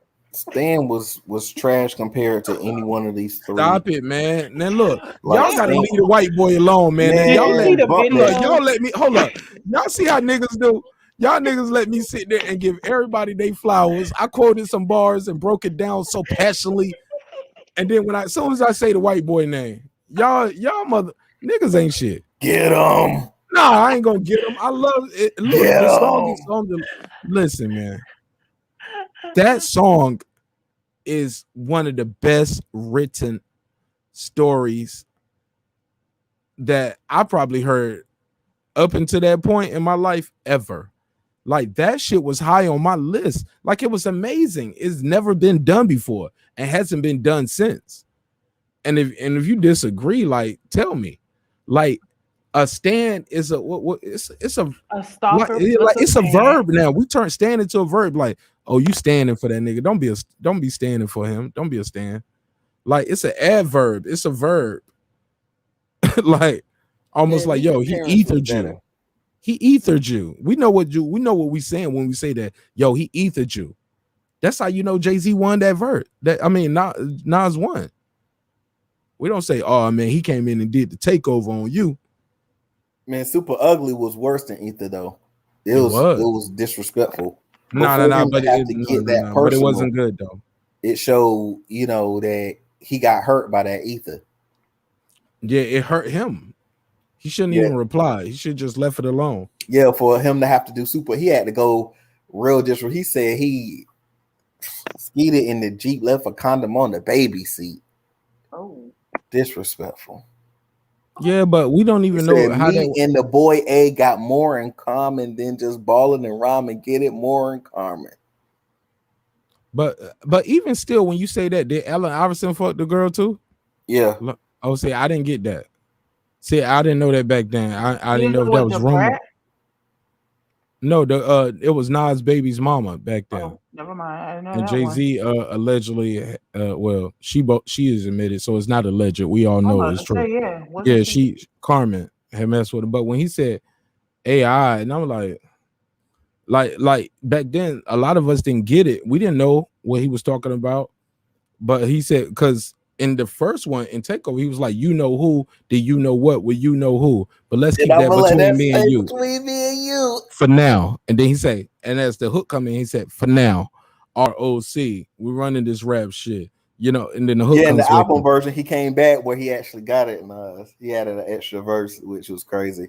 But he came at Nas again on that, and the hook was so trash. What, the Super Ugly? No. That was a remix. That was Dr. Dre and Nocturnal's beat. Yeah. And he just rapped on it. Yeah. But on his album, it was the Blueprint 2 when he came at him again.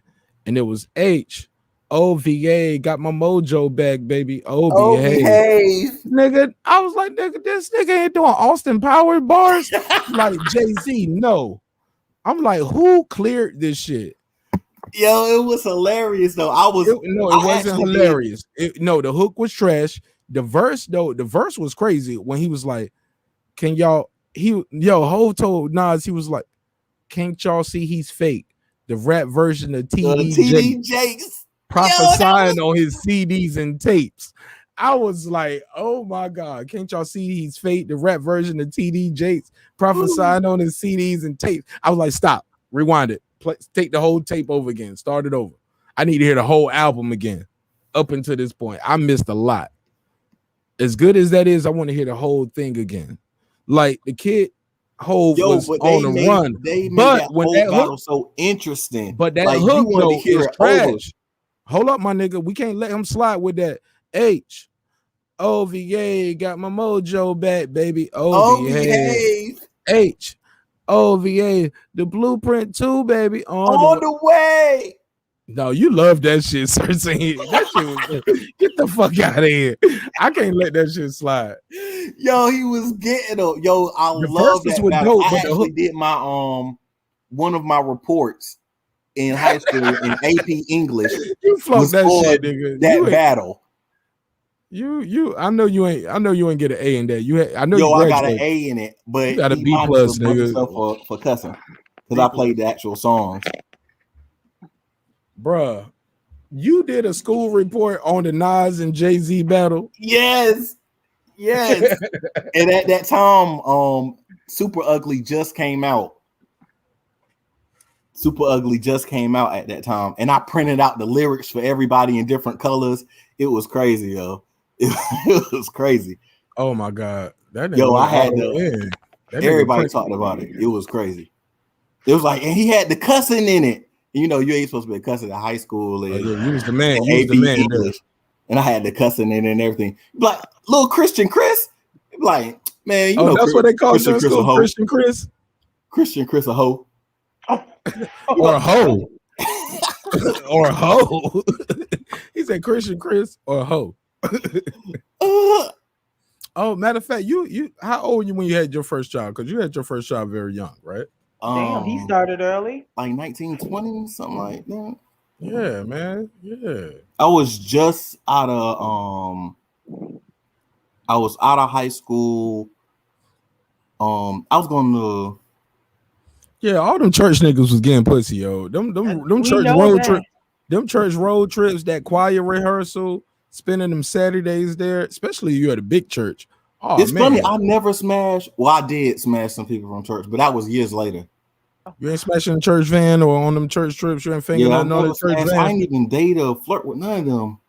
I wasn't feeling them at the time. Man, shit, I was up there trying to sit on the front row with the mother's boy. Cause I knew them hoes were desperate.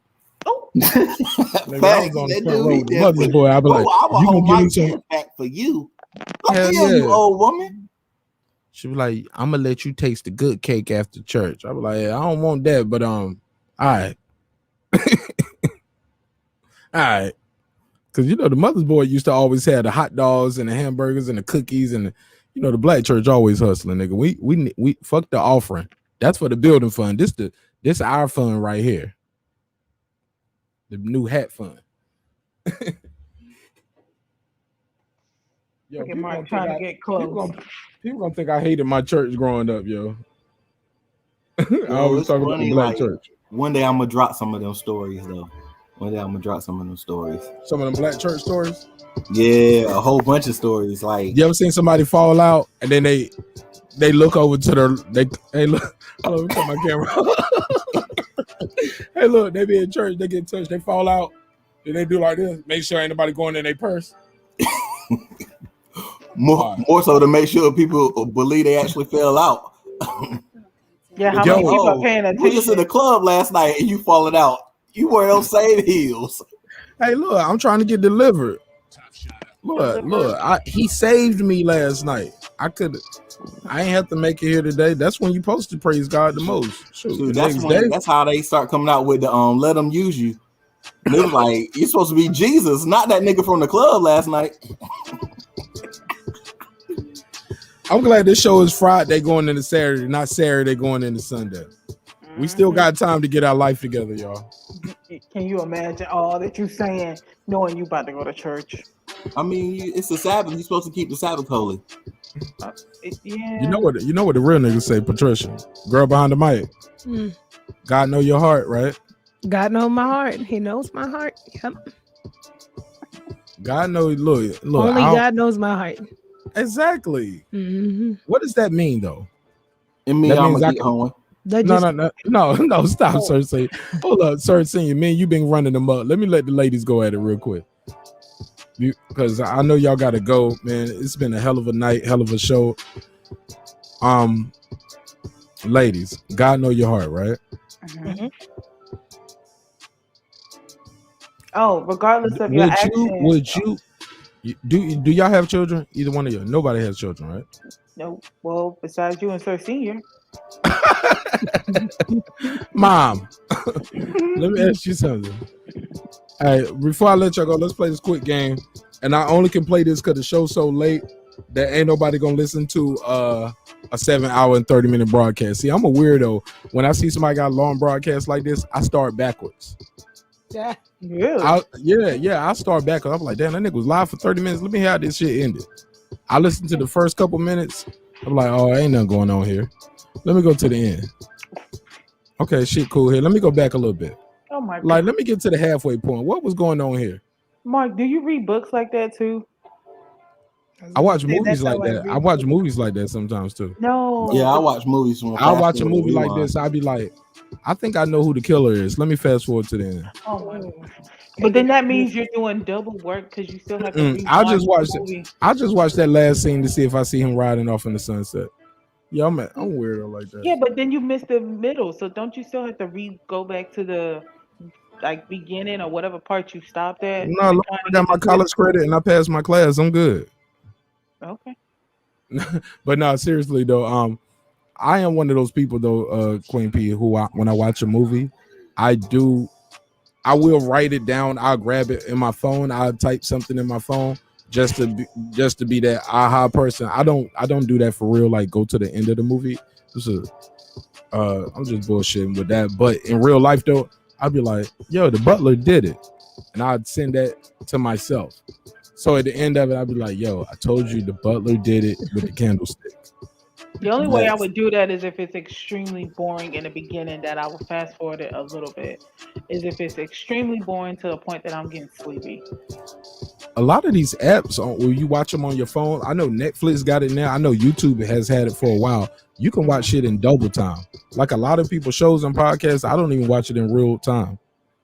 Oh. Yeah, I've had that shit on fast forward a little bit. I'm watching, I'm listening, but it might be like at 1.25, 1.5. You know what I'm saying? And I watch shit like that. So if it's 3 hours, like I shorten that shit down to like 2 hours or an hour and a half. Or I do the double tag. Or even with when I'm watching movies and shows, like it might be a movie I've seen before, but I want to see it again just because I can't remember how the movie ended. Y'all ever had that before? Like, y'all seen this movie before, but I don't remember how it ends. Yeah, so you're giving yourself a refresher course. Yeah, I double tap through that. Double tap through with the dramatic music when they just walking in slow and the camera panning. Yeah, I don't need all that shit. Yeah, I've always been like that. When I was little, like we would go back to Blockbuster Video, and we would get movies. And I would watch the movie on fast forward and on mute. So it put me in a place where I could figure out a movie in the first 5 minutes. But it also helped me learn body language because I couldn't hear what them niggas were saying. Just like watching Asian movies with the subtitles, you start learning that body language for the most part is the same no matter where you are. Right, nigga, like, get out my stove. Look the same in every language, even with the sound off. Or no can be said the same way. Just the word no. Yeah. You're 100% right. Well, look, I ain't gonna hold nobody else up because, like I said, I got love for y'all, and I love doing this show right here, and I love kicking it with y'all, especially you three right here. You know what I'm saying? Y'all already know y'all my favorite people, man. You know what I'm saying? I can chop it up with y'all. Yeah, come on, man. Y'all wouldn't be here this long. I wouldn't be here this long if I didn't enjoy being here, right? True. But I'll probably get off the phone with y'all and start back chopping up and trying to do some of the edits. We gotta start doing these edits. I be bullshitting. I be up here looking at the next video, working on the next show topic, thumbnails for me, working with other content creators, helping them with thumbnails and show intros, logos, in the midst of trying to still be a father and a husband, right? But I You gotta love spend chopping time it up with with your you. loved ones. Yeah, man, I love chopping it up with y'all. But I gotta get off this motherfucker because I ain't gonna be worth shit in the morning. But thank God it's Saturday. Yeah, but it's Saturday though, so I'm good. I'll be like, nah, it's your day, Nick. You got morning shift. It's You know what I'm saying? Saturday. Yeah. I do night shifts on Saturday, man. Oh. Yeah. Look, every day I don't do the show, I am doing bath time and bedtime and prayers and story time with my daughter. So the show is 3 days a week. So all those other 4 days, yeah, man, that's why I don't do the show at that time. Or if I can do a show, it might be a pop-up and it's because it's late and I'm, you know what I'm saying? I spent time with everybody I need to spend time with. I did what I needed to do. Because even still, like I tell people all the time, you don't want to treat your wife like a roommate. That's true. And ladies, you don't want to treat your husband like a dildo or somebody who just pay bills or the trash man or he the landscaper. Like, bitch, I do more around than cut grass. And kill spiders. Yeah, right. I'm not your exterminator. But that's how it be sometimes. And it's a beautiful thing. It's a beautiful thing. I tell people all the time, man, I don't care who you with and how you get down. You need somebody to talk to sometimes, bro. Because everything about you don't want to know. Your mama don't need to know, and you don't want your friends to know. You know what I'm saying? It's like, man, this bitch gonna tell everybody, or this nigga gonna tell everybody. So I get it. You know what I'm saying? But and then some things you just don't want your mama to know, because you don't want them to think they did a bad job. Nah, mama, you did a great job. I just made a poor decision. This was going on. So it has nothing to do with you. Can I get real quick borrow? Yeah, man, y'all take your time, man. Like I said, man, I hate I got it ended. I feel like I got it ended just because I'm looking at the clock and I'm like, damn, man, these motherfuckers still here and I'm holding them up. Like y'all can't just hang up y'all computer. I don't Well, know Troy hung up. Shoot. Right. That's how I go. Fuck Troy. He ain't loyal. No, I'm joking. Troy. I'm joking, Troy. Nah, y'all good though. Go ahead. Man, this shit was better, man. Earlier, man. I was killing it earlier, man. I don't fell off, man. That's because it's late. Yeah. Man, early. look, man, I did a shift with y'all, nigga. Some niggas don't work at their first day at McDonald's as long as I been up here with y'all niggas tonight. So that's we true. put They some was time. quick. Go ahead, sir. Sir got something for us though. Oh, but yeah, it was something that I found was interesting. Like talking to my mom versus talking to my dad. And I would sit down and I would have these real deep conversations with my mom. And like I was like, Mom, kind of, embarrassed that I'm a hoe out here in these streets. But I've been Hold up, start over. Hold up. You said this to your hold up, start over, sir. Saying we need some clarity. Let me drop the beat. You really told your mom you a hodo? Yeah, so I was like, yo, this shit seemed real awkward with no music in the background now. So I was like, They do, but we need to hear him. Go ahead, sir. But I was like, so I'm kind of embarrassed that I was a hoe out here in these streets. And she was like, I know, but you not, as big as a hoe you could be. I was like, facts, Mom, but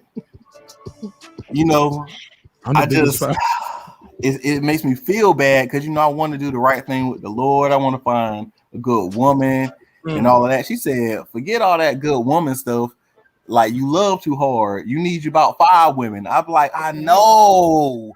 But she was like, no, you need to talk to 5 women, like talk to different women, not smash different women. I was like, oh, you right. But I don't know. Yeah, but are you really gonna be able to do that without smashing? Oh yeah, most definitely. I'm real funny. Like, I'm real funny that way. Like, I've turned down, that's a story for another time. But I turned down a lot.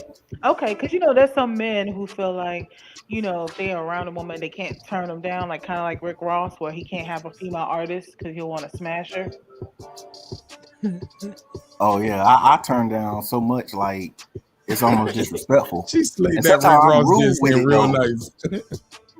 Sometimes I'm rude with it. I'm like, nah, I'm good on that. But I thought we was gonna. Nah, I'm good. I gotta Are you go. sure? Right, sir. You like, what you Sir mean? capping. You ain't gotta go nowhere. Yeah, I'm good. I gotta go home. I gotta work in the morning. You said you was off tomorrow. Sir, you Dang, capping, I B. did say that. Sir, All you right, capping. y'all. Sir, you capping. What she look like though? Oh, she was bad. Nah. Yo, but that's the thing. It's the how to be a player thing. Remember that from the movie where you turn down, you treat the ones that look bad, like the really good looking ones. Sir. You kind of treat them like trash. Sir, you That, 5'6". then you get though. all of them. You keep saying you 5'6" though, sir. Yeah, that same shit game don't work. impeccable. He might not be 5'6". What you say? Your Timberland? You say your Timberland game is impeccable? No, my talk game impeccable. I keep that. Sir, you say I keep a fresh pair of Timbs on me, so I'm always 2 inches taller. That part got that fresh heel at the bottom. He said I'm 5'8". And you always let her sit down first. Yo, meet him in the car. I got a family member. She told me, yeah, first of all, I was bugged out that she even told me this story. Cause I was like, yo, you be picking niggas up off the highway. I'm like, niggas be doing that shit? Like this? That sound like some unsolved mystery. But basically, she was like, she was on the highway and she saw the dude and he told her to pull over at the next exit. And she did. And she get off the exit. She meet him at the gas station. They change information. And they both get back on the highway and they go down their own way. When they meet for their first date, she was like, because this was what happened. When I see her, I was like, yo, what's going on? You know what I'm saying? She was like, yeah, man. Yeah, I'm trying to smoke some good CBD, which is legal here in Georgia. She said CBD. All right. And I was like, all right, go ahead, look, cuz what's popping? She was like, yeah, man. Yeah, man. I went on this date with this nigga, man. I thought he was taller and I thought his body looked different. I was like, hold on, how you meet him? Like online or something? She was like, no, I met him on the highway. Like he flagged me down. I was on 285, you know, and he saw me and he flagged me down, told me pull over, and I pulled over and we exchanged info and we went out date. I was like, bitch, that's how Jeffrey Dahmer met his victims. That's how Charles Manson met his co. But then he used to act like an old man so that people I don't know what the for fuck him he and help did. him. Yeah, that's what Jeffrey Dahmer did. Yeah, he would will act like an old man, or either he'll go to the gay clubs and dance, and they think they're gonna get some booty. Then they turn I into know that rotisserie. I remember that from the Martin joke. Martin was like, he's like, when Jeffrey Dahmer would be like, yeah, I'm gonna take you on and give you some head. He was like, they didn't know he meant that literally. Or when he was on that dating show and the woman that won, she didn't feel comfortable going on a date with him, so she was like, yeah, no. Even though I didn't know none of that. I don't know nothing about Jeffrey Dahmer. I heard they got a movie or a documentary or something out about him. Yeah, have y'all heard about it? Yes. Yeah. I didn't see it. I think it was Zac Efron. Is it good? No. I thought Zac Efron played the Unabomber. He played the Unabomber. No, he did the Jeffrey. Oh no, he did Ted Bundy. I'm sorry. Oh yeah, not the Unabomber. Yeah, Ted Bundy, and he did a hell of a job. Yeah. Yeah, that Ted Bundy shit is crazy. Evan Peters is who played Jeffrey Dahmer. I'm sorry. Is it good? Like, is it on Netflix? Where is it at? So it's not a doc. It's like it's a movie. It was on Netflix. It's yeah. It says X-Men star Evan Peters will portray the infamous serial killer Jeffrey Dahmer in an upcoming Netflix series about the man known as the Milwaukee Cannibal. Imagine being uninvited to every Thanksgiving dinner after playing that role. You got to understand it. You got to be like, yeah, I get it, nigga. I played that role too well. But like, you can't play Jeffrey Dahmer and come to my house for Thanksgiving. No cookout, no barbecue. Nigga, I don't want you on the grill till I brought my own meat. I bet you did. Sorry, that was Ted Bundy that used to act like an old man, not Jeffrey Dahmer. That was disgusting. I shouldn't have said that, right? No disrespect to the families who lost in life, because it's not funny. Because he murdered 17 he killed a whole bunch of them. Of course he murdered people. They didn't just say, hey, eat don't me. know about. And if they did say eat me, they didn't mean it literally. He even ate his brother. Oh, God. Hold up, he killed his brother? Yeah, they said, did Jeffrey Dahmer eat his brother? Yes. He was known to participate in cannibalism on the boys he killed, and he admitted to eating his victims when he's Jeffrey Dahmer? arrested. Hold Yep. up. They said when he This was take Cain and arrested. Abel to a whole nother level. Hold up. They said when he was arrested in 1982, police found body parts in his refrigerator and freezer as well as throughout the apartment. Yeah, now I know they found a half of ass in the freezer. They found about 4 pounds of ass. I know they found some shit in the freezer because I remember seeing a He little was short trying to news make clip. them into sex zombies before they died. He was determined to make them into that. He would pour acid inside their skulls and rape them while incapacitated. Ugh. Oh man, he was on some real shit. And what city and state was this in again? Milwaukee. God damn, man. Milwaukee get cold in the winter too. Niggas get missing in Milwaukee, bro. Yeah. Anywhere where it's a lot of snow, a lot of mountains and shit like that, motherfuckers get missing in those areas, yo. You got to be careful. You need to be somewhere where they're going to smell your body stinking. She laughed. She laughed. She was like, this nigga's a fool. I'm for real, man. You need to be in a hot climate, yo, especially black folks. Because it's already, but the problem is that's the double standard. The place where it's warm at in America, you're going to get the most racism. The white folks where it's cold at, hey, come on in, let's have some hot cocoa. Yep, you don't know if they. You are the hot cocoa, nigga. They about to put your hot cocoa ass on the grill. Like, I love dark meat. Hey, Patricia, girl on the mic, Sir Senior, I got my second win. I'm back. Golly, that was funny. Oh my God. I'm sorry.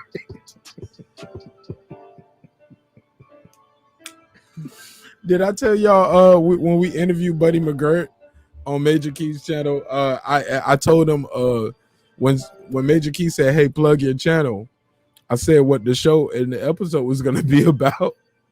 And I told him, I was like, yeah, basically we talking. I was like, yeah. What's poppin'? It's your boy Marq Nash. I do breaking beats, hip hop, political, sports show, the common twist, business, blah, blah, blah, blah. I do all of that, right? And I was like, tonight we're gonna talk about if your lady finds a sex tape. I mean, no, I'd say, I did the sex tape shit. You find a sex tape of your lady with somebody else. Oh God. And I was just introducing the topic. I said we're gonna do One Gotta Go Denzel Washington movies. And we never did Denzel. We did do that. You never got your bars off on that? No. Why you? But that's okay. Why you don't tell me that? It was in the end, and let's be honest. Oh, let me correct myself. They said that he didn't eat his brother. His younger brother's named David. So what happened there is that he changed his name and he lives in anonymity. Like anonymity. Yeah, say that. Hold on. So he did or didn't eat? He didn't. His younger brother's alive. He just changed his surname. He lives just in the word that you just used. Anonymity. But but actually his brother at first, he tried to play like he was one of the victims. He took the name of one of the victims when he first got away. Then you read into the long story. So they show that in the movie? Ate his brother.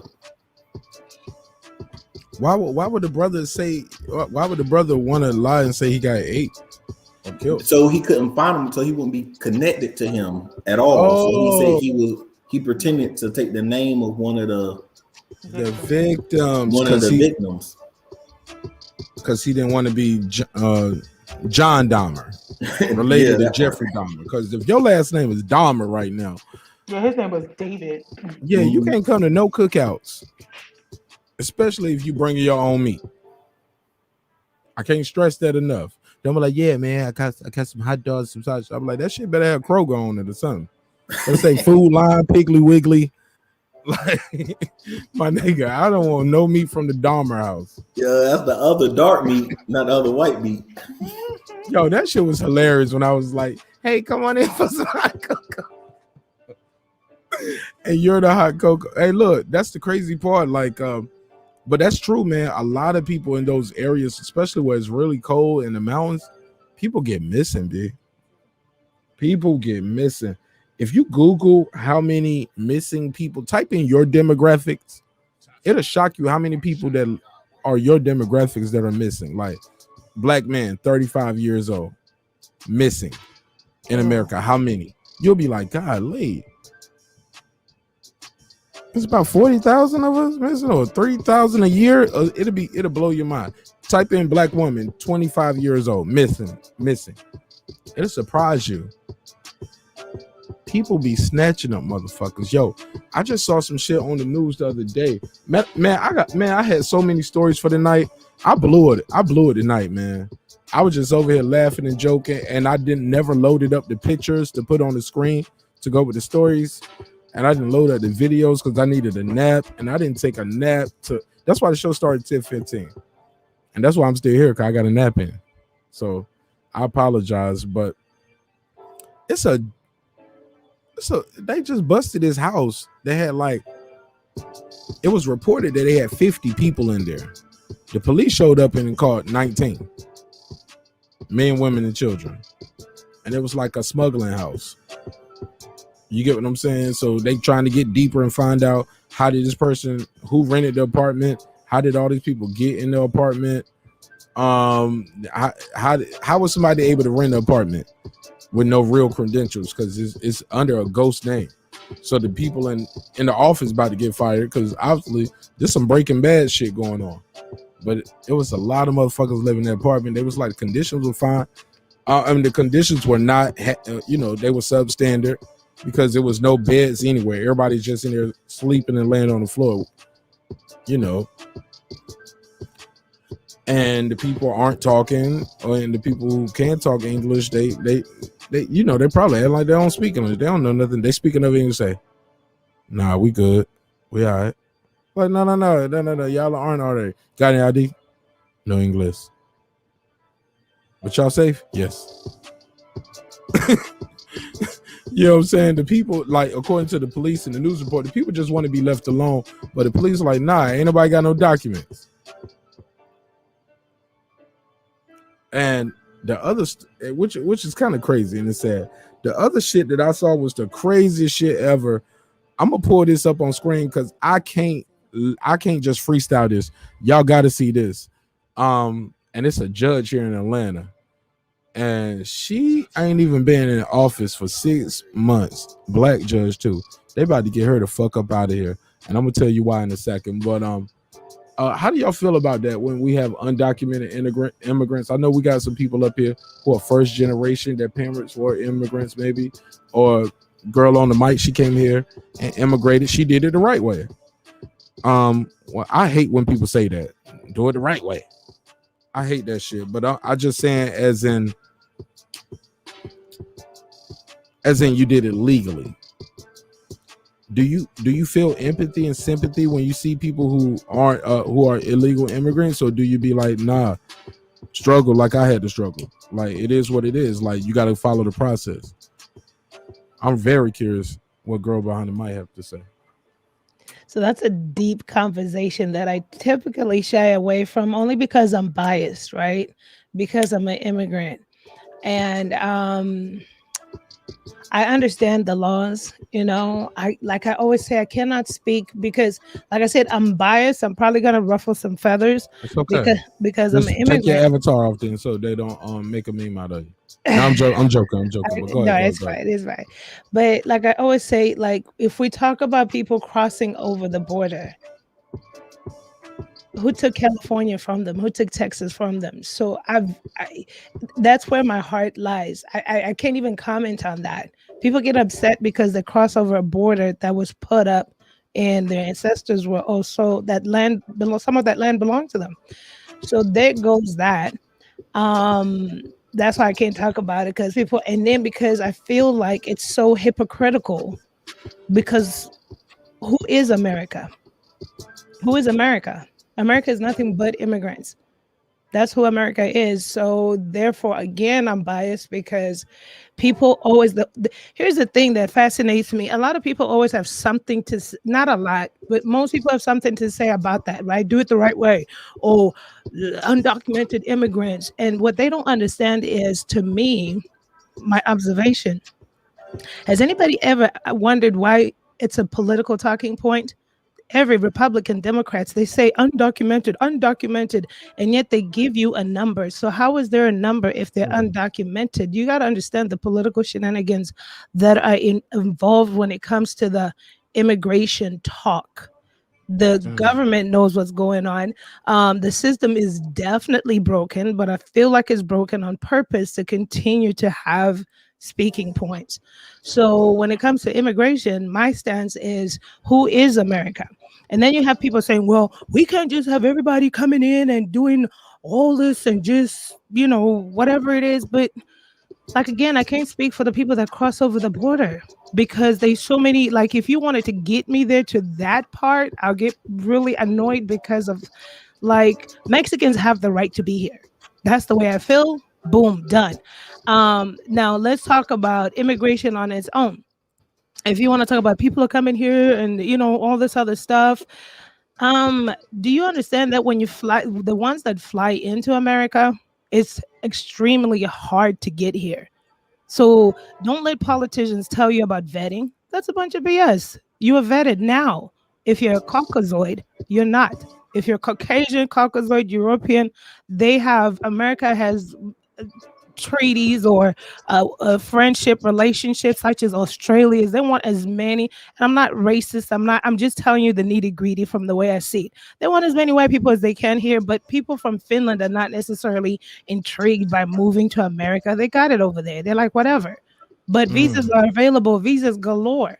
But then when you look at black, brown, or black communities, minority communities, perhaps no, okay, other communities, right? Third world countries, it's the hardest process to even like fathom because of the stipulations as it pertains to immigration. So it's a lot. The system is broken. It's a lot of biases. It's a lot of craziness. But you just have to look at the way they give out visas. Like I say, people from non-black countries, allies is what they call them. They're allies. So that's what I think about immigration. I just what I'm trying to say about that is that the people that do make it here trust and believe, especially if they've flown here, that they have gone through the vetting process, so I guess they deserve to be here. Immigration system is so backed up in the United States that some people, I've had friends go through that, are forced to be illegal. You've flown here, you've proven to the government that you can afford to be here, but if it takes 10 to 15 years for your sister's petition, your brother's petition to go through, then you're in a holding stage, and therefore the system says, you're undocumented, but you still got my paperwork. So it's really... I'm sorry, sister. fragile. Yeah, I saw you winding down. I didn't mean to cut you off, No, but I you're saw fine. you was winding down. Can you go back and elaborate? Because I was trying to explain to Mrs. Nash and a couple of my friends what you were saying on another episode, and I'm gonna be able to find this a lot better because I'm gonna write this timestamp down. And this episode was so flawless. Like, it was full of comedy, it was full of information. We had a little beef there. Me and Sir Senior brush heads a little bit on Queen Latifah, but hey, he ain't trying to fuck and I ain't either, so it's all good. And she ain't trying to fuck us neither, so it's all good. But on a serious note, seriously, can you elaborate further on what you was talking about when you said I can prove I can afford to be here? Because last episode you was talking about a dollar amount, like 500,000, and I was trying to explain that to somebody, and what you just said now about the amount of visas that are allotted per country, and America has certain visa deals with certain countries. Can you explain that a little further? Okay, so for instance, in the continent of Africans, there's certain countries, not every country in Africa even has a relationship. Not even to speak of some countries that have been sanctioned away by the United States. So the few countries, or some of the countries in the continent, if you go to the embassy, the consulate, you have to show a substantial amount of financial support. If you are and then you have to tell them why you're migrating to the United States. And each country that has a United States consulate in these African continents have certain visas.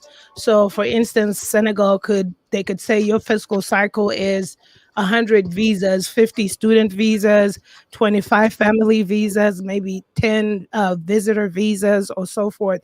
So each of those few countries will have a stipulation and there's a strict vetting process. They interview you thoroughly before you even leave your country, because a lot of people will say they just come in here and they just taking over, and it's like, no, you're vetted. Well, if you're flying in, you're vetted way before you even get on the plane. Like America, people don't understand, America does not play.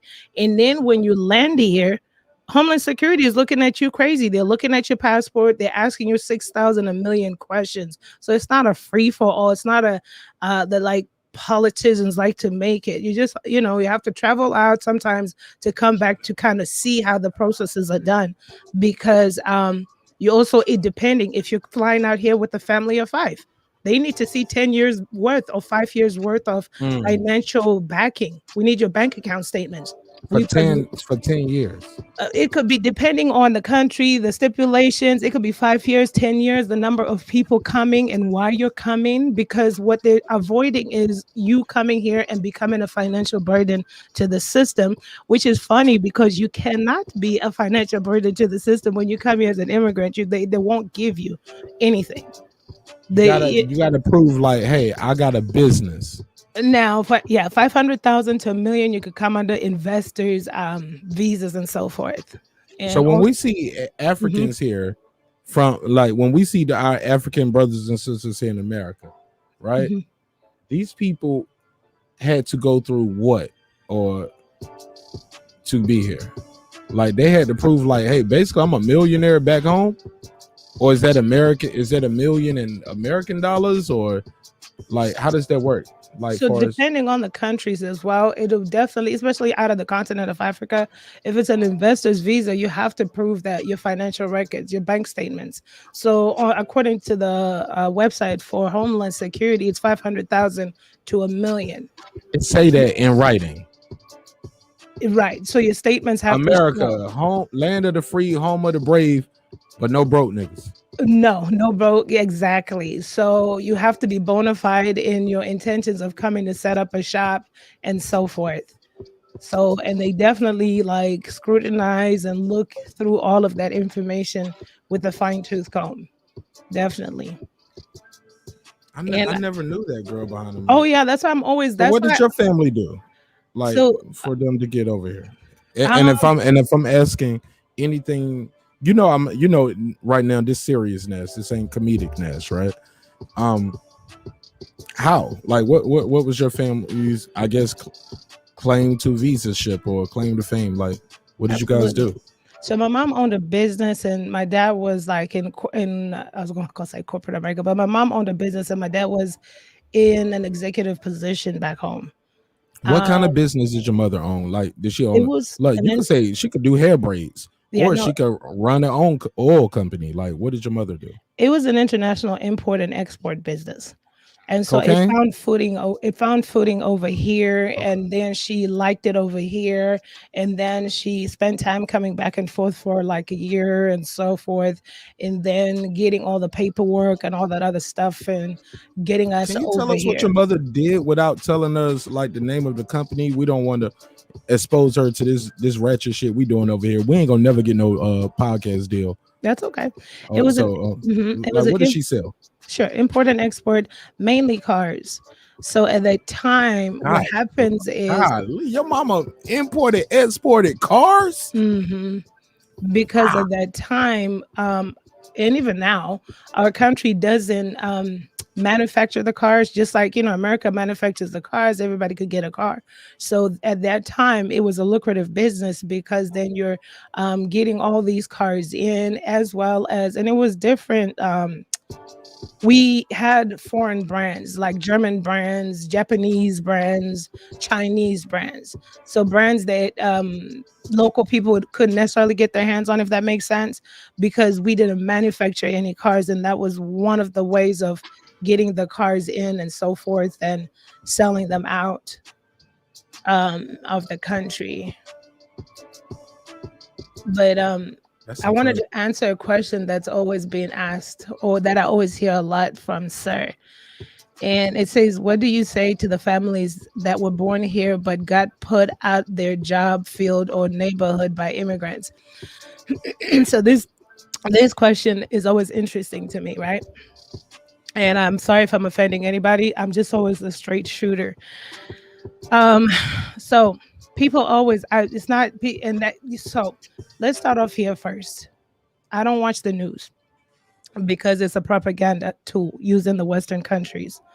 What I've learned is that they fill people up with information that's not based on actual factual stuff. That's why I like to, when I get this moment like this, is try to go in depth as I can, especially about immigration, to let you know exactly what's going on. Because when you watch it on the news or TV, they act like people are just walking on over, and it's a takeover, and it's all just said and done. So the other rhetoric that is always posed on mediums in the Western countries is immigrants are coming over and they're taking our jobs. And I had this conversation about 2 weeks ago again, and I said, just out of curiosity, I've always wondered if farmers say they would pay you $30 an hour to pick oranges or cabbages in the dead of summer, how many people would do it? I just want to know. And then I've always said that people complain working at Amazon. They say it's hard. But so now I wonder, would you work in the dead of summer, picking oranges, picking grapes, doing the minor jobs? And then the other thing, like I said, I'm a straight shooter. Sorry to offend people. I just don't sugarcoat. But I said, if somebody that doesn't speak English is coming into America, being allowed by America to come in legally, I can't speak for people crossing over the border. Like I said, some of their land was taken. So I cannot speak for those people. But if people are coming into your country legally, being allowed by Homeland Security to come fly in, and if they can't speak English and they're taking your job, your career, something is not right, right? I'm not trying to be facetious. I'm just being real. Think about this for a second, because I get tired of this propaganda and the narratives that are put out there. Majority of the people that I know that I went to either primary school with back home, they're like mechanical engineers. They have taken they come here on student visas. They get into careers that America itself is already what is sourcing. So like if you look into, they call it STEM, STEM, and if you look into especially like engineering, there's a scarcity of engineers in the United States of America, whether it be mechanical, chemical, whatever engineering part. If you look into that, there's a shortage.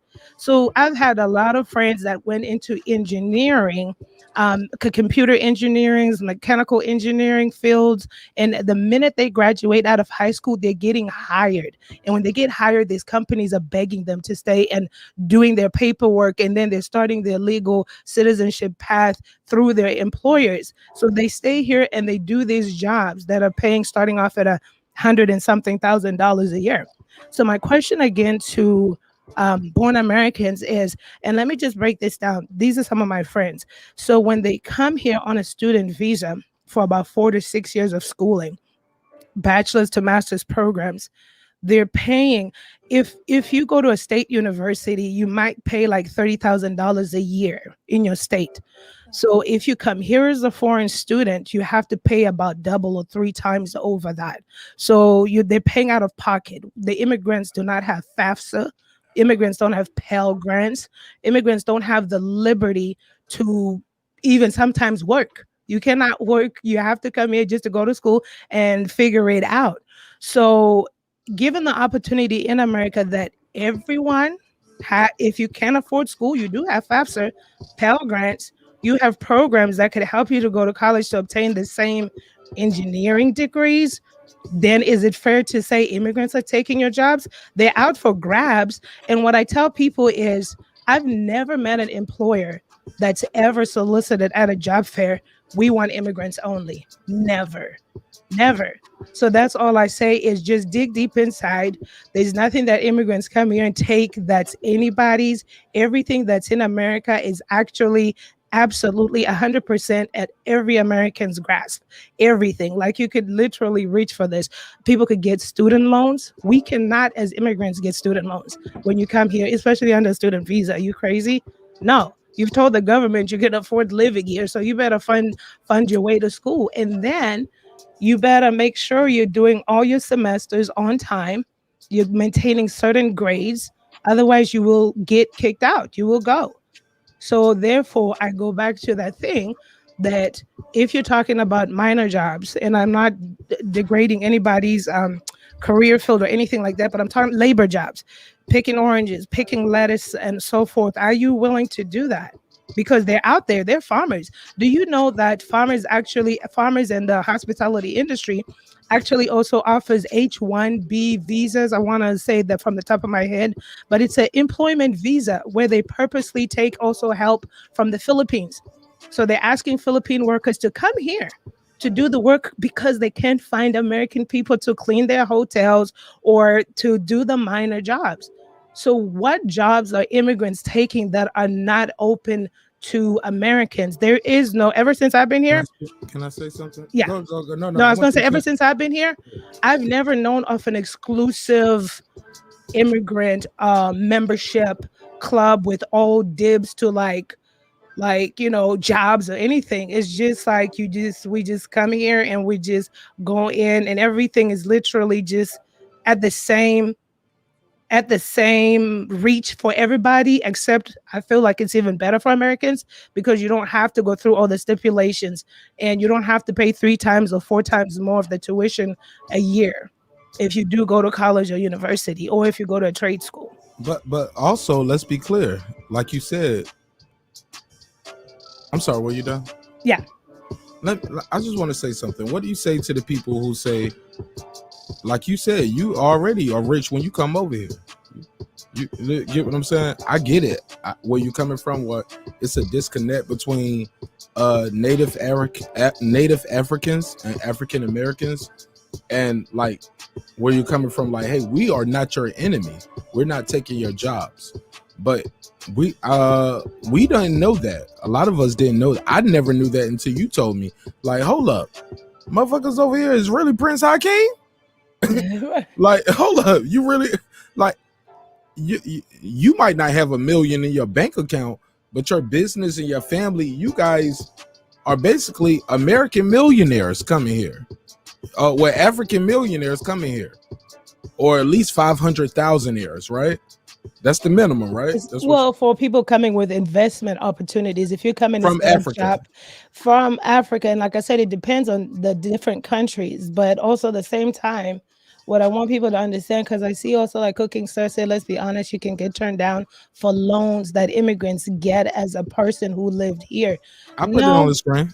There you go. So that's the other thing. Immigrants do not have preferential treatment. It's a myth.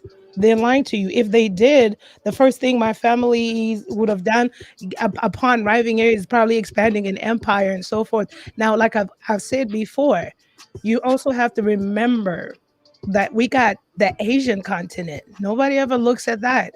They're the ones, as long as you're China's before now, but back in the day, China and all these other Asian countries having a great or allyship with the United States, you literally have people that have mega businesses here.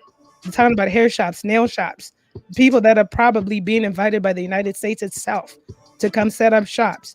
So in as far as define that though, what do you mean by being invited by the United States compared to Africa and brown countries? Exactly. So most Trump times, actually said it. Most people don't say it. Right. So most times, I don't know if we lost Queen P, if she dropped off, or she just didn't want to interrupt the flow and just laid down. But I'll drop the link again for Queen P, just in case she but please continue. So yeah, so most times it's so annoying politics because it's about the allyship to the United States of America. So if China is in good standing with America, if Japan is in good standing with America, if the Philippines is in good standing with America, then they don't necessarily have the same stipulations of coming in the gate with this is where I've heard, I have to research, but this is where I've heard people get the tax-free government come set up shop business grants. Yes. Hold up. And the grant is not a loan. Let's go into that, because growing up, I would hear stories. It'd be like that, and the store would go like, "Hey, the store is owned by Ali. Ali get the store tax-free for 2 years. So all the money he make, he get to keep. Blah blah blah. After 2 years, he got to start paying taxes." Now, granted, he collects taxes when he pays for things.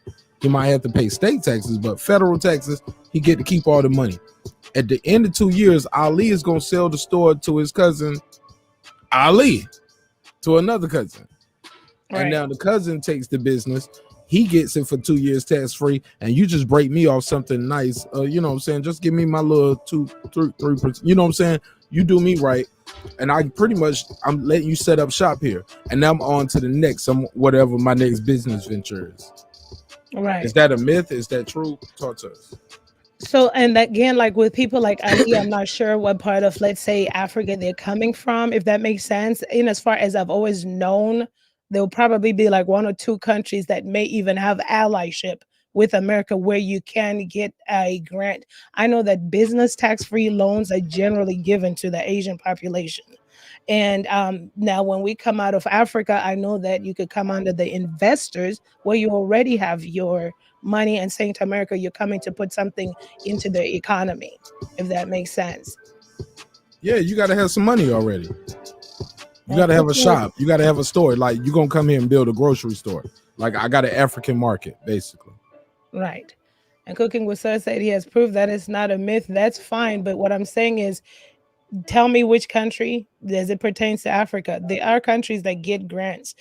Just for example, Australia. And this is what's always interesting, because a lot of, and I'll say Black people, not because I'm Black, but you know, a lot of Black people don't understand is you got, like I said, the European countries that are in great allyship with America are throwing work visas at people. In Sweden, wherever, depending on the allyship. They used to be, back in the day, I didn't check lately, but like Australia had a great relationship with America. If you're an Australian citizen, you could come work here. So that's why I want people to understand that it's not people crossing the borders. It's not people flying over from a third world country. There are people that are being thrown visas to come and work here. You just don't see them as different because they look white.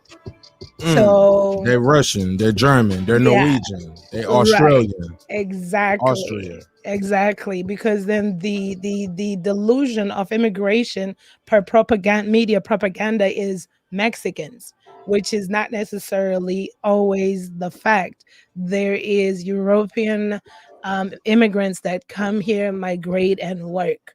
But you have people talking about people, because people that are crossing over the border, really, like I said, I can't get into that politics because it's very finicky. But the thing is, the jobs they get, do people want them? Because you could get them. If you want to be in a field picking lettuce, cabbage, oranges, tomatoes on a farm, farmers are hiring. I just don't know, like, if people are wanting to go work those jobs. It's not like the exclusive to Latinos or Latinas. Let's play around with that. What do you say to the people who say, hey, if they pay me to work there, they have to give me benefits. They have, you get what I'm saying? They have certain laws fundamentally they have to abide by, excuse me. Versus if you hire an undocumented immigrant, hey, look, yeah, if I get caught, I'm gonna have to pay what I gotta pay. But shit, if you got fake documents, we gonna let that shit slide. We gonna, you know what I'm saying? Some people pay people under the table, and they pay them that way because they don't have to pay certain taxes to the state for as unemployment. They're not required for health benefits. Hell, I can pay you less and I can treat you terrible because what you gonna do? You know what I'm saying? You essentially, I can expose you. Yeah, I can fire you and then expose you. Like, hey, look, Jesus, don't come in tomorrow. And you be like, all right, Jesus, be like, yeah, man, all right, I just got fired. But really, I can fuck up Jesus' whole life and his whole family just by snitching on him without even blowing my job up as the boss. So you find a lot of undocumented immigrants getting abused by employers, and not even just by employers. Shit, motherfuckers get raped, robbed, mugged, and everything. They don't go to the police. Right. They ain't got no ID. Right. And absolutely, I mean, there's disadvantages and advantages. And for Sir, 4 different Mexicans, and like I said, I'm staying away from the southern borders. No. But look, address my part though. Okay. Ignore that part. I just want to make sure but for that you can address that later. But for far as what you said, when you say, hey, well, if I was able to come here and take your job, that means like you're not doing something right. No, sometimes people are hire people who are undocumented because they can pay you less. They don't have to give you health benefits. They can give you $3 an hour to pick strawberries for 8 or 12 hours a day. Yeah, but the question is, do people want to pick strawberries though? Even if it was, we would pick strawberries for the right people can't price. even work at Amazon. Amazon hiring at $18 an hour, and people call it a plantation. And I think that's a good come up if you're like, wanting to hustle and work. And they complain about Jeff Bezos. It's 15. It's 15. Well, That's not my in some places, but out here it's $18 an hour to work at Amazon. And I live in the Midwest. And if I was like 19 or 20, I work at Amazon for $18. That's an apartment out here. Apartments are cheap, a car note. I what mean, state everything. you live in? Well, don't say your city, but what I live state in you Missouri. I live in Missouri. And so you from the show me state. yeah, and so that's the thing. It's like it's always the same thing. It's like people, and I understand what you're saying, but it's like, well, if we got an opportunity, if they gave us benefits, and if they gave us a $30 an hour, perhaps at a farm, I'll pick strawberries. Will you really in the summertime? I'm not being facetious, but will you, even with the benefits and everything, will you really? We're complaining about Amazon. Jeff Bezos has made a platform nationwide for people to work with benefits. But in majority of the people that are in those warehouses are immigrants. So what, Amazon? Especially out here, and when I've gone into those warehouses, yeah.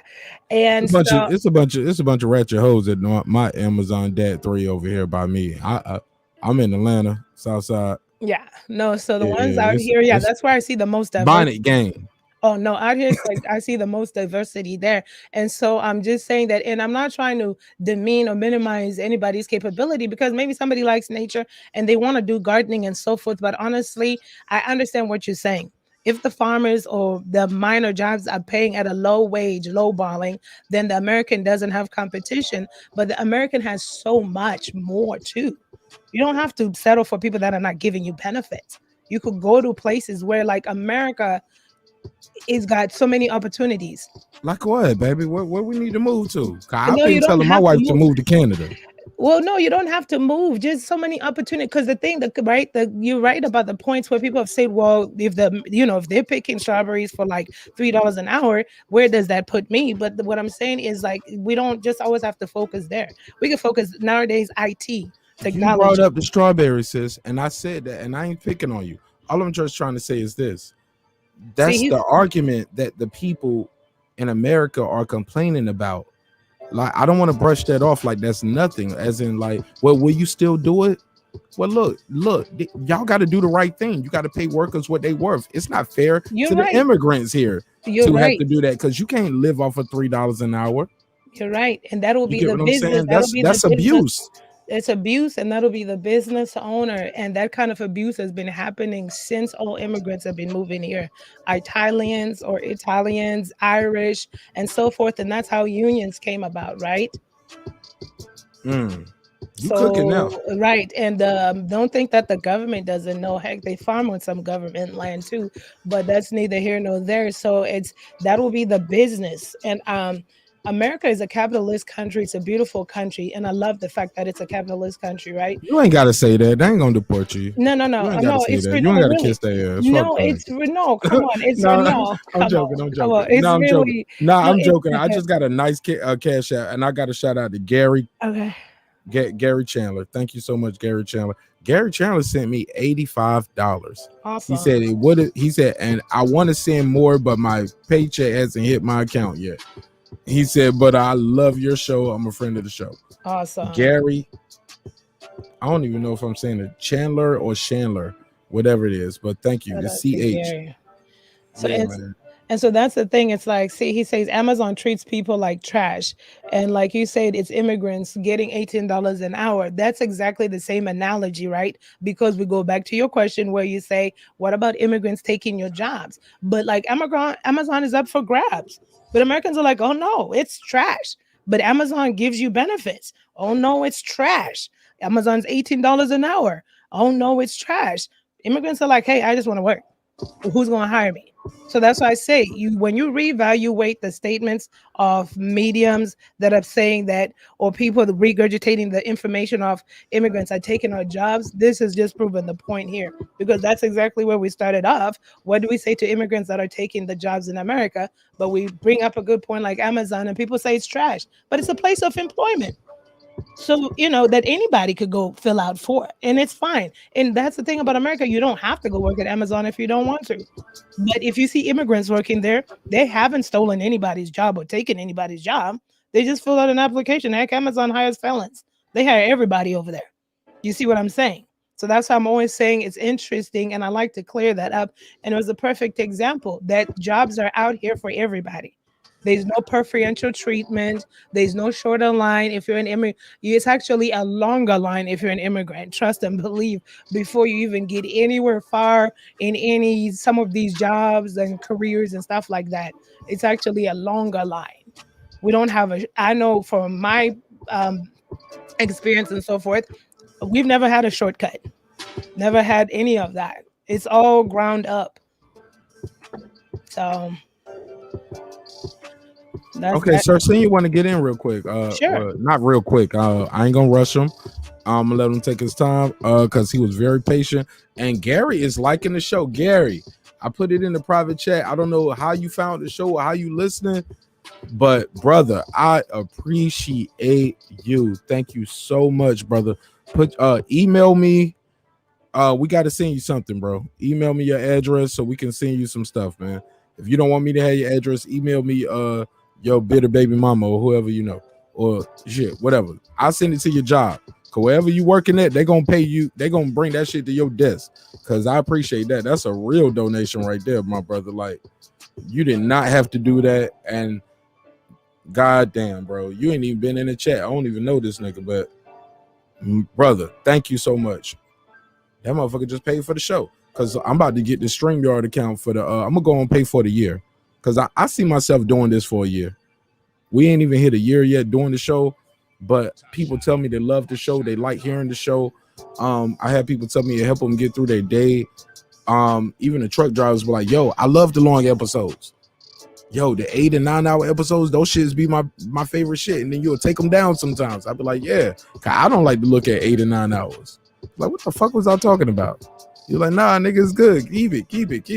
He was like, this shit is that's my North Carolina to Maryland trip or something. So yeah, so I appreciate everybody who supports the show. Nobody, look, whether you support it with a like, a comment, look, the comments count.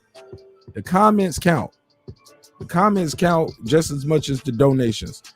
Like, when you see the video posted, you ain't even got to type shit. Just go in there and put an emoji. That shit counts. That shows user activity. YouTube likes that, and they'll promote the show. I found out recently that 83% of my views come from my video being suggested to YouTube. So that means I'm doing something right with the thumbnails, with the likes, with the comments, but also that Shakira Richardson video I did earlier this month. When I did that Stephen A. Shakira Richardson video, YouTube was like, hey, you hot right now. We did like 25,000 views on that shit. You know what I'm saying? That was and we did that fast. Well, like that first 20,000 came real fast. These last 5 been a little slower as the month been going, but I appreciate everybody discovering the show from however you discover the show. But yeah, man, we got to keep the conversation moving. Go move the conversation forward. Shout out to Gary, man. Golly, bro, like I can't express the joy that made me feel like when you just saw, hey, bro, I need this shit. I appreciate you. That motherfucker heard me about to end the show. He was like, no, stay a little longer. So, goddamn, I'm a hoe for the money right now. But well, we having fun with the show anyway. If the shit wasn't fun, Gary, my nigga, if I didn't like Girl Behind the Mic and Sir Senior, if I was up here with a bunch of goofballs, I promise you, God couldn't pay me enough to stay here. Other than life credits, right? I guess I shouldn't say that. God be like, really? You want to try? But in a major way, I appreciate the donation, my brother. Send me your address so we can send you some merch and send you some gear, send you some hoodies, send you the album. Yeah, man, we're gonna bless you real major for that blessing. Because like I said, StreamYard got this thing they're doing right now, and it ends tomorrow at midnight, where you can pay for the whole year for $16 and some change. It's like $16 and might be some devil shit like $16.97 or $16.66. Sorry, StreamYard, I didn't mean to put that on you, but you locked in for life.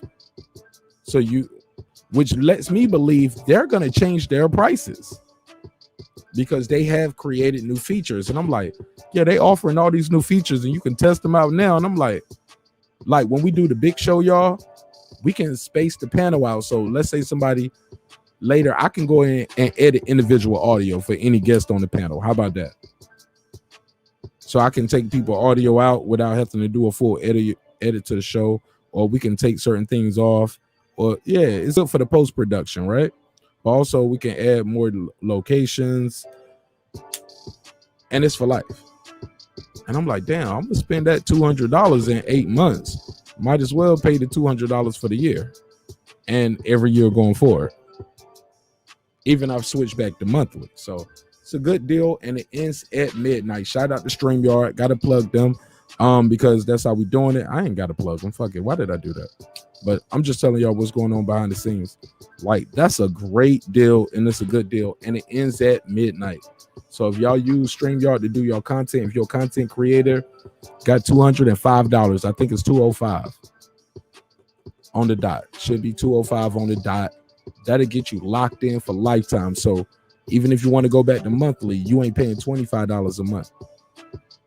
Pay that $16.97 a month. That's what your boy about to do. But I might get that other plan, man. We're gonna upgrade that shit, man, because of people like Gary. Golly, this motherfuckers believe in the show. Can't believe it. Sir Sin, you got the floor, man. You had a lot to say in the chat, and I was just trying to keep it cool for a minute because I know you about to bring all the smoke. Girl behind the mic, do not get offended. Let the man speak. He's probably you already can tell by the chat he don't agree with you on everything, right? They never do. It's all good. Let's go. Oh, but don't say they. Mm-hmm. Who is they? You know whenever when people say they, you know that always spark me. Majority people, but it's okay. I'm ready. I'm triggered by the word they. Sir, saying you triggered me earlier. Don't say they, because I always tell people. Well, majority people do. Majority people do. Yeah, because you know, and they don't have to. They don't have to agree with me. I'm eyeballs from the outside, and I understand. You know, it's different. It's your truth. You lived it. Yeah. Also, remember, they said it was okay to have slaves at one point. They said you should sit in the back of the bus. Mm-hmm. They said you can't vote. So whenever people say they, I always be like, who is they? Which they? Be specific, because they be like, yeah, they say it's the best toothpaste. Who is they? So but with that, I digress, Sir Senior. I'm gonna fall back, man. Shout out to Gary, man. Gary Chandler, bro. My G, man. I fuck with you. Go ahead, sir. Yeah, I just had a little pushback because like it was like, oh well, nobody's stealing jobs when somebody's been working a job their entire life. Their father and their grandfather worked that same job, and they were being trained in that job. And now the whole company is going because now we're talking about an immigrant. An immigrant came in and started their company when they're technically what they call illegal. And they got a loan and grants to start a company. They were able to promote their company because they promoted it, one, by we're being, the different ethnic thing, but also they get to say, okay, well, we'll do it for cheaper. So they get to come in with extra funding. And as you said, some of these people already have money. So not only are you fighting against somebody who already has money, somebody who already has backing, somebody who now gets funded in two different ways for grants and loans, and then they get to come in and cut you out now, and that's just an open market. That's not talking about the jobs. Then you said the part of on the jobs, Amazon will hire, Amazon will quote unquote hire almost anyone to a certain extent who's willing to do the job. And Amazon will fire almost anyone, even if you're doing the job. So if they can, because especially Amazon is also hired through contractors. They are immigrants who are allowed to have their quote unquote work visa that they did not qualify before through Amazon. because they come in, they get somebody who's supposed to be paid $22, $25, $26 an hour. They take $10 off tops, and now paying that person $15 an hour, and they're making $1 an hour off this person's back. But they're an immigrant, where the person who lives here wasn't able to do that because they didn't have the funding, because they didn't have the backing, because they didn't have the extra loans and the ability to say, well, I'm an immigrant coming in to build small business. Or, oh, well, because I come from another country, I can say if I can fully speak the language or not. I speak another language, so now my company is bilingual or international. But you're illegal and you're not even supposed to be here. But then you say, well, I work hard. Just because you work hard, people rob people. That's a tough job, robbing people. I know people right now that rob people. It's tough. It's a tough job. You can get killed. It's an easy job. It's an easy job, sir. Let's be clear. Nah, it's dangerous, tough, high risk, but I can't let that slide. It's not an easy job. It's funny. You gotta plan it out. You gotta have tools. These niggas ain't Ocean's 11. These niggas ain't here like this. These niggas ain't doing no Ocean's 11. They up there like how we was talking about earlier with the paralyzed girl. Evan said, like, give it to me. No, nigga, like, but so, I get the metaphor, I get the joke, but I mean, do you feel where the sister's coming from though? Like the people that we see here, I did not know that. Did you know that, Sir Senior? And keep it a buck with me, that Africans coming here pretty much got to be sitting on 6 figures. Not all of them. That's a falsity. That's okay. A falsity. I don't know because that. You're black, because you come from a black. I'm just going by what she said though. That's what she said, brother. Yeah, but you saw what I posted in the chat though. Was the money amount that it normally is, and you put a there's YouTube also video or you talking loans. I can't play the YouTube. That you can go around that because I know people personally who have done that to be able to get citizenship. I know people who've had a criminal past that if you was an American, you probably couldn't get a regular job. Came from their country, came here, and was also able to get a loan. I know them personally. I'm not going to snitch their name at this time because I didn't ask them. But very simply, now they paperwork together because they put 5-10 years. Some of he's been here 15 years, so 15 years into it. Another person, his dad, 20 years he put into his company. At this point, 20-30 years now. But his dad came here. Those 3 people I know that I'm talking about specifically would have passed. One of them on the paperwork, they didn't know his past until he was already in his company for a few years. Okay. Right. And all of these are ethnic people. I'm not talking about the ones who got the complexion for protection. I know some of those too. But you'll say, well, because they're white or they come from a white seeming background, and it do be different. And I'm not pushing that and saying that it's not different. It is different. But I'm talking about these are black people. These are African people. A Jamaican dude and a Haitian dude. The African family, a Haitian family, and a Jamaican family. And he come from not vacation Jamaica. He come from, as Chris Rock say, knifey Jamaica. But he came here and he was able to build his company simply off of knowing the right things because somebody else, another friend of his family, did the same thing. So people can miss me with that. Just like people who got a whole bunch of money and say, well, you need to get off your back and pull yourself up by your bootstraps. When you walk in with 500,000 and you flip that to 50 million, oh, that is great. That's amazing. But you came in with 500,000. You didn't come in with 500 pennies. The average person in America makes barely 50,000. So when you say one thing like, oh, well, we don't understand numbers, that's easy to talk, big money when you got money. It's easy to say, well, I can miss a meal if my refrigerator full.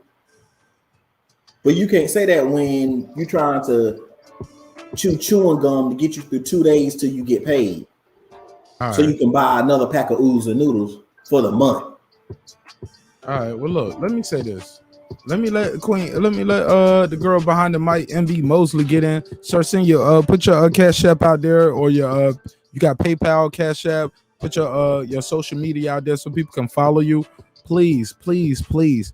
I tell people all the time, when you come on these kind of panels, I know it say 5 people watching now. I looked at my shit a while ago. It just said 12 on my phone.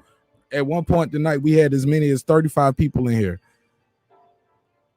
Use your light to promote your shit, and also when people go to your channel, have something there for them, because we gonna lift you up here and we're gonna support you here. Like, it's been a long ass show. If y'all watching now, I appreciate it. Smash the like button. But I see why. Look, girl behind the mic, I know you might not want the money, but some people might want to support you. All right, you didn't tell me till tonight that your mama sold cars. She imported and exported cars. You don't think your mama moved some cocaine in them cars? All right, whatever. I'm joking.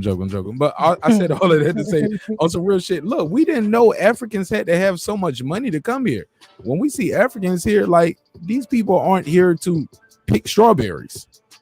That's for the other people that's coming from the other border, is what you're saying, right? And not all Africans. So those are the monies. 500,000 to $1 million could be an investor's visa. America's I mean, what the fuck that mean? Like, we look, 500,000 to $1 million investor is an investor's visa. America is not reaching out into the continent of Africa begging us to come here and invest. We're begging to let us invest. No, they're begging other people that they're in allyship with. But for the who is Africa? Like, who is Africa in allyship with? Probably other. With Russia, I know some of us, so the opposite, the people that are not in allyship. But America is their first choice.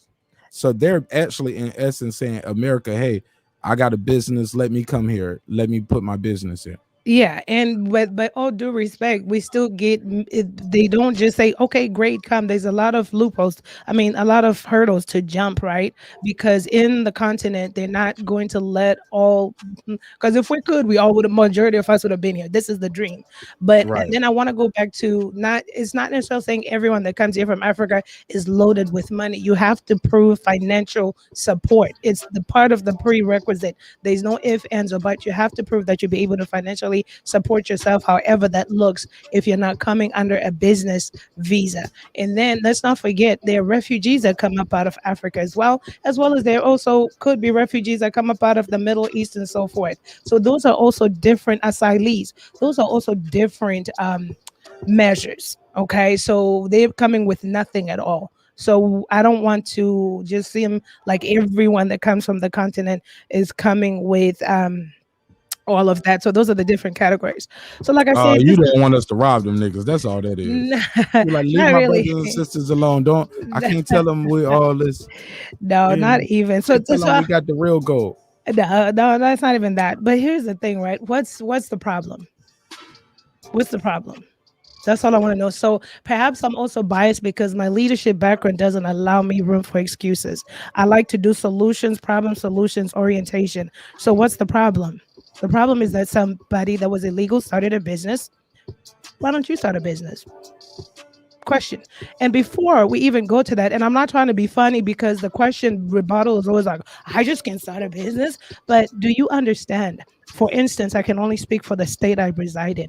In the state of Missouri, if you go to the Missouri.gov, you can look up government programs. So if you have a van, a car, you like senior citizens, you can turn your car into an emergency taxi and start your own business for no cost at all. Use your money and actually get on the program for the Medicaid or Medicare state funded program in your well, in here in this state. I don't know about other states. You get fingerprints done. They just want to make sure you're not a felon. You got a business started. You start making money from that. You can expand to other vans, and there you have it. You have an emergency taxi business, or perhaps you could start your own taxi company. So you don't need a lot of money for that. Under Missouri, in the if you go to the state gov, if you like to teach substance courses, you just look for your courts, go to your city courts, find mandated courses. You take those online, $25 for a certification. All you need is one of those rental spaces. You start your students. The courts itself will send you someone to you. Then 200 and something dollars for a SATOP class or something for alcohol abuse. I mean, for alcohol DUI classes. Boom, you got your business. You don't even Hey, need don't that tell degree. nobody nothing else. Just No, no, no. email I'm me. gonna keep I need no. to talk to you because I need I that business understand, right but now. I have to and but I have to break all this down to people, and everything I'm telling you right now never came in a Welcome to America immigration brochure. It's Mm. information I have personally researched online myself, and understand that when I came here I was 16. My parents' money is not my money. I was a bus girl when I was 16. I bought my first brand Hold new on. car. What's a bus girl? Like you busted Wiping down on the down the bus? tables. Nope. Wiping down tables in a restaurant. Wiping down tables, making tips, and bare minimum wage $5.25. I bought my little bucket when I was 17, Mercury Topaz, with my own money, not my parents' money. And at 18, I bought my new Mazda Protege with my own money. I put myself in school with money from a restaurant minimum wage where I was wiping down tables. I was not even a food server. I took myself to an allied health school with my own money. As an immigrant, I could not get FAFSA. I could not get government loans. I had to pay. And then I had two other jobs I had to work for. And I finished the course in radiology, in sonography. And you could Google it, look it up as a traveling sonographer. Layman's terms, it's an ultrasound tech coming out the gate, making six-figure a year, $99,000, depending where you go, $100,000 a year if I want to work the full year. This is a lifetime skill. This is a trade school. This is nothing that came in a Welcome to America brochure. My parents never helped me. I never had any of my parents' money. It was not my own money. I was a minor. So after I But did your that, parents had money though. Your parents they didn't had get money food to stamps. they Your had money parents to didn't come from slavery. my parents had money to prove that they can sponsor 4 children in America and keep the lights on and keep everything going. But listen, let's not make excuses, right? I was working $5.25 an hour. And Before then you I was had working though, like, or did you well come be, here at legal working age? when I came here, I was 16. I got my first job at 16. So I've, some would I've been argue. Can every I play money, devil's advocate? but go for You it. know I love you though, girl No, behind no, the no, mic. no, no. That's fine. Go for it. We I'm gonna need fuck this. with you though right here on this. I understand. You took somebody else's job. Some would say, Who like wanted to somebody else wanted to busser? wait tables. That's fine. Come, we were always short staff. We were always short staff. So Look, come. They I came. can't even pick a girl behind the mic. That's She's so fine. real. She was like, It's nigga, okay. I needed help. It's okay. We were short staff. We had room for everybody. I was begging my that was so sisters to real. come and work and everything like that. My point and premise being that I wasn't spoon fed. Just because my parents brought us here with money as a minor because they couldn't just leave their children. I also had to work. I worked 3 jobs. I was pursuing this American dream. And I'm just saying that what I'm saying is anyone here, even if you could get FAFSA, a grant, you could change your life in 2 years. You could get an IT degree and get a six-figure income. I did a 2-year allied in sonography, traveling all around the country. Phenomenal. I retired at 35, and then I worked in a private company where we traveled furthermore, and I was in a leadership role in the corporate America as a clinician. And so therefore the pay increased, not because I'm an immigrant, because I just came with the skills from this school, And so everything I obtained, anyone can obtain, except that when you go to the 2-year allied program, you can apply for FAFSA or even a loan or a grant or whatever it is. There, you could get that. I couldn't. So therefore, when I got my career, I paid back. The school allowed me to do payments because I was hustling these little jobs, bare minimum jobs at that. And when I got my job, I paid off what I owed the school and then just focused on that and kept going for whatever else I can. But if we go back to the state, just start at your state. If you feel not empowered by how to start a business, if you feel immigrants are taking a business, just Google your state. Every state has a funding program. Literally, some of these states want you to start the first tech company. They want you in Missouri, in my town, you could go. There's a women's center that's been set up by the government for women to get empowered in starting a business. They got grants.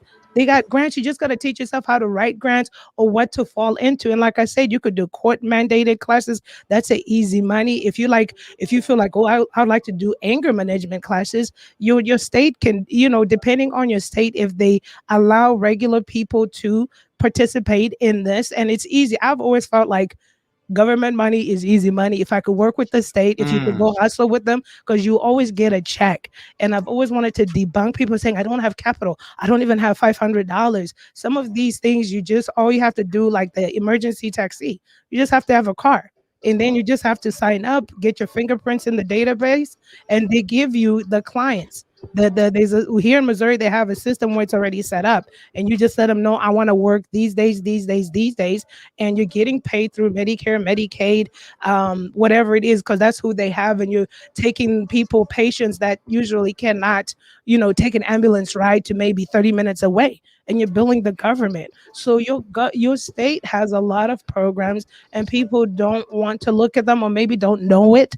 But I'm saying all that to just say, listen, if somebody that's here illegally taking up an illegal business, you can actually get legal businesses started up. It just starts with some searches in your state. And like I said, no preferential treatment. And I wanted the record to be proven that I've been working since I was 16.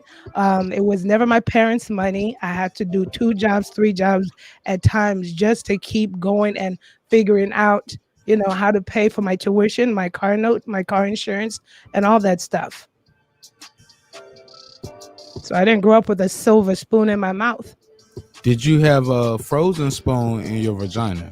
No, I didn't. But back home, I had a maid some people and a just nice life. in now. Hey, look, some people just tuning in now. They like, Nash, that's so disrespectful. Why would you say that? We had that conversation. Y'all missed the first 2-3 hours. Like, we've been here all night. These my that homies. part. We've been here. Y'all late on the callback, Joe. Sir Senior, you want to rebuttal to her? But Sir Senior, she's making some points, bro. She's making some points. But even still, though, hold on, Sir Senior, we're gonna bill her real quick because she a rich nigga, man. She can take it. Her mom. Somebody in the chat said your mom was flipping Benzes across the Atlantic. It's an easy hustle too. I could tell you about that if you have connections. Like in my country, you buy a Mercedes Benz for about $6,000, $5,000. But the more you do it, depending on if you get a commercial, I got $6,000 right now, cash, liquid. Huh? I got $6,000, easy, cash, liquid right now. Right. Okay, let's do it. Well, right. So you need probably, if you want to do more than one, because you don't want to pay the customs and duty and all that other stuff, right? So you'd probably get a commercial, not trading, but it's a commercial license where you're able to send out cars. So you find a country you want to do it that has a market, right? So let's say for me, like my uncle, he buys trucks from here to there and sells them. So he buys just the head. The semi trucks. He just buys just the head at like $20,000-$30,000 here, and he has a mock-up of like $100,000 by the time it gets to him over there. So I mean, things could be done. It's possible. Don't limit yourself and don't get discouraged because you feel like you're seeing immigrants. It feels like immigrants are taking over. There truly is no preferential treatment or any special programs that want to put immigrants ahead of born Americans. None that I've ever known of. What about Black Americans? Because is that a myth? Yes, commercial dealer license. Okay, yeah. Shout out to Chandra. She's never pulled up on the panel, but every time she's pulled up, we never had women here. I don't even know if that's a real woman or not. Could be a dude. You know how they do. But respectfully. Respectfully, she could be a woman. Hey, look, you know how it goes, Sir Senior. Look, Sir Senior said it best. He said, you got bitches to watch the show, you got niggas to watch the show, and you got bitch ass niggas to watch the show, and you got niggas that act like bitches to watch the show, and there's bitches that act like niggas to be on the show. But he said all that without saying bitches and niggas. That's my version of it. Just to keep the show X-rated. I want to keep it X-rated. No kids allowed. But he didn't say that. But sis, like, so is it as simple as that? Like Chandria said, I gotta have a commercial license. That's it. I can ship and then a Benzes across connection. the Atlantic. It's not that simple. Well, you gotta have a connection. Don't limit yourself to believe. Hold up. Has he done it yet? No. I want to hear what you was about to say, because even what you said still sounds like red tape. I gotta have a connection. It's not just having $6,000. Yeah, you got. If you're gonna sell them, so which country do you want to sell it to? You see what I'm saying? I want to be in Africa coming to America. I got $6,000. I got a Benz. Or I want to be in America going to Africa. Well, I think it's always. I heard somebody tell me that all the time, because I traveled. And, I traveled even before I was out the army. I traveled in the army. Got out the army, moved around, traveled, and everywhere I go, yeah, they treat me different because I got that American passport, and they automatically assume I'm rich. They're like, nigga, you staying here? You, nigga, I need a tip. I told the nigga in Jamaica, I was like, I'm gonna tip you on weed. He said, I already got that weed that you got me. That was the weed I was gonna sell you. Just give me some cash. I was like, God damn, nigga, you aggressive with the tips. But I was trying to tip him in weed. And he was like, nah, man, I got that same bullshit weed you got. Give me some money. You got it. I was like, no, I'm broke, man. I ain't got come on, man. You staying here and you're American? We got some people that stay here, but you are an American staying and you black. You got money. What do? You work for MTV? You're a rapper or something? I was like, well, since you brought it up, yeah, I was Grammy nominated a couple times. She's like, where can I find it online? I was like, oh, you got the internet? Oh, never mind. I'm joking. I wasn't Grammy nominated. Like, you ain't gonna find my real name, but yeah, it's out there. You was Grammy. I work for MTV. Like, nigga, they thought I'm joking. I'm bullshitting with y'all, but I promise you, everywhere I went on that damn resort, everybody was like, MTV. When me and Mrs. Nash walked around, I was out there big dog flexing. Dr. Seuss, big cap, cat in the hat cap. Like, yeah, he worked for MTV. I was like, but shit, y'all said it, so I just ran with the shit. Cause I had the camera with the gimbal, I had the drone and shit. They was like, yo, what are you filming for? MTV? I was like, yeah, MTV. Yep, you said it. But go ahead, Cersei, you got the mic. Let's debunk some of the things that she said that you disagree with.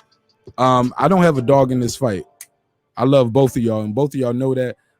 Girl behind the mic, Cersei, you put his Cash App out there. If you have a Cash App, please put your Cash App out there. If you got PayPal, put it out there. Let me make a small donation. If nobody else wants to, I'll be the first one to set it off. And y'all can please match my donation for these people spending their great time. Patricia won't let me pay her. You know what I'm saying? Cersei was like, fuck that shit. Send me her cut. Cersei said, send me her cut. But in the meantime, in between time, I'm not gonna send him her cut. But I want to just support you guys and lift you guys up. I know you have a dope ass channel. Please, before you leave this night or this morning, you gotta plug your channel, because I love what you're doing on your channel as far as dream interpretation. And I think that's something we need more of. With your permission, I would love to do an episode one day, because that's something we can do real easy, where you can just talk to people about their dreams. I would love for you to sit down and do that with us. Same thing with Sir Senior. I would love you to give people some recipe advice one day. So both of you guys, I respect you as content creators, and more than importantly, I respect your time, and I want to donate to you for your time, for you spending your time over here. It ain't a whole lot. You can buy you some pizza or get some gas, but you can't do both. But you rich though, so you probably don't even need a girl behind the mic. But no, you came over here with a half. I'm just loving hanging out here. You said you don't what? It's a labor of love. Okay, so see, look, she just like Patricia. She was like, nah, you and Patricia, y'all, Cersei, Cersei, these are high value women. High value women. They ain't asking for a dime. Cersei, you be nice with your soliloquy and your rebuttal, but these are high value women. These ain't Bowen Homes. Wait, are they This high ain't value or high earning? Respectfully. Oh, I'll say both because they ain't asking me for none of my bullshit $5 or $10. They're like, nigga, keep your $10. I'm over here because I ain't got shit to do. That's why they here. They ain't over here for the paper because we ain't getting the paper like that. She was like, nigga, what? How much? How much? You say I can buy a pizza or get some gas and some Black and Miles, nigga. No. I'm good. I'm good. I'm good. Yeah, bro, you keep that. You need it more than me, Marq Nash. Yo, And these girls be jumping me off with my little say, I be trying to donate to the girls. I be trying to tell the chat, hey, let's support the ladies, man. Let's give them put y'all cash app out there. They be like, my nigga. I don't take money that jingle. Right. And we ain't got nothing to fold over here. Right. Other than these niggas with they backhanded compliments and they boxing opinions, they fold on that when they boy don't take the fight. But that's a whole nother conversation. But girl behind the mic, please be patient with Sir Senior. No worries. But he's not agreeing with your position. No worries. Can I just say one thing real quick? Hell yeah. Look, we always gonna let the girls have the lead. The women have we all come from a woman. Got a name from a woman, except for me, because my daughter didn't get her name from her mama, because while her mama was medicated, I changed the birth certificate. I just want to say real quick to A.O. Baz, no, I don't spend my money on Birkin bags. I don't own brand name purses at all. It's a waste of money. Options, stock options, maybe, but go ahead. I'm done. I'll listen. Okay, go ahead, Sir Senior. Look at her and AI was trying to make a love connection. I ain't mad at y'all. Look, I just want to get invited to the wedding. Shoot your shot. But just know she came from $500,000 to $1 million, brother. I don't know how that translate over here, but you get your weight up, my nigga. You can't have the golden arches hollering at girl behind the mic. Girl behind the mic, would you do? Oh, that's a whole nother question. But come on now. Look, the girl behind the mic can be dickmatized. She did say that.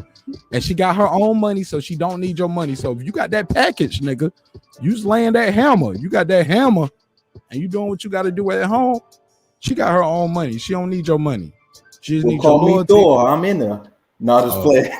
Look at Sir saying you trying to slide in like a damn. Sir saying you got kids though. She don't want no guy with no children.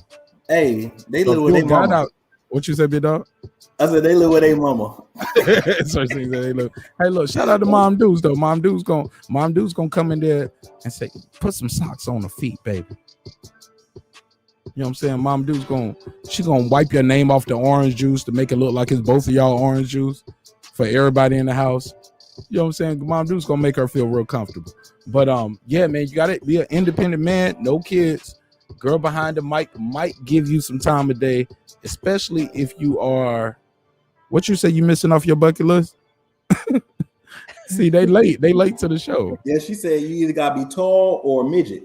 You can't be in Oh yeah, she need a midget. Yo, so if you 3'6" and you got your own paper, girl behind the mic might give you some time a day. Go ahead, Sir Sin, you got the floor. The show don't supposed to be this fun.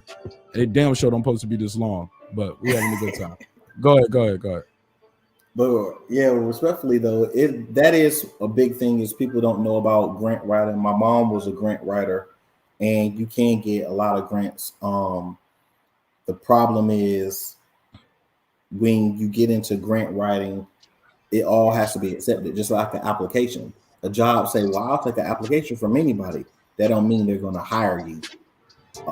If I know somebody who's already on a job, it's more likely I'll be hired than somebody who don't know anyone, even with the same resume. So I will have a little pushback on the thing of, oh, well, you know, Amazon will hire anyone, or you can do anything, or you can go downtown and become a taxi person. Not in every state. And then also there's, even though you can technically do it, don't mean that they'll actually let you do it.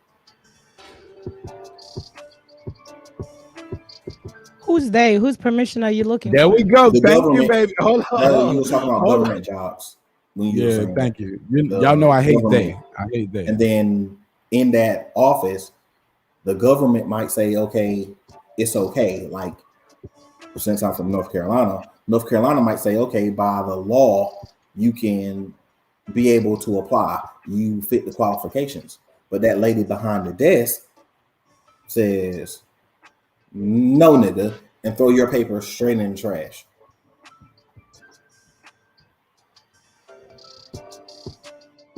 And I look, I ain't even finished the sentence. I said, Sandra, how you feel about long distance? She was like, I love them. She think I'm talking about the pipe. No, I'm talking about long distance relationships, sis. She was like, I love some long distance. Give me from the door to the counter strokes. Hey, look, if you guys just tuning in, we've having a crazy, great conversation. It went from talking about best R&B groups, who the best storytellers in hip hop. Do you believe long distance relationships can work in 2021? We got girl behind the mic in here, Sir Senior. Shout out to Queen P, King Asia Mav, my boy Mike, that guy Eclipse, and everybody else who pulled up on the panel. HLD, you know me. My boy Troy Graham. Shout out to Major Key Boxing. He didn't pull up, but I'm disappointed in you, Major Key, but you're still my boy. You missed a hell of a show. And we ain't have to talk about boxing one time tonight. And we're going to do good numbers and we're going to have a good time. And we did. But girl behind the mic, you have the floor. Please do a rebuttal for anybody who's just tuning in. To let them know what you and Sir Senior talking about. And what do you guys have to discourse as far as immigration and the jobs being taken? I don't even have a rebuttal. I think I've said it all. I mean, this conversation typically dead ends here. I mean, it then becomes a back and forth. Like I said, I'm biased and my leadership doesn't allow me to see past an excuse. So if we have a problem, what's the solution and what's the execution and how are you willing to execute?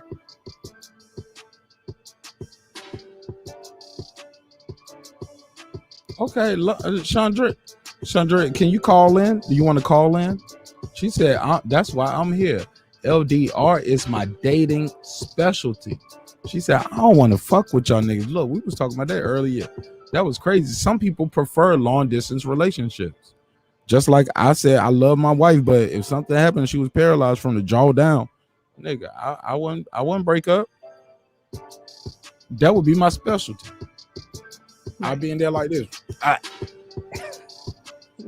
Don't move. Look, I can bully her and everything. Like, she was like, turn that towards the TV. Okay, close it out. No, we ain't leaving. We're gonna have the best sex ever. I can just tie her leg up here and there. Yeah, man. So I get it. But we got another story I want to get into before I let y'all go. And this is a judge, a probate judge in Atlanta. She look like Lil' Kim on the stage right here, don't she? Yeah. This looks like Lil' Kim. This is a probate judge in Atlanta. Her name is Christina Peterson. And Christina Peterson has been a probate judge for about 6 months. And they trying to get the sister the fuck up out of here. Somebody ask me why. Somebody please ask me why. Like, damn, man. Mark? Young black sister, I'm like, beautiful why? sister. She's gorgeous. What happened? Yeah, right. She knows she gorgeous too. She look like she got that Kardashian nose work too, don't she? That look more like the Lil' Kim nose. Yeah, she looked like the Lil' Kim nose. It looked like the Jackson nose. But this lady, look, no, Ching. This lady is a probate judge.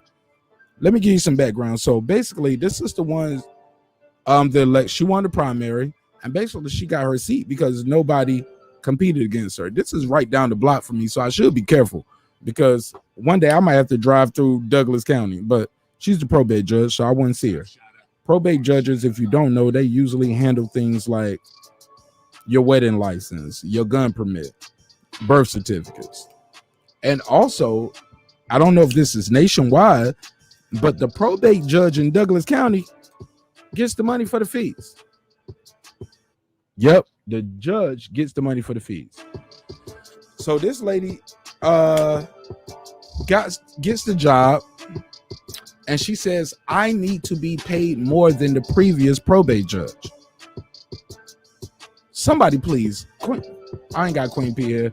Queen GBTM. Queen Mobley. Queen Mobley. Queen M. If I say Queen M, they're gonna be like, oh, they're gonna think the Marq Nash and Queen M go together. Yeah, whatever. But Queen Mobley, ask me, why is she thinking she deserves more money than the previous probate judge? Why does she deserve more money than the previous probate judge? Y'all ready for this? Oh, she better say what I'm thinking. She better. I already know, but go ahead. Okay, hold up. I'm gonna blow your mind with this. Pause. But you tell me first, and then I'm gonna drop the beat. You tell me, why does she think I want your comedy effect. No. I want you to tell me first, because that's gonna lead to something else. Please tell me, why does she deserve more money? Go for it. Come on. I want people to drop off. Come on. Sir Senior, why does she deserve more money in her opinion? Please. Oh, damn, he dropped all the way off? Okay. MB Mobley, in your opinion, why do you think she deserves more money? I'm hoping that she's asking for more money because she's more qualified than the last candidate. You're I'm right. hoping that's the You're case. right. You're 1,000,000% right. She deserves more money to be the probate judge because she's actually a lawyer. She's a lawyer, which is crazy to me. First of all, she's right. She should get more money because she's actually qualified to do the goddamn job. Hold up, y'all got probate judges who ain't even lawyers? I didn't know that. That's why I'm confused. I'm like, You wait a don't minute. have Wait to a be minute. a judge that went to law school in certain places in America. Did y'all know that? So I guess the magistrates, let me look them up, but I didn't know that. Did y'all know that in America, you do not have to go to law school to be a probate judge in certain counties and cities? I didn't know that. You just got to get elected. Wow. So the sister is 1,000,000% right. That's them to say, hey, I should get more money because I'm a lawyer. But you didn't tell us that when we elected you, hey, and you ran unopposed. Because somebody could have opposed you and said, hey, look, y'all ain't got to pay more money for me to do the job. I'm going to just sign the paper and keep it moving. She was like, nah. Nobody opposed her. Yeah, nobody opposed her. And once she got elected, she was like, I need more bread, nigga. What the fuck y'all talking about? Right. Now, I wonder if she knew. That's sad. You know what I'm saying? If she knew before you say campaigning, right? I'm sure she know what the job paid. I'm sure she... Okay. You got to know what the job get paid. But that's not why Right. she's in hot water. I said that to say this is how her name first got in the papers. Okay. People were upset that based off the amount she was getting paid, Mhm. $126,000 a year, $126,000 a year, based off the fact that, matter of fact, hold on, let me be clear. I could be wrong in that. I might be fucking up. That might have been what she getting with the pay raise. Okay. But they were upset because based off the money that she's requesting, in accordance with the fees that she gets as the probate judge for birth certificates, weddings, gun permits, she gets those fees. She's gonna make more money than the Supreme Court in the state. The justice in the Supreme Court state aren't gonna make what she makes. She's up to make about $196,000 a year. So why are they mad at her? She ain't got to That's her put. coin. Look, she ain't doing no cases. She just, hey, here's your birth certificate, nigga. Congratulations, welcome to life. Here's your marriage certificate, nigga. Congratulations. Here's your ball and chain. All right, so let's get deeper into it. She is under hot water because of this post. That post? Oh, let's read it. Can y'all see that? It's blurred on my end. Let me Let's blow it up. Let me blow it up. Okay, it is blurred here, but basically she's saying, hey, oh yeah, it is blurry, but basically you can see the dollar sign emojis, right? She basically put this up with her birthday tiara and said, hey, anybody trying to share some of their quarantine wealth, my cash app is CJ blah blah blah blah blah. This is the local judge. You can't put this picture up and ask for money as the judge. Nope. Because who wouldn't want to stand in front of a judge one day that you gave a cash app to back when she was a probate judge for her birthday? Mm-hmm. She is also on flyers promoting restaurants and businesses as judge-elect. She cashing in, ain't she? Yeah, she's all about the money. This sister also is doing relationship advice on, I don't know if it was Twitter or Instagram, but she's doing so. Look, I gotta be clear and I gotta be respectful because she is a judge. She will sue me for everything I got if I say this wrong. So allegedly goes in front and at the end of everything we say here tonight when addressing this sister. Okay? Allegedly. But allegedly this is her. And allegedly she's under investigation and they want to take her off the bench. They calling her the rookie judge who made a rookie mistake 6 months into the job. She's on flyers promoting the 2 restaurants. She's on this account right here asking for cash app donations for her birthday. She said it was a mistake. To be clear, she did say it was a mistake. She said, I thought this was my personal page. Social media affects employment. Everybody knows that. She got to know that as a judge. Yeah. Let's unpack this. Should this judge be removed? Also, hold on, I'm missing one. Oh yeah, when she was giving the relationship advice, she did refer to African American male genitalia, i.e., black man got that hammer. Allegedly. I don't know shit. I'm dumb. I don't know shit. I'm just a failed rapper. I don't know shit. But y'all tell me, what do y'all think about this situation right here? This is your probate judge. So the relationship advice, you said she's giving it on social media as well, or on a I don't know if it was Twitter or Instagram or whatever, but it is on social media. That is part of the account the counts that they have against her, because they have a word for this term when you bring a judge on basically charges of not doing things that you're supposed to do as a judge, for lack of better words. She's probably in breach. No. It's called it's a word. It's called desperate. Okay. I'll pull it up. And so and I'll play the clip so we can be covered. We just giving commentary right for the video that I'm about to play. But go ahead. So of course I'm very proud of her. I'm proud of what she's accomplished. And this is in Georgia, right? Yep. Okay. And do you know if her incumbent, the one she whose seat she took, I'm just asking for need detail for context, were they black or white?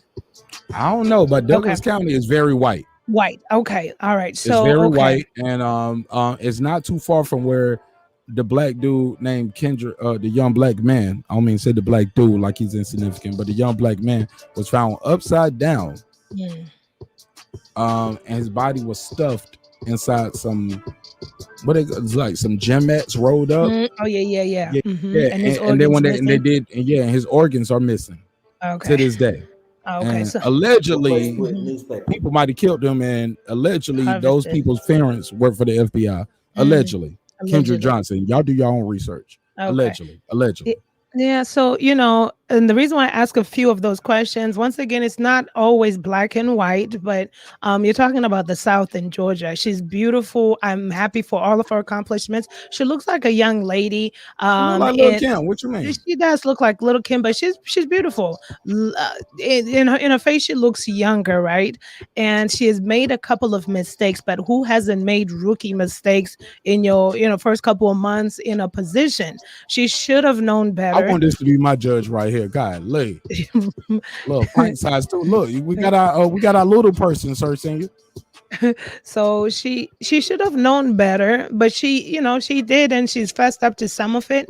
But the reason why I wanted to ask all that information, it harkens back to the fact that I've always been one of those loud people about women in in either corporate positions or positions where the spaces are not Black friendly. I wish you would have done more observation and checked the room temperature, because what happens when she obtained this position, she might have ruffled some feathers of some people that didn't want her to be in there. And I've witnessed this with my own eyes, where people will move mountains to get you off. So any little thing that you do, they want to get you off. They're not get you off the position because they're not happy with that. So she should have really, usually they say wait till you get in there real good. Has she been in there for 5-6 years? Then you could do all of this, but definitely not a cash out, because it could be misconstrued as a bribe. Look, but don't remove her. They shouldn't remove her. I was distracted with Lord forgive me. Oh yeah, man. Look, she's a beautiful. Look, she had looks all like her she is. yams out, and girl behind the mic kept talking about if you just make a little move, any little move you make, she trying to get you off. I was like, dang, is she tricking too? Look, Let me find out, Judge. Now, let's be clear. The titty lighting don't match the knee lighting. The lighting on the face and the titty meat ain't matching the thighs and the knees. The thighs and the knees look like they don't been through some work, but that's okay. I'm just saying they could have spread that lighting out. That's all I'm saying. Is she light skin, dark skin, brown skin? I don't know. Both. Is she a good girl, or did them knees really do what they had to do? Man, ain't no good girl in that. I just know she got this little Kim face right here a little bit though. She do got a little Kim Kardashian face going on right here. She's naked in almost every picture where she don't got you don't put up Judge Christina. Look, I did before. Hey, look, Judge Christina, I ain't hating shit. I mean, she nice looking. I'll fuck my way out of jail if I had to with her. I mean, this is your sentence. I need an hour of doggy, an hour. Hey, look, one guy. Hey, look, next week we doing one gotta go sex positions. We need the fourth one. Doggy, missionary, cowgirl. Give me that fourth position in the chat. One gotta go. 69. Okay, or 69. One gotta go. 69, doggy, missionary, riding. All right. That is for next week. No, wait. Was regular riding or reverse cowgirl? You can put look. She on top, or regardless. She on top. Look at her saying. He said regular riding or reverse cowgirl. He said he didn't want to let go of his regular reverse cowgirl. He said I don't want to let that go yet. It's something about the view. I get it, sir. Saying they can stir grits up at the same time while they doing reverse cowgirl. If they talented. You got a footstool or some cheese on my grits. Yeah, you got not high enough bar stool kitchen set up. Oh yeah, you can do some reverse cowgirl and cook and get her to cook dinner right there in the kitchen. Okay, we went too far. We went backwards. We got to be moving the conversation forward. We're going backwards. Y'all got to check the first 2 or 3 hours if y'all want to go back there. Let's keep it moving. But this is the clip of what's going on with Judge in Douglas County, Georgia, Christina Peterson. Beautiful sister, but let's talk about it. County judge faces trouble for some social media posts she made before she took office. The state's Judicial Qualifications Commission charged probate judge Christina Peterson with violating the Code of Judicial Conduct. Fox 5 High Team reporter Randy Travis says the allegations involve then Judge-elect Peterson asking for cash gifts, promoting private restaurants, and making, quote, inappropriate sexual commentary. I, Christina J. Peterson, do solemnly swear or affirm. do solemnly affirm. Christina Peterson has only been a judge 6 months, but already she faces allegations she's brought, quote, disrepute upon her office. In a filing from the Judicial Qualifications Commission, the group that investigates complaints against judges, Peterson is accused of using her social media account to solicit cash donations for her birthday. Public solicitation of gifts to a judge is extraordinarily problematic. Michael Broyd teaches professional ethics at Emory Law School. I would like to have a case in front of a judge who I've made a cash gift to. Wouldn't you? Peterson qualified to run for probate judge in March 2020. She won the primary election in June and had no opposition in the November election. According to the JQC complaint, on her birthday last August, Peterson posted this on her official Christina J. public Instagram page, a picture of herself wearing a birthday tiara and listing her Cash App account. Quote, if anyone feels like sharing their quarantine wealth. When JQC investigators contacted the judge this year, the complaint says Peterson explained she thought that post was to her private personal page. And I was wondering on that day why I was getting Cash App from people I didn't know. The JQC said in her Instagram bio, Peterson called herself Judge-elect. If it was done in public, it's a cardinal violation, which is an intolerable activity for a judge to do. A judge cannot stand up and say, I'm a judge, send me money. Even if she wasn't on the bench yet when she made that post? Yes. The complaint also says Peterson used her judge-elect status to encourage people to visit 2 restaurants. And on her Twitter page, she recorded a video offering relationship advice, calling someone a, quote, homeless sexual, and making reference to, quote, African-American male genitals. The JQC called it, quote, inappropriate sexual commentary. Judge Peterson did not reply to repeated requests for comment from the Fox 5i team. I'm grateful that the people of Douglas County elected me to serve as their probate judge. That is a big thing. Peterson already generated controversy before she took office, convincing commissioners to pay her more than her predecessor because he was not an attorney and she is. Peterson now collects $124,000 a year. Combine that with the money she's allowed to keep from fees paid for documents like marriage and birth certificates, and Peterson could make more than a state Supreme Court judge. Now those same justices will decide whether the JQC allegations are true, and if so, what kind of punishment Judge Peterson should face. Randy Travis, Fox 5 News. So I got a question. Man, let me before you ask a question. Let me get before you ask a question, let me get a response from girl behind the mic who's a melanated sister. Man, what you think of this story? You think they just hating on a bad bitch? It's called retaliation. She knew what she was worth. She asked them folks for what she was worth. They're mad that she's going to be making as much as a court supreme judge. They keep putting that in their language. That's all that is. And when they become meaning the majority of non-black people that are pissed off at her for even obtaining that seat, will work at everything and anything to get her off that position. So by finding fault in a social media and all this, most of this to me is forgivable. As a rookie, you could say you can't do it, next time, blah, blah, blah, blah. It's not, she understands that.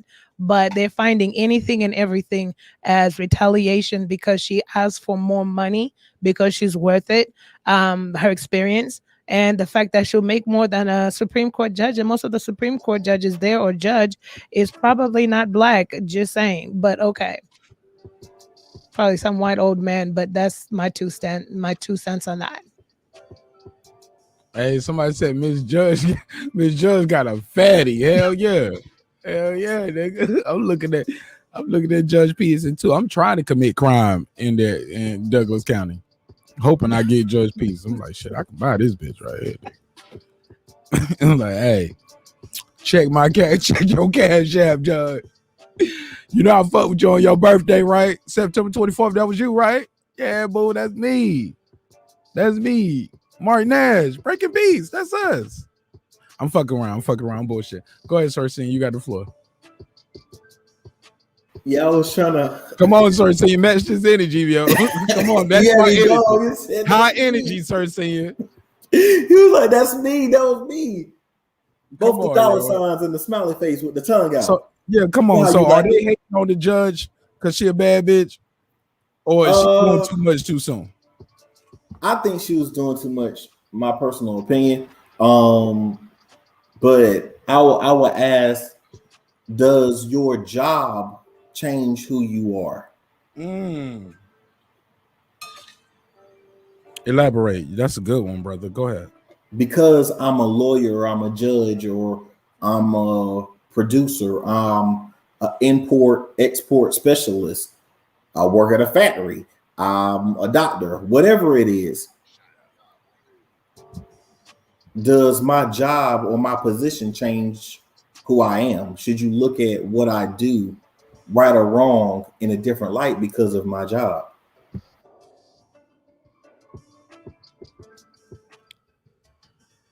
Yeah, look. I love when the audience is smiling, like, because I know that's the easiest thing to type in them LOL emojis. And when I see those shits lighting up the chat, it bring a tear to my eye. I be like, oh, y'all get the jokes. Y'all having fun with us. That's dope.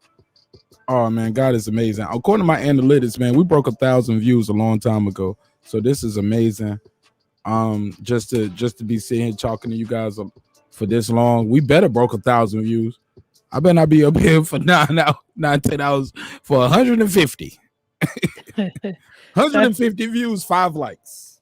So I think there was a code of the oath she took, just like doctors take an oath. So whatever oath she took, she probably broke something in there that I think it's something they could overlook as a rookie, but they're not going to do it. It's because a Black woman asked for a raise, rightfully so, and she's about to make more money than perhaps. I'll have to look into this county. Let's get into that. Yeah, I'll have to look into the county, but I'm pretty sure most of these positions, Supreme Court judges, are like in the South over there in Georgia, away from Atlanta. It seems like it's probably state Supreme Court is for the state, so it don't matter. Oh, state Supreme. Okay, state Supreme. She's gonna make more in Douglas County than the state Supreme Court justice. Okay. So let me see. These are the people that trying to get the job in Washington at state Supreme Court. You know what I'm saying? I mean, as U.S. Supreme. But here's the thing, though, and this is my only issue with it. And I know some people ain't gonna like me saying this. My wife says this all the time. You always want to play devil's advocate, but the devil don't need no advocate. He got enough white folks doing it. I'm like, shut up, man. No, I'm joking. I do not say that to her face. What I but here's I don't. I be like, yes, ma'am. You're a good wife. God has blessed me. Shoot, you'll wake up burning bread.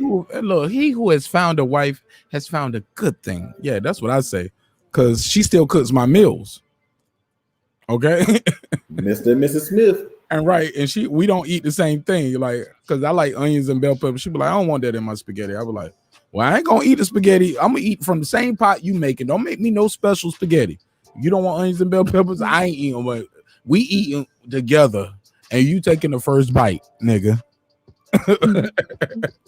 I ain't fucking around. She told me she watched the show. I'm like, shit, I gotta be ready for anything. That's why she's building up a tolerance. She got a special meal for you one day. Or she building up a case for domestic abuse. Listen to his shows. You heard what he said he was gonna do if I was paralyzed. He's gonna push me down the stairs. Yeah. I forgot my point. Oh my God, what was we talking about? We're not on immigration anymore. What were we on? Talking about the judge. Oh, Thinking Minaj. Thinking Minaj, yeah. The IG model judge. Yeah, IG judge. Yeah, the IG model judge. Let me talk to this sister. Oh my God. Queen. Beautiful sister. Goddess. Your Honor. We love your style. We love your flow. We love how you fucking with the hip hop culture. But you can't be out here hosting gigs and be the judge. You damn sure can't be on Cash App asking for no birthday donations for anybody who want to share their quarantine wealth. You're making $200,000 a year. Sister, you can't do that. Now, someone called this a rookie mistake. I'm here to tell the judge, sky's the limit. They ain't paying you enough. Man, hold her accountable. Hold up, fuck it. Nah, fuck that. I'm going on a limb. Look, I know what she want. I know. Look at this picture right here. Does this look like a judge? Man, you can't take Does this look like a judge or your favorite female MC?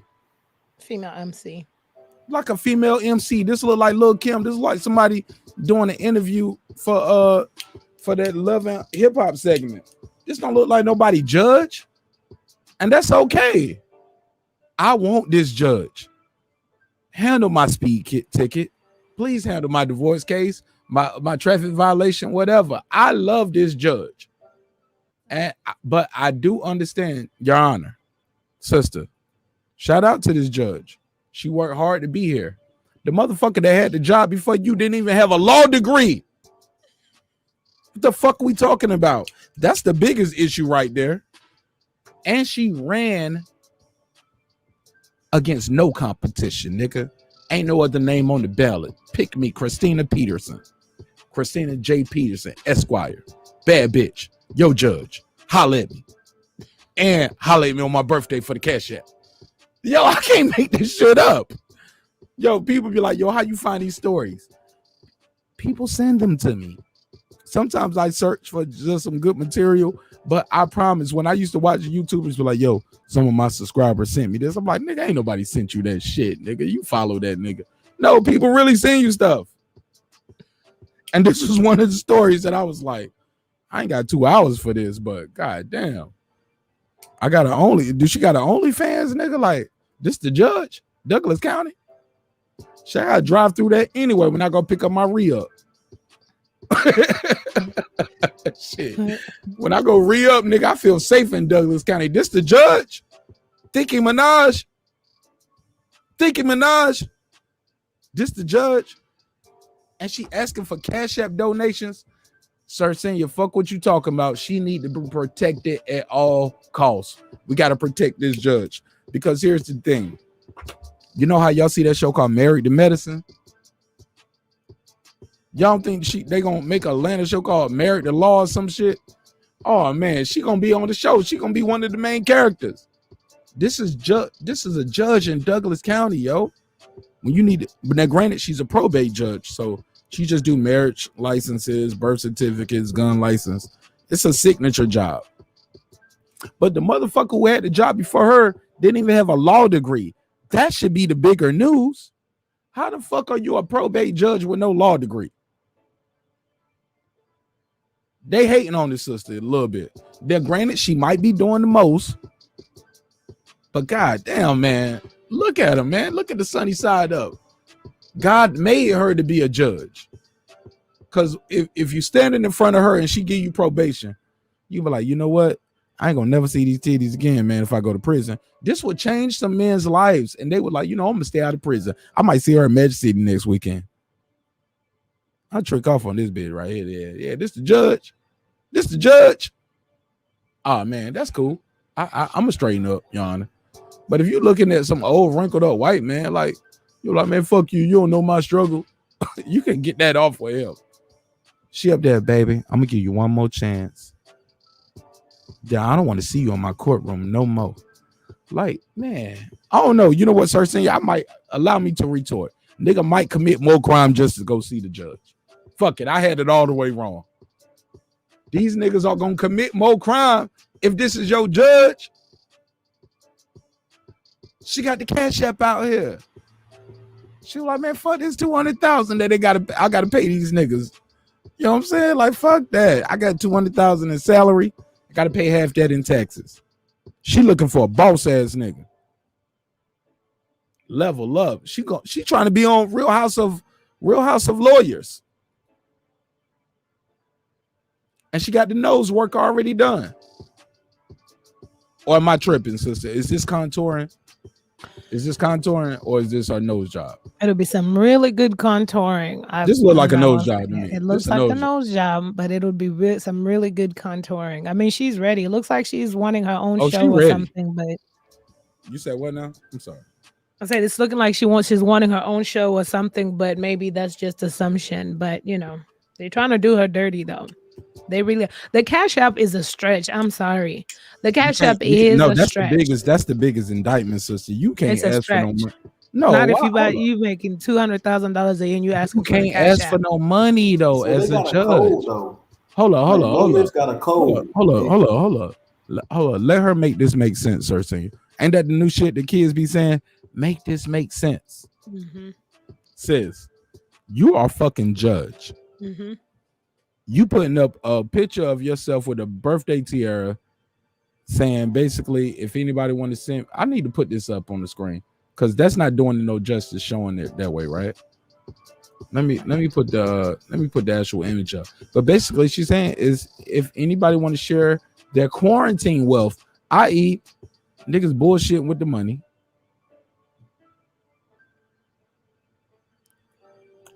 like what I just want this to make. Hold on. I'll mute my mic. Just make this make sense. As far as her asking for money for her birthday as a judge, have you ever seen that before? I've been watching Judge Hatchett on divorce court and all that shit. I ain't never seen Judge Hatchett ask for nothing. Nobody. I didn't know a judge could even have a cash app. Right. Like, why do you think they coming after this goddess, this queen, this beautiful judge? Who also put this picture out asking for cash app. She's giving relationship advice. She's on I can't say club flyers, but she's doing hostings. And on the hosting flyer, it says probate judge elect Christina Peterson. Yeah, she did too much too early. And like I say, they did this because they saw a window of opportunity. It's that request that trickled down to a retaliation. What was the window? Her asking for money. If there's something so that did they see a window, or did she hold up? Mm-hmm. Hold up. Did she open a window, or did they leave? She opened the window. She opened the window. She did. She gave him every excuse to come after her. She opened the window. But you're saying she should be forgiven. She keeps saying it's a rookie mistake, though. How is it a rookie mistake? But She's the one who pointed that's out what the news came. lawyer. Sir Senior, to be fair, She that's was what a the lawyer, but not a judge. Sir Senior, to be fair, that's what the news headline says too. When I That's found what this I'm story, because nobody sent me this, I was capping on that. Nobody sent me this. I was just looking at the news. I was like, that shit happened today. I said, I need that on the show tonight, and I already made the thumbnail. But I was like, maybe I won't get into it, but this is a perfect segment of its own. But this is breaking news, and regardless, that's how they labeling it. They're calling it a rookie mistake. Or they calling her the rookie judge, because that's what she is. She ain't been a judge less than 6 months. Right, the news is insulting her low key. That's all they're doing. They're making a mockery of her, but she opened that window, and exactly like what Sandra said, she did. She overreached, and this is a message to majority of Black people. When you find yourself in spaces that are not friendly to us, wait it out. They always say that, wait it out, earn what you need, 5 years, 6 years, then do what you got to do. When you make, when you get there, then you could come out with whatever you want to do, and all hands are off. But they were watching her. She's the new girl on the block. They didn't like the fact that she asked for a raise. In America, women typically make less than male counterparts. So I was still looking for the Supreme Court, the state Supreme Court judges, just to see what the makeup is. Usually it's like a majority male. So how dare this Black young woman make more than a man, and let alone don't let it be mostly white men, or so that's where that is. It's really retaliation, but she should have known better. The cash app is an open way for bribery. Judges are not supposed to take any monetary gifts. Like, even somebody in layman could understand that, knows that, because you're opening up for bribes. So that one was a doozy. But can they overlook this? They can, if they turn their cheek the other way like they do with their people.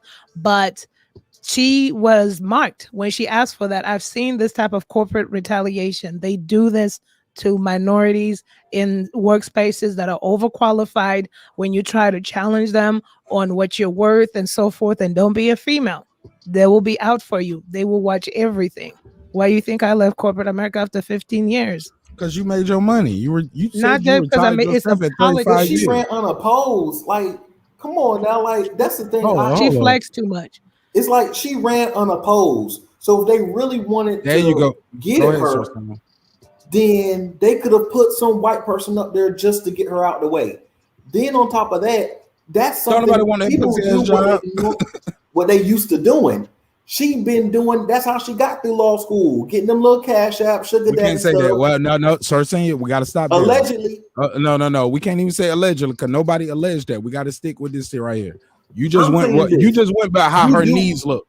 Sir Senior, I'm saying this. Sir if Senior, you do what you're used to doing, Sir Senior, and very simply, she knew, because going she by this picture right here, herself, that I'm the only one who's a judge. That's how she got her raise. So if you're a judge, you sound bitter. You personally, and you're the only one who's a lawyer.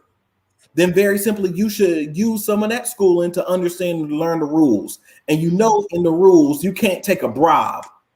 A cop can't take money from you, not directly.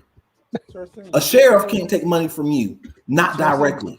And sheriffs have more leeway than almost any other person in law enforcement because they are also elected. She said it was a mistake. It was a mistake. She said she posted that to the wrong account. It was it's supposed to be her personal account, not the public account. Why she ain't What's deleted? a personal account? Why she ain't deleted? We don't know she didn't, sir. Saying maybe she did delete it. We don't know she didn't, and we don't know if she did. The so retort that question, I wonder why I was no getting... way to listen. I'm just trying to tell you what she said. She made a mistake. We don't know if she did or didn't delete it, or how quick it was deleted or not deleted. But she did admit it was a mistake and it was taken down. We don't know how fast it was taken down, but she did take it down. To answer your question, we just did she get the money back? I don't know that. We got to stick with the facts at hand. To answer your first question, she didn't put it purposely, allegedly, to her personal account. Once she noticed that, she took it down. Why would you do that anyway with the words that you're a judge? I agree. Why the fuck do you are a judge asking for money on the fucking IG talking about you want to share your quarantine wealth? That's what she said. Anybody out there want to share their quarantine wealth? Holler at me. Basically. That's inappropriate. That alone. Forget Not she for black. me as a Forget nigga she doing woman. crime, driving Forget through any of Douglas that. County. I need that bitch on the team. I need her on the team, sir. Saying Let's be real. Her. If that was a old white dude and you could pay him I off don't need him on the in team. the Cash App and he a judge, I'm gonna pay off the cash. I'm gonna pay off the Cash App judge. If I'm out here doing dirt, well, I need some paperwork. Oh, Sir Senior don't gave the media a new name for her. He don't call her the Cash App judge. Lord. Yeah, the Cash App was a stretch.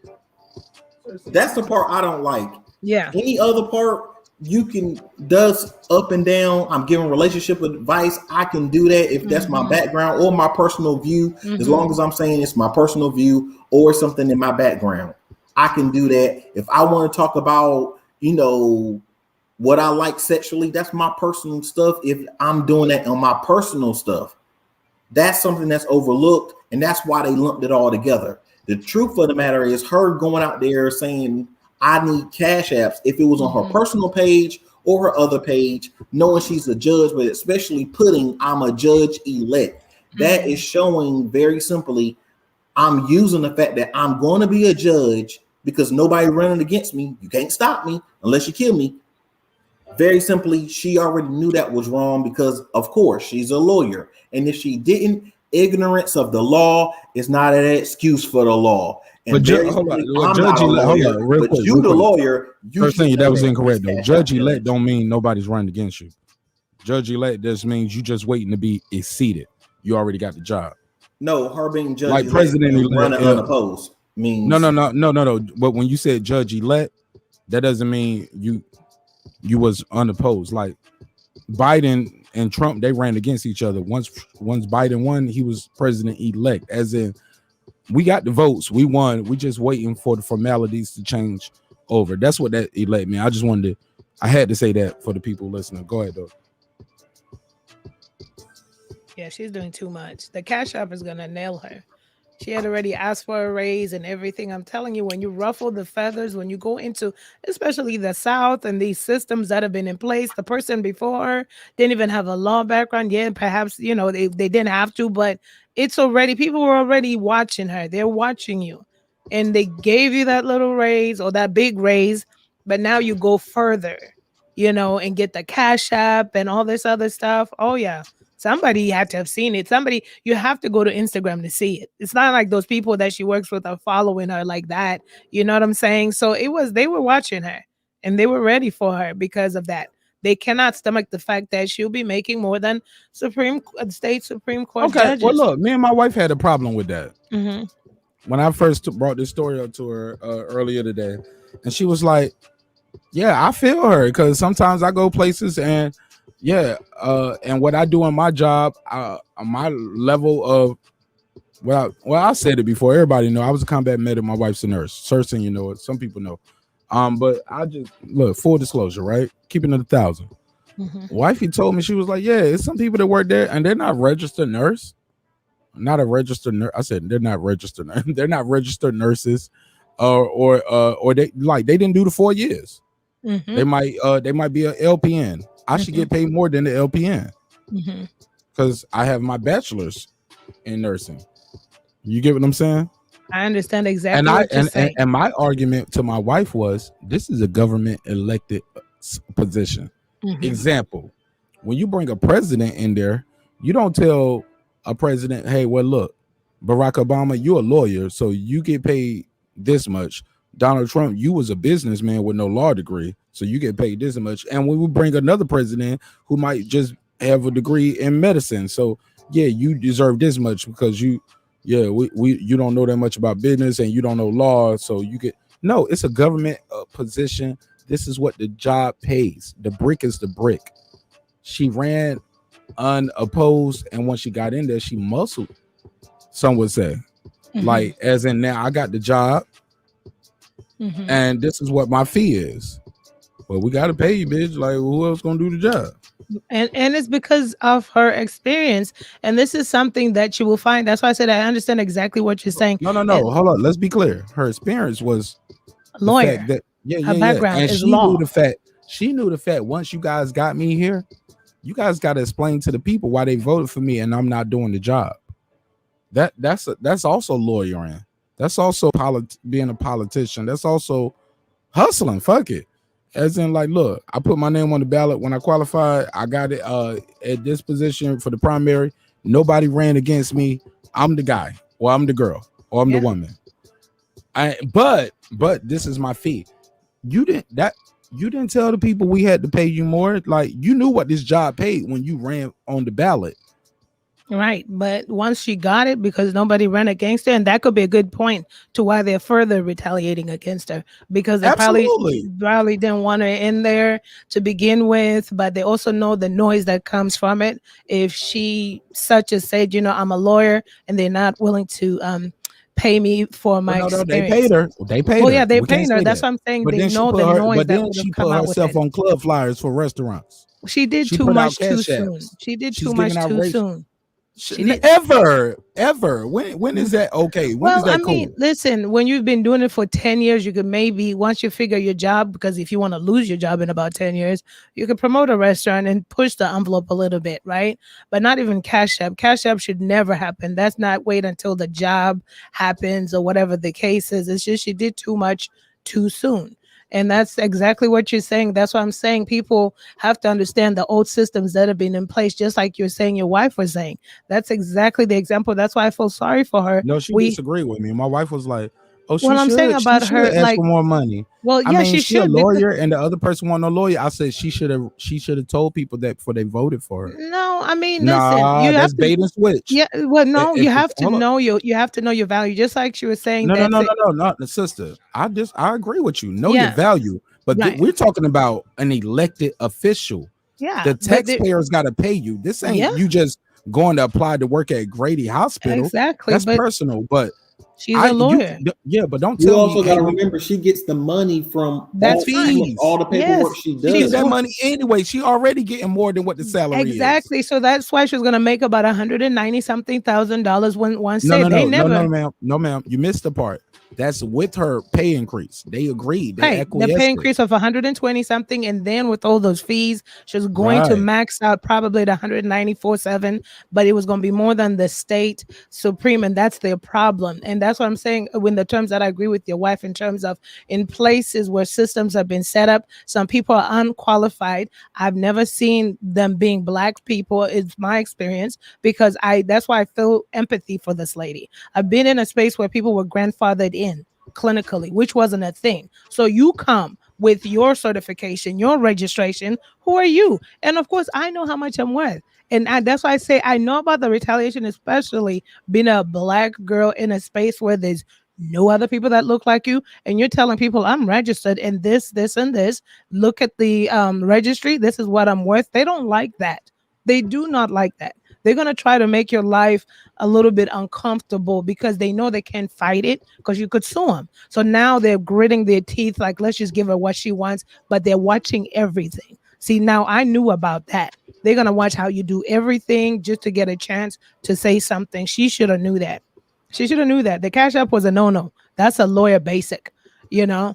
But everything with her social media, she should have known that people need to know that. Employers resort to your social media because majority of times what you do, unfortunately, people don't understand this. I understood this in leadership. What you do on your off time, even if it's your off time, you're still representing your company. That's why you see all those Karens getting fired. It's not because they were mean to a Black person. It's because the employer doesn't want to get the liability. They're representing the company. They don't want to lose customers and they don't want to lose their reputation and so forth. So they fired the Karen. That's it. It's not because they didn't, they were mean or whatever. It's employer trying to save face. So that's why employers always look to social media. She should have knew that. I don't know if she's fresh out of like school, have never worked a day in her life. That's She's my obviously in next her question. 30s. She's easily in her 30s. I was trying to look at her age and I saw something that say 36, Yeah, but that's it about wasn't right. really Yeah, that's a little, I kept little trying to 36 dig. MILF. But that's the thing in my mind. Maybe she's been in school all her life and maybe didn't, and that's okay. She never had any work experience out here. I don't know. But it was really poor judgment. So now people question your judging. You see? So you have to be able to call make me Marq Nash. I'm not on Narc. I hope that's a typo because the M and N so close together. Don't be calling me no Marq Nash. I ain't snitching on this bitch. But I hope she's learned the biggest Marq lesson. Nash. Oh my God. I'm sorry. Go ahead. I had to get at that time of day. That was hilarious. Even if it was a typo, that was funny. They called me Narc Nash. I'm snitching on the judge. I'm definitely going to be following up to see what they're going to do. They don't like the fact that she's going to be making a state supreme, everything. They're asking off it. Is she wrong for even asking for a No, higher she's pay not. raise? She's not. Okay, is she wrong for not disclosing to the people who elected her, like, hey, if you vote me, you are going to be paying more? Nope, she's not, because they voted her in. That's not her fault. Because if she had somebody running alongside her and she won, it'll still been the same scenario. If that makes sense, she'd have been asking for more. All right, let's play with it. Let's play with it. Let's play with it. And there's no pause because I'm talking to a woman. Let's play with it, baby. Barack Obama elected the first black president. Some people don't want to give him that. It was like, well, he was biracial. He was raised by white people. He black, man. Fuck what you talking about. I'm drafting him to the Black Olympics. That's our president, black man. Here we go. He's elected. How would you feel if Marq Nash was? I mean, I'm saying Marq Nash. I'm reading my name in the chat. That's why I don't look at it, because I start reading it randomly. I would be mad if Barack Obama was elected the president and he's like, but fuck that bullshit y'all paid George Bush, nigga. Y'all got to pay me because he was a dumb white boy. I'm a smart nigga. I went to Harvard, top of my class. I'm that guy. Y'all got to pay me more. Like, it's a government elected official. This is the price for the job. You shouldn't win the job and then tell the people they got to pay you more. This ain't coming out of, it ain't no imaginary bank. Taxpayers are paying you. And if we knew you was going to charge us more to do the job, we might not have elected you. Is that fair? Go ahead, girl behind the mic. No, I mean, listen, right? It's two different things, right? The office of the president, it's a set price. They're at $400,000 a year. They don't pay for anything at all, not even for their school's best tuition. It's set. But when the presidents come out of office, they're rich. They're making book deals. They're making all kinds of things. Barack Obama's net worth is like at $70 million. So she can't do all that extras right now, but Barack can when he was in office, all them books he's writing and all that other stuff.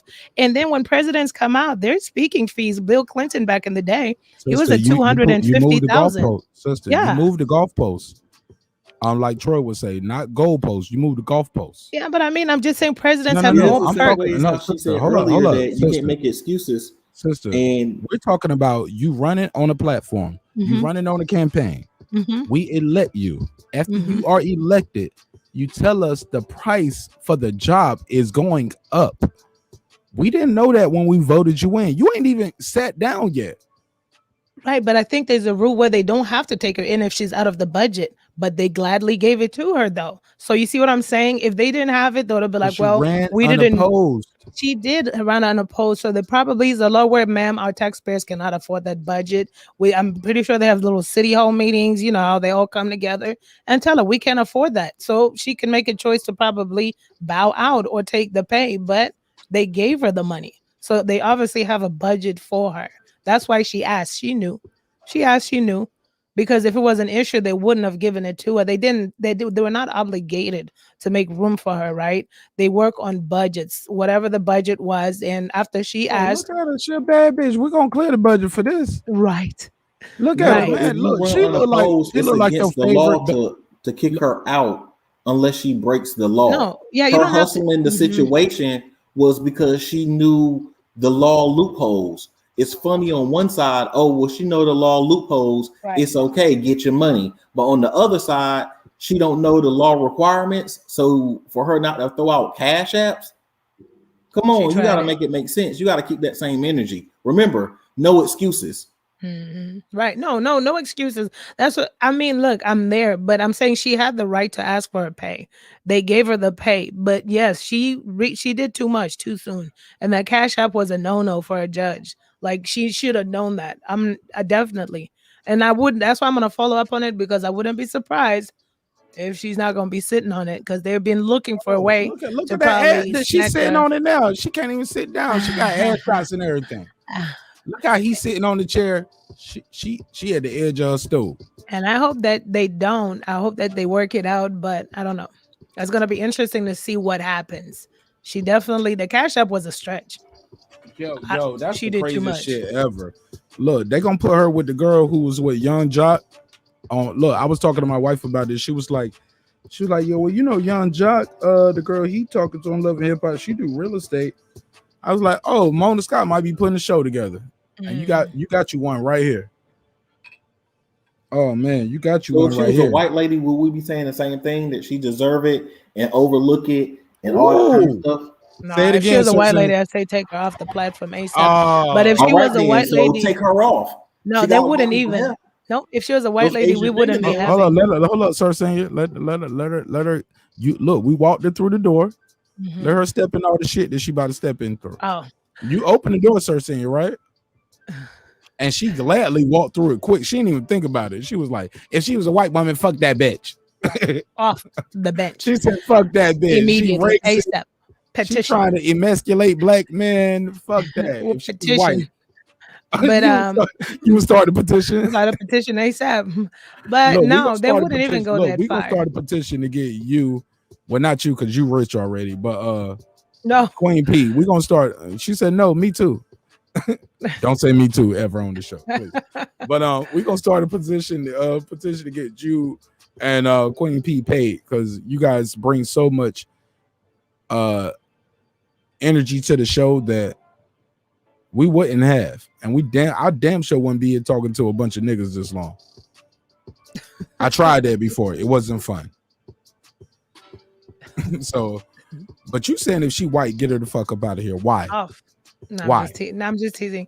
No, Listen, you ain't bullshit. I gave you a way out and you took the right, I door. wouldn't have as much empathy. No, I'm just kidding. Because then I would know that both rules apply. But you would never see this though. When was the last time you've ever seen that? A white woman in a somewhat powerful position, right? Being chastised or being a rookie with a mistake. I know she's not the first one to make such a mistake, but not Cash App, but in terms of a mistake against their oath or whatever the party is. But there's still people in their careers today, you know? So, and I'm going to start looking while I talk. But I would hope the rules apply. But it would be finicky because once again, I'm trying to look. I mean, Georgia doesn't like to show us their pictures of their state Supreme judges. And I guess maybe because I'm like, I see they're all like Republicans. I see male names, but I'm trying to see to read the temperature because then once again, if it's a majority, because if they ever give niggas rights, the white folks gonna turn against them. No, if it's a bunch of white older men that are Republicans, they will still want like a woman. It's about the woman, you know, as well. They don't like they wouldn't want a woman making like the same amount of money they're Oh, making. really? They don't care if she black or white. Old white men don't Old like white men They that don't are like in white women, black women. They want old white men. in such positions. If they don't want you making the same money as they earned to make, they've worked all their lives to get to where they are. So Did they work? Did they work? No, they got there. Okay. Okay. We just know they got there. Nepotism is real, right? We know they got there, and they wouldn't want that too. So they would probably find a loophole if she was a white woman, especially out there in the South. Go ahead, sir, senior. I'm trying to figure out, because earlier she said that there's no big way how people take up for their own, or how immigrants don't get special treatment. But if I'm an immigrant, I can help other immigrants, and that's okay.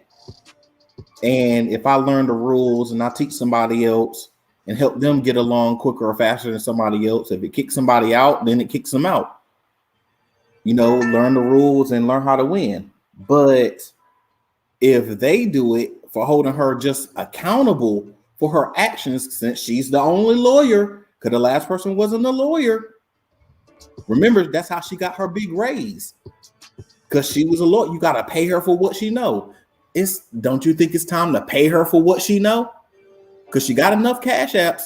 Because she said, I was wondering why I was getting cash apps from random people. Well, we don't know. I'm a $1 cash app nigga myself. With that said, speaking of cash app, shout out to Yoji Fish. I got your donation, my brother. Thank you so much for being in the chat. Thank you so much for communicating with the show. I don't know what time you sent this, because I haven't really been looking at the phone, and I don't know if you still here, but I got a couple other cash apps that I gotta read. I'll read it after Sir Senior finishes his soliloquy, but I just had to plug in Yoji Fish real quick because that was the first one I saw, but I see it's a couple others here. I'll do those afterwards. Go ahead, sir. I'm just saying that we got to keep the same energy. On one side, we got to take up for black women no matter what. But it's a whole bunch of black women who's out there killing it. There's a whole bunch of black women who are becoming the first judges in their family, the first judges in their city, the first this or that, period. There's a bunch of black women who are taking up for black women and doing things the right way and doing the right things. And then there's a bunch of black women who are using the fact that they're a black woman to do whatever they want. If you out here asking random people for cash apps, we would be saying, she's an IG thought. But because she got a robe on, it's something different. No, she's just a smart IG thought. If that's what she is. Respectfully. Listen, respectfully, I support everyone, females and males that are black, but I don't subscribe or co-sign to foolishness.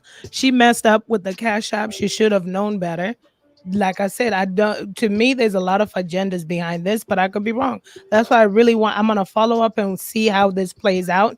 It's everything behind it, representing who she is, and that's the reason why she's in the situation she's in today. That cash app was a no-no. But they were going to find something to get her off that seat.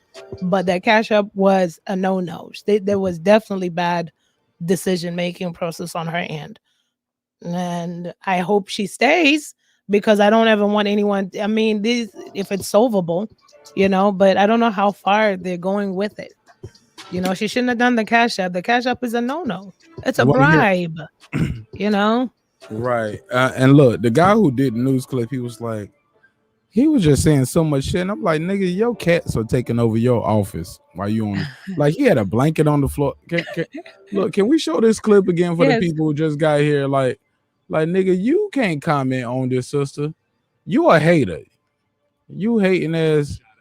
This old motherfucker who was here sitting there hating. This motherfucker was straight hating. He was like, I'm sitting here with my cats taking over my apartment. This bitch making how much? Oh yeah, bring me on the show. I got something to say. Yo, $200,000 a year. Beautiful sister. She has to be brilliant. She has to be smart. Because we already know how it goes at the job for us. Got to work twice as hard, be twice as smart. Especially if you are a woman. In my opinion, I could be wrong. Sir, saying you want to cut me off with that? You got something for me, or you gonna let me do that one? Can I say that? Rock, keep cooking. But she does look like Nicki Minaj. She look like She look like in this clip right here, like she about to spit your favorite battle bars. She look like yo, tell Jazz to rap. I said, what up? Yo, Smack, holla at me. Yo, I got the illest 16 ever. But she is a probate judge. She's not a battle rapper. Yeah, she looked like a rapper here. But this is a probate judge asking for cash apps and donations. And they got her under fire. She is possibly gonna lose her job. I want to know what y'all think about it in the chat. I'll open the phone line up 678-381-1938. 678-381-1938. The number's on the screen. This is a Douglas County probate judge. I did not know this, but like I said, the probate judges get to keep a portion, or well, they didn't even say a portion. They said she get to keep the fees, right? They didn't say a portion. I added that, but I'm sure the state gonna get their money. But the probate judge gets the money from the marriage licenses and bullshit like that. She is on Instagram on her birthday asking for cash app. She's posting.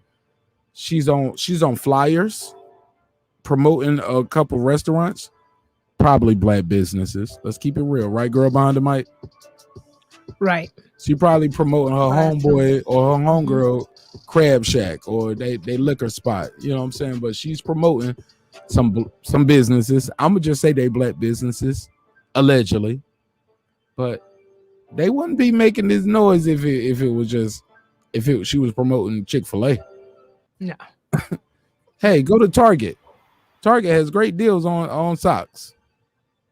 No. Hey, look, get you some Birkin bag socks at Target. See, that's called a callback. See, you called it instantly, girl behind the mic, huh? See, look, but here's the deal. The sister is under fire. I'll play the clip again for the people who are just getting in here, and we'll talk about it. Let me play. Let me share my screen, and I want to know what you guys think. And after that, I'll take a couple calls after I go back to a girl behind the mic and Sir Senior, and we can land this plane because, like I said, man, this is the show that never ends, right? Like, golly, man, when you gonna end this shit? Here we go. So here we are. It's they calling it a rookie judge accused of. They called the word disrepute, which is when you look it up, it's an offense that can cause you to be removed from the bench. And she got 4 counts. So basically, they're trying to get her job. And if you get removed as a judge, you can't go back to work for the DA office. Like, you got removed as a judge. Bitch, we don't want you. How can you go to private practice and say, hey, I'm going to be the best lawyer on your firm? I used to be a judge. What happened at your job? Right. Well, I got fired for posting an IG page asking for cash apps. I get you, girl behind the mic. It could be a smear job, but she made it easy for them. For the people just tuning in, we're going to run this clip. This is a judge in Douglas County, Georgia, being accused of disrepute for asking for cash apps, giving relationship advice, and promoting local businesses. Let's play the clip. A Douglas County judge faces trouble for some social media posts she made before she took office. The state's Judicial Qualifications Commission charged probate judge Christina Peterson with violating the Code of Judicial Conduct. Fox 5 High-Team reporter Randy Travis says the allegations involve then-Judge-elect Peterson asking for cash gifts, promoting private restaurants, and making, quote, inappropriate sexual commentary.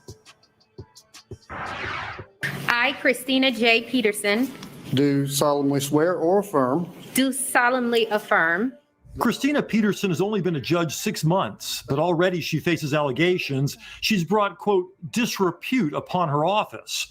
In a filing from the Judicial Qualifications Commission, the group that investigates complaints against judges, Peterson is accused of using her social media account to solicit cash donations for her birthday. Public solicitation of gifts to a judge is extraordinarily problematic. Michael No. Boyd teaches. Your living room is problematic. Now let's rewind this back. Why does he have this this little blanket right here going on? And it's what's going on here? He got what's going on in his background right here? Looks like a what do you call them? Sleeping bags, camping bags. In the hood we call it a pallet. We call it a pallet where I'm from. Sir Senior. Anybody in the chat, whoever had to go stay with grandma's house, go stay with their cousins, and grandma say, "Hey, look, go make you that's a pallet because the pillow is right there in the middle. Go make you a pallet on the floor, nigga. Who know about that pallet? That's the pallet. What it is. And his shoes is kicked off on the side. He was sleeping there. Look at his shirt. It's wrinkled. I think that's a cat. I think that's a cat. I think those are cats in the background because they're gonna move. They're gonna move. He got 2 cats. He the cat man. You know, you got the cat lady. No, because look at it right there. If you look, I'm telling you, they're gonna move. I watched this video before. Those aren't shoes. He got 2 black cats in the back. That's the cat bed. Why he trying to be on shoes? I think he gonna see the shoes. I'm telling you, those and are his cats. shirt wrinkled too. Look at how wrinkled his shirt is. It's extraordinarily problematic. He done spent the night there. Teaches professional those are cats. at Emory Law School. I would like to have a case in front of a judge who I've made a cash gift to. No, you would like to have somebody to come over there and give you a blowjob and help you clean up behind them cats. I bet you would love to pay off the judge. Look at him. He looking off. He looking at Judge Peterson. I know she a bad bitch. I would like to have a case in front of a judge who I've made a cash gift to. He got lint on his forehead. Peterson qualified of a judge. How you got dandruff on the bald head? Who I've made. Look at what's going on right here. Can y'all? I don't know if y'all can see my mouse, but right above his glasses, on that right eye. If y'all looking at it, while I'm looking at his right eye, he got dandruff on his forehead. All right, we're going too far. He said, I would give he a birthday present. Yeah, Chandra, you know what I'm talking about. Who know about that pallet game? Who had to go stay with grandma and make a pallet? Let's keep this clip running. So we got a female judge, black woman, sister, beautiful too. Definitely look like she went to the same surgeons as Kim Kardashian and Lil Kim, but that's a whole nother conversation. Let's keep it moving. A cash gift to. Wait, pause it. Because AOBZ, he was right. That's what I was thinking the whole time. He done sent her the Cash App and she ain't come through. So he was like, oh, so that's what you doing? So you taking bribes and you not gonna actually follow through with it? That's false pretenses. Look at him, man. He's salty. Man. He said you taking money on a false pretense. She beautiful, but she do got COVID big face. Money and this little wonka. He probably the one to snitch. Yup, because he got no pets on. You can see he ain't got no pets on. Yeah, tell him, Bill. That's what's up. He ain't got no pets on.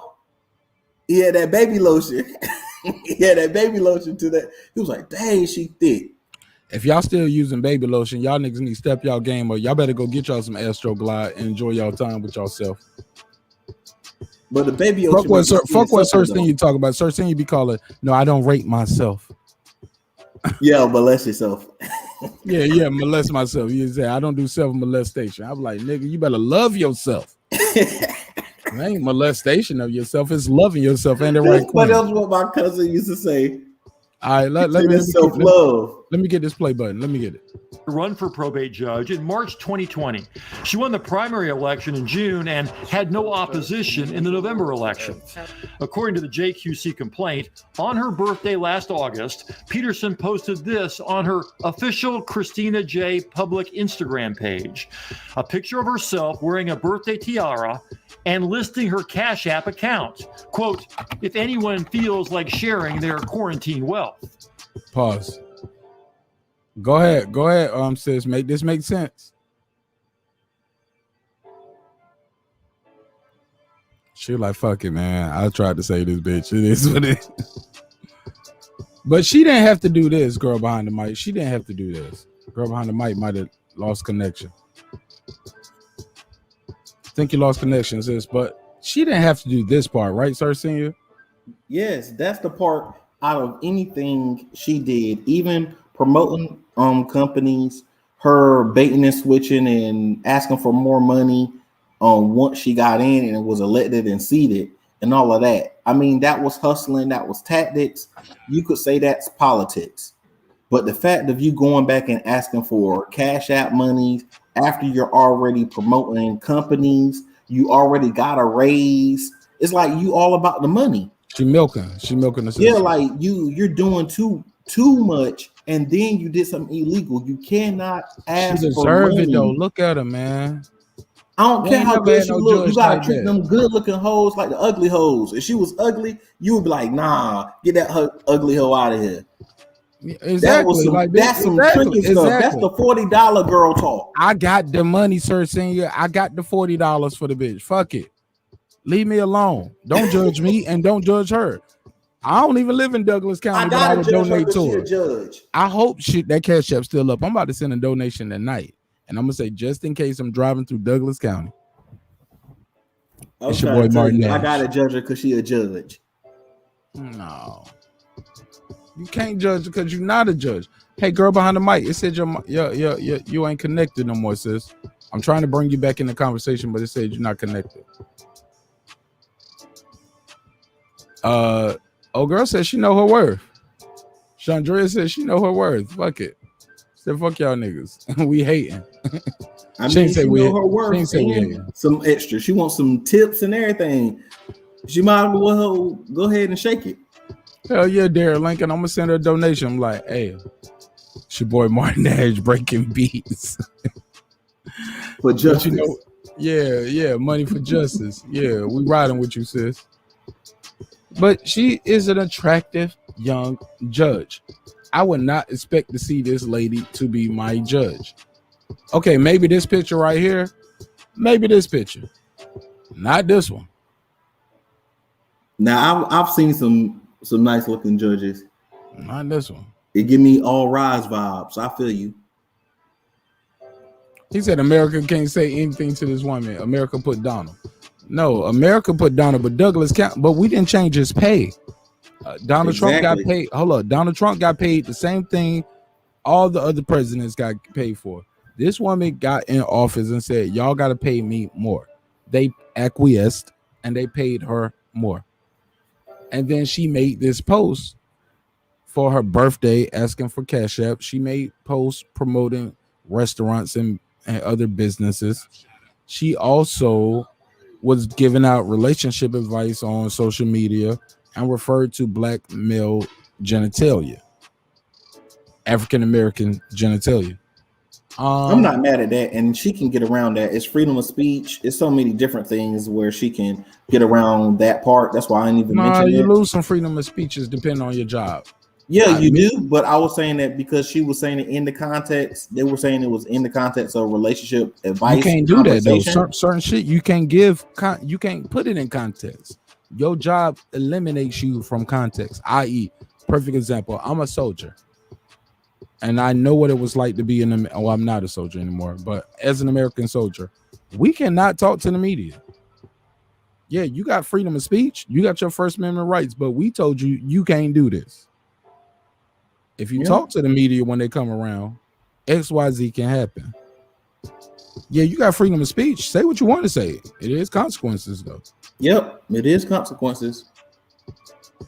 But I don't know. Now, I'm just saying it's kind of, I don't know. That one I think is easier for her to get past. I don't see how she can legally get past unless she gets to say, oh, well, it was grandfather. It was before I actually took office.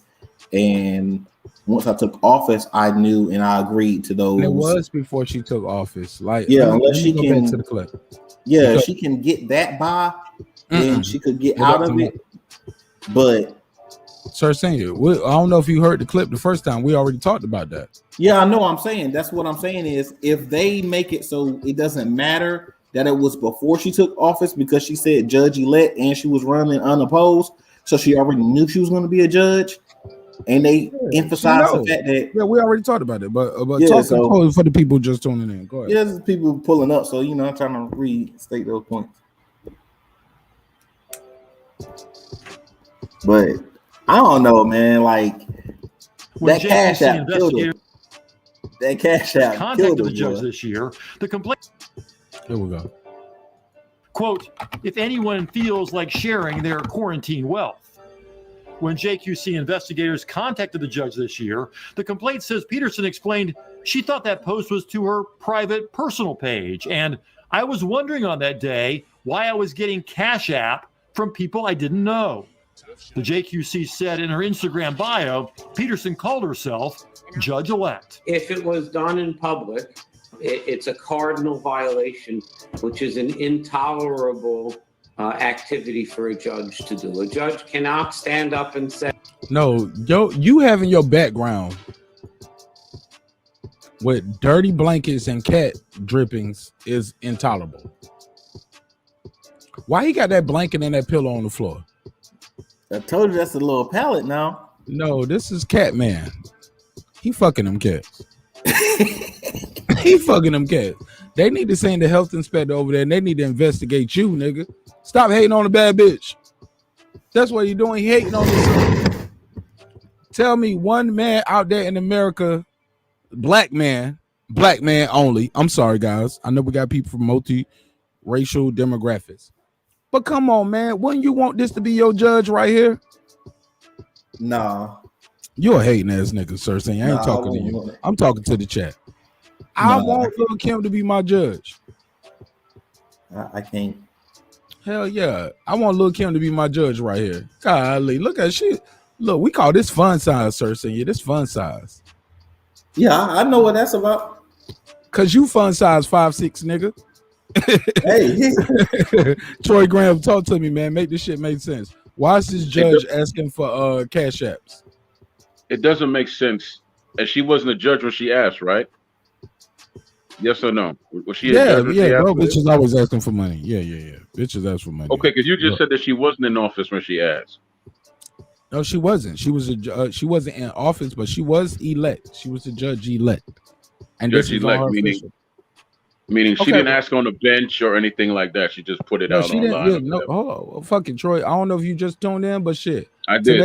Today I got time. Let's run it. I play the story and I'll let you get your commentary. Same for everybody else. Let's get it.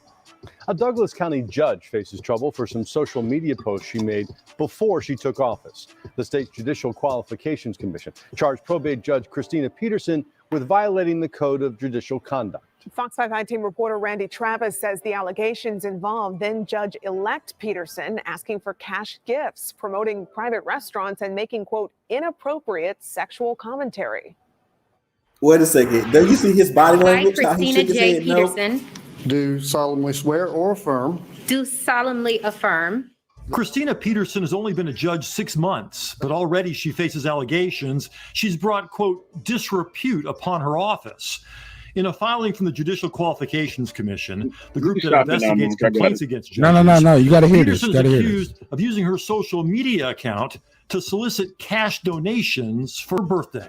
public solicitation of gifts to a judge is extraordinarily problematic. Michael Broyd teaches professional ethics at Emory Law School.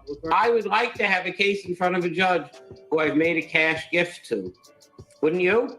Peterson qualified to run for probate judge in March 2020. She won the primary election in June and had no opposition in the November election. According to the JQC complaint, on her birthday last August, Peterson posted this on her official Christina J. public Instagram page. A picture of herself wearing a birthday tiara and listing her Cash App account. Quote, if anyone feels like sharing their quarantine wealth. When JQC investigators contacted the judge this year, the complaint says Peterson explained she thought that post was to her private personal page. And I was wondering on that day why I was getting Cash App from people I didn't know. The JQC said in her Instagram bio, Peterson called herself Judge-elect. If it was done in public, it's a cardinal violation, which is an intolerable activity for a judge to do. A judge cannot stand up and say, I'm a judge, send me money. Even if she wasn't on the bench yet when she made that post? Yes. The complaint also says Peterson used her judge-elect status to encourage people to visit 2 restaurants. And on her Twitter page, she recorded a video offering relationship advice, calling someone a, quote, homeless sexual, and making reference to, quote, African-American male genitals. The JQC called it, quote, inappropriate sexual commentary. Judge Peterson did not reply to repeated requests for comment from the Fox 5i team. I'm grateful that the people of Douglas County elected me to serve as their probate judge. That is a big thing. Peterson already generated controversy before she took office, convincing commissioners to pay her more than her predecessor because he was not an attorney and she is. Peterson now collects $124,000 a year. Combine that with the money she's allowed to keep from fees paid for documents like marriage and birth certificates, and Peterson could make more than a state Supreme Court judge. Now those same justices will decide whether the JQC allegations are true, and if so, what kind of punishment Judge Peterson should face. Randy Travis. What type of punishment she should face is nothing. She did nothing wrong in my eyes. She wasn't on the bench asking for money or anything like that. She said she thought it was her private. It went through a private account. I'm gonna take her at her word. I don't give a damn what this country feels. They put Donald Trump in office, the highest office in the land. They put a pussy grabber in office of the land, right? It's your boy. I'm sorry. Nobody said anything. This man is on tape saying, "I want to grab him by the pussy." He's currently getting sued by close to 20 women for grabbing them and all that. So I don't want to hear that. I don't give a damn. I don't think she did anything wrong. She made a mistake, yeah. And if she was white with blonde hair and blue eyes, we wouldn't be having this conversation. Because they'd be like, "Oh, it's just a rookie mistake. Make sure you don't do it again. Move on in life. Nobody was hurt." So you know what? Move on in life. Nobody got hurt. Nobody. All right, so Troy Graham is okay with the cash app, Sir Senior, catch and shoot. So I'm trying to figure out how she do nothing wrong if she made a mistake. You just answered your question. It was a mistake. Then it had to be something she did wrong. To make a mistake, you have to do something wrong. You can't mistakenly do the right thing, can you? Yes. So she mistakenly did the right thing by putting her cash app out there? She made a mistake and sent it to the wrong whatever instead of her personal one, and that's the mistake. Nothing else. Who got hurt from all this? Okay, so she did something wrong. So by doing something wrong, you have to be held accountable because she's a judge who holds other people accountable, and she represents the law and the state and the government. So by her taking those oaths, that means that she has to uphold those oaths, and you cannot take money. Period. You can't take money, and you can't ask for money, especially. She asked for the money and took it because she blatantly said, "I wondered why I got these cash apps from people I didn't know." That means she took the money. She accepted it. So that is accepting a bribe. Well, I would agree with you if those laws meant anything to me. When you could shoot someone in a car in front of their wife and their daughter, and then you go free, Mr. Police Officer, then you can't tell me about the law of the land because it don't mean nothing to me. Nothing at all. Funny thing about a law, you can the get same away thing. with Hey, Sir you Senior, can't take I didn't bribes. talk when you were talking, man. Hold on a second. The same thing about the law. It only works for certain people. It does. Works for wealthy people and people that don't look anything like me.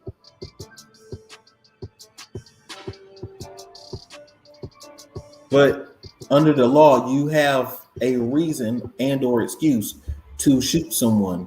There is no reason and or excuse to take a bribe under the law.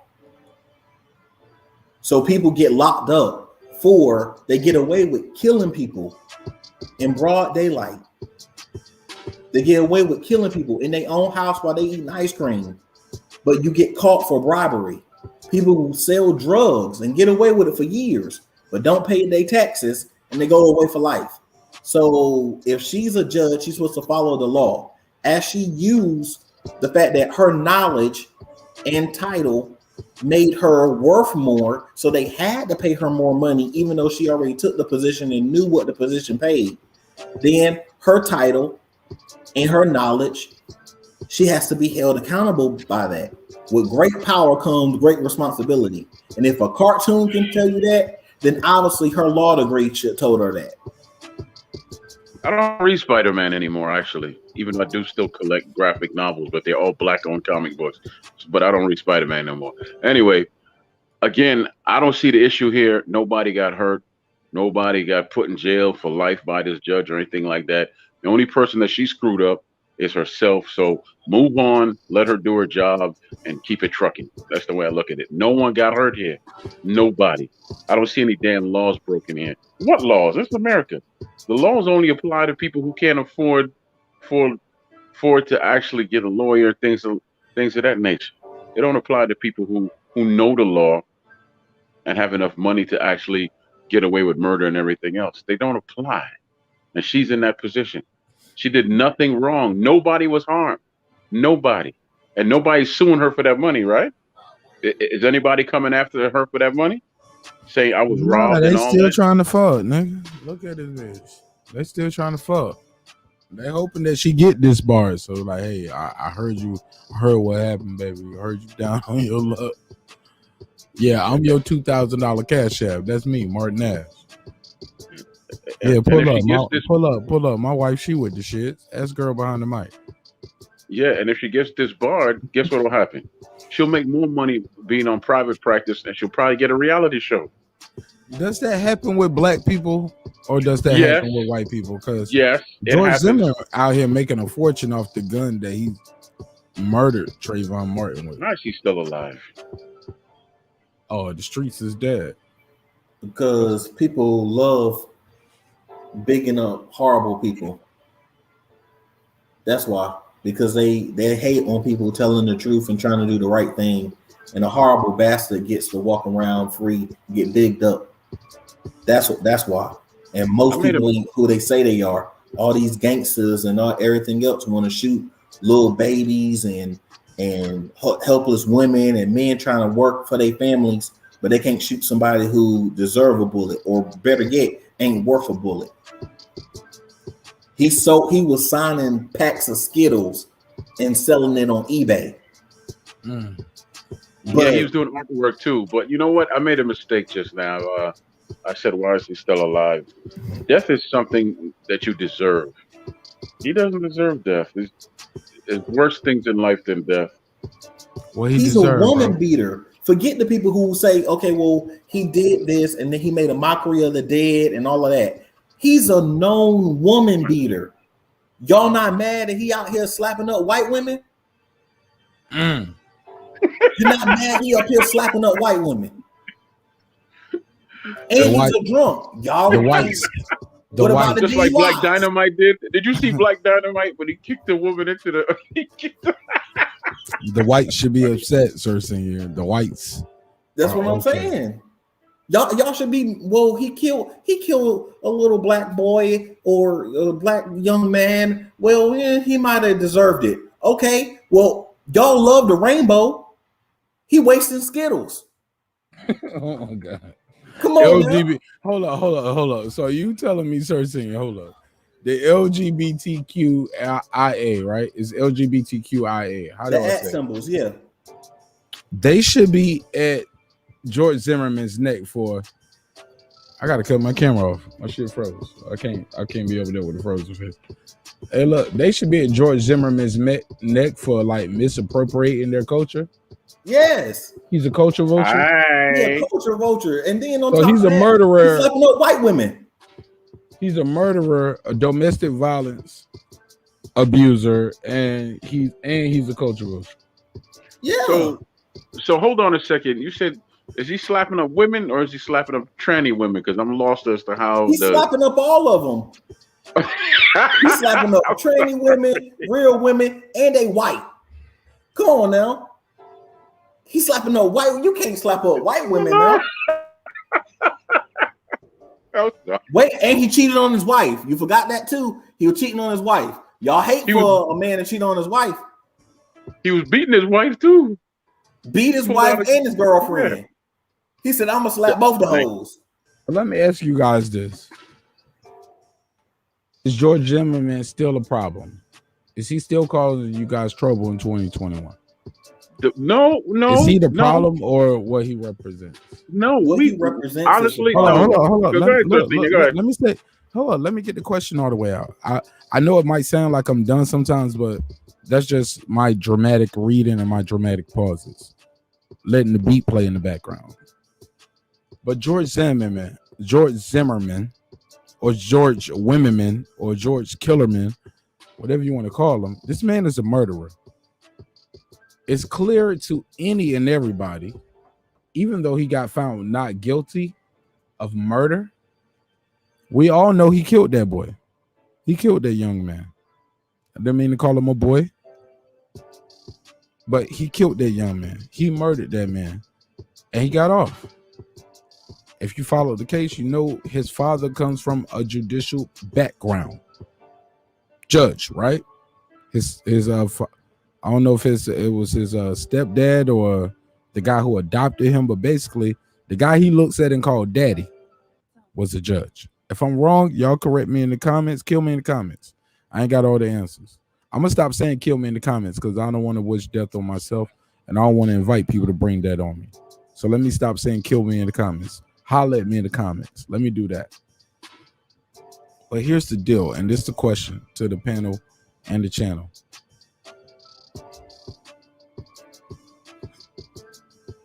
George Zimmerman, the fact that he's still walking around, breathing, kicking it, selling the gun and auctioning a gun off that he killed somebody with, and we all know he beat the trial and can't get charged again. Does he leave the door open for more Zimmermans to exist? Or is it possible that people are like, hey, look, I don't care how much when he sold that 9mm for, I don't want that dirt on my name. Floor is open. Go ahead. Look, he's really not the problem. We are. Because in all honesty, we black people, if we could just come together and we could police our own communities and take control of our own communities, you ain't got to worry about no damn George Zimmerman. You don't. You really and truly don't. Give you a perfect example. There's a place in Baltimore called Park Heights. Half of Park Heights is a ghetto. The other half is plush and it's a Jewish neighborhood. I used to have to go to the doctor in the Jewish neighborhood, and I thought my tire blew out, so I pulled over, which was in the Jewish neighborhood. And there's no sidewalks. I pulled over to the side just off to the side. Within 3 to 5 minutes of me pulling over with my grandmother in the car, because she's the one I was taking to the doctor, 4 police pulled up. 4. And they asked me, why am I here? What am I doing here? 4 police cars or like 4 police cars pulled up and surrounded me. Yes. Why am I here? My grandmother was in the car. They were even talking to her. That's what got me angry. Now, if we could police our community like that, we wouldn't have to worry about no damn George Zimmerman. Because obviously somebody was looking out their window, one of those wonderful houses, and was saying he does not belong here. All I was doing was checking my tire, nothing else. And I was about to drive off. Her doctor's office was a mile down the street. So if we could police our communities and buy up our communities as well, we wouldn't have to worry about George Zimmerman or the police at all.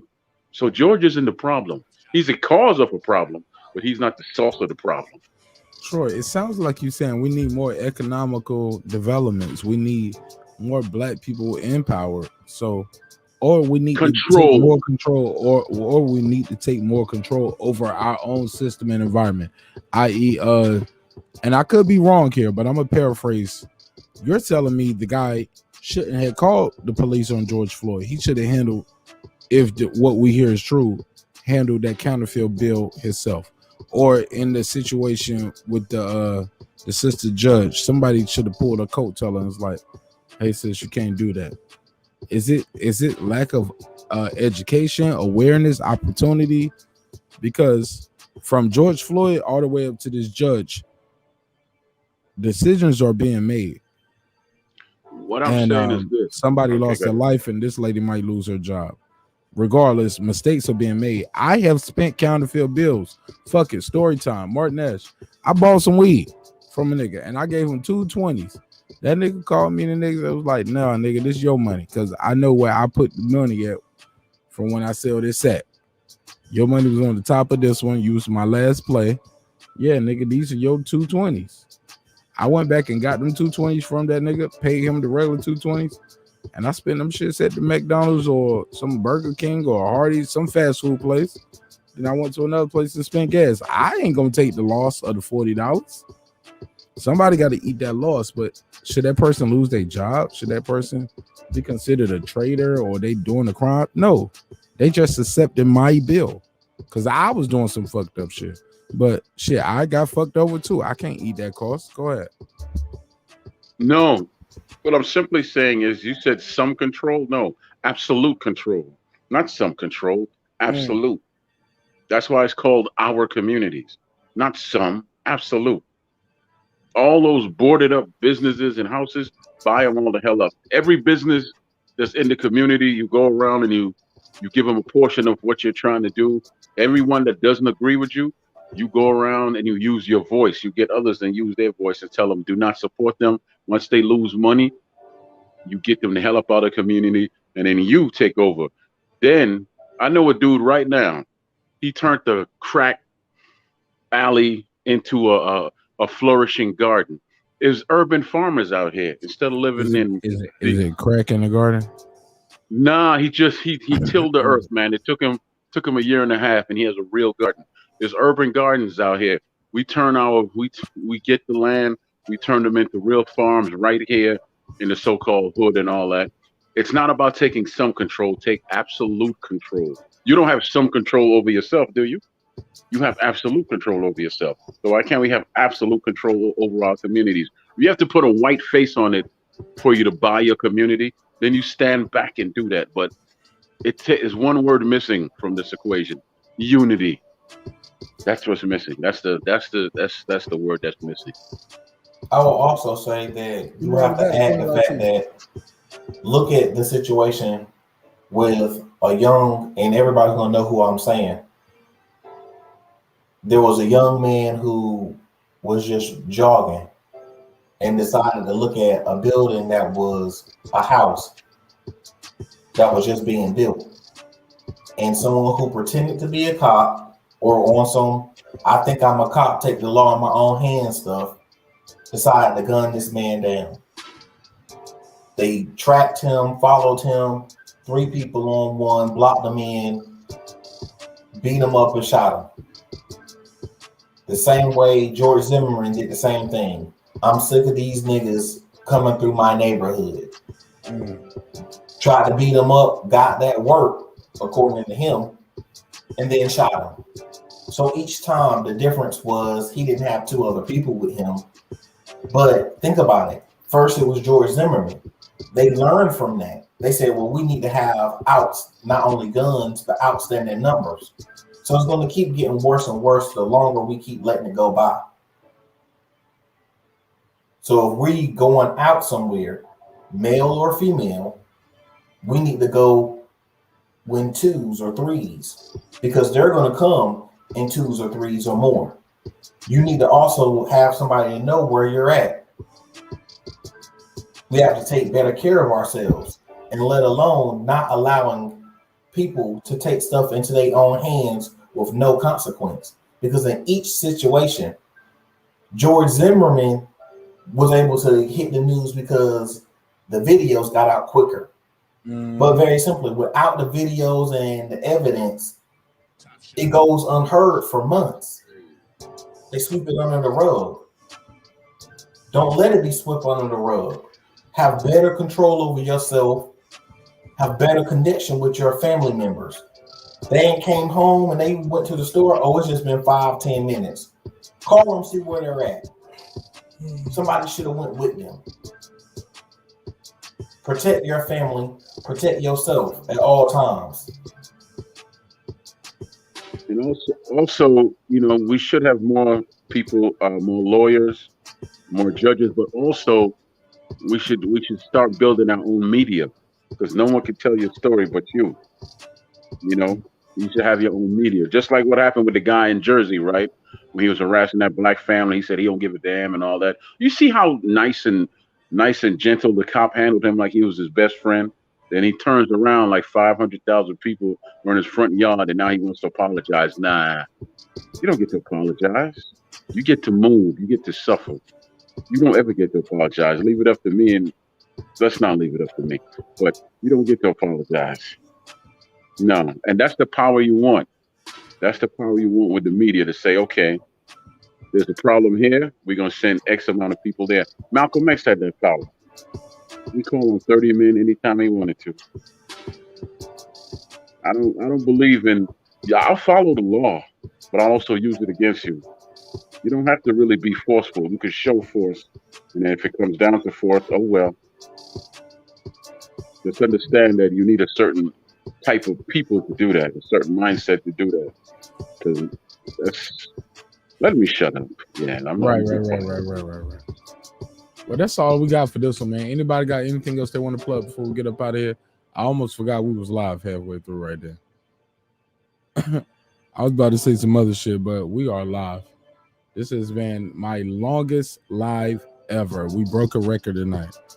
But I also got a couple of the biggest cash apps I ever got. Shout out to Gary Chandler. Thank you so much. Sir Sing, you got anything you want to plug before we get up out of here? Most definitely, you can find me at Cooking with Sir Senior. I'm always cooking something if it's home cooking or food for thought. You got any rebuttal on anything Troy said? I ain't want to cut you off. All I want to do. Oh shit, you got something cool. Let me grab me some ice. But you got the floor. I didn't know if you had nothing or where we was at. Go ahead. Yeah, only thing I want to rebut is the fact that it shouldn't be one person standing strong. It should be a group of people standing strong. And you first, as he said, you got to stand strong together with and without violence. Violence should be the last result, but it is a result. No, I wasn't talking about one person. The truth is, the so-called leaders, there shouldn't be a leader. I can tell you who the leader is going to be. The actual ideas that you built and are fighting for, that's your leader. This way, if they chop off the head of this snake, someone else who has that knowledge of the actual plan can step up and say, okay, this is where we're going to go. And every time one of them falls, somebody could just step up, because you know what you're fighting for. Like they say, you can kill the dreamer and all that, but you can't kill the dream. You can't. So no, I agree with you. You don't need one person unless you just want to put a target on them and use them. Sure, I would volunteer for that mess. You want a target? You can put it on me. This way, all the action, you're gonna miss because I'm gonna be so loud and agitate that you're so focused on me that you're not gonna see the action that's actually happening. By the time you figure it out, whoops, too late. I'll be dead and gone by then. But things happen. Exactly, because if we sit here and we put one person up, they're going to find a way to destroy that person, at least for the moment. But if we put 100 people up and keep building each time I get on, I help somebody else get on, and then they help somebody else get on, and then they help somebody else get on, and we keep moving forward as a unit together. That's the army. Oh, I'm gonna end with this, man. A lot of times we get wrapped up in these conversations and people have all these 1,000,001 ideas. No, everybody has a different role to play. People like me, I can't be a soldier anymore. I can't be on nobody's front line anymore. But why not? I have some physical issues that won't allow me to do that. Okay, I respect. But more importantly, you need eyes and ears. I know how to blend into any crowd and just listen. No one even pays attention to me when I'm around. If I don't open my mouth, nobody does. I could be the biggest dude in the room and disappear. I was that cat that used to go to the club with my friends. All of them were going first, and 5 minutes later, I would go in after them. Then I would blend into the dark somewhere. This way, if something pops off, they're focused on them, but they'll never see me coming. Never. Okay. So, people like me never get remembered because I'll probably end up getting killed and all, but it's for a purpose. Let me find out, sir, is the bodyguard. But also, let me say this as well, right? Let me say this as well. We can't all focus on being leaders. Everybody, some people could be builders. Some people could pass on information and all that. Some people could do this and do that. Everybody has a purpose. And I think what happens a lot of times is people are afraid because I don't want to step up and be a leader. You are a leader in anything that you're good at, like Sir Senior Cooks. That's his leadership right there. Marq does music and everything else. That's your leadership right there. Me? I'm glad you brought me up. I'm not done. I'm not done. Me, I could do other things, but I can't say everything I want to say. I just can't because I know better. And things really could work out if just a few people, take 12 people to get together and just start working. That's it. Some will, some won't. So what? You don't really need everybody. You just need enough people to make a point. That's all. I used to tell people all the time, I wish I had 11 men or women that thought the same way I did. We could run a full fucking business. We could run a full fucking business. If I had just 11 like-minded people, even if I gave you the tools and resources, I got this line I say, shout out to my album, Edith. Shout out to me. I put that on me, my G. I said, bro, I can give you the skill and the work. I can't give you ambition. Y'all know what I'm saying when I say that? My nigga, I don't care how much dope I got, how pure it is. I can give it all to you. I can give you the skill, tell you how to bag it up. I tell you how to rock it up. I don't know if y'all seen Snowfall. When the RZA came in like the wizard and taught that nigga Franklin how to become a fucking kingpin. My nigga, you can be bigger than me. This the recipe. People still don't want it, bro. I can look, for lack of better analogy, I can lead you a horse to the water, but I can't make it drink. I can lead you to the ocean. I can't make you swim. Some niggas don't want to swim. They want to just float on the boat. And that's cool too. The Titanic is beautiful. It's a big, beautiful boat. Looks great. Got lights, got bands, got, strip pole, strip club and everything. I can lead you to the ocean. Can't make you swim. Look, I can teach you how to build a boat, but you might not want to build your own boat. Like, nigga, I want to ride on this little paddle boat, this little canoe, nigga. I want to get on the Titanic. And Mark, you know what? I was doing a dramatic pause, but go ahead. Oh, I thought you were done, man. But sometimes I do those dramatic pauses, but I say that to say this, and I'll land the plane quick. We all know how that ended for the Titanic. That's all I want to say. Like, you can work with people, you can help them, you can cultivate different talent, but you can't make them want it. I can give you the brick, I can give you the work, I can give you the scale, I can give you the baggies, I can give you the block, give you the corner, I can give you everything you need to succeed. If you do not want to do it, you won't do it. You won't do it. Go ahead, Troy. That's what I want to say, though. Yeah, well, like I said, some will, some won't. So what? But I stopped watching Snowfall and shows like that anymore because I put Snowfall and all the other shows about drug dealers and so forth in the same category. I put slavery movies. I just don't want to see them no more because I'm sure there's other movies out there like, okay, this one here, Life of a King with Cuba Gooding Jr. You ever saw that movie? Life of a King. No. Yeah, it's about him teaching them to play chess. Yeah, but he was a drug kingpin and he went to jail. Then he came out and he was a janitor of a school. No. I gotta watch that. I gotta watch it. Don't spoil it. I'll watch it. Hey, look, man. I think I'm a miss Monday, man. Y'all can do a show on Monday. Y'all want to hold it down, or do I need to run a repeat episode? Because my other option is that's a part of the reason why this episode was so long. I'll just chop this shit up in some pieces and just let the second half of this episode. Look, I can pick a 2-hour spot from anywhere in this episode. Somebody ain't heard it. You get what I'm saying? But I am gonna be in Vegas, so when I go to Vegas, I will not be broadcast. I might tap in. Fuck it, I'll bring the laptop. I might tap in, but for the most part, I ain't doing no shows. Monday is my anniversary. That would make since what's the year 2021. So I've been tied to Mrs. Nash since 2014. Since we've been married, and allegedly, I'm the only dick she don't had since 2014. They say to have a wife is a good thing.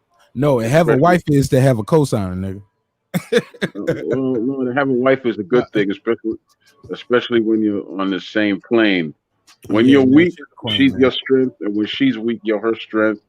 And when you can finish her sentences and all that wonderful stuff is nice. Oh, you gonna make me rub her feet or something? I gotta go wake up and rub her feet. Like, hey, baby, why don't you watch her face? Watch her face. Wash her face and hands and serve her breakfast in bed. Oh, okay. When you said I thought you said wash my face, and I thought that was a metaphor for me doing the dance. No. Trust me, the whole washing of the face thing, it's just like what brother was doing, in what's his name, in Best Man, kiss him on the frontal lobes. Oh yeah. It's the forehead kiss. Okay, that's enough. It's the forehead kiss. I see you, Troy. Hey, look, us brothers with those gaps, we gotta stick together. No matter how big, no matter how small, we gotta stick together. I'll get your page from Mark, and he'll write it out to me or whatever, so I come visit you. I don't know if he's been showing you that cooking that some of my food that I've been texting him. I ain't showing that shit. I ain't showing that shit. Nah? No, I ain't showing it to him. I've been looking. Look, Sir Senior. Remember you and I and Troy had talked backstage, and we was talking about starting the cooking show. Troy has been auditioning with his plates. He's been sending me his presentation, the ingredients, You how said he got his it prison there. looking food. You say what? You said he was sending you his prison looking food. I knew he said that. I was bing. Oh shit, he taking shots, nigga. Oh shit. He taking shots.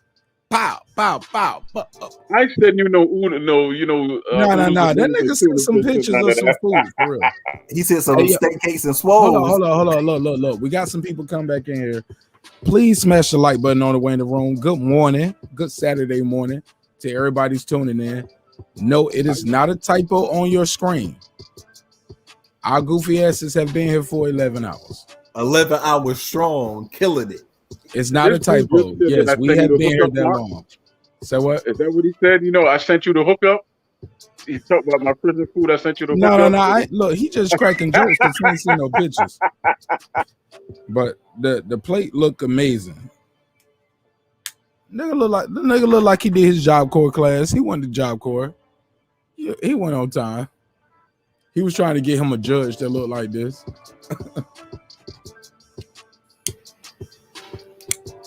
Yeah, I did hear he mentioned that when we had 3 or 4 women on the panel the other night.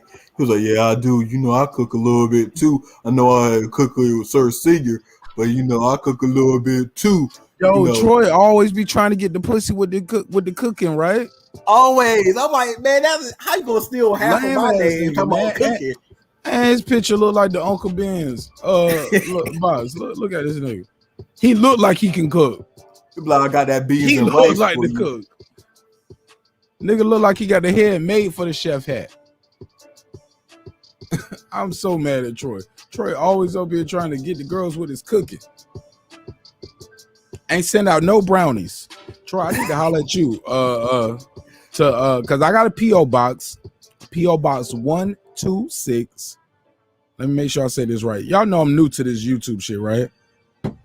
Been doing this real nigga shit for a long time. But I had to create a phone number for the show. And just how y'all see the phone number at the bottom of the show, I will put the address up because I'm going to go on and just pay the P.O. box for the year. Because I was like, man, am I going to keep doing this? Because I don't like how my Marq Nash shirts look. If you order it from the site, that's cool.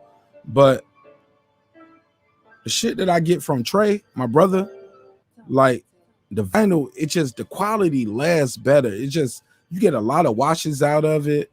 It can be the same fabric. This is the problem. the graphics that we put on the screen, for some reason, when I get that shit from the company, and I bought other graphics, but this message right here, drinks require sleep, goals require effort. I told my wife, I was like, is there something wrong with the message? Like, everything else is fine, but this message, you watch it one time, that shit is crack. I don't care if you watch it inside out, it's crack. That's why I stopped. That's why I stopped promoting it, because I can't be promoting no bullshit product, even if it's my own shit. I don't want people to be like, yo, I bought this shit from Marq Nash, I wore it one time and it's trash. So everybody out there who got a bad product, they got it for free, because I was just sending people merch too, just for being a loyal supporter. But some people got the good shit and they don't even wear it. They don't even wear it. And then some people got the bullshit and they were like, nigga, I ain't watched this shit since January. I just wear it for your show. I take it on, take the picture. Hey, what's up, man? Take it right back off, hang it back up. I appreciate y'all, because y'all see what I see too. Hey, that other shirt that I sent y'all, this shit is I gotta fix it. I'm gonna get with the company. Hopefully the company will see this. According to the analytics, we already did well over 1,000 views, well over 1,500 views. So I'm gonna make this a clip of its own and let them see the power of us and say, hey, y'all gotta do better. The quality gotta be better, yo. I can't promote that shit. I ain't rocking with that. What Michael Blackson say, I can't get jiggy with this shit. And I want to ask y'all that. So that's why I send out free shirts, because I don't give a fuck about some of those. And y'all stop hearing me saying, yeah, and you can get that hoodie at marqnash.com, because I want to stop people from going there. I want for the merch. I want to be able to send it there and you can get it direct from me. But if you have merch or you have a product that you want to promote, you can send it to the P.O. box that I will put in the description box, because I'm locked into this shit, man. Y'all fuck with me, I'm fucking with y'all. I'll be here next year if God wills it. If God wills it. But go ahead, man. I just had to say that because I gotta promote that, because a lot of people want to send me their merch. I ain't giving y'all niggas my address. No, nigga, we got a P.O. box for that. I'll put it in the description block. But if you got some merch or you got a product you want us to promote, I'll support you. But nigga, don't be asking me where I live at. Yeah, I got a hoodie for you, nigga. Fuck your hoodie. I'm gonna disagree with you about one fighter, and you gonna get mad, and you gonna be trying to put my address out there. Man, I'm gonna have to kill you and all your little soldiers. So we don't want to play that game. But if you got some merch or some shit you want to send me to promote, or you want to talk some business, want us to test your product, that's cool too. I'll put the P.O. box out there. That'll start being right under the email address. I got to get the zip code right. I know it's P.O. box 126. I forgot the zip code because I don't give it out. I just put it on the package for shit I send my subscribers. So if you are a loyal subscriber and you trying to support the show, like, hey man, I'm gonna pull up one day. Let me get my Marq Nash t-shirt. Hey man, I'll bless you with one. Fuck it, I'm cool. I'm gonna let you know right now though, the ones that we got, they are not the best quality. That's why I ain't even trying to charge y'all niggas for it. Because it, like I said, I don't know what the fuck is going on, but you watch that shit one time, your letter's cracking. I don't like that. I can't support that, and I can't push it. And that's just me trying to have some integrity and some brand recognition and keeping it a buck with y'all, because I didn't have to say that. But shit, that's all I got, man. Like I said, I love y'all niggas, man, and I love doing the show, especially when we're having a good time. You'll look up, you'll be like, damn, he was on that long. I could have drove to North Carolina. Or I could have drove to New York and still been listening to the show. Yep, sometimes we do those. We're going to start calling these super long episodes the road trip. The road trip episodes. Because that's what these are for. These are definitely great for a road trip. Man, this episode alone will get you to New York. Like, I'm going to listen to these, some of these right here. When I got to take my next road trip, I'm going to pull up some of my old episodes right here. And we just going to get in the car and we're going to like laugh our asses off. Like, how did we go from there to here? So I'm just so thankful that you guys tuned in. As always, my guests will get the last word. So Sir Senior, Troy Graham, y'all take us home. Or y'all can keep talking and I'll just leave. Like other content creators. Niggas would be like, nah, just put that thumbnail up. Put that one up. Yeah, we can talk about that. I got it. But y'all guys got anything else? Yeah. Hell yeah, Darren Lincoln. These the road trip episode. These for the truckers. I do it for the truckers. I do it for the truckers. I do it for the truck. Hey, yo, the truckers fuck with us, yo. The truckers are fucking with this show, yo. Which blow my mind, because I be like, nigga, I pass big trucks all the time. I don't want niggas in the big truck that I'm passing to listen to my wild ass show. Niggas might swerve over. Cause a mezcal. So, but I appreciate them and I support you guys and I love you all, man. Like, I can't express it enough. You guys literally keep the show going. This is not no cap. I know a lot of niggas be like, yo, shout out to support. No, I'm broke as fuck, nigga. I ain't got shit. Like, literally. I'm about to do more videos. Y'all thought y'all be getting a lot of videos between episodes. Y'all about to get 15 to 20 episodes in between because we need it. We gotta have it. We gotta have the views. We gotta have the likes. We gotta have the comments. Like, I know you guys might be busy, but when y'all see me post, just put an emoji. Just put an emoji and as a comment. That shit helps YouTube. It tells YouTube that the people who are subscribed are liking it, and they start pushing it even more. It's sad that some of the shit that YouTube pushes the most is the shit that where it's hate comments. Where I gotta make people mad for them to comment.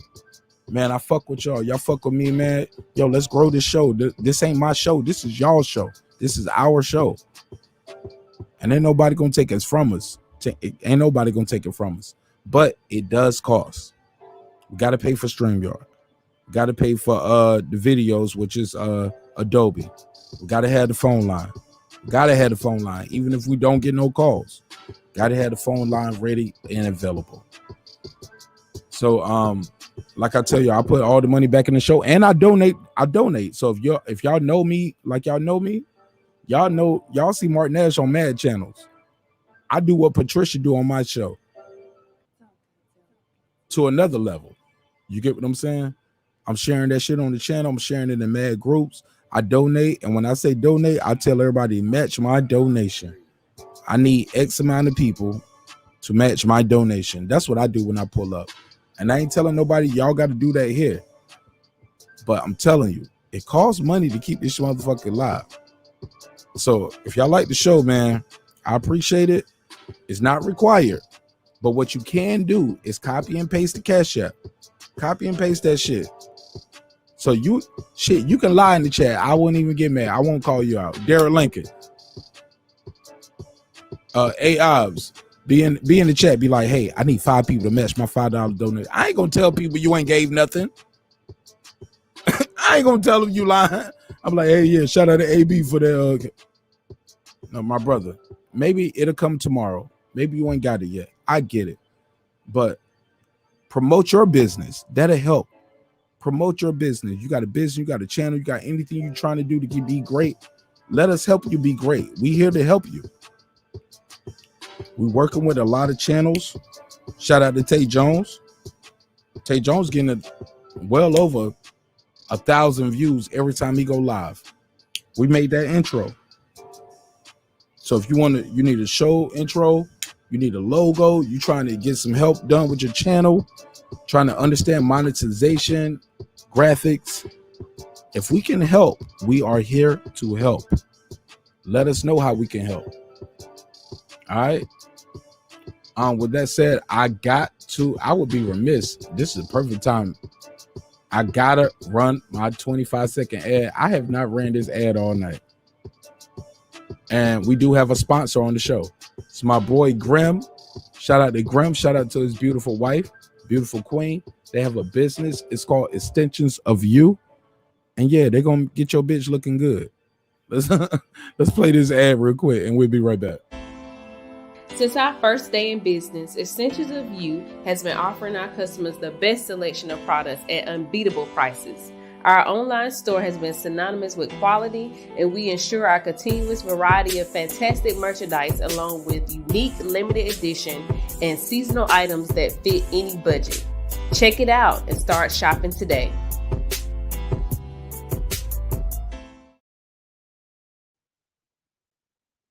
Yeah, man.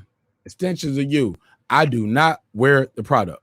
I can't tell you how good it is yet, but people like it. And they fuck with us, and I fuck with them. Like I said, I'm killing mad birds with one stone. I'm helping a friend. I'm helping an independent business. I'm helping a woman. I'm helping a black business. But more importantly, I get to make a couple dollars, and I get to take care of my family just by playing a 25-second ad. God is good, right? Who knew? All the time. Who knew that my show was appealing to women? That it was like, hey, tell some of them niggas you listening to tell their bitch get her wig tight over here. She be like, well, it costs $250 to get the hair. That costs another $200 to put it in. Hold up. Extensions of You can get that shit done. How much you paying for your bundles? Have you heard of Extensions of You? Bitch, you shopping at the wrong place. Why you paying $230? Nah, you need to go here. Since our first day in business, Essentials of You has been offering our customers the best selection of products at unbeatable prices. Our online store has been synonymous with quality, and we ensure our continuous variety of fantastic merchandise along with unique limited edition and seasonal items that fit any budget. Check it out and start shopping today. You better check it out and start shopping today. Go ahead, man. I got to get it off. I got one more time. I got to play it for the episode end. I've been here 11 hours. I ain't played this shit once. I'm wilding, nigga. I'm fucking up over here. I'm about to lose all my endorsements and sponsors. And I only got one. Marq Nash, hair weave killer. That's why they hollered at me. Oh, y'all ain't got shit to say? Fuck it. Let me run it again. Since our first day in business, Essentials of You has been offering our customers the best selection of products at unbeatable prices. Our online store has been synonymous with quality, and we ensure our continuous variety of fantastic merchandise along with unique limited edition and seasonal items that fit any budget. Check it out and start shopping today. You better check it out and start shopping today, goddammit. Go ahead and start saying you got the floor. Yeah, I just wanted to hit you with a quick story. You know, we always want to break something. So it was one day I was, back in high school, and you know how it works. Sometimes chicks get beefing over a dude, their best friends are like the same dude, and like, oh snap, well dang, he ain't do you know what I'm saying, what my man did for Valentine's Day. He was like, shoot, I might want that man. Sometimes that man be me. So then all of a sudden, they beefing, and then all of a sudden names get called, things get thrown around. Next thing you know, after school, they pulling out each other hair. Oh, and Lord. Next thing you know, they need some of that. Since our first day in business, Essentials of You has been offering our customers the best selection of products at unbeatable prices. They need it. Our online store has been synonymous with quality, and we ensure our continuous variety of fantastic merchandise along with unique limited edition and seasonal items that fit any budget. Check it out. Seasonal item. Hold on. What are seasonal hair weave items? Can any of the ladies let us know? Like, is it a winter weave and a summer weave? Yeah, that summer weave keep it, it's flowing. The wind can come through it. So they that winter weave have that undercoat like a fur. So for bitch wearing winter weave in the summertime, her hair stink. Yo, she's stinking. Oh hell no! Let me hit it. Since our first day in business, Essentials of You has been offering our customers the best selection of products at unbeatable prices. Our online store has been synonymous with quality, and we ensure our continuous variety of fantastic merchandise along with unique limited edition and seasonal items that fit any budget. Check it out and start shopping today. Hey, okay, so limited edition. What is a limited edition weave? That means come like, with Jordan logos or something in it. I don't even. Yeah, that's a special edition weave. What is limited under edition the baby weave? hair? It got the extra swoosh. It tell you just do it. You bullshit. You bullshit. I see we got Sandrea Gullet. She was like, she laughed her ass off. But she fucking with us though. Sandrea, you're beautiful sister. If that's really you, that could be a man right there though. Shit. You're a handsome young man, brother. Like Juvenile said in the vex, he was like, "You're a handsome young brother. You should vex that thing up." What the fuck was up with Juvenile with that vex that thing up? That's a whole nother conversation. Check my video out. It's on the channel. But Troy, shout out to Extensions of You. Troy, did you know there were seasonal editions of hair weave that the hoes can get? I'm sorry, that you can get for your lady? Not. I've never dated women who had any weave. They either hold up, Troy. So every girl you dated had a natural. Yeah, natural or a long hair. And that's why you single. No, Troy, I mean you single now, right? You are single for the record. And all that. Yeah. Huh? Troy is single. Yeah, I'm single now. Because you gotta let them girls be free. They can't even they can't even put their extensions of you on around you, Troy. I don't stop a woman from doing anything. She's free to do it if she wants. I'm just telling you, I never dated one with a weave. Troy, if you in your house and you see a girl in here trying to write the ad down and she's playing this. Since our first day in business, you're gonna be like, shut the fuck up. Like, are you that guy? Like, are you Mr. Natural? You can't wear no weave in the house. I would care less, to be honest. Okay, real nigga. You don't care as long as the mouth good. I'm sorry, as long as she's a good person. They all the same. Okay. They all the same. Hey, I'm sending you some stuff to your phone because you mentioned something about sponsors. So I'm gonna send you two, and maybe you could get them as sponsors too. You want me to tell you the names of them or no? It's up to you, my brother. You got the floor. Okay, good. I'm fearless up here, Troy. I'm literally at home. Have you heard of Grips? Have you heard of Grips in Atlanta? Grips. We were talking about Grips earlier when we was talking about ice cubes with the young ladies and Kegels. So I don't know if it's the same type of Grips. Nah, this is a black-owned. This is a black-owned spot in Atlanta there, and they're known for their food. Grips. Oh, okay. It's good food. Yeah, it was started by this brother and his father, who learned how to cook from his grandfather, who's his father's father. Called Grips in Atlanta. I guess his grandfather would be his father's father. I wasn't impressed by that. No, I'm just listening. Troy. Relax. We got time, bro. I'm having fun. Like, God is good. And also I'm sending you this sister. Her name is Sugar Brown. It's Sugar Brown Comedy. Don't send me that to my phone, man. Like, I can't explain that to my wife. No. Tell her it's from me. It's Sugar Brown Comedy. My wife don't fucking know you. I be like, Troy. I know she don't, baby, but look, it's cool. Hold on, Troy. Let me. Okay, you're not hearing me. Go ahead. Troy, I gotta make the joke fly, my nigga. Like, you can't be like, tell her it's from me. She don't fucking know you. Mrs. Nash do not know Troy Graham. When I can be like, hey. I know. Sugar Brown just sent me a message. Say, hey, pull up.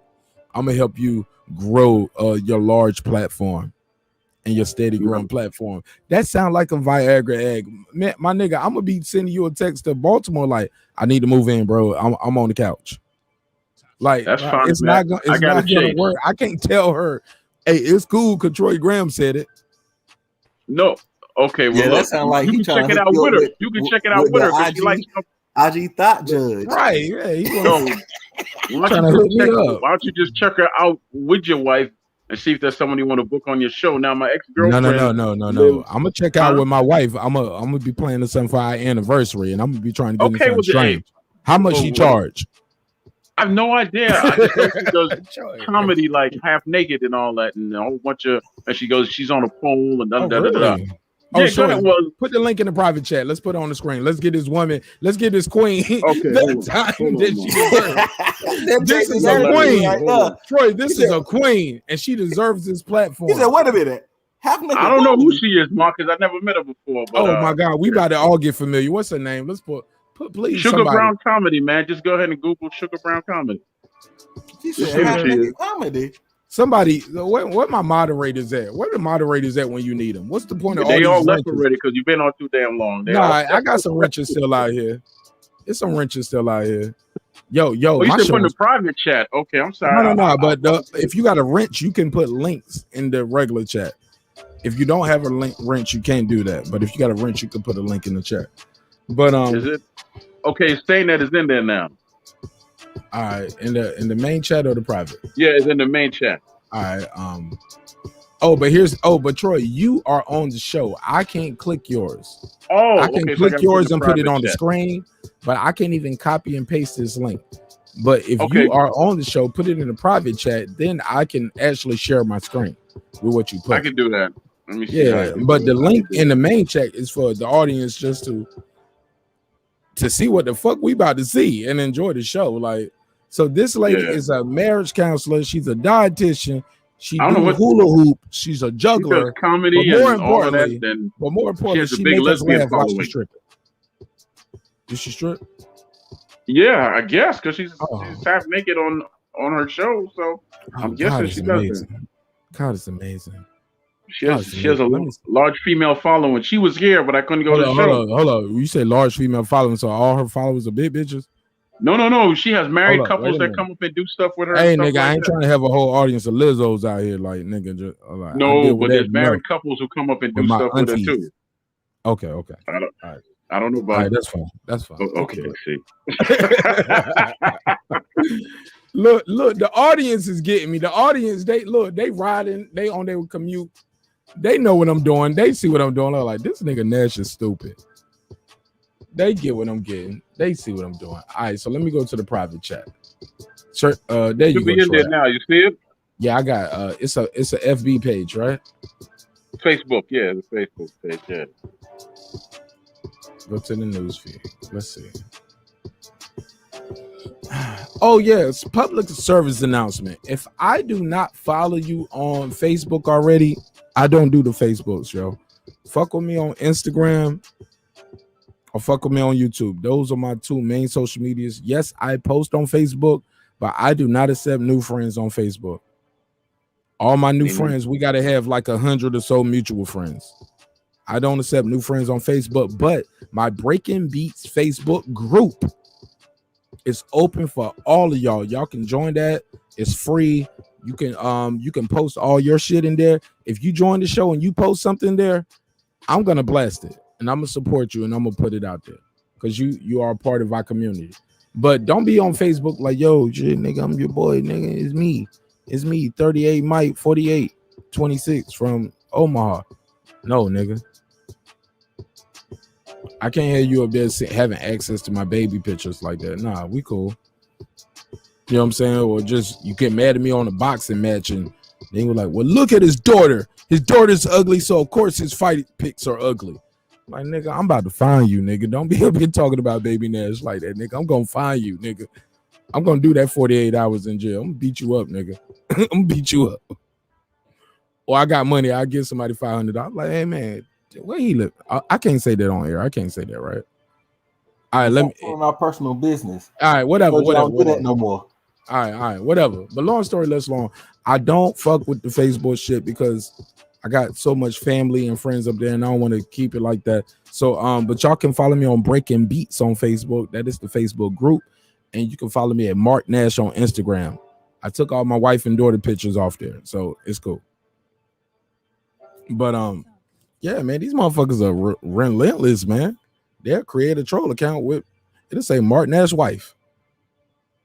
As soon as you click it, it's a naked, oiled up black man, hands on his knees, shaking ass on his stock shit with a white dick, though. I'm like, these boys be working hard. Pause. So, but I definitely put that out there. So I want to challenge you guys to be great. Support the brand Breaking Beats. BRI. It's no G on it. I'm the G. All right. So you ain't got to put the G in the title. Breaking Beats, no G. BREAKIN. BEATS. Simple as that. Hashtag that. Breaking Beats. You can't mess it up. All right, with that said, Troy Graham, you sent me a link. I got the link. Let me click on the link. Let me open that page up. And it's a YouTube video when I click it. This is Grips, Good Eats and Sweets. Here's the thing. I don't know if I can play people's YouTubes here. What we do is I can play news clips, like if it's CBS, Fox, WGLT, like your local station news. But this is Drizzle Dollar Man. What are you talking about? Yeah, Drizzle Dollar Man. This your folks? I don't know anybody named Drizzle. No, that's who owns the YouTube channel, Drizzle Dollar Man. No. And it's Grips Good Eats. You sent me a YouTube link. Yeah, you sent me a Facebook. I mean, what you want me to send you? I can't play. I'm just saying, like, I didn't know what you wanted. You can send me whatever, but I can't play his content over here without his permission. Okay, cool. I'll just send it to your phone then. Shut down the whole 11-hour broadcast. But you can promote it, shout it out. No, I just thought it'd be a good look for you because you're in Atlanta. Well, you're in Georgia, I'm guessing. It'd be a great look if I had his permission and we talked, and that was cool. All right, well, I'll tell you what, he's on IG, so they ain't that hard. Yeah, you on IG too. Tell him I gotta nigga, I'm Marq Nash. I'm everywhere with this same name. I'm just telling people I don't follow you back on Facebook. I follow you back on YouTube, and I follow you back on Instagram. I follow you back on Twitter. I'm just not that active on Twitter. Right, but I sent you another one too. Playing your content, I learned the hard way. I have to get it in writing. I have to have it in writing. I sent you another one too. That's from Facebook. And her last name is Shepherd. Her first name is Vanessa. Nigga, are we gonna get a free plate? Are they gonna give us a plate? You know what? You possibly can. You possibly can. You just have to reach out. Sound like possum, and you already know what they say. Hey, I can put you on three-way with her. I call you and call her. You two could tell. It's just that simple. She here in the city though, right? Yeah. Pull up her Facebook link and read it. It's I'll tell you her address because it's public on Facebook. It's not her address, but it's the address to the restaurant. What's the name of the restaurant? I can pull it up on the screen. Name of the restaurant is My Jamaican Spot.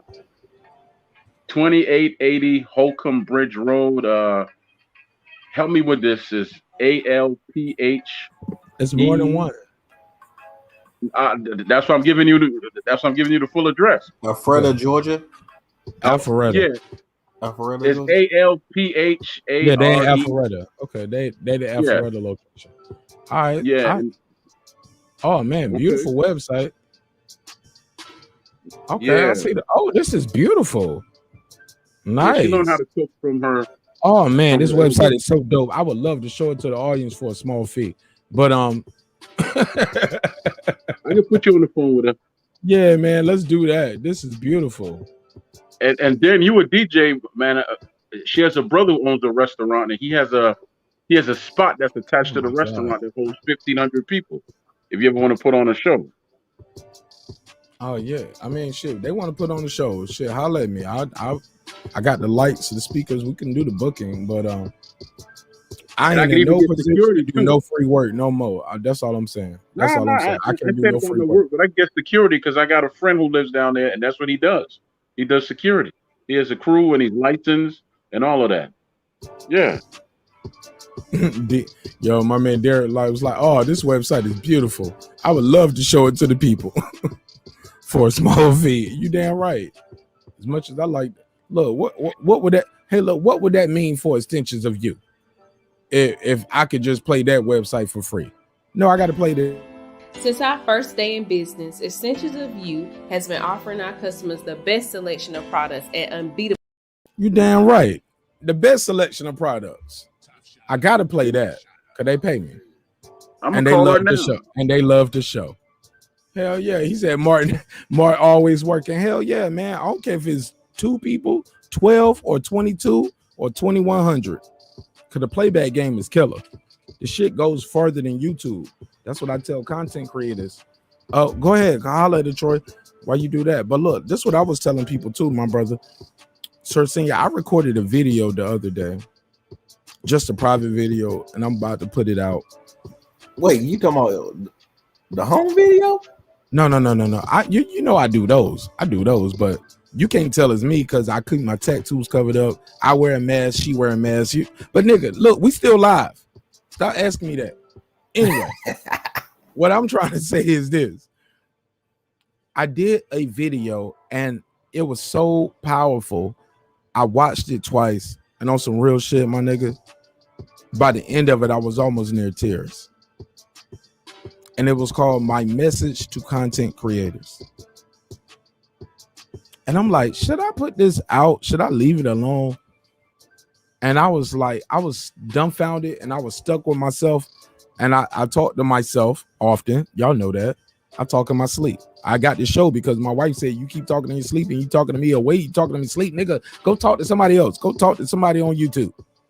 I don't give a fuck about Terrence Crawford. Who? I was like, he's pound for pound. I was like, right, you already. I was like, baby, he's pound for pound the best box, nigga. I'm pound for pound about to file for a divorce. If you talk to me about one more boxing match, nigga, the fight is over. The fight ended about 1-2 o'clock in the morning, nigga. You still talking to me about this shit? I'm done. I'm joking, but I'm serious. So I said all that to say, man, I sat there and I was reflecting on the journey up until this point. And I was like, wow, man, I just want to talk to people who on their way to that 1,000 subscribers, who on their way to 2,000 subscribers, or might have more subscribers than me and want to feel like quitting sometimes, or they don't know the next step. Because I've talked to people who had less subscribers than me, like Major Key, who gets way more interviews than me.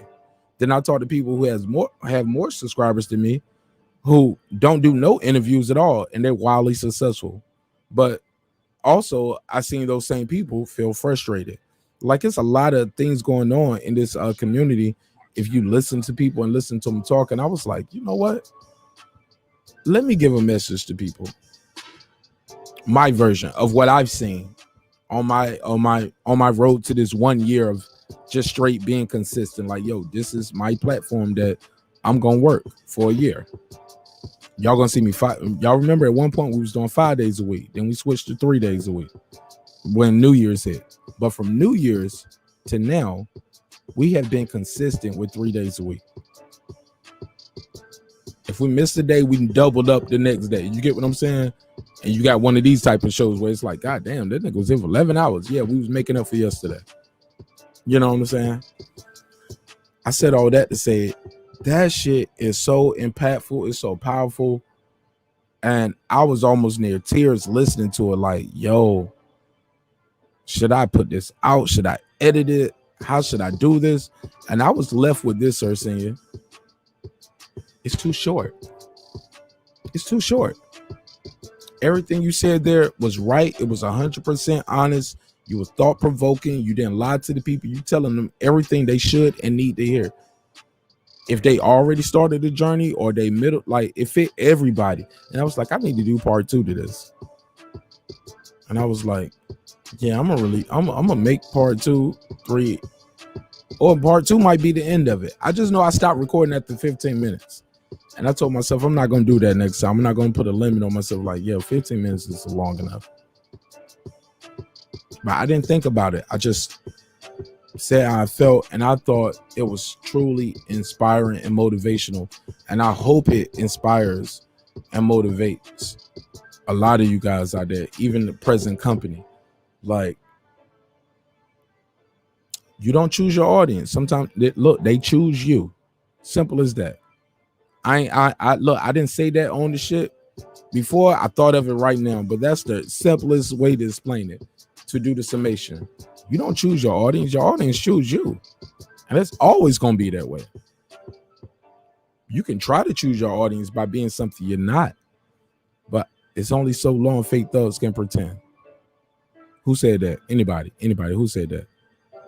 Chat, panel, anybody know?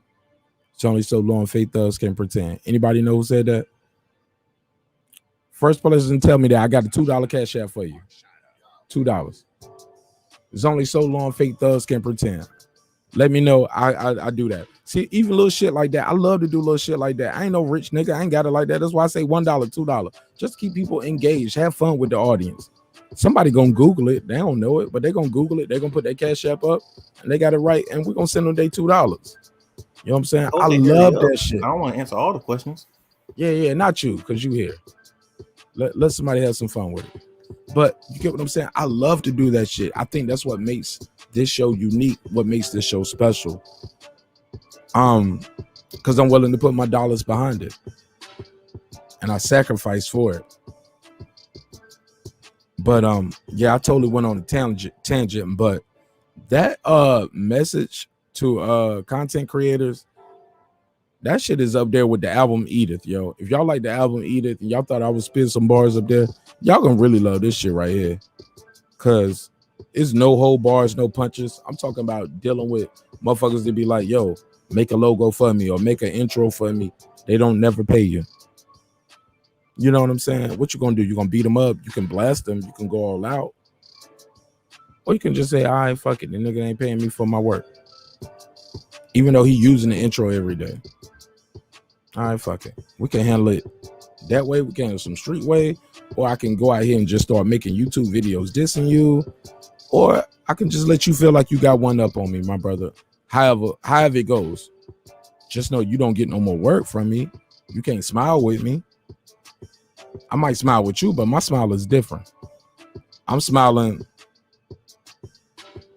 like the lion who just captured the gazelle. You smiling different. I don't even want to go too far down this road. That'll make me have to take the video down.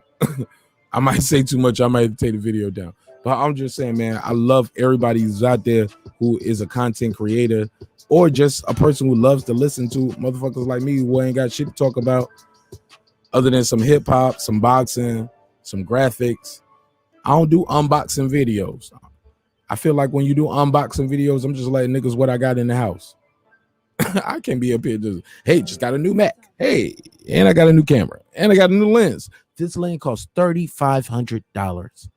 Like, nigga, you are giving people a shopping spree for breaking in your crib. Nah, so I don't really do the unboxing videos, but I love talking to y'all about boxing. I love talking about relationship. Y'all already know. I do the sex talk all night as long as we got some girls here. When the girls leave the panel, no more sex talk. I'm sorry.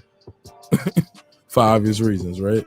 But I'm here to tell y'all, look, dreams require sleep.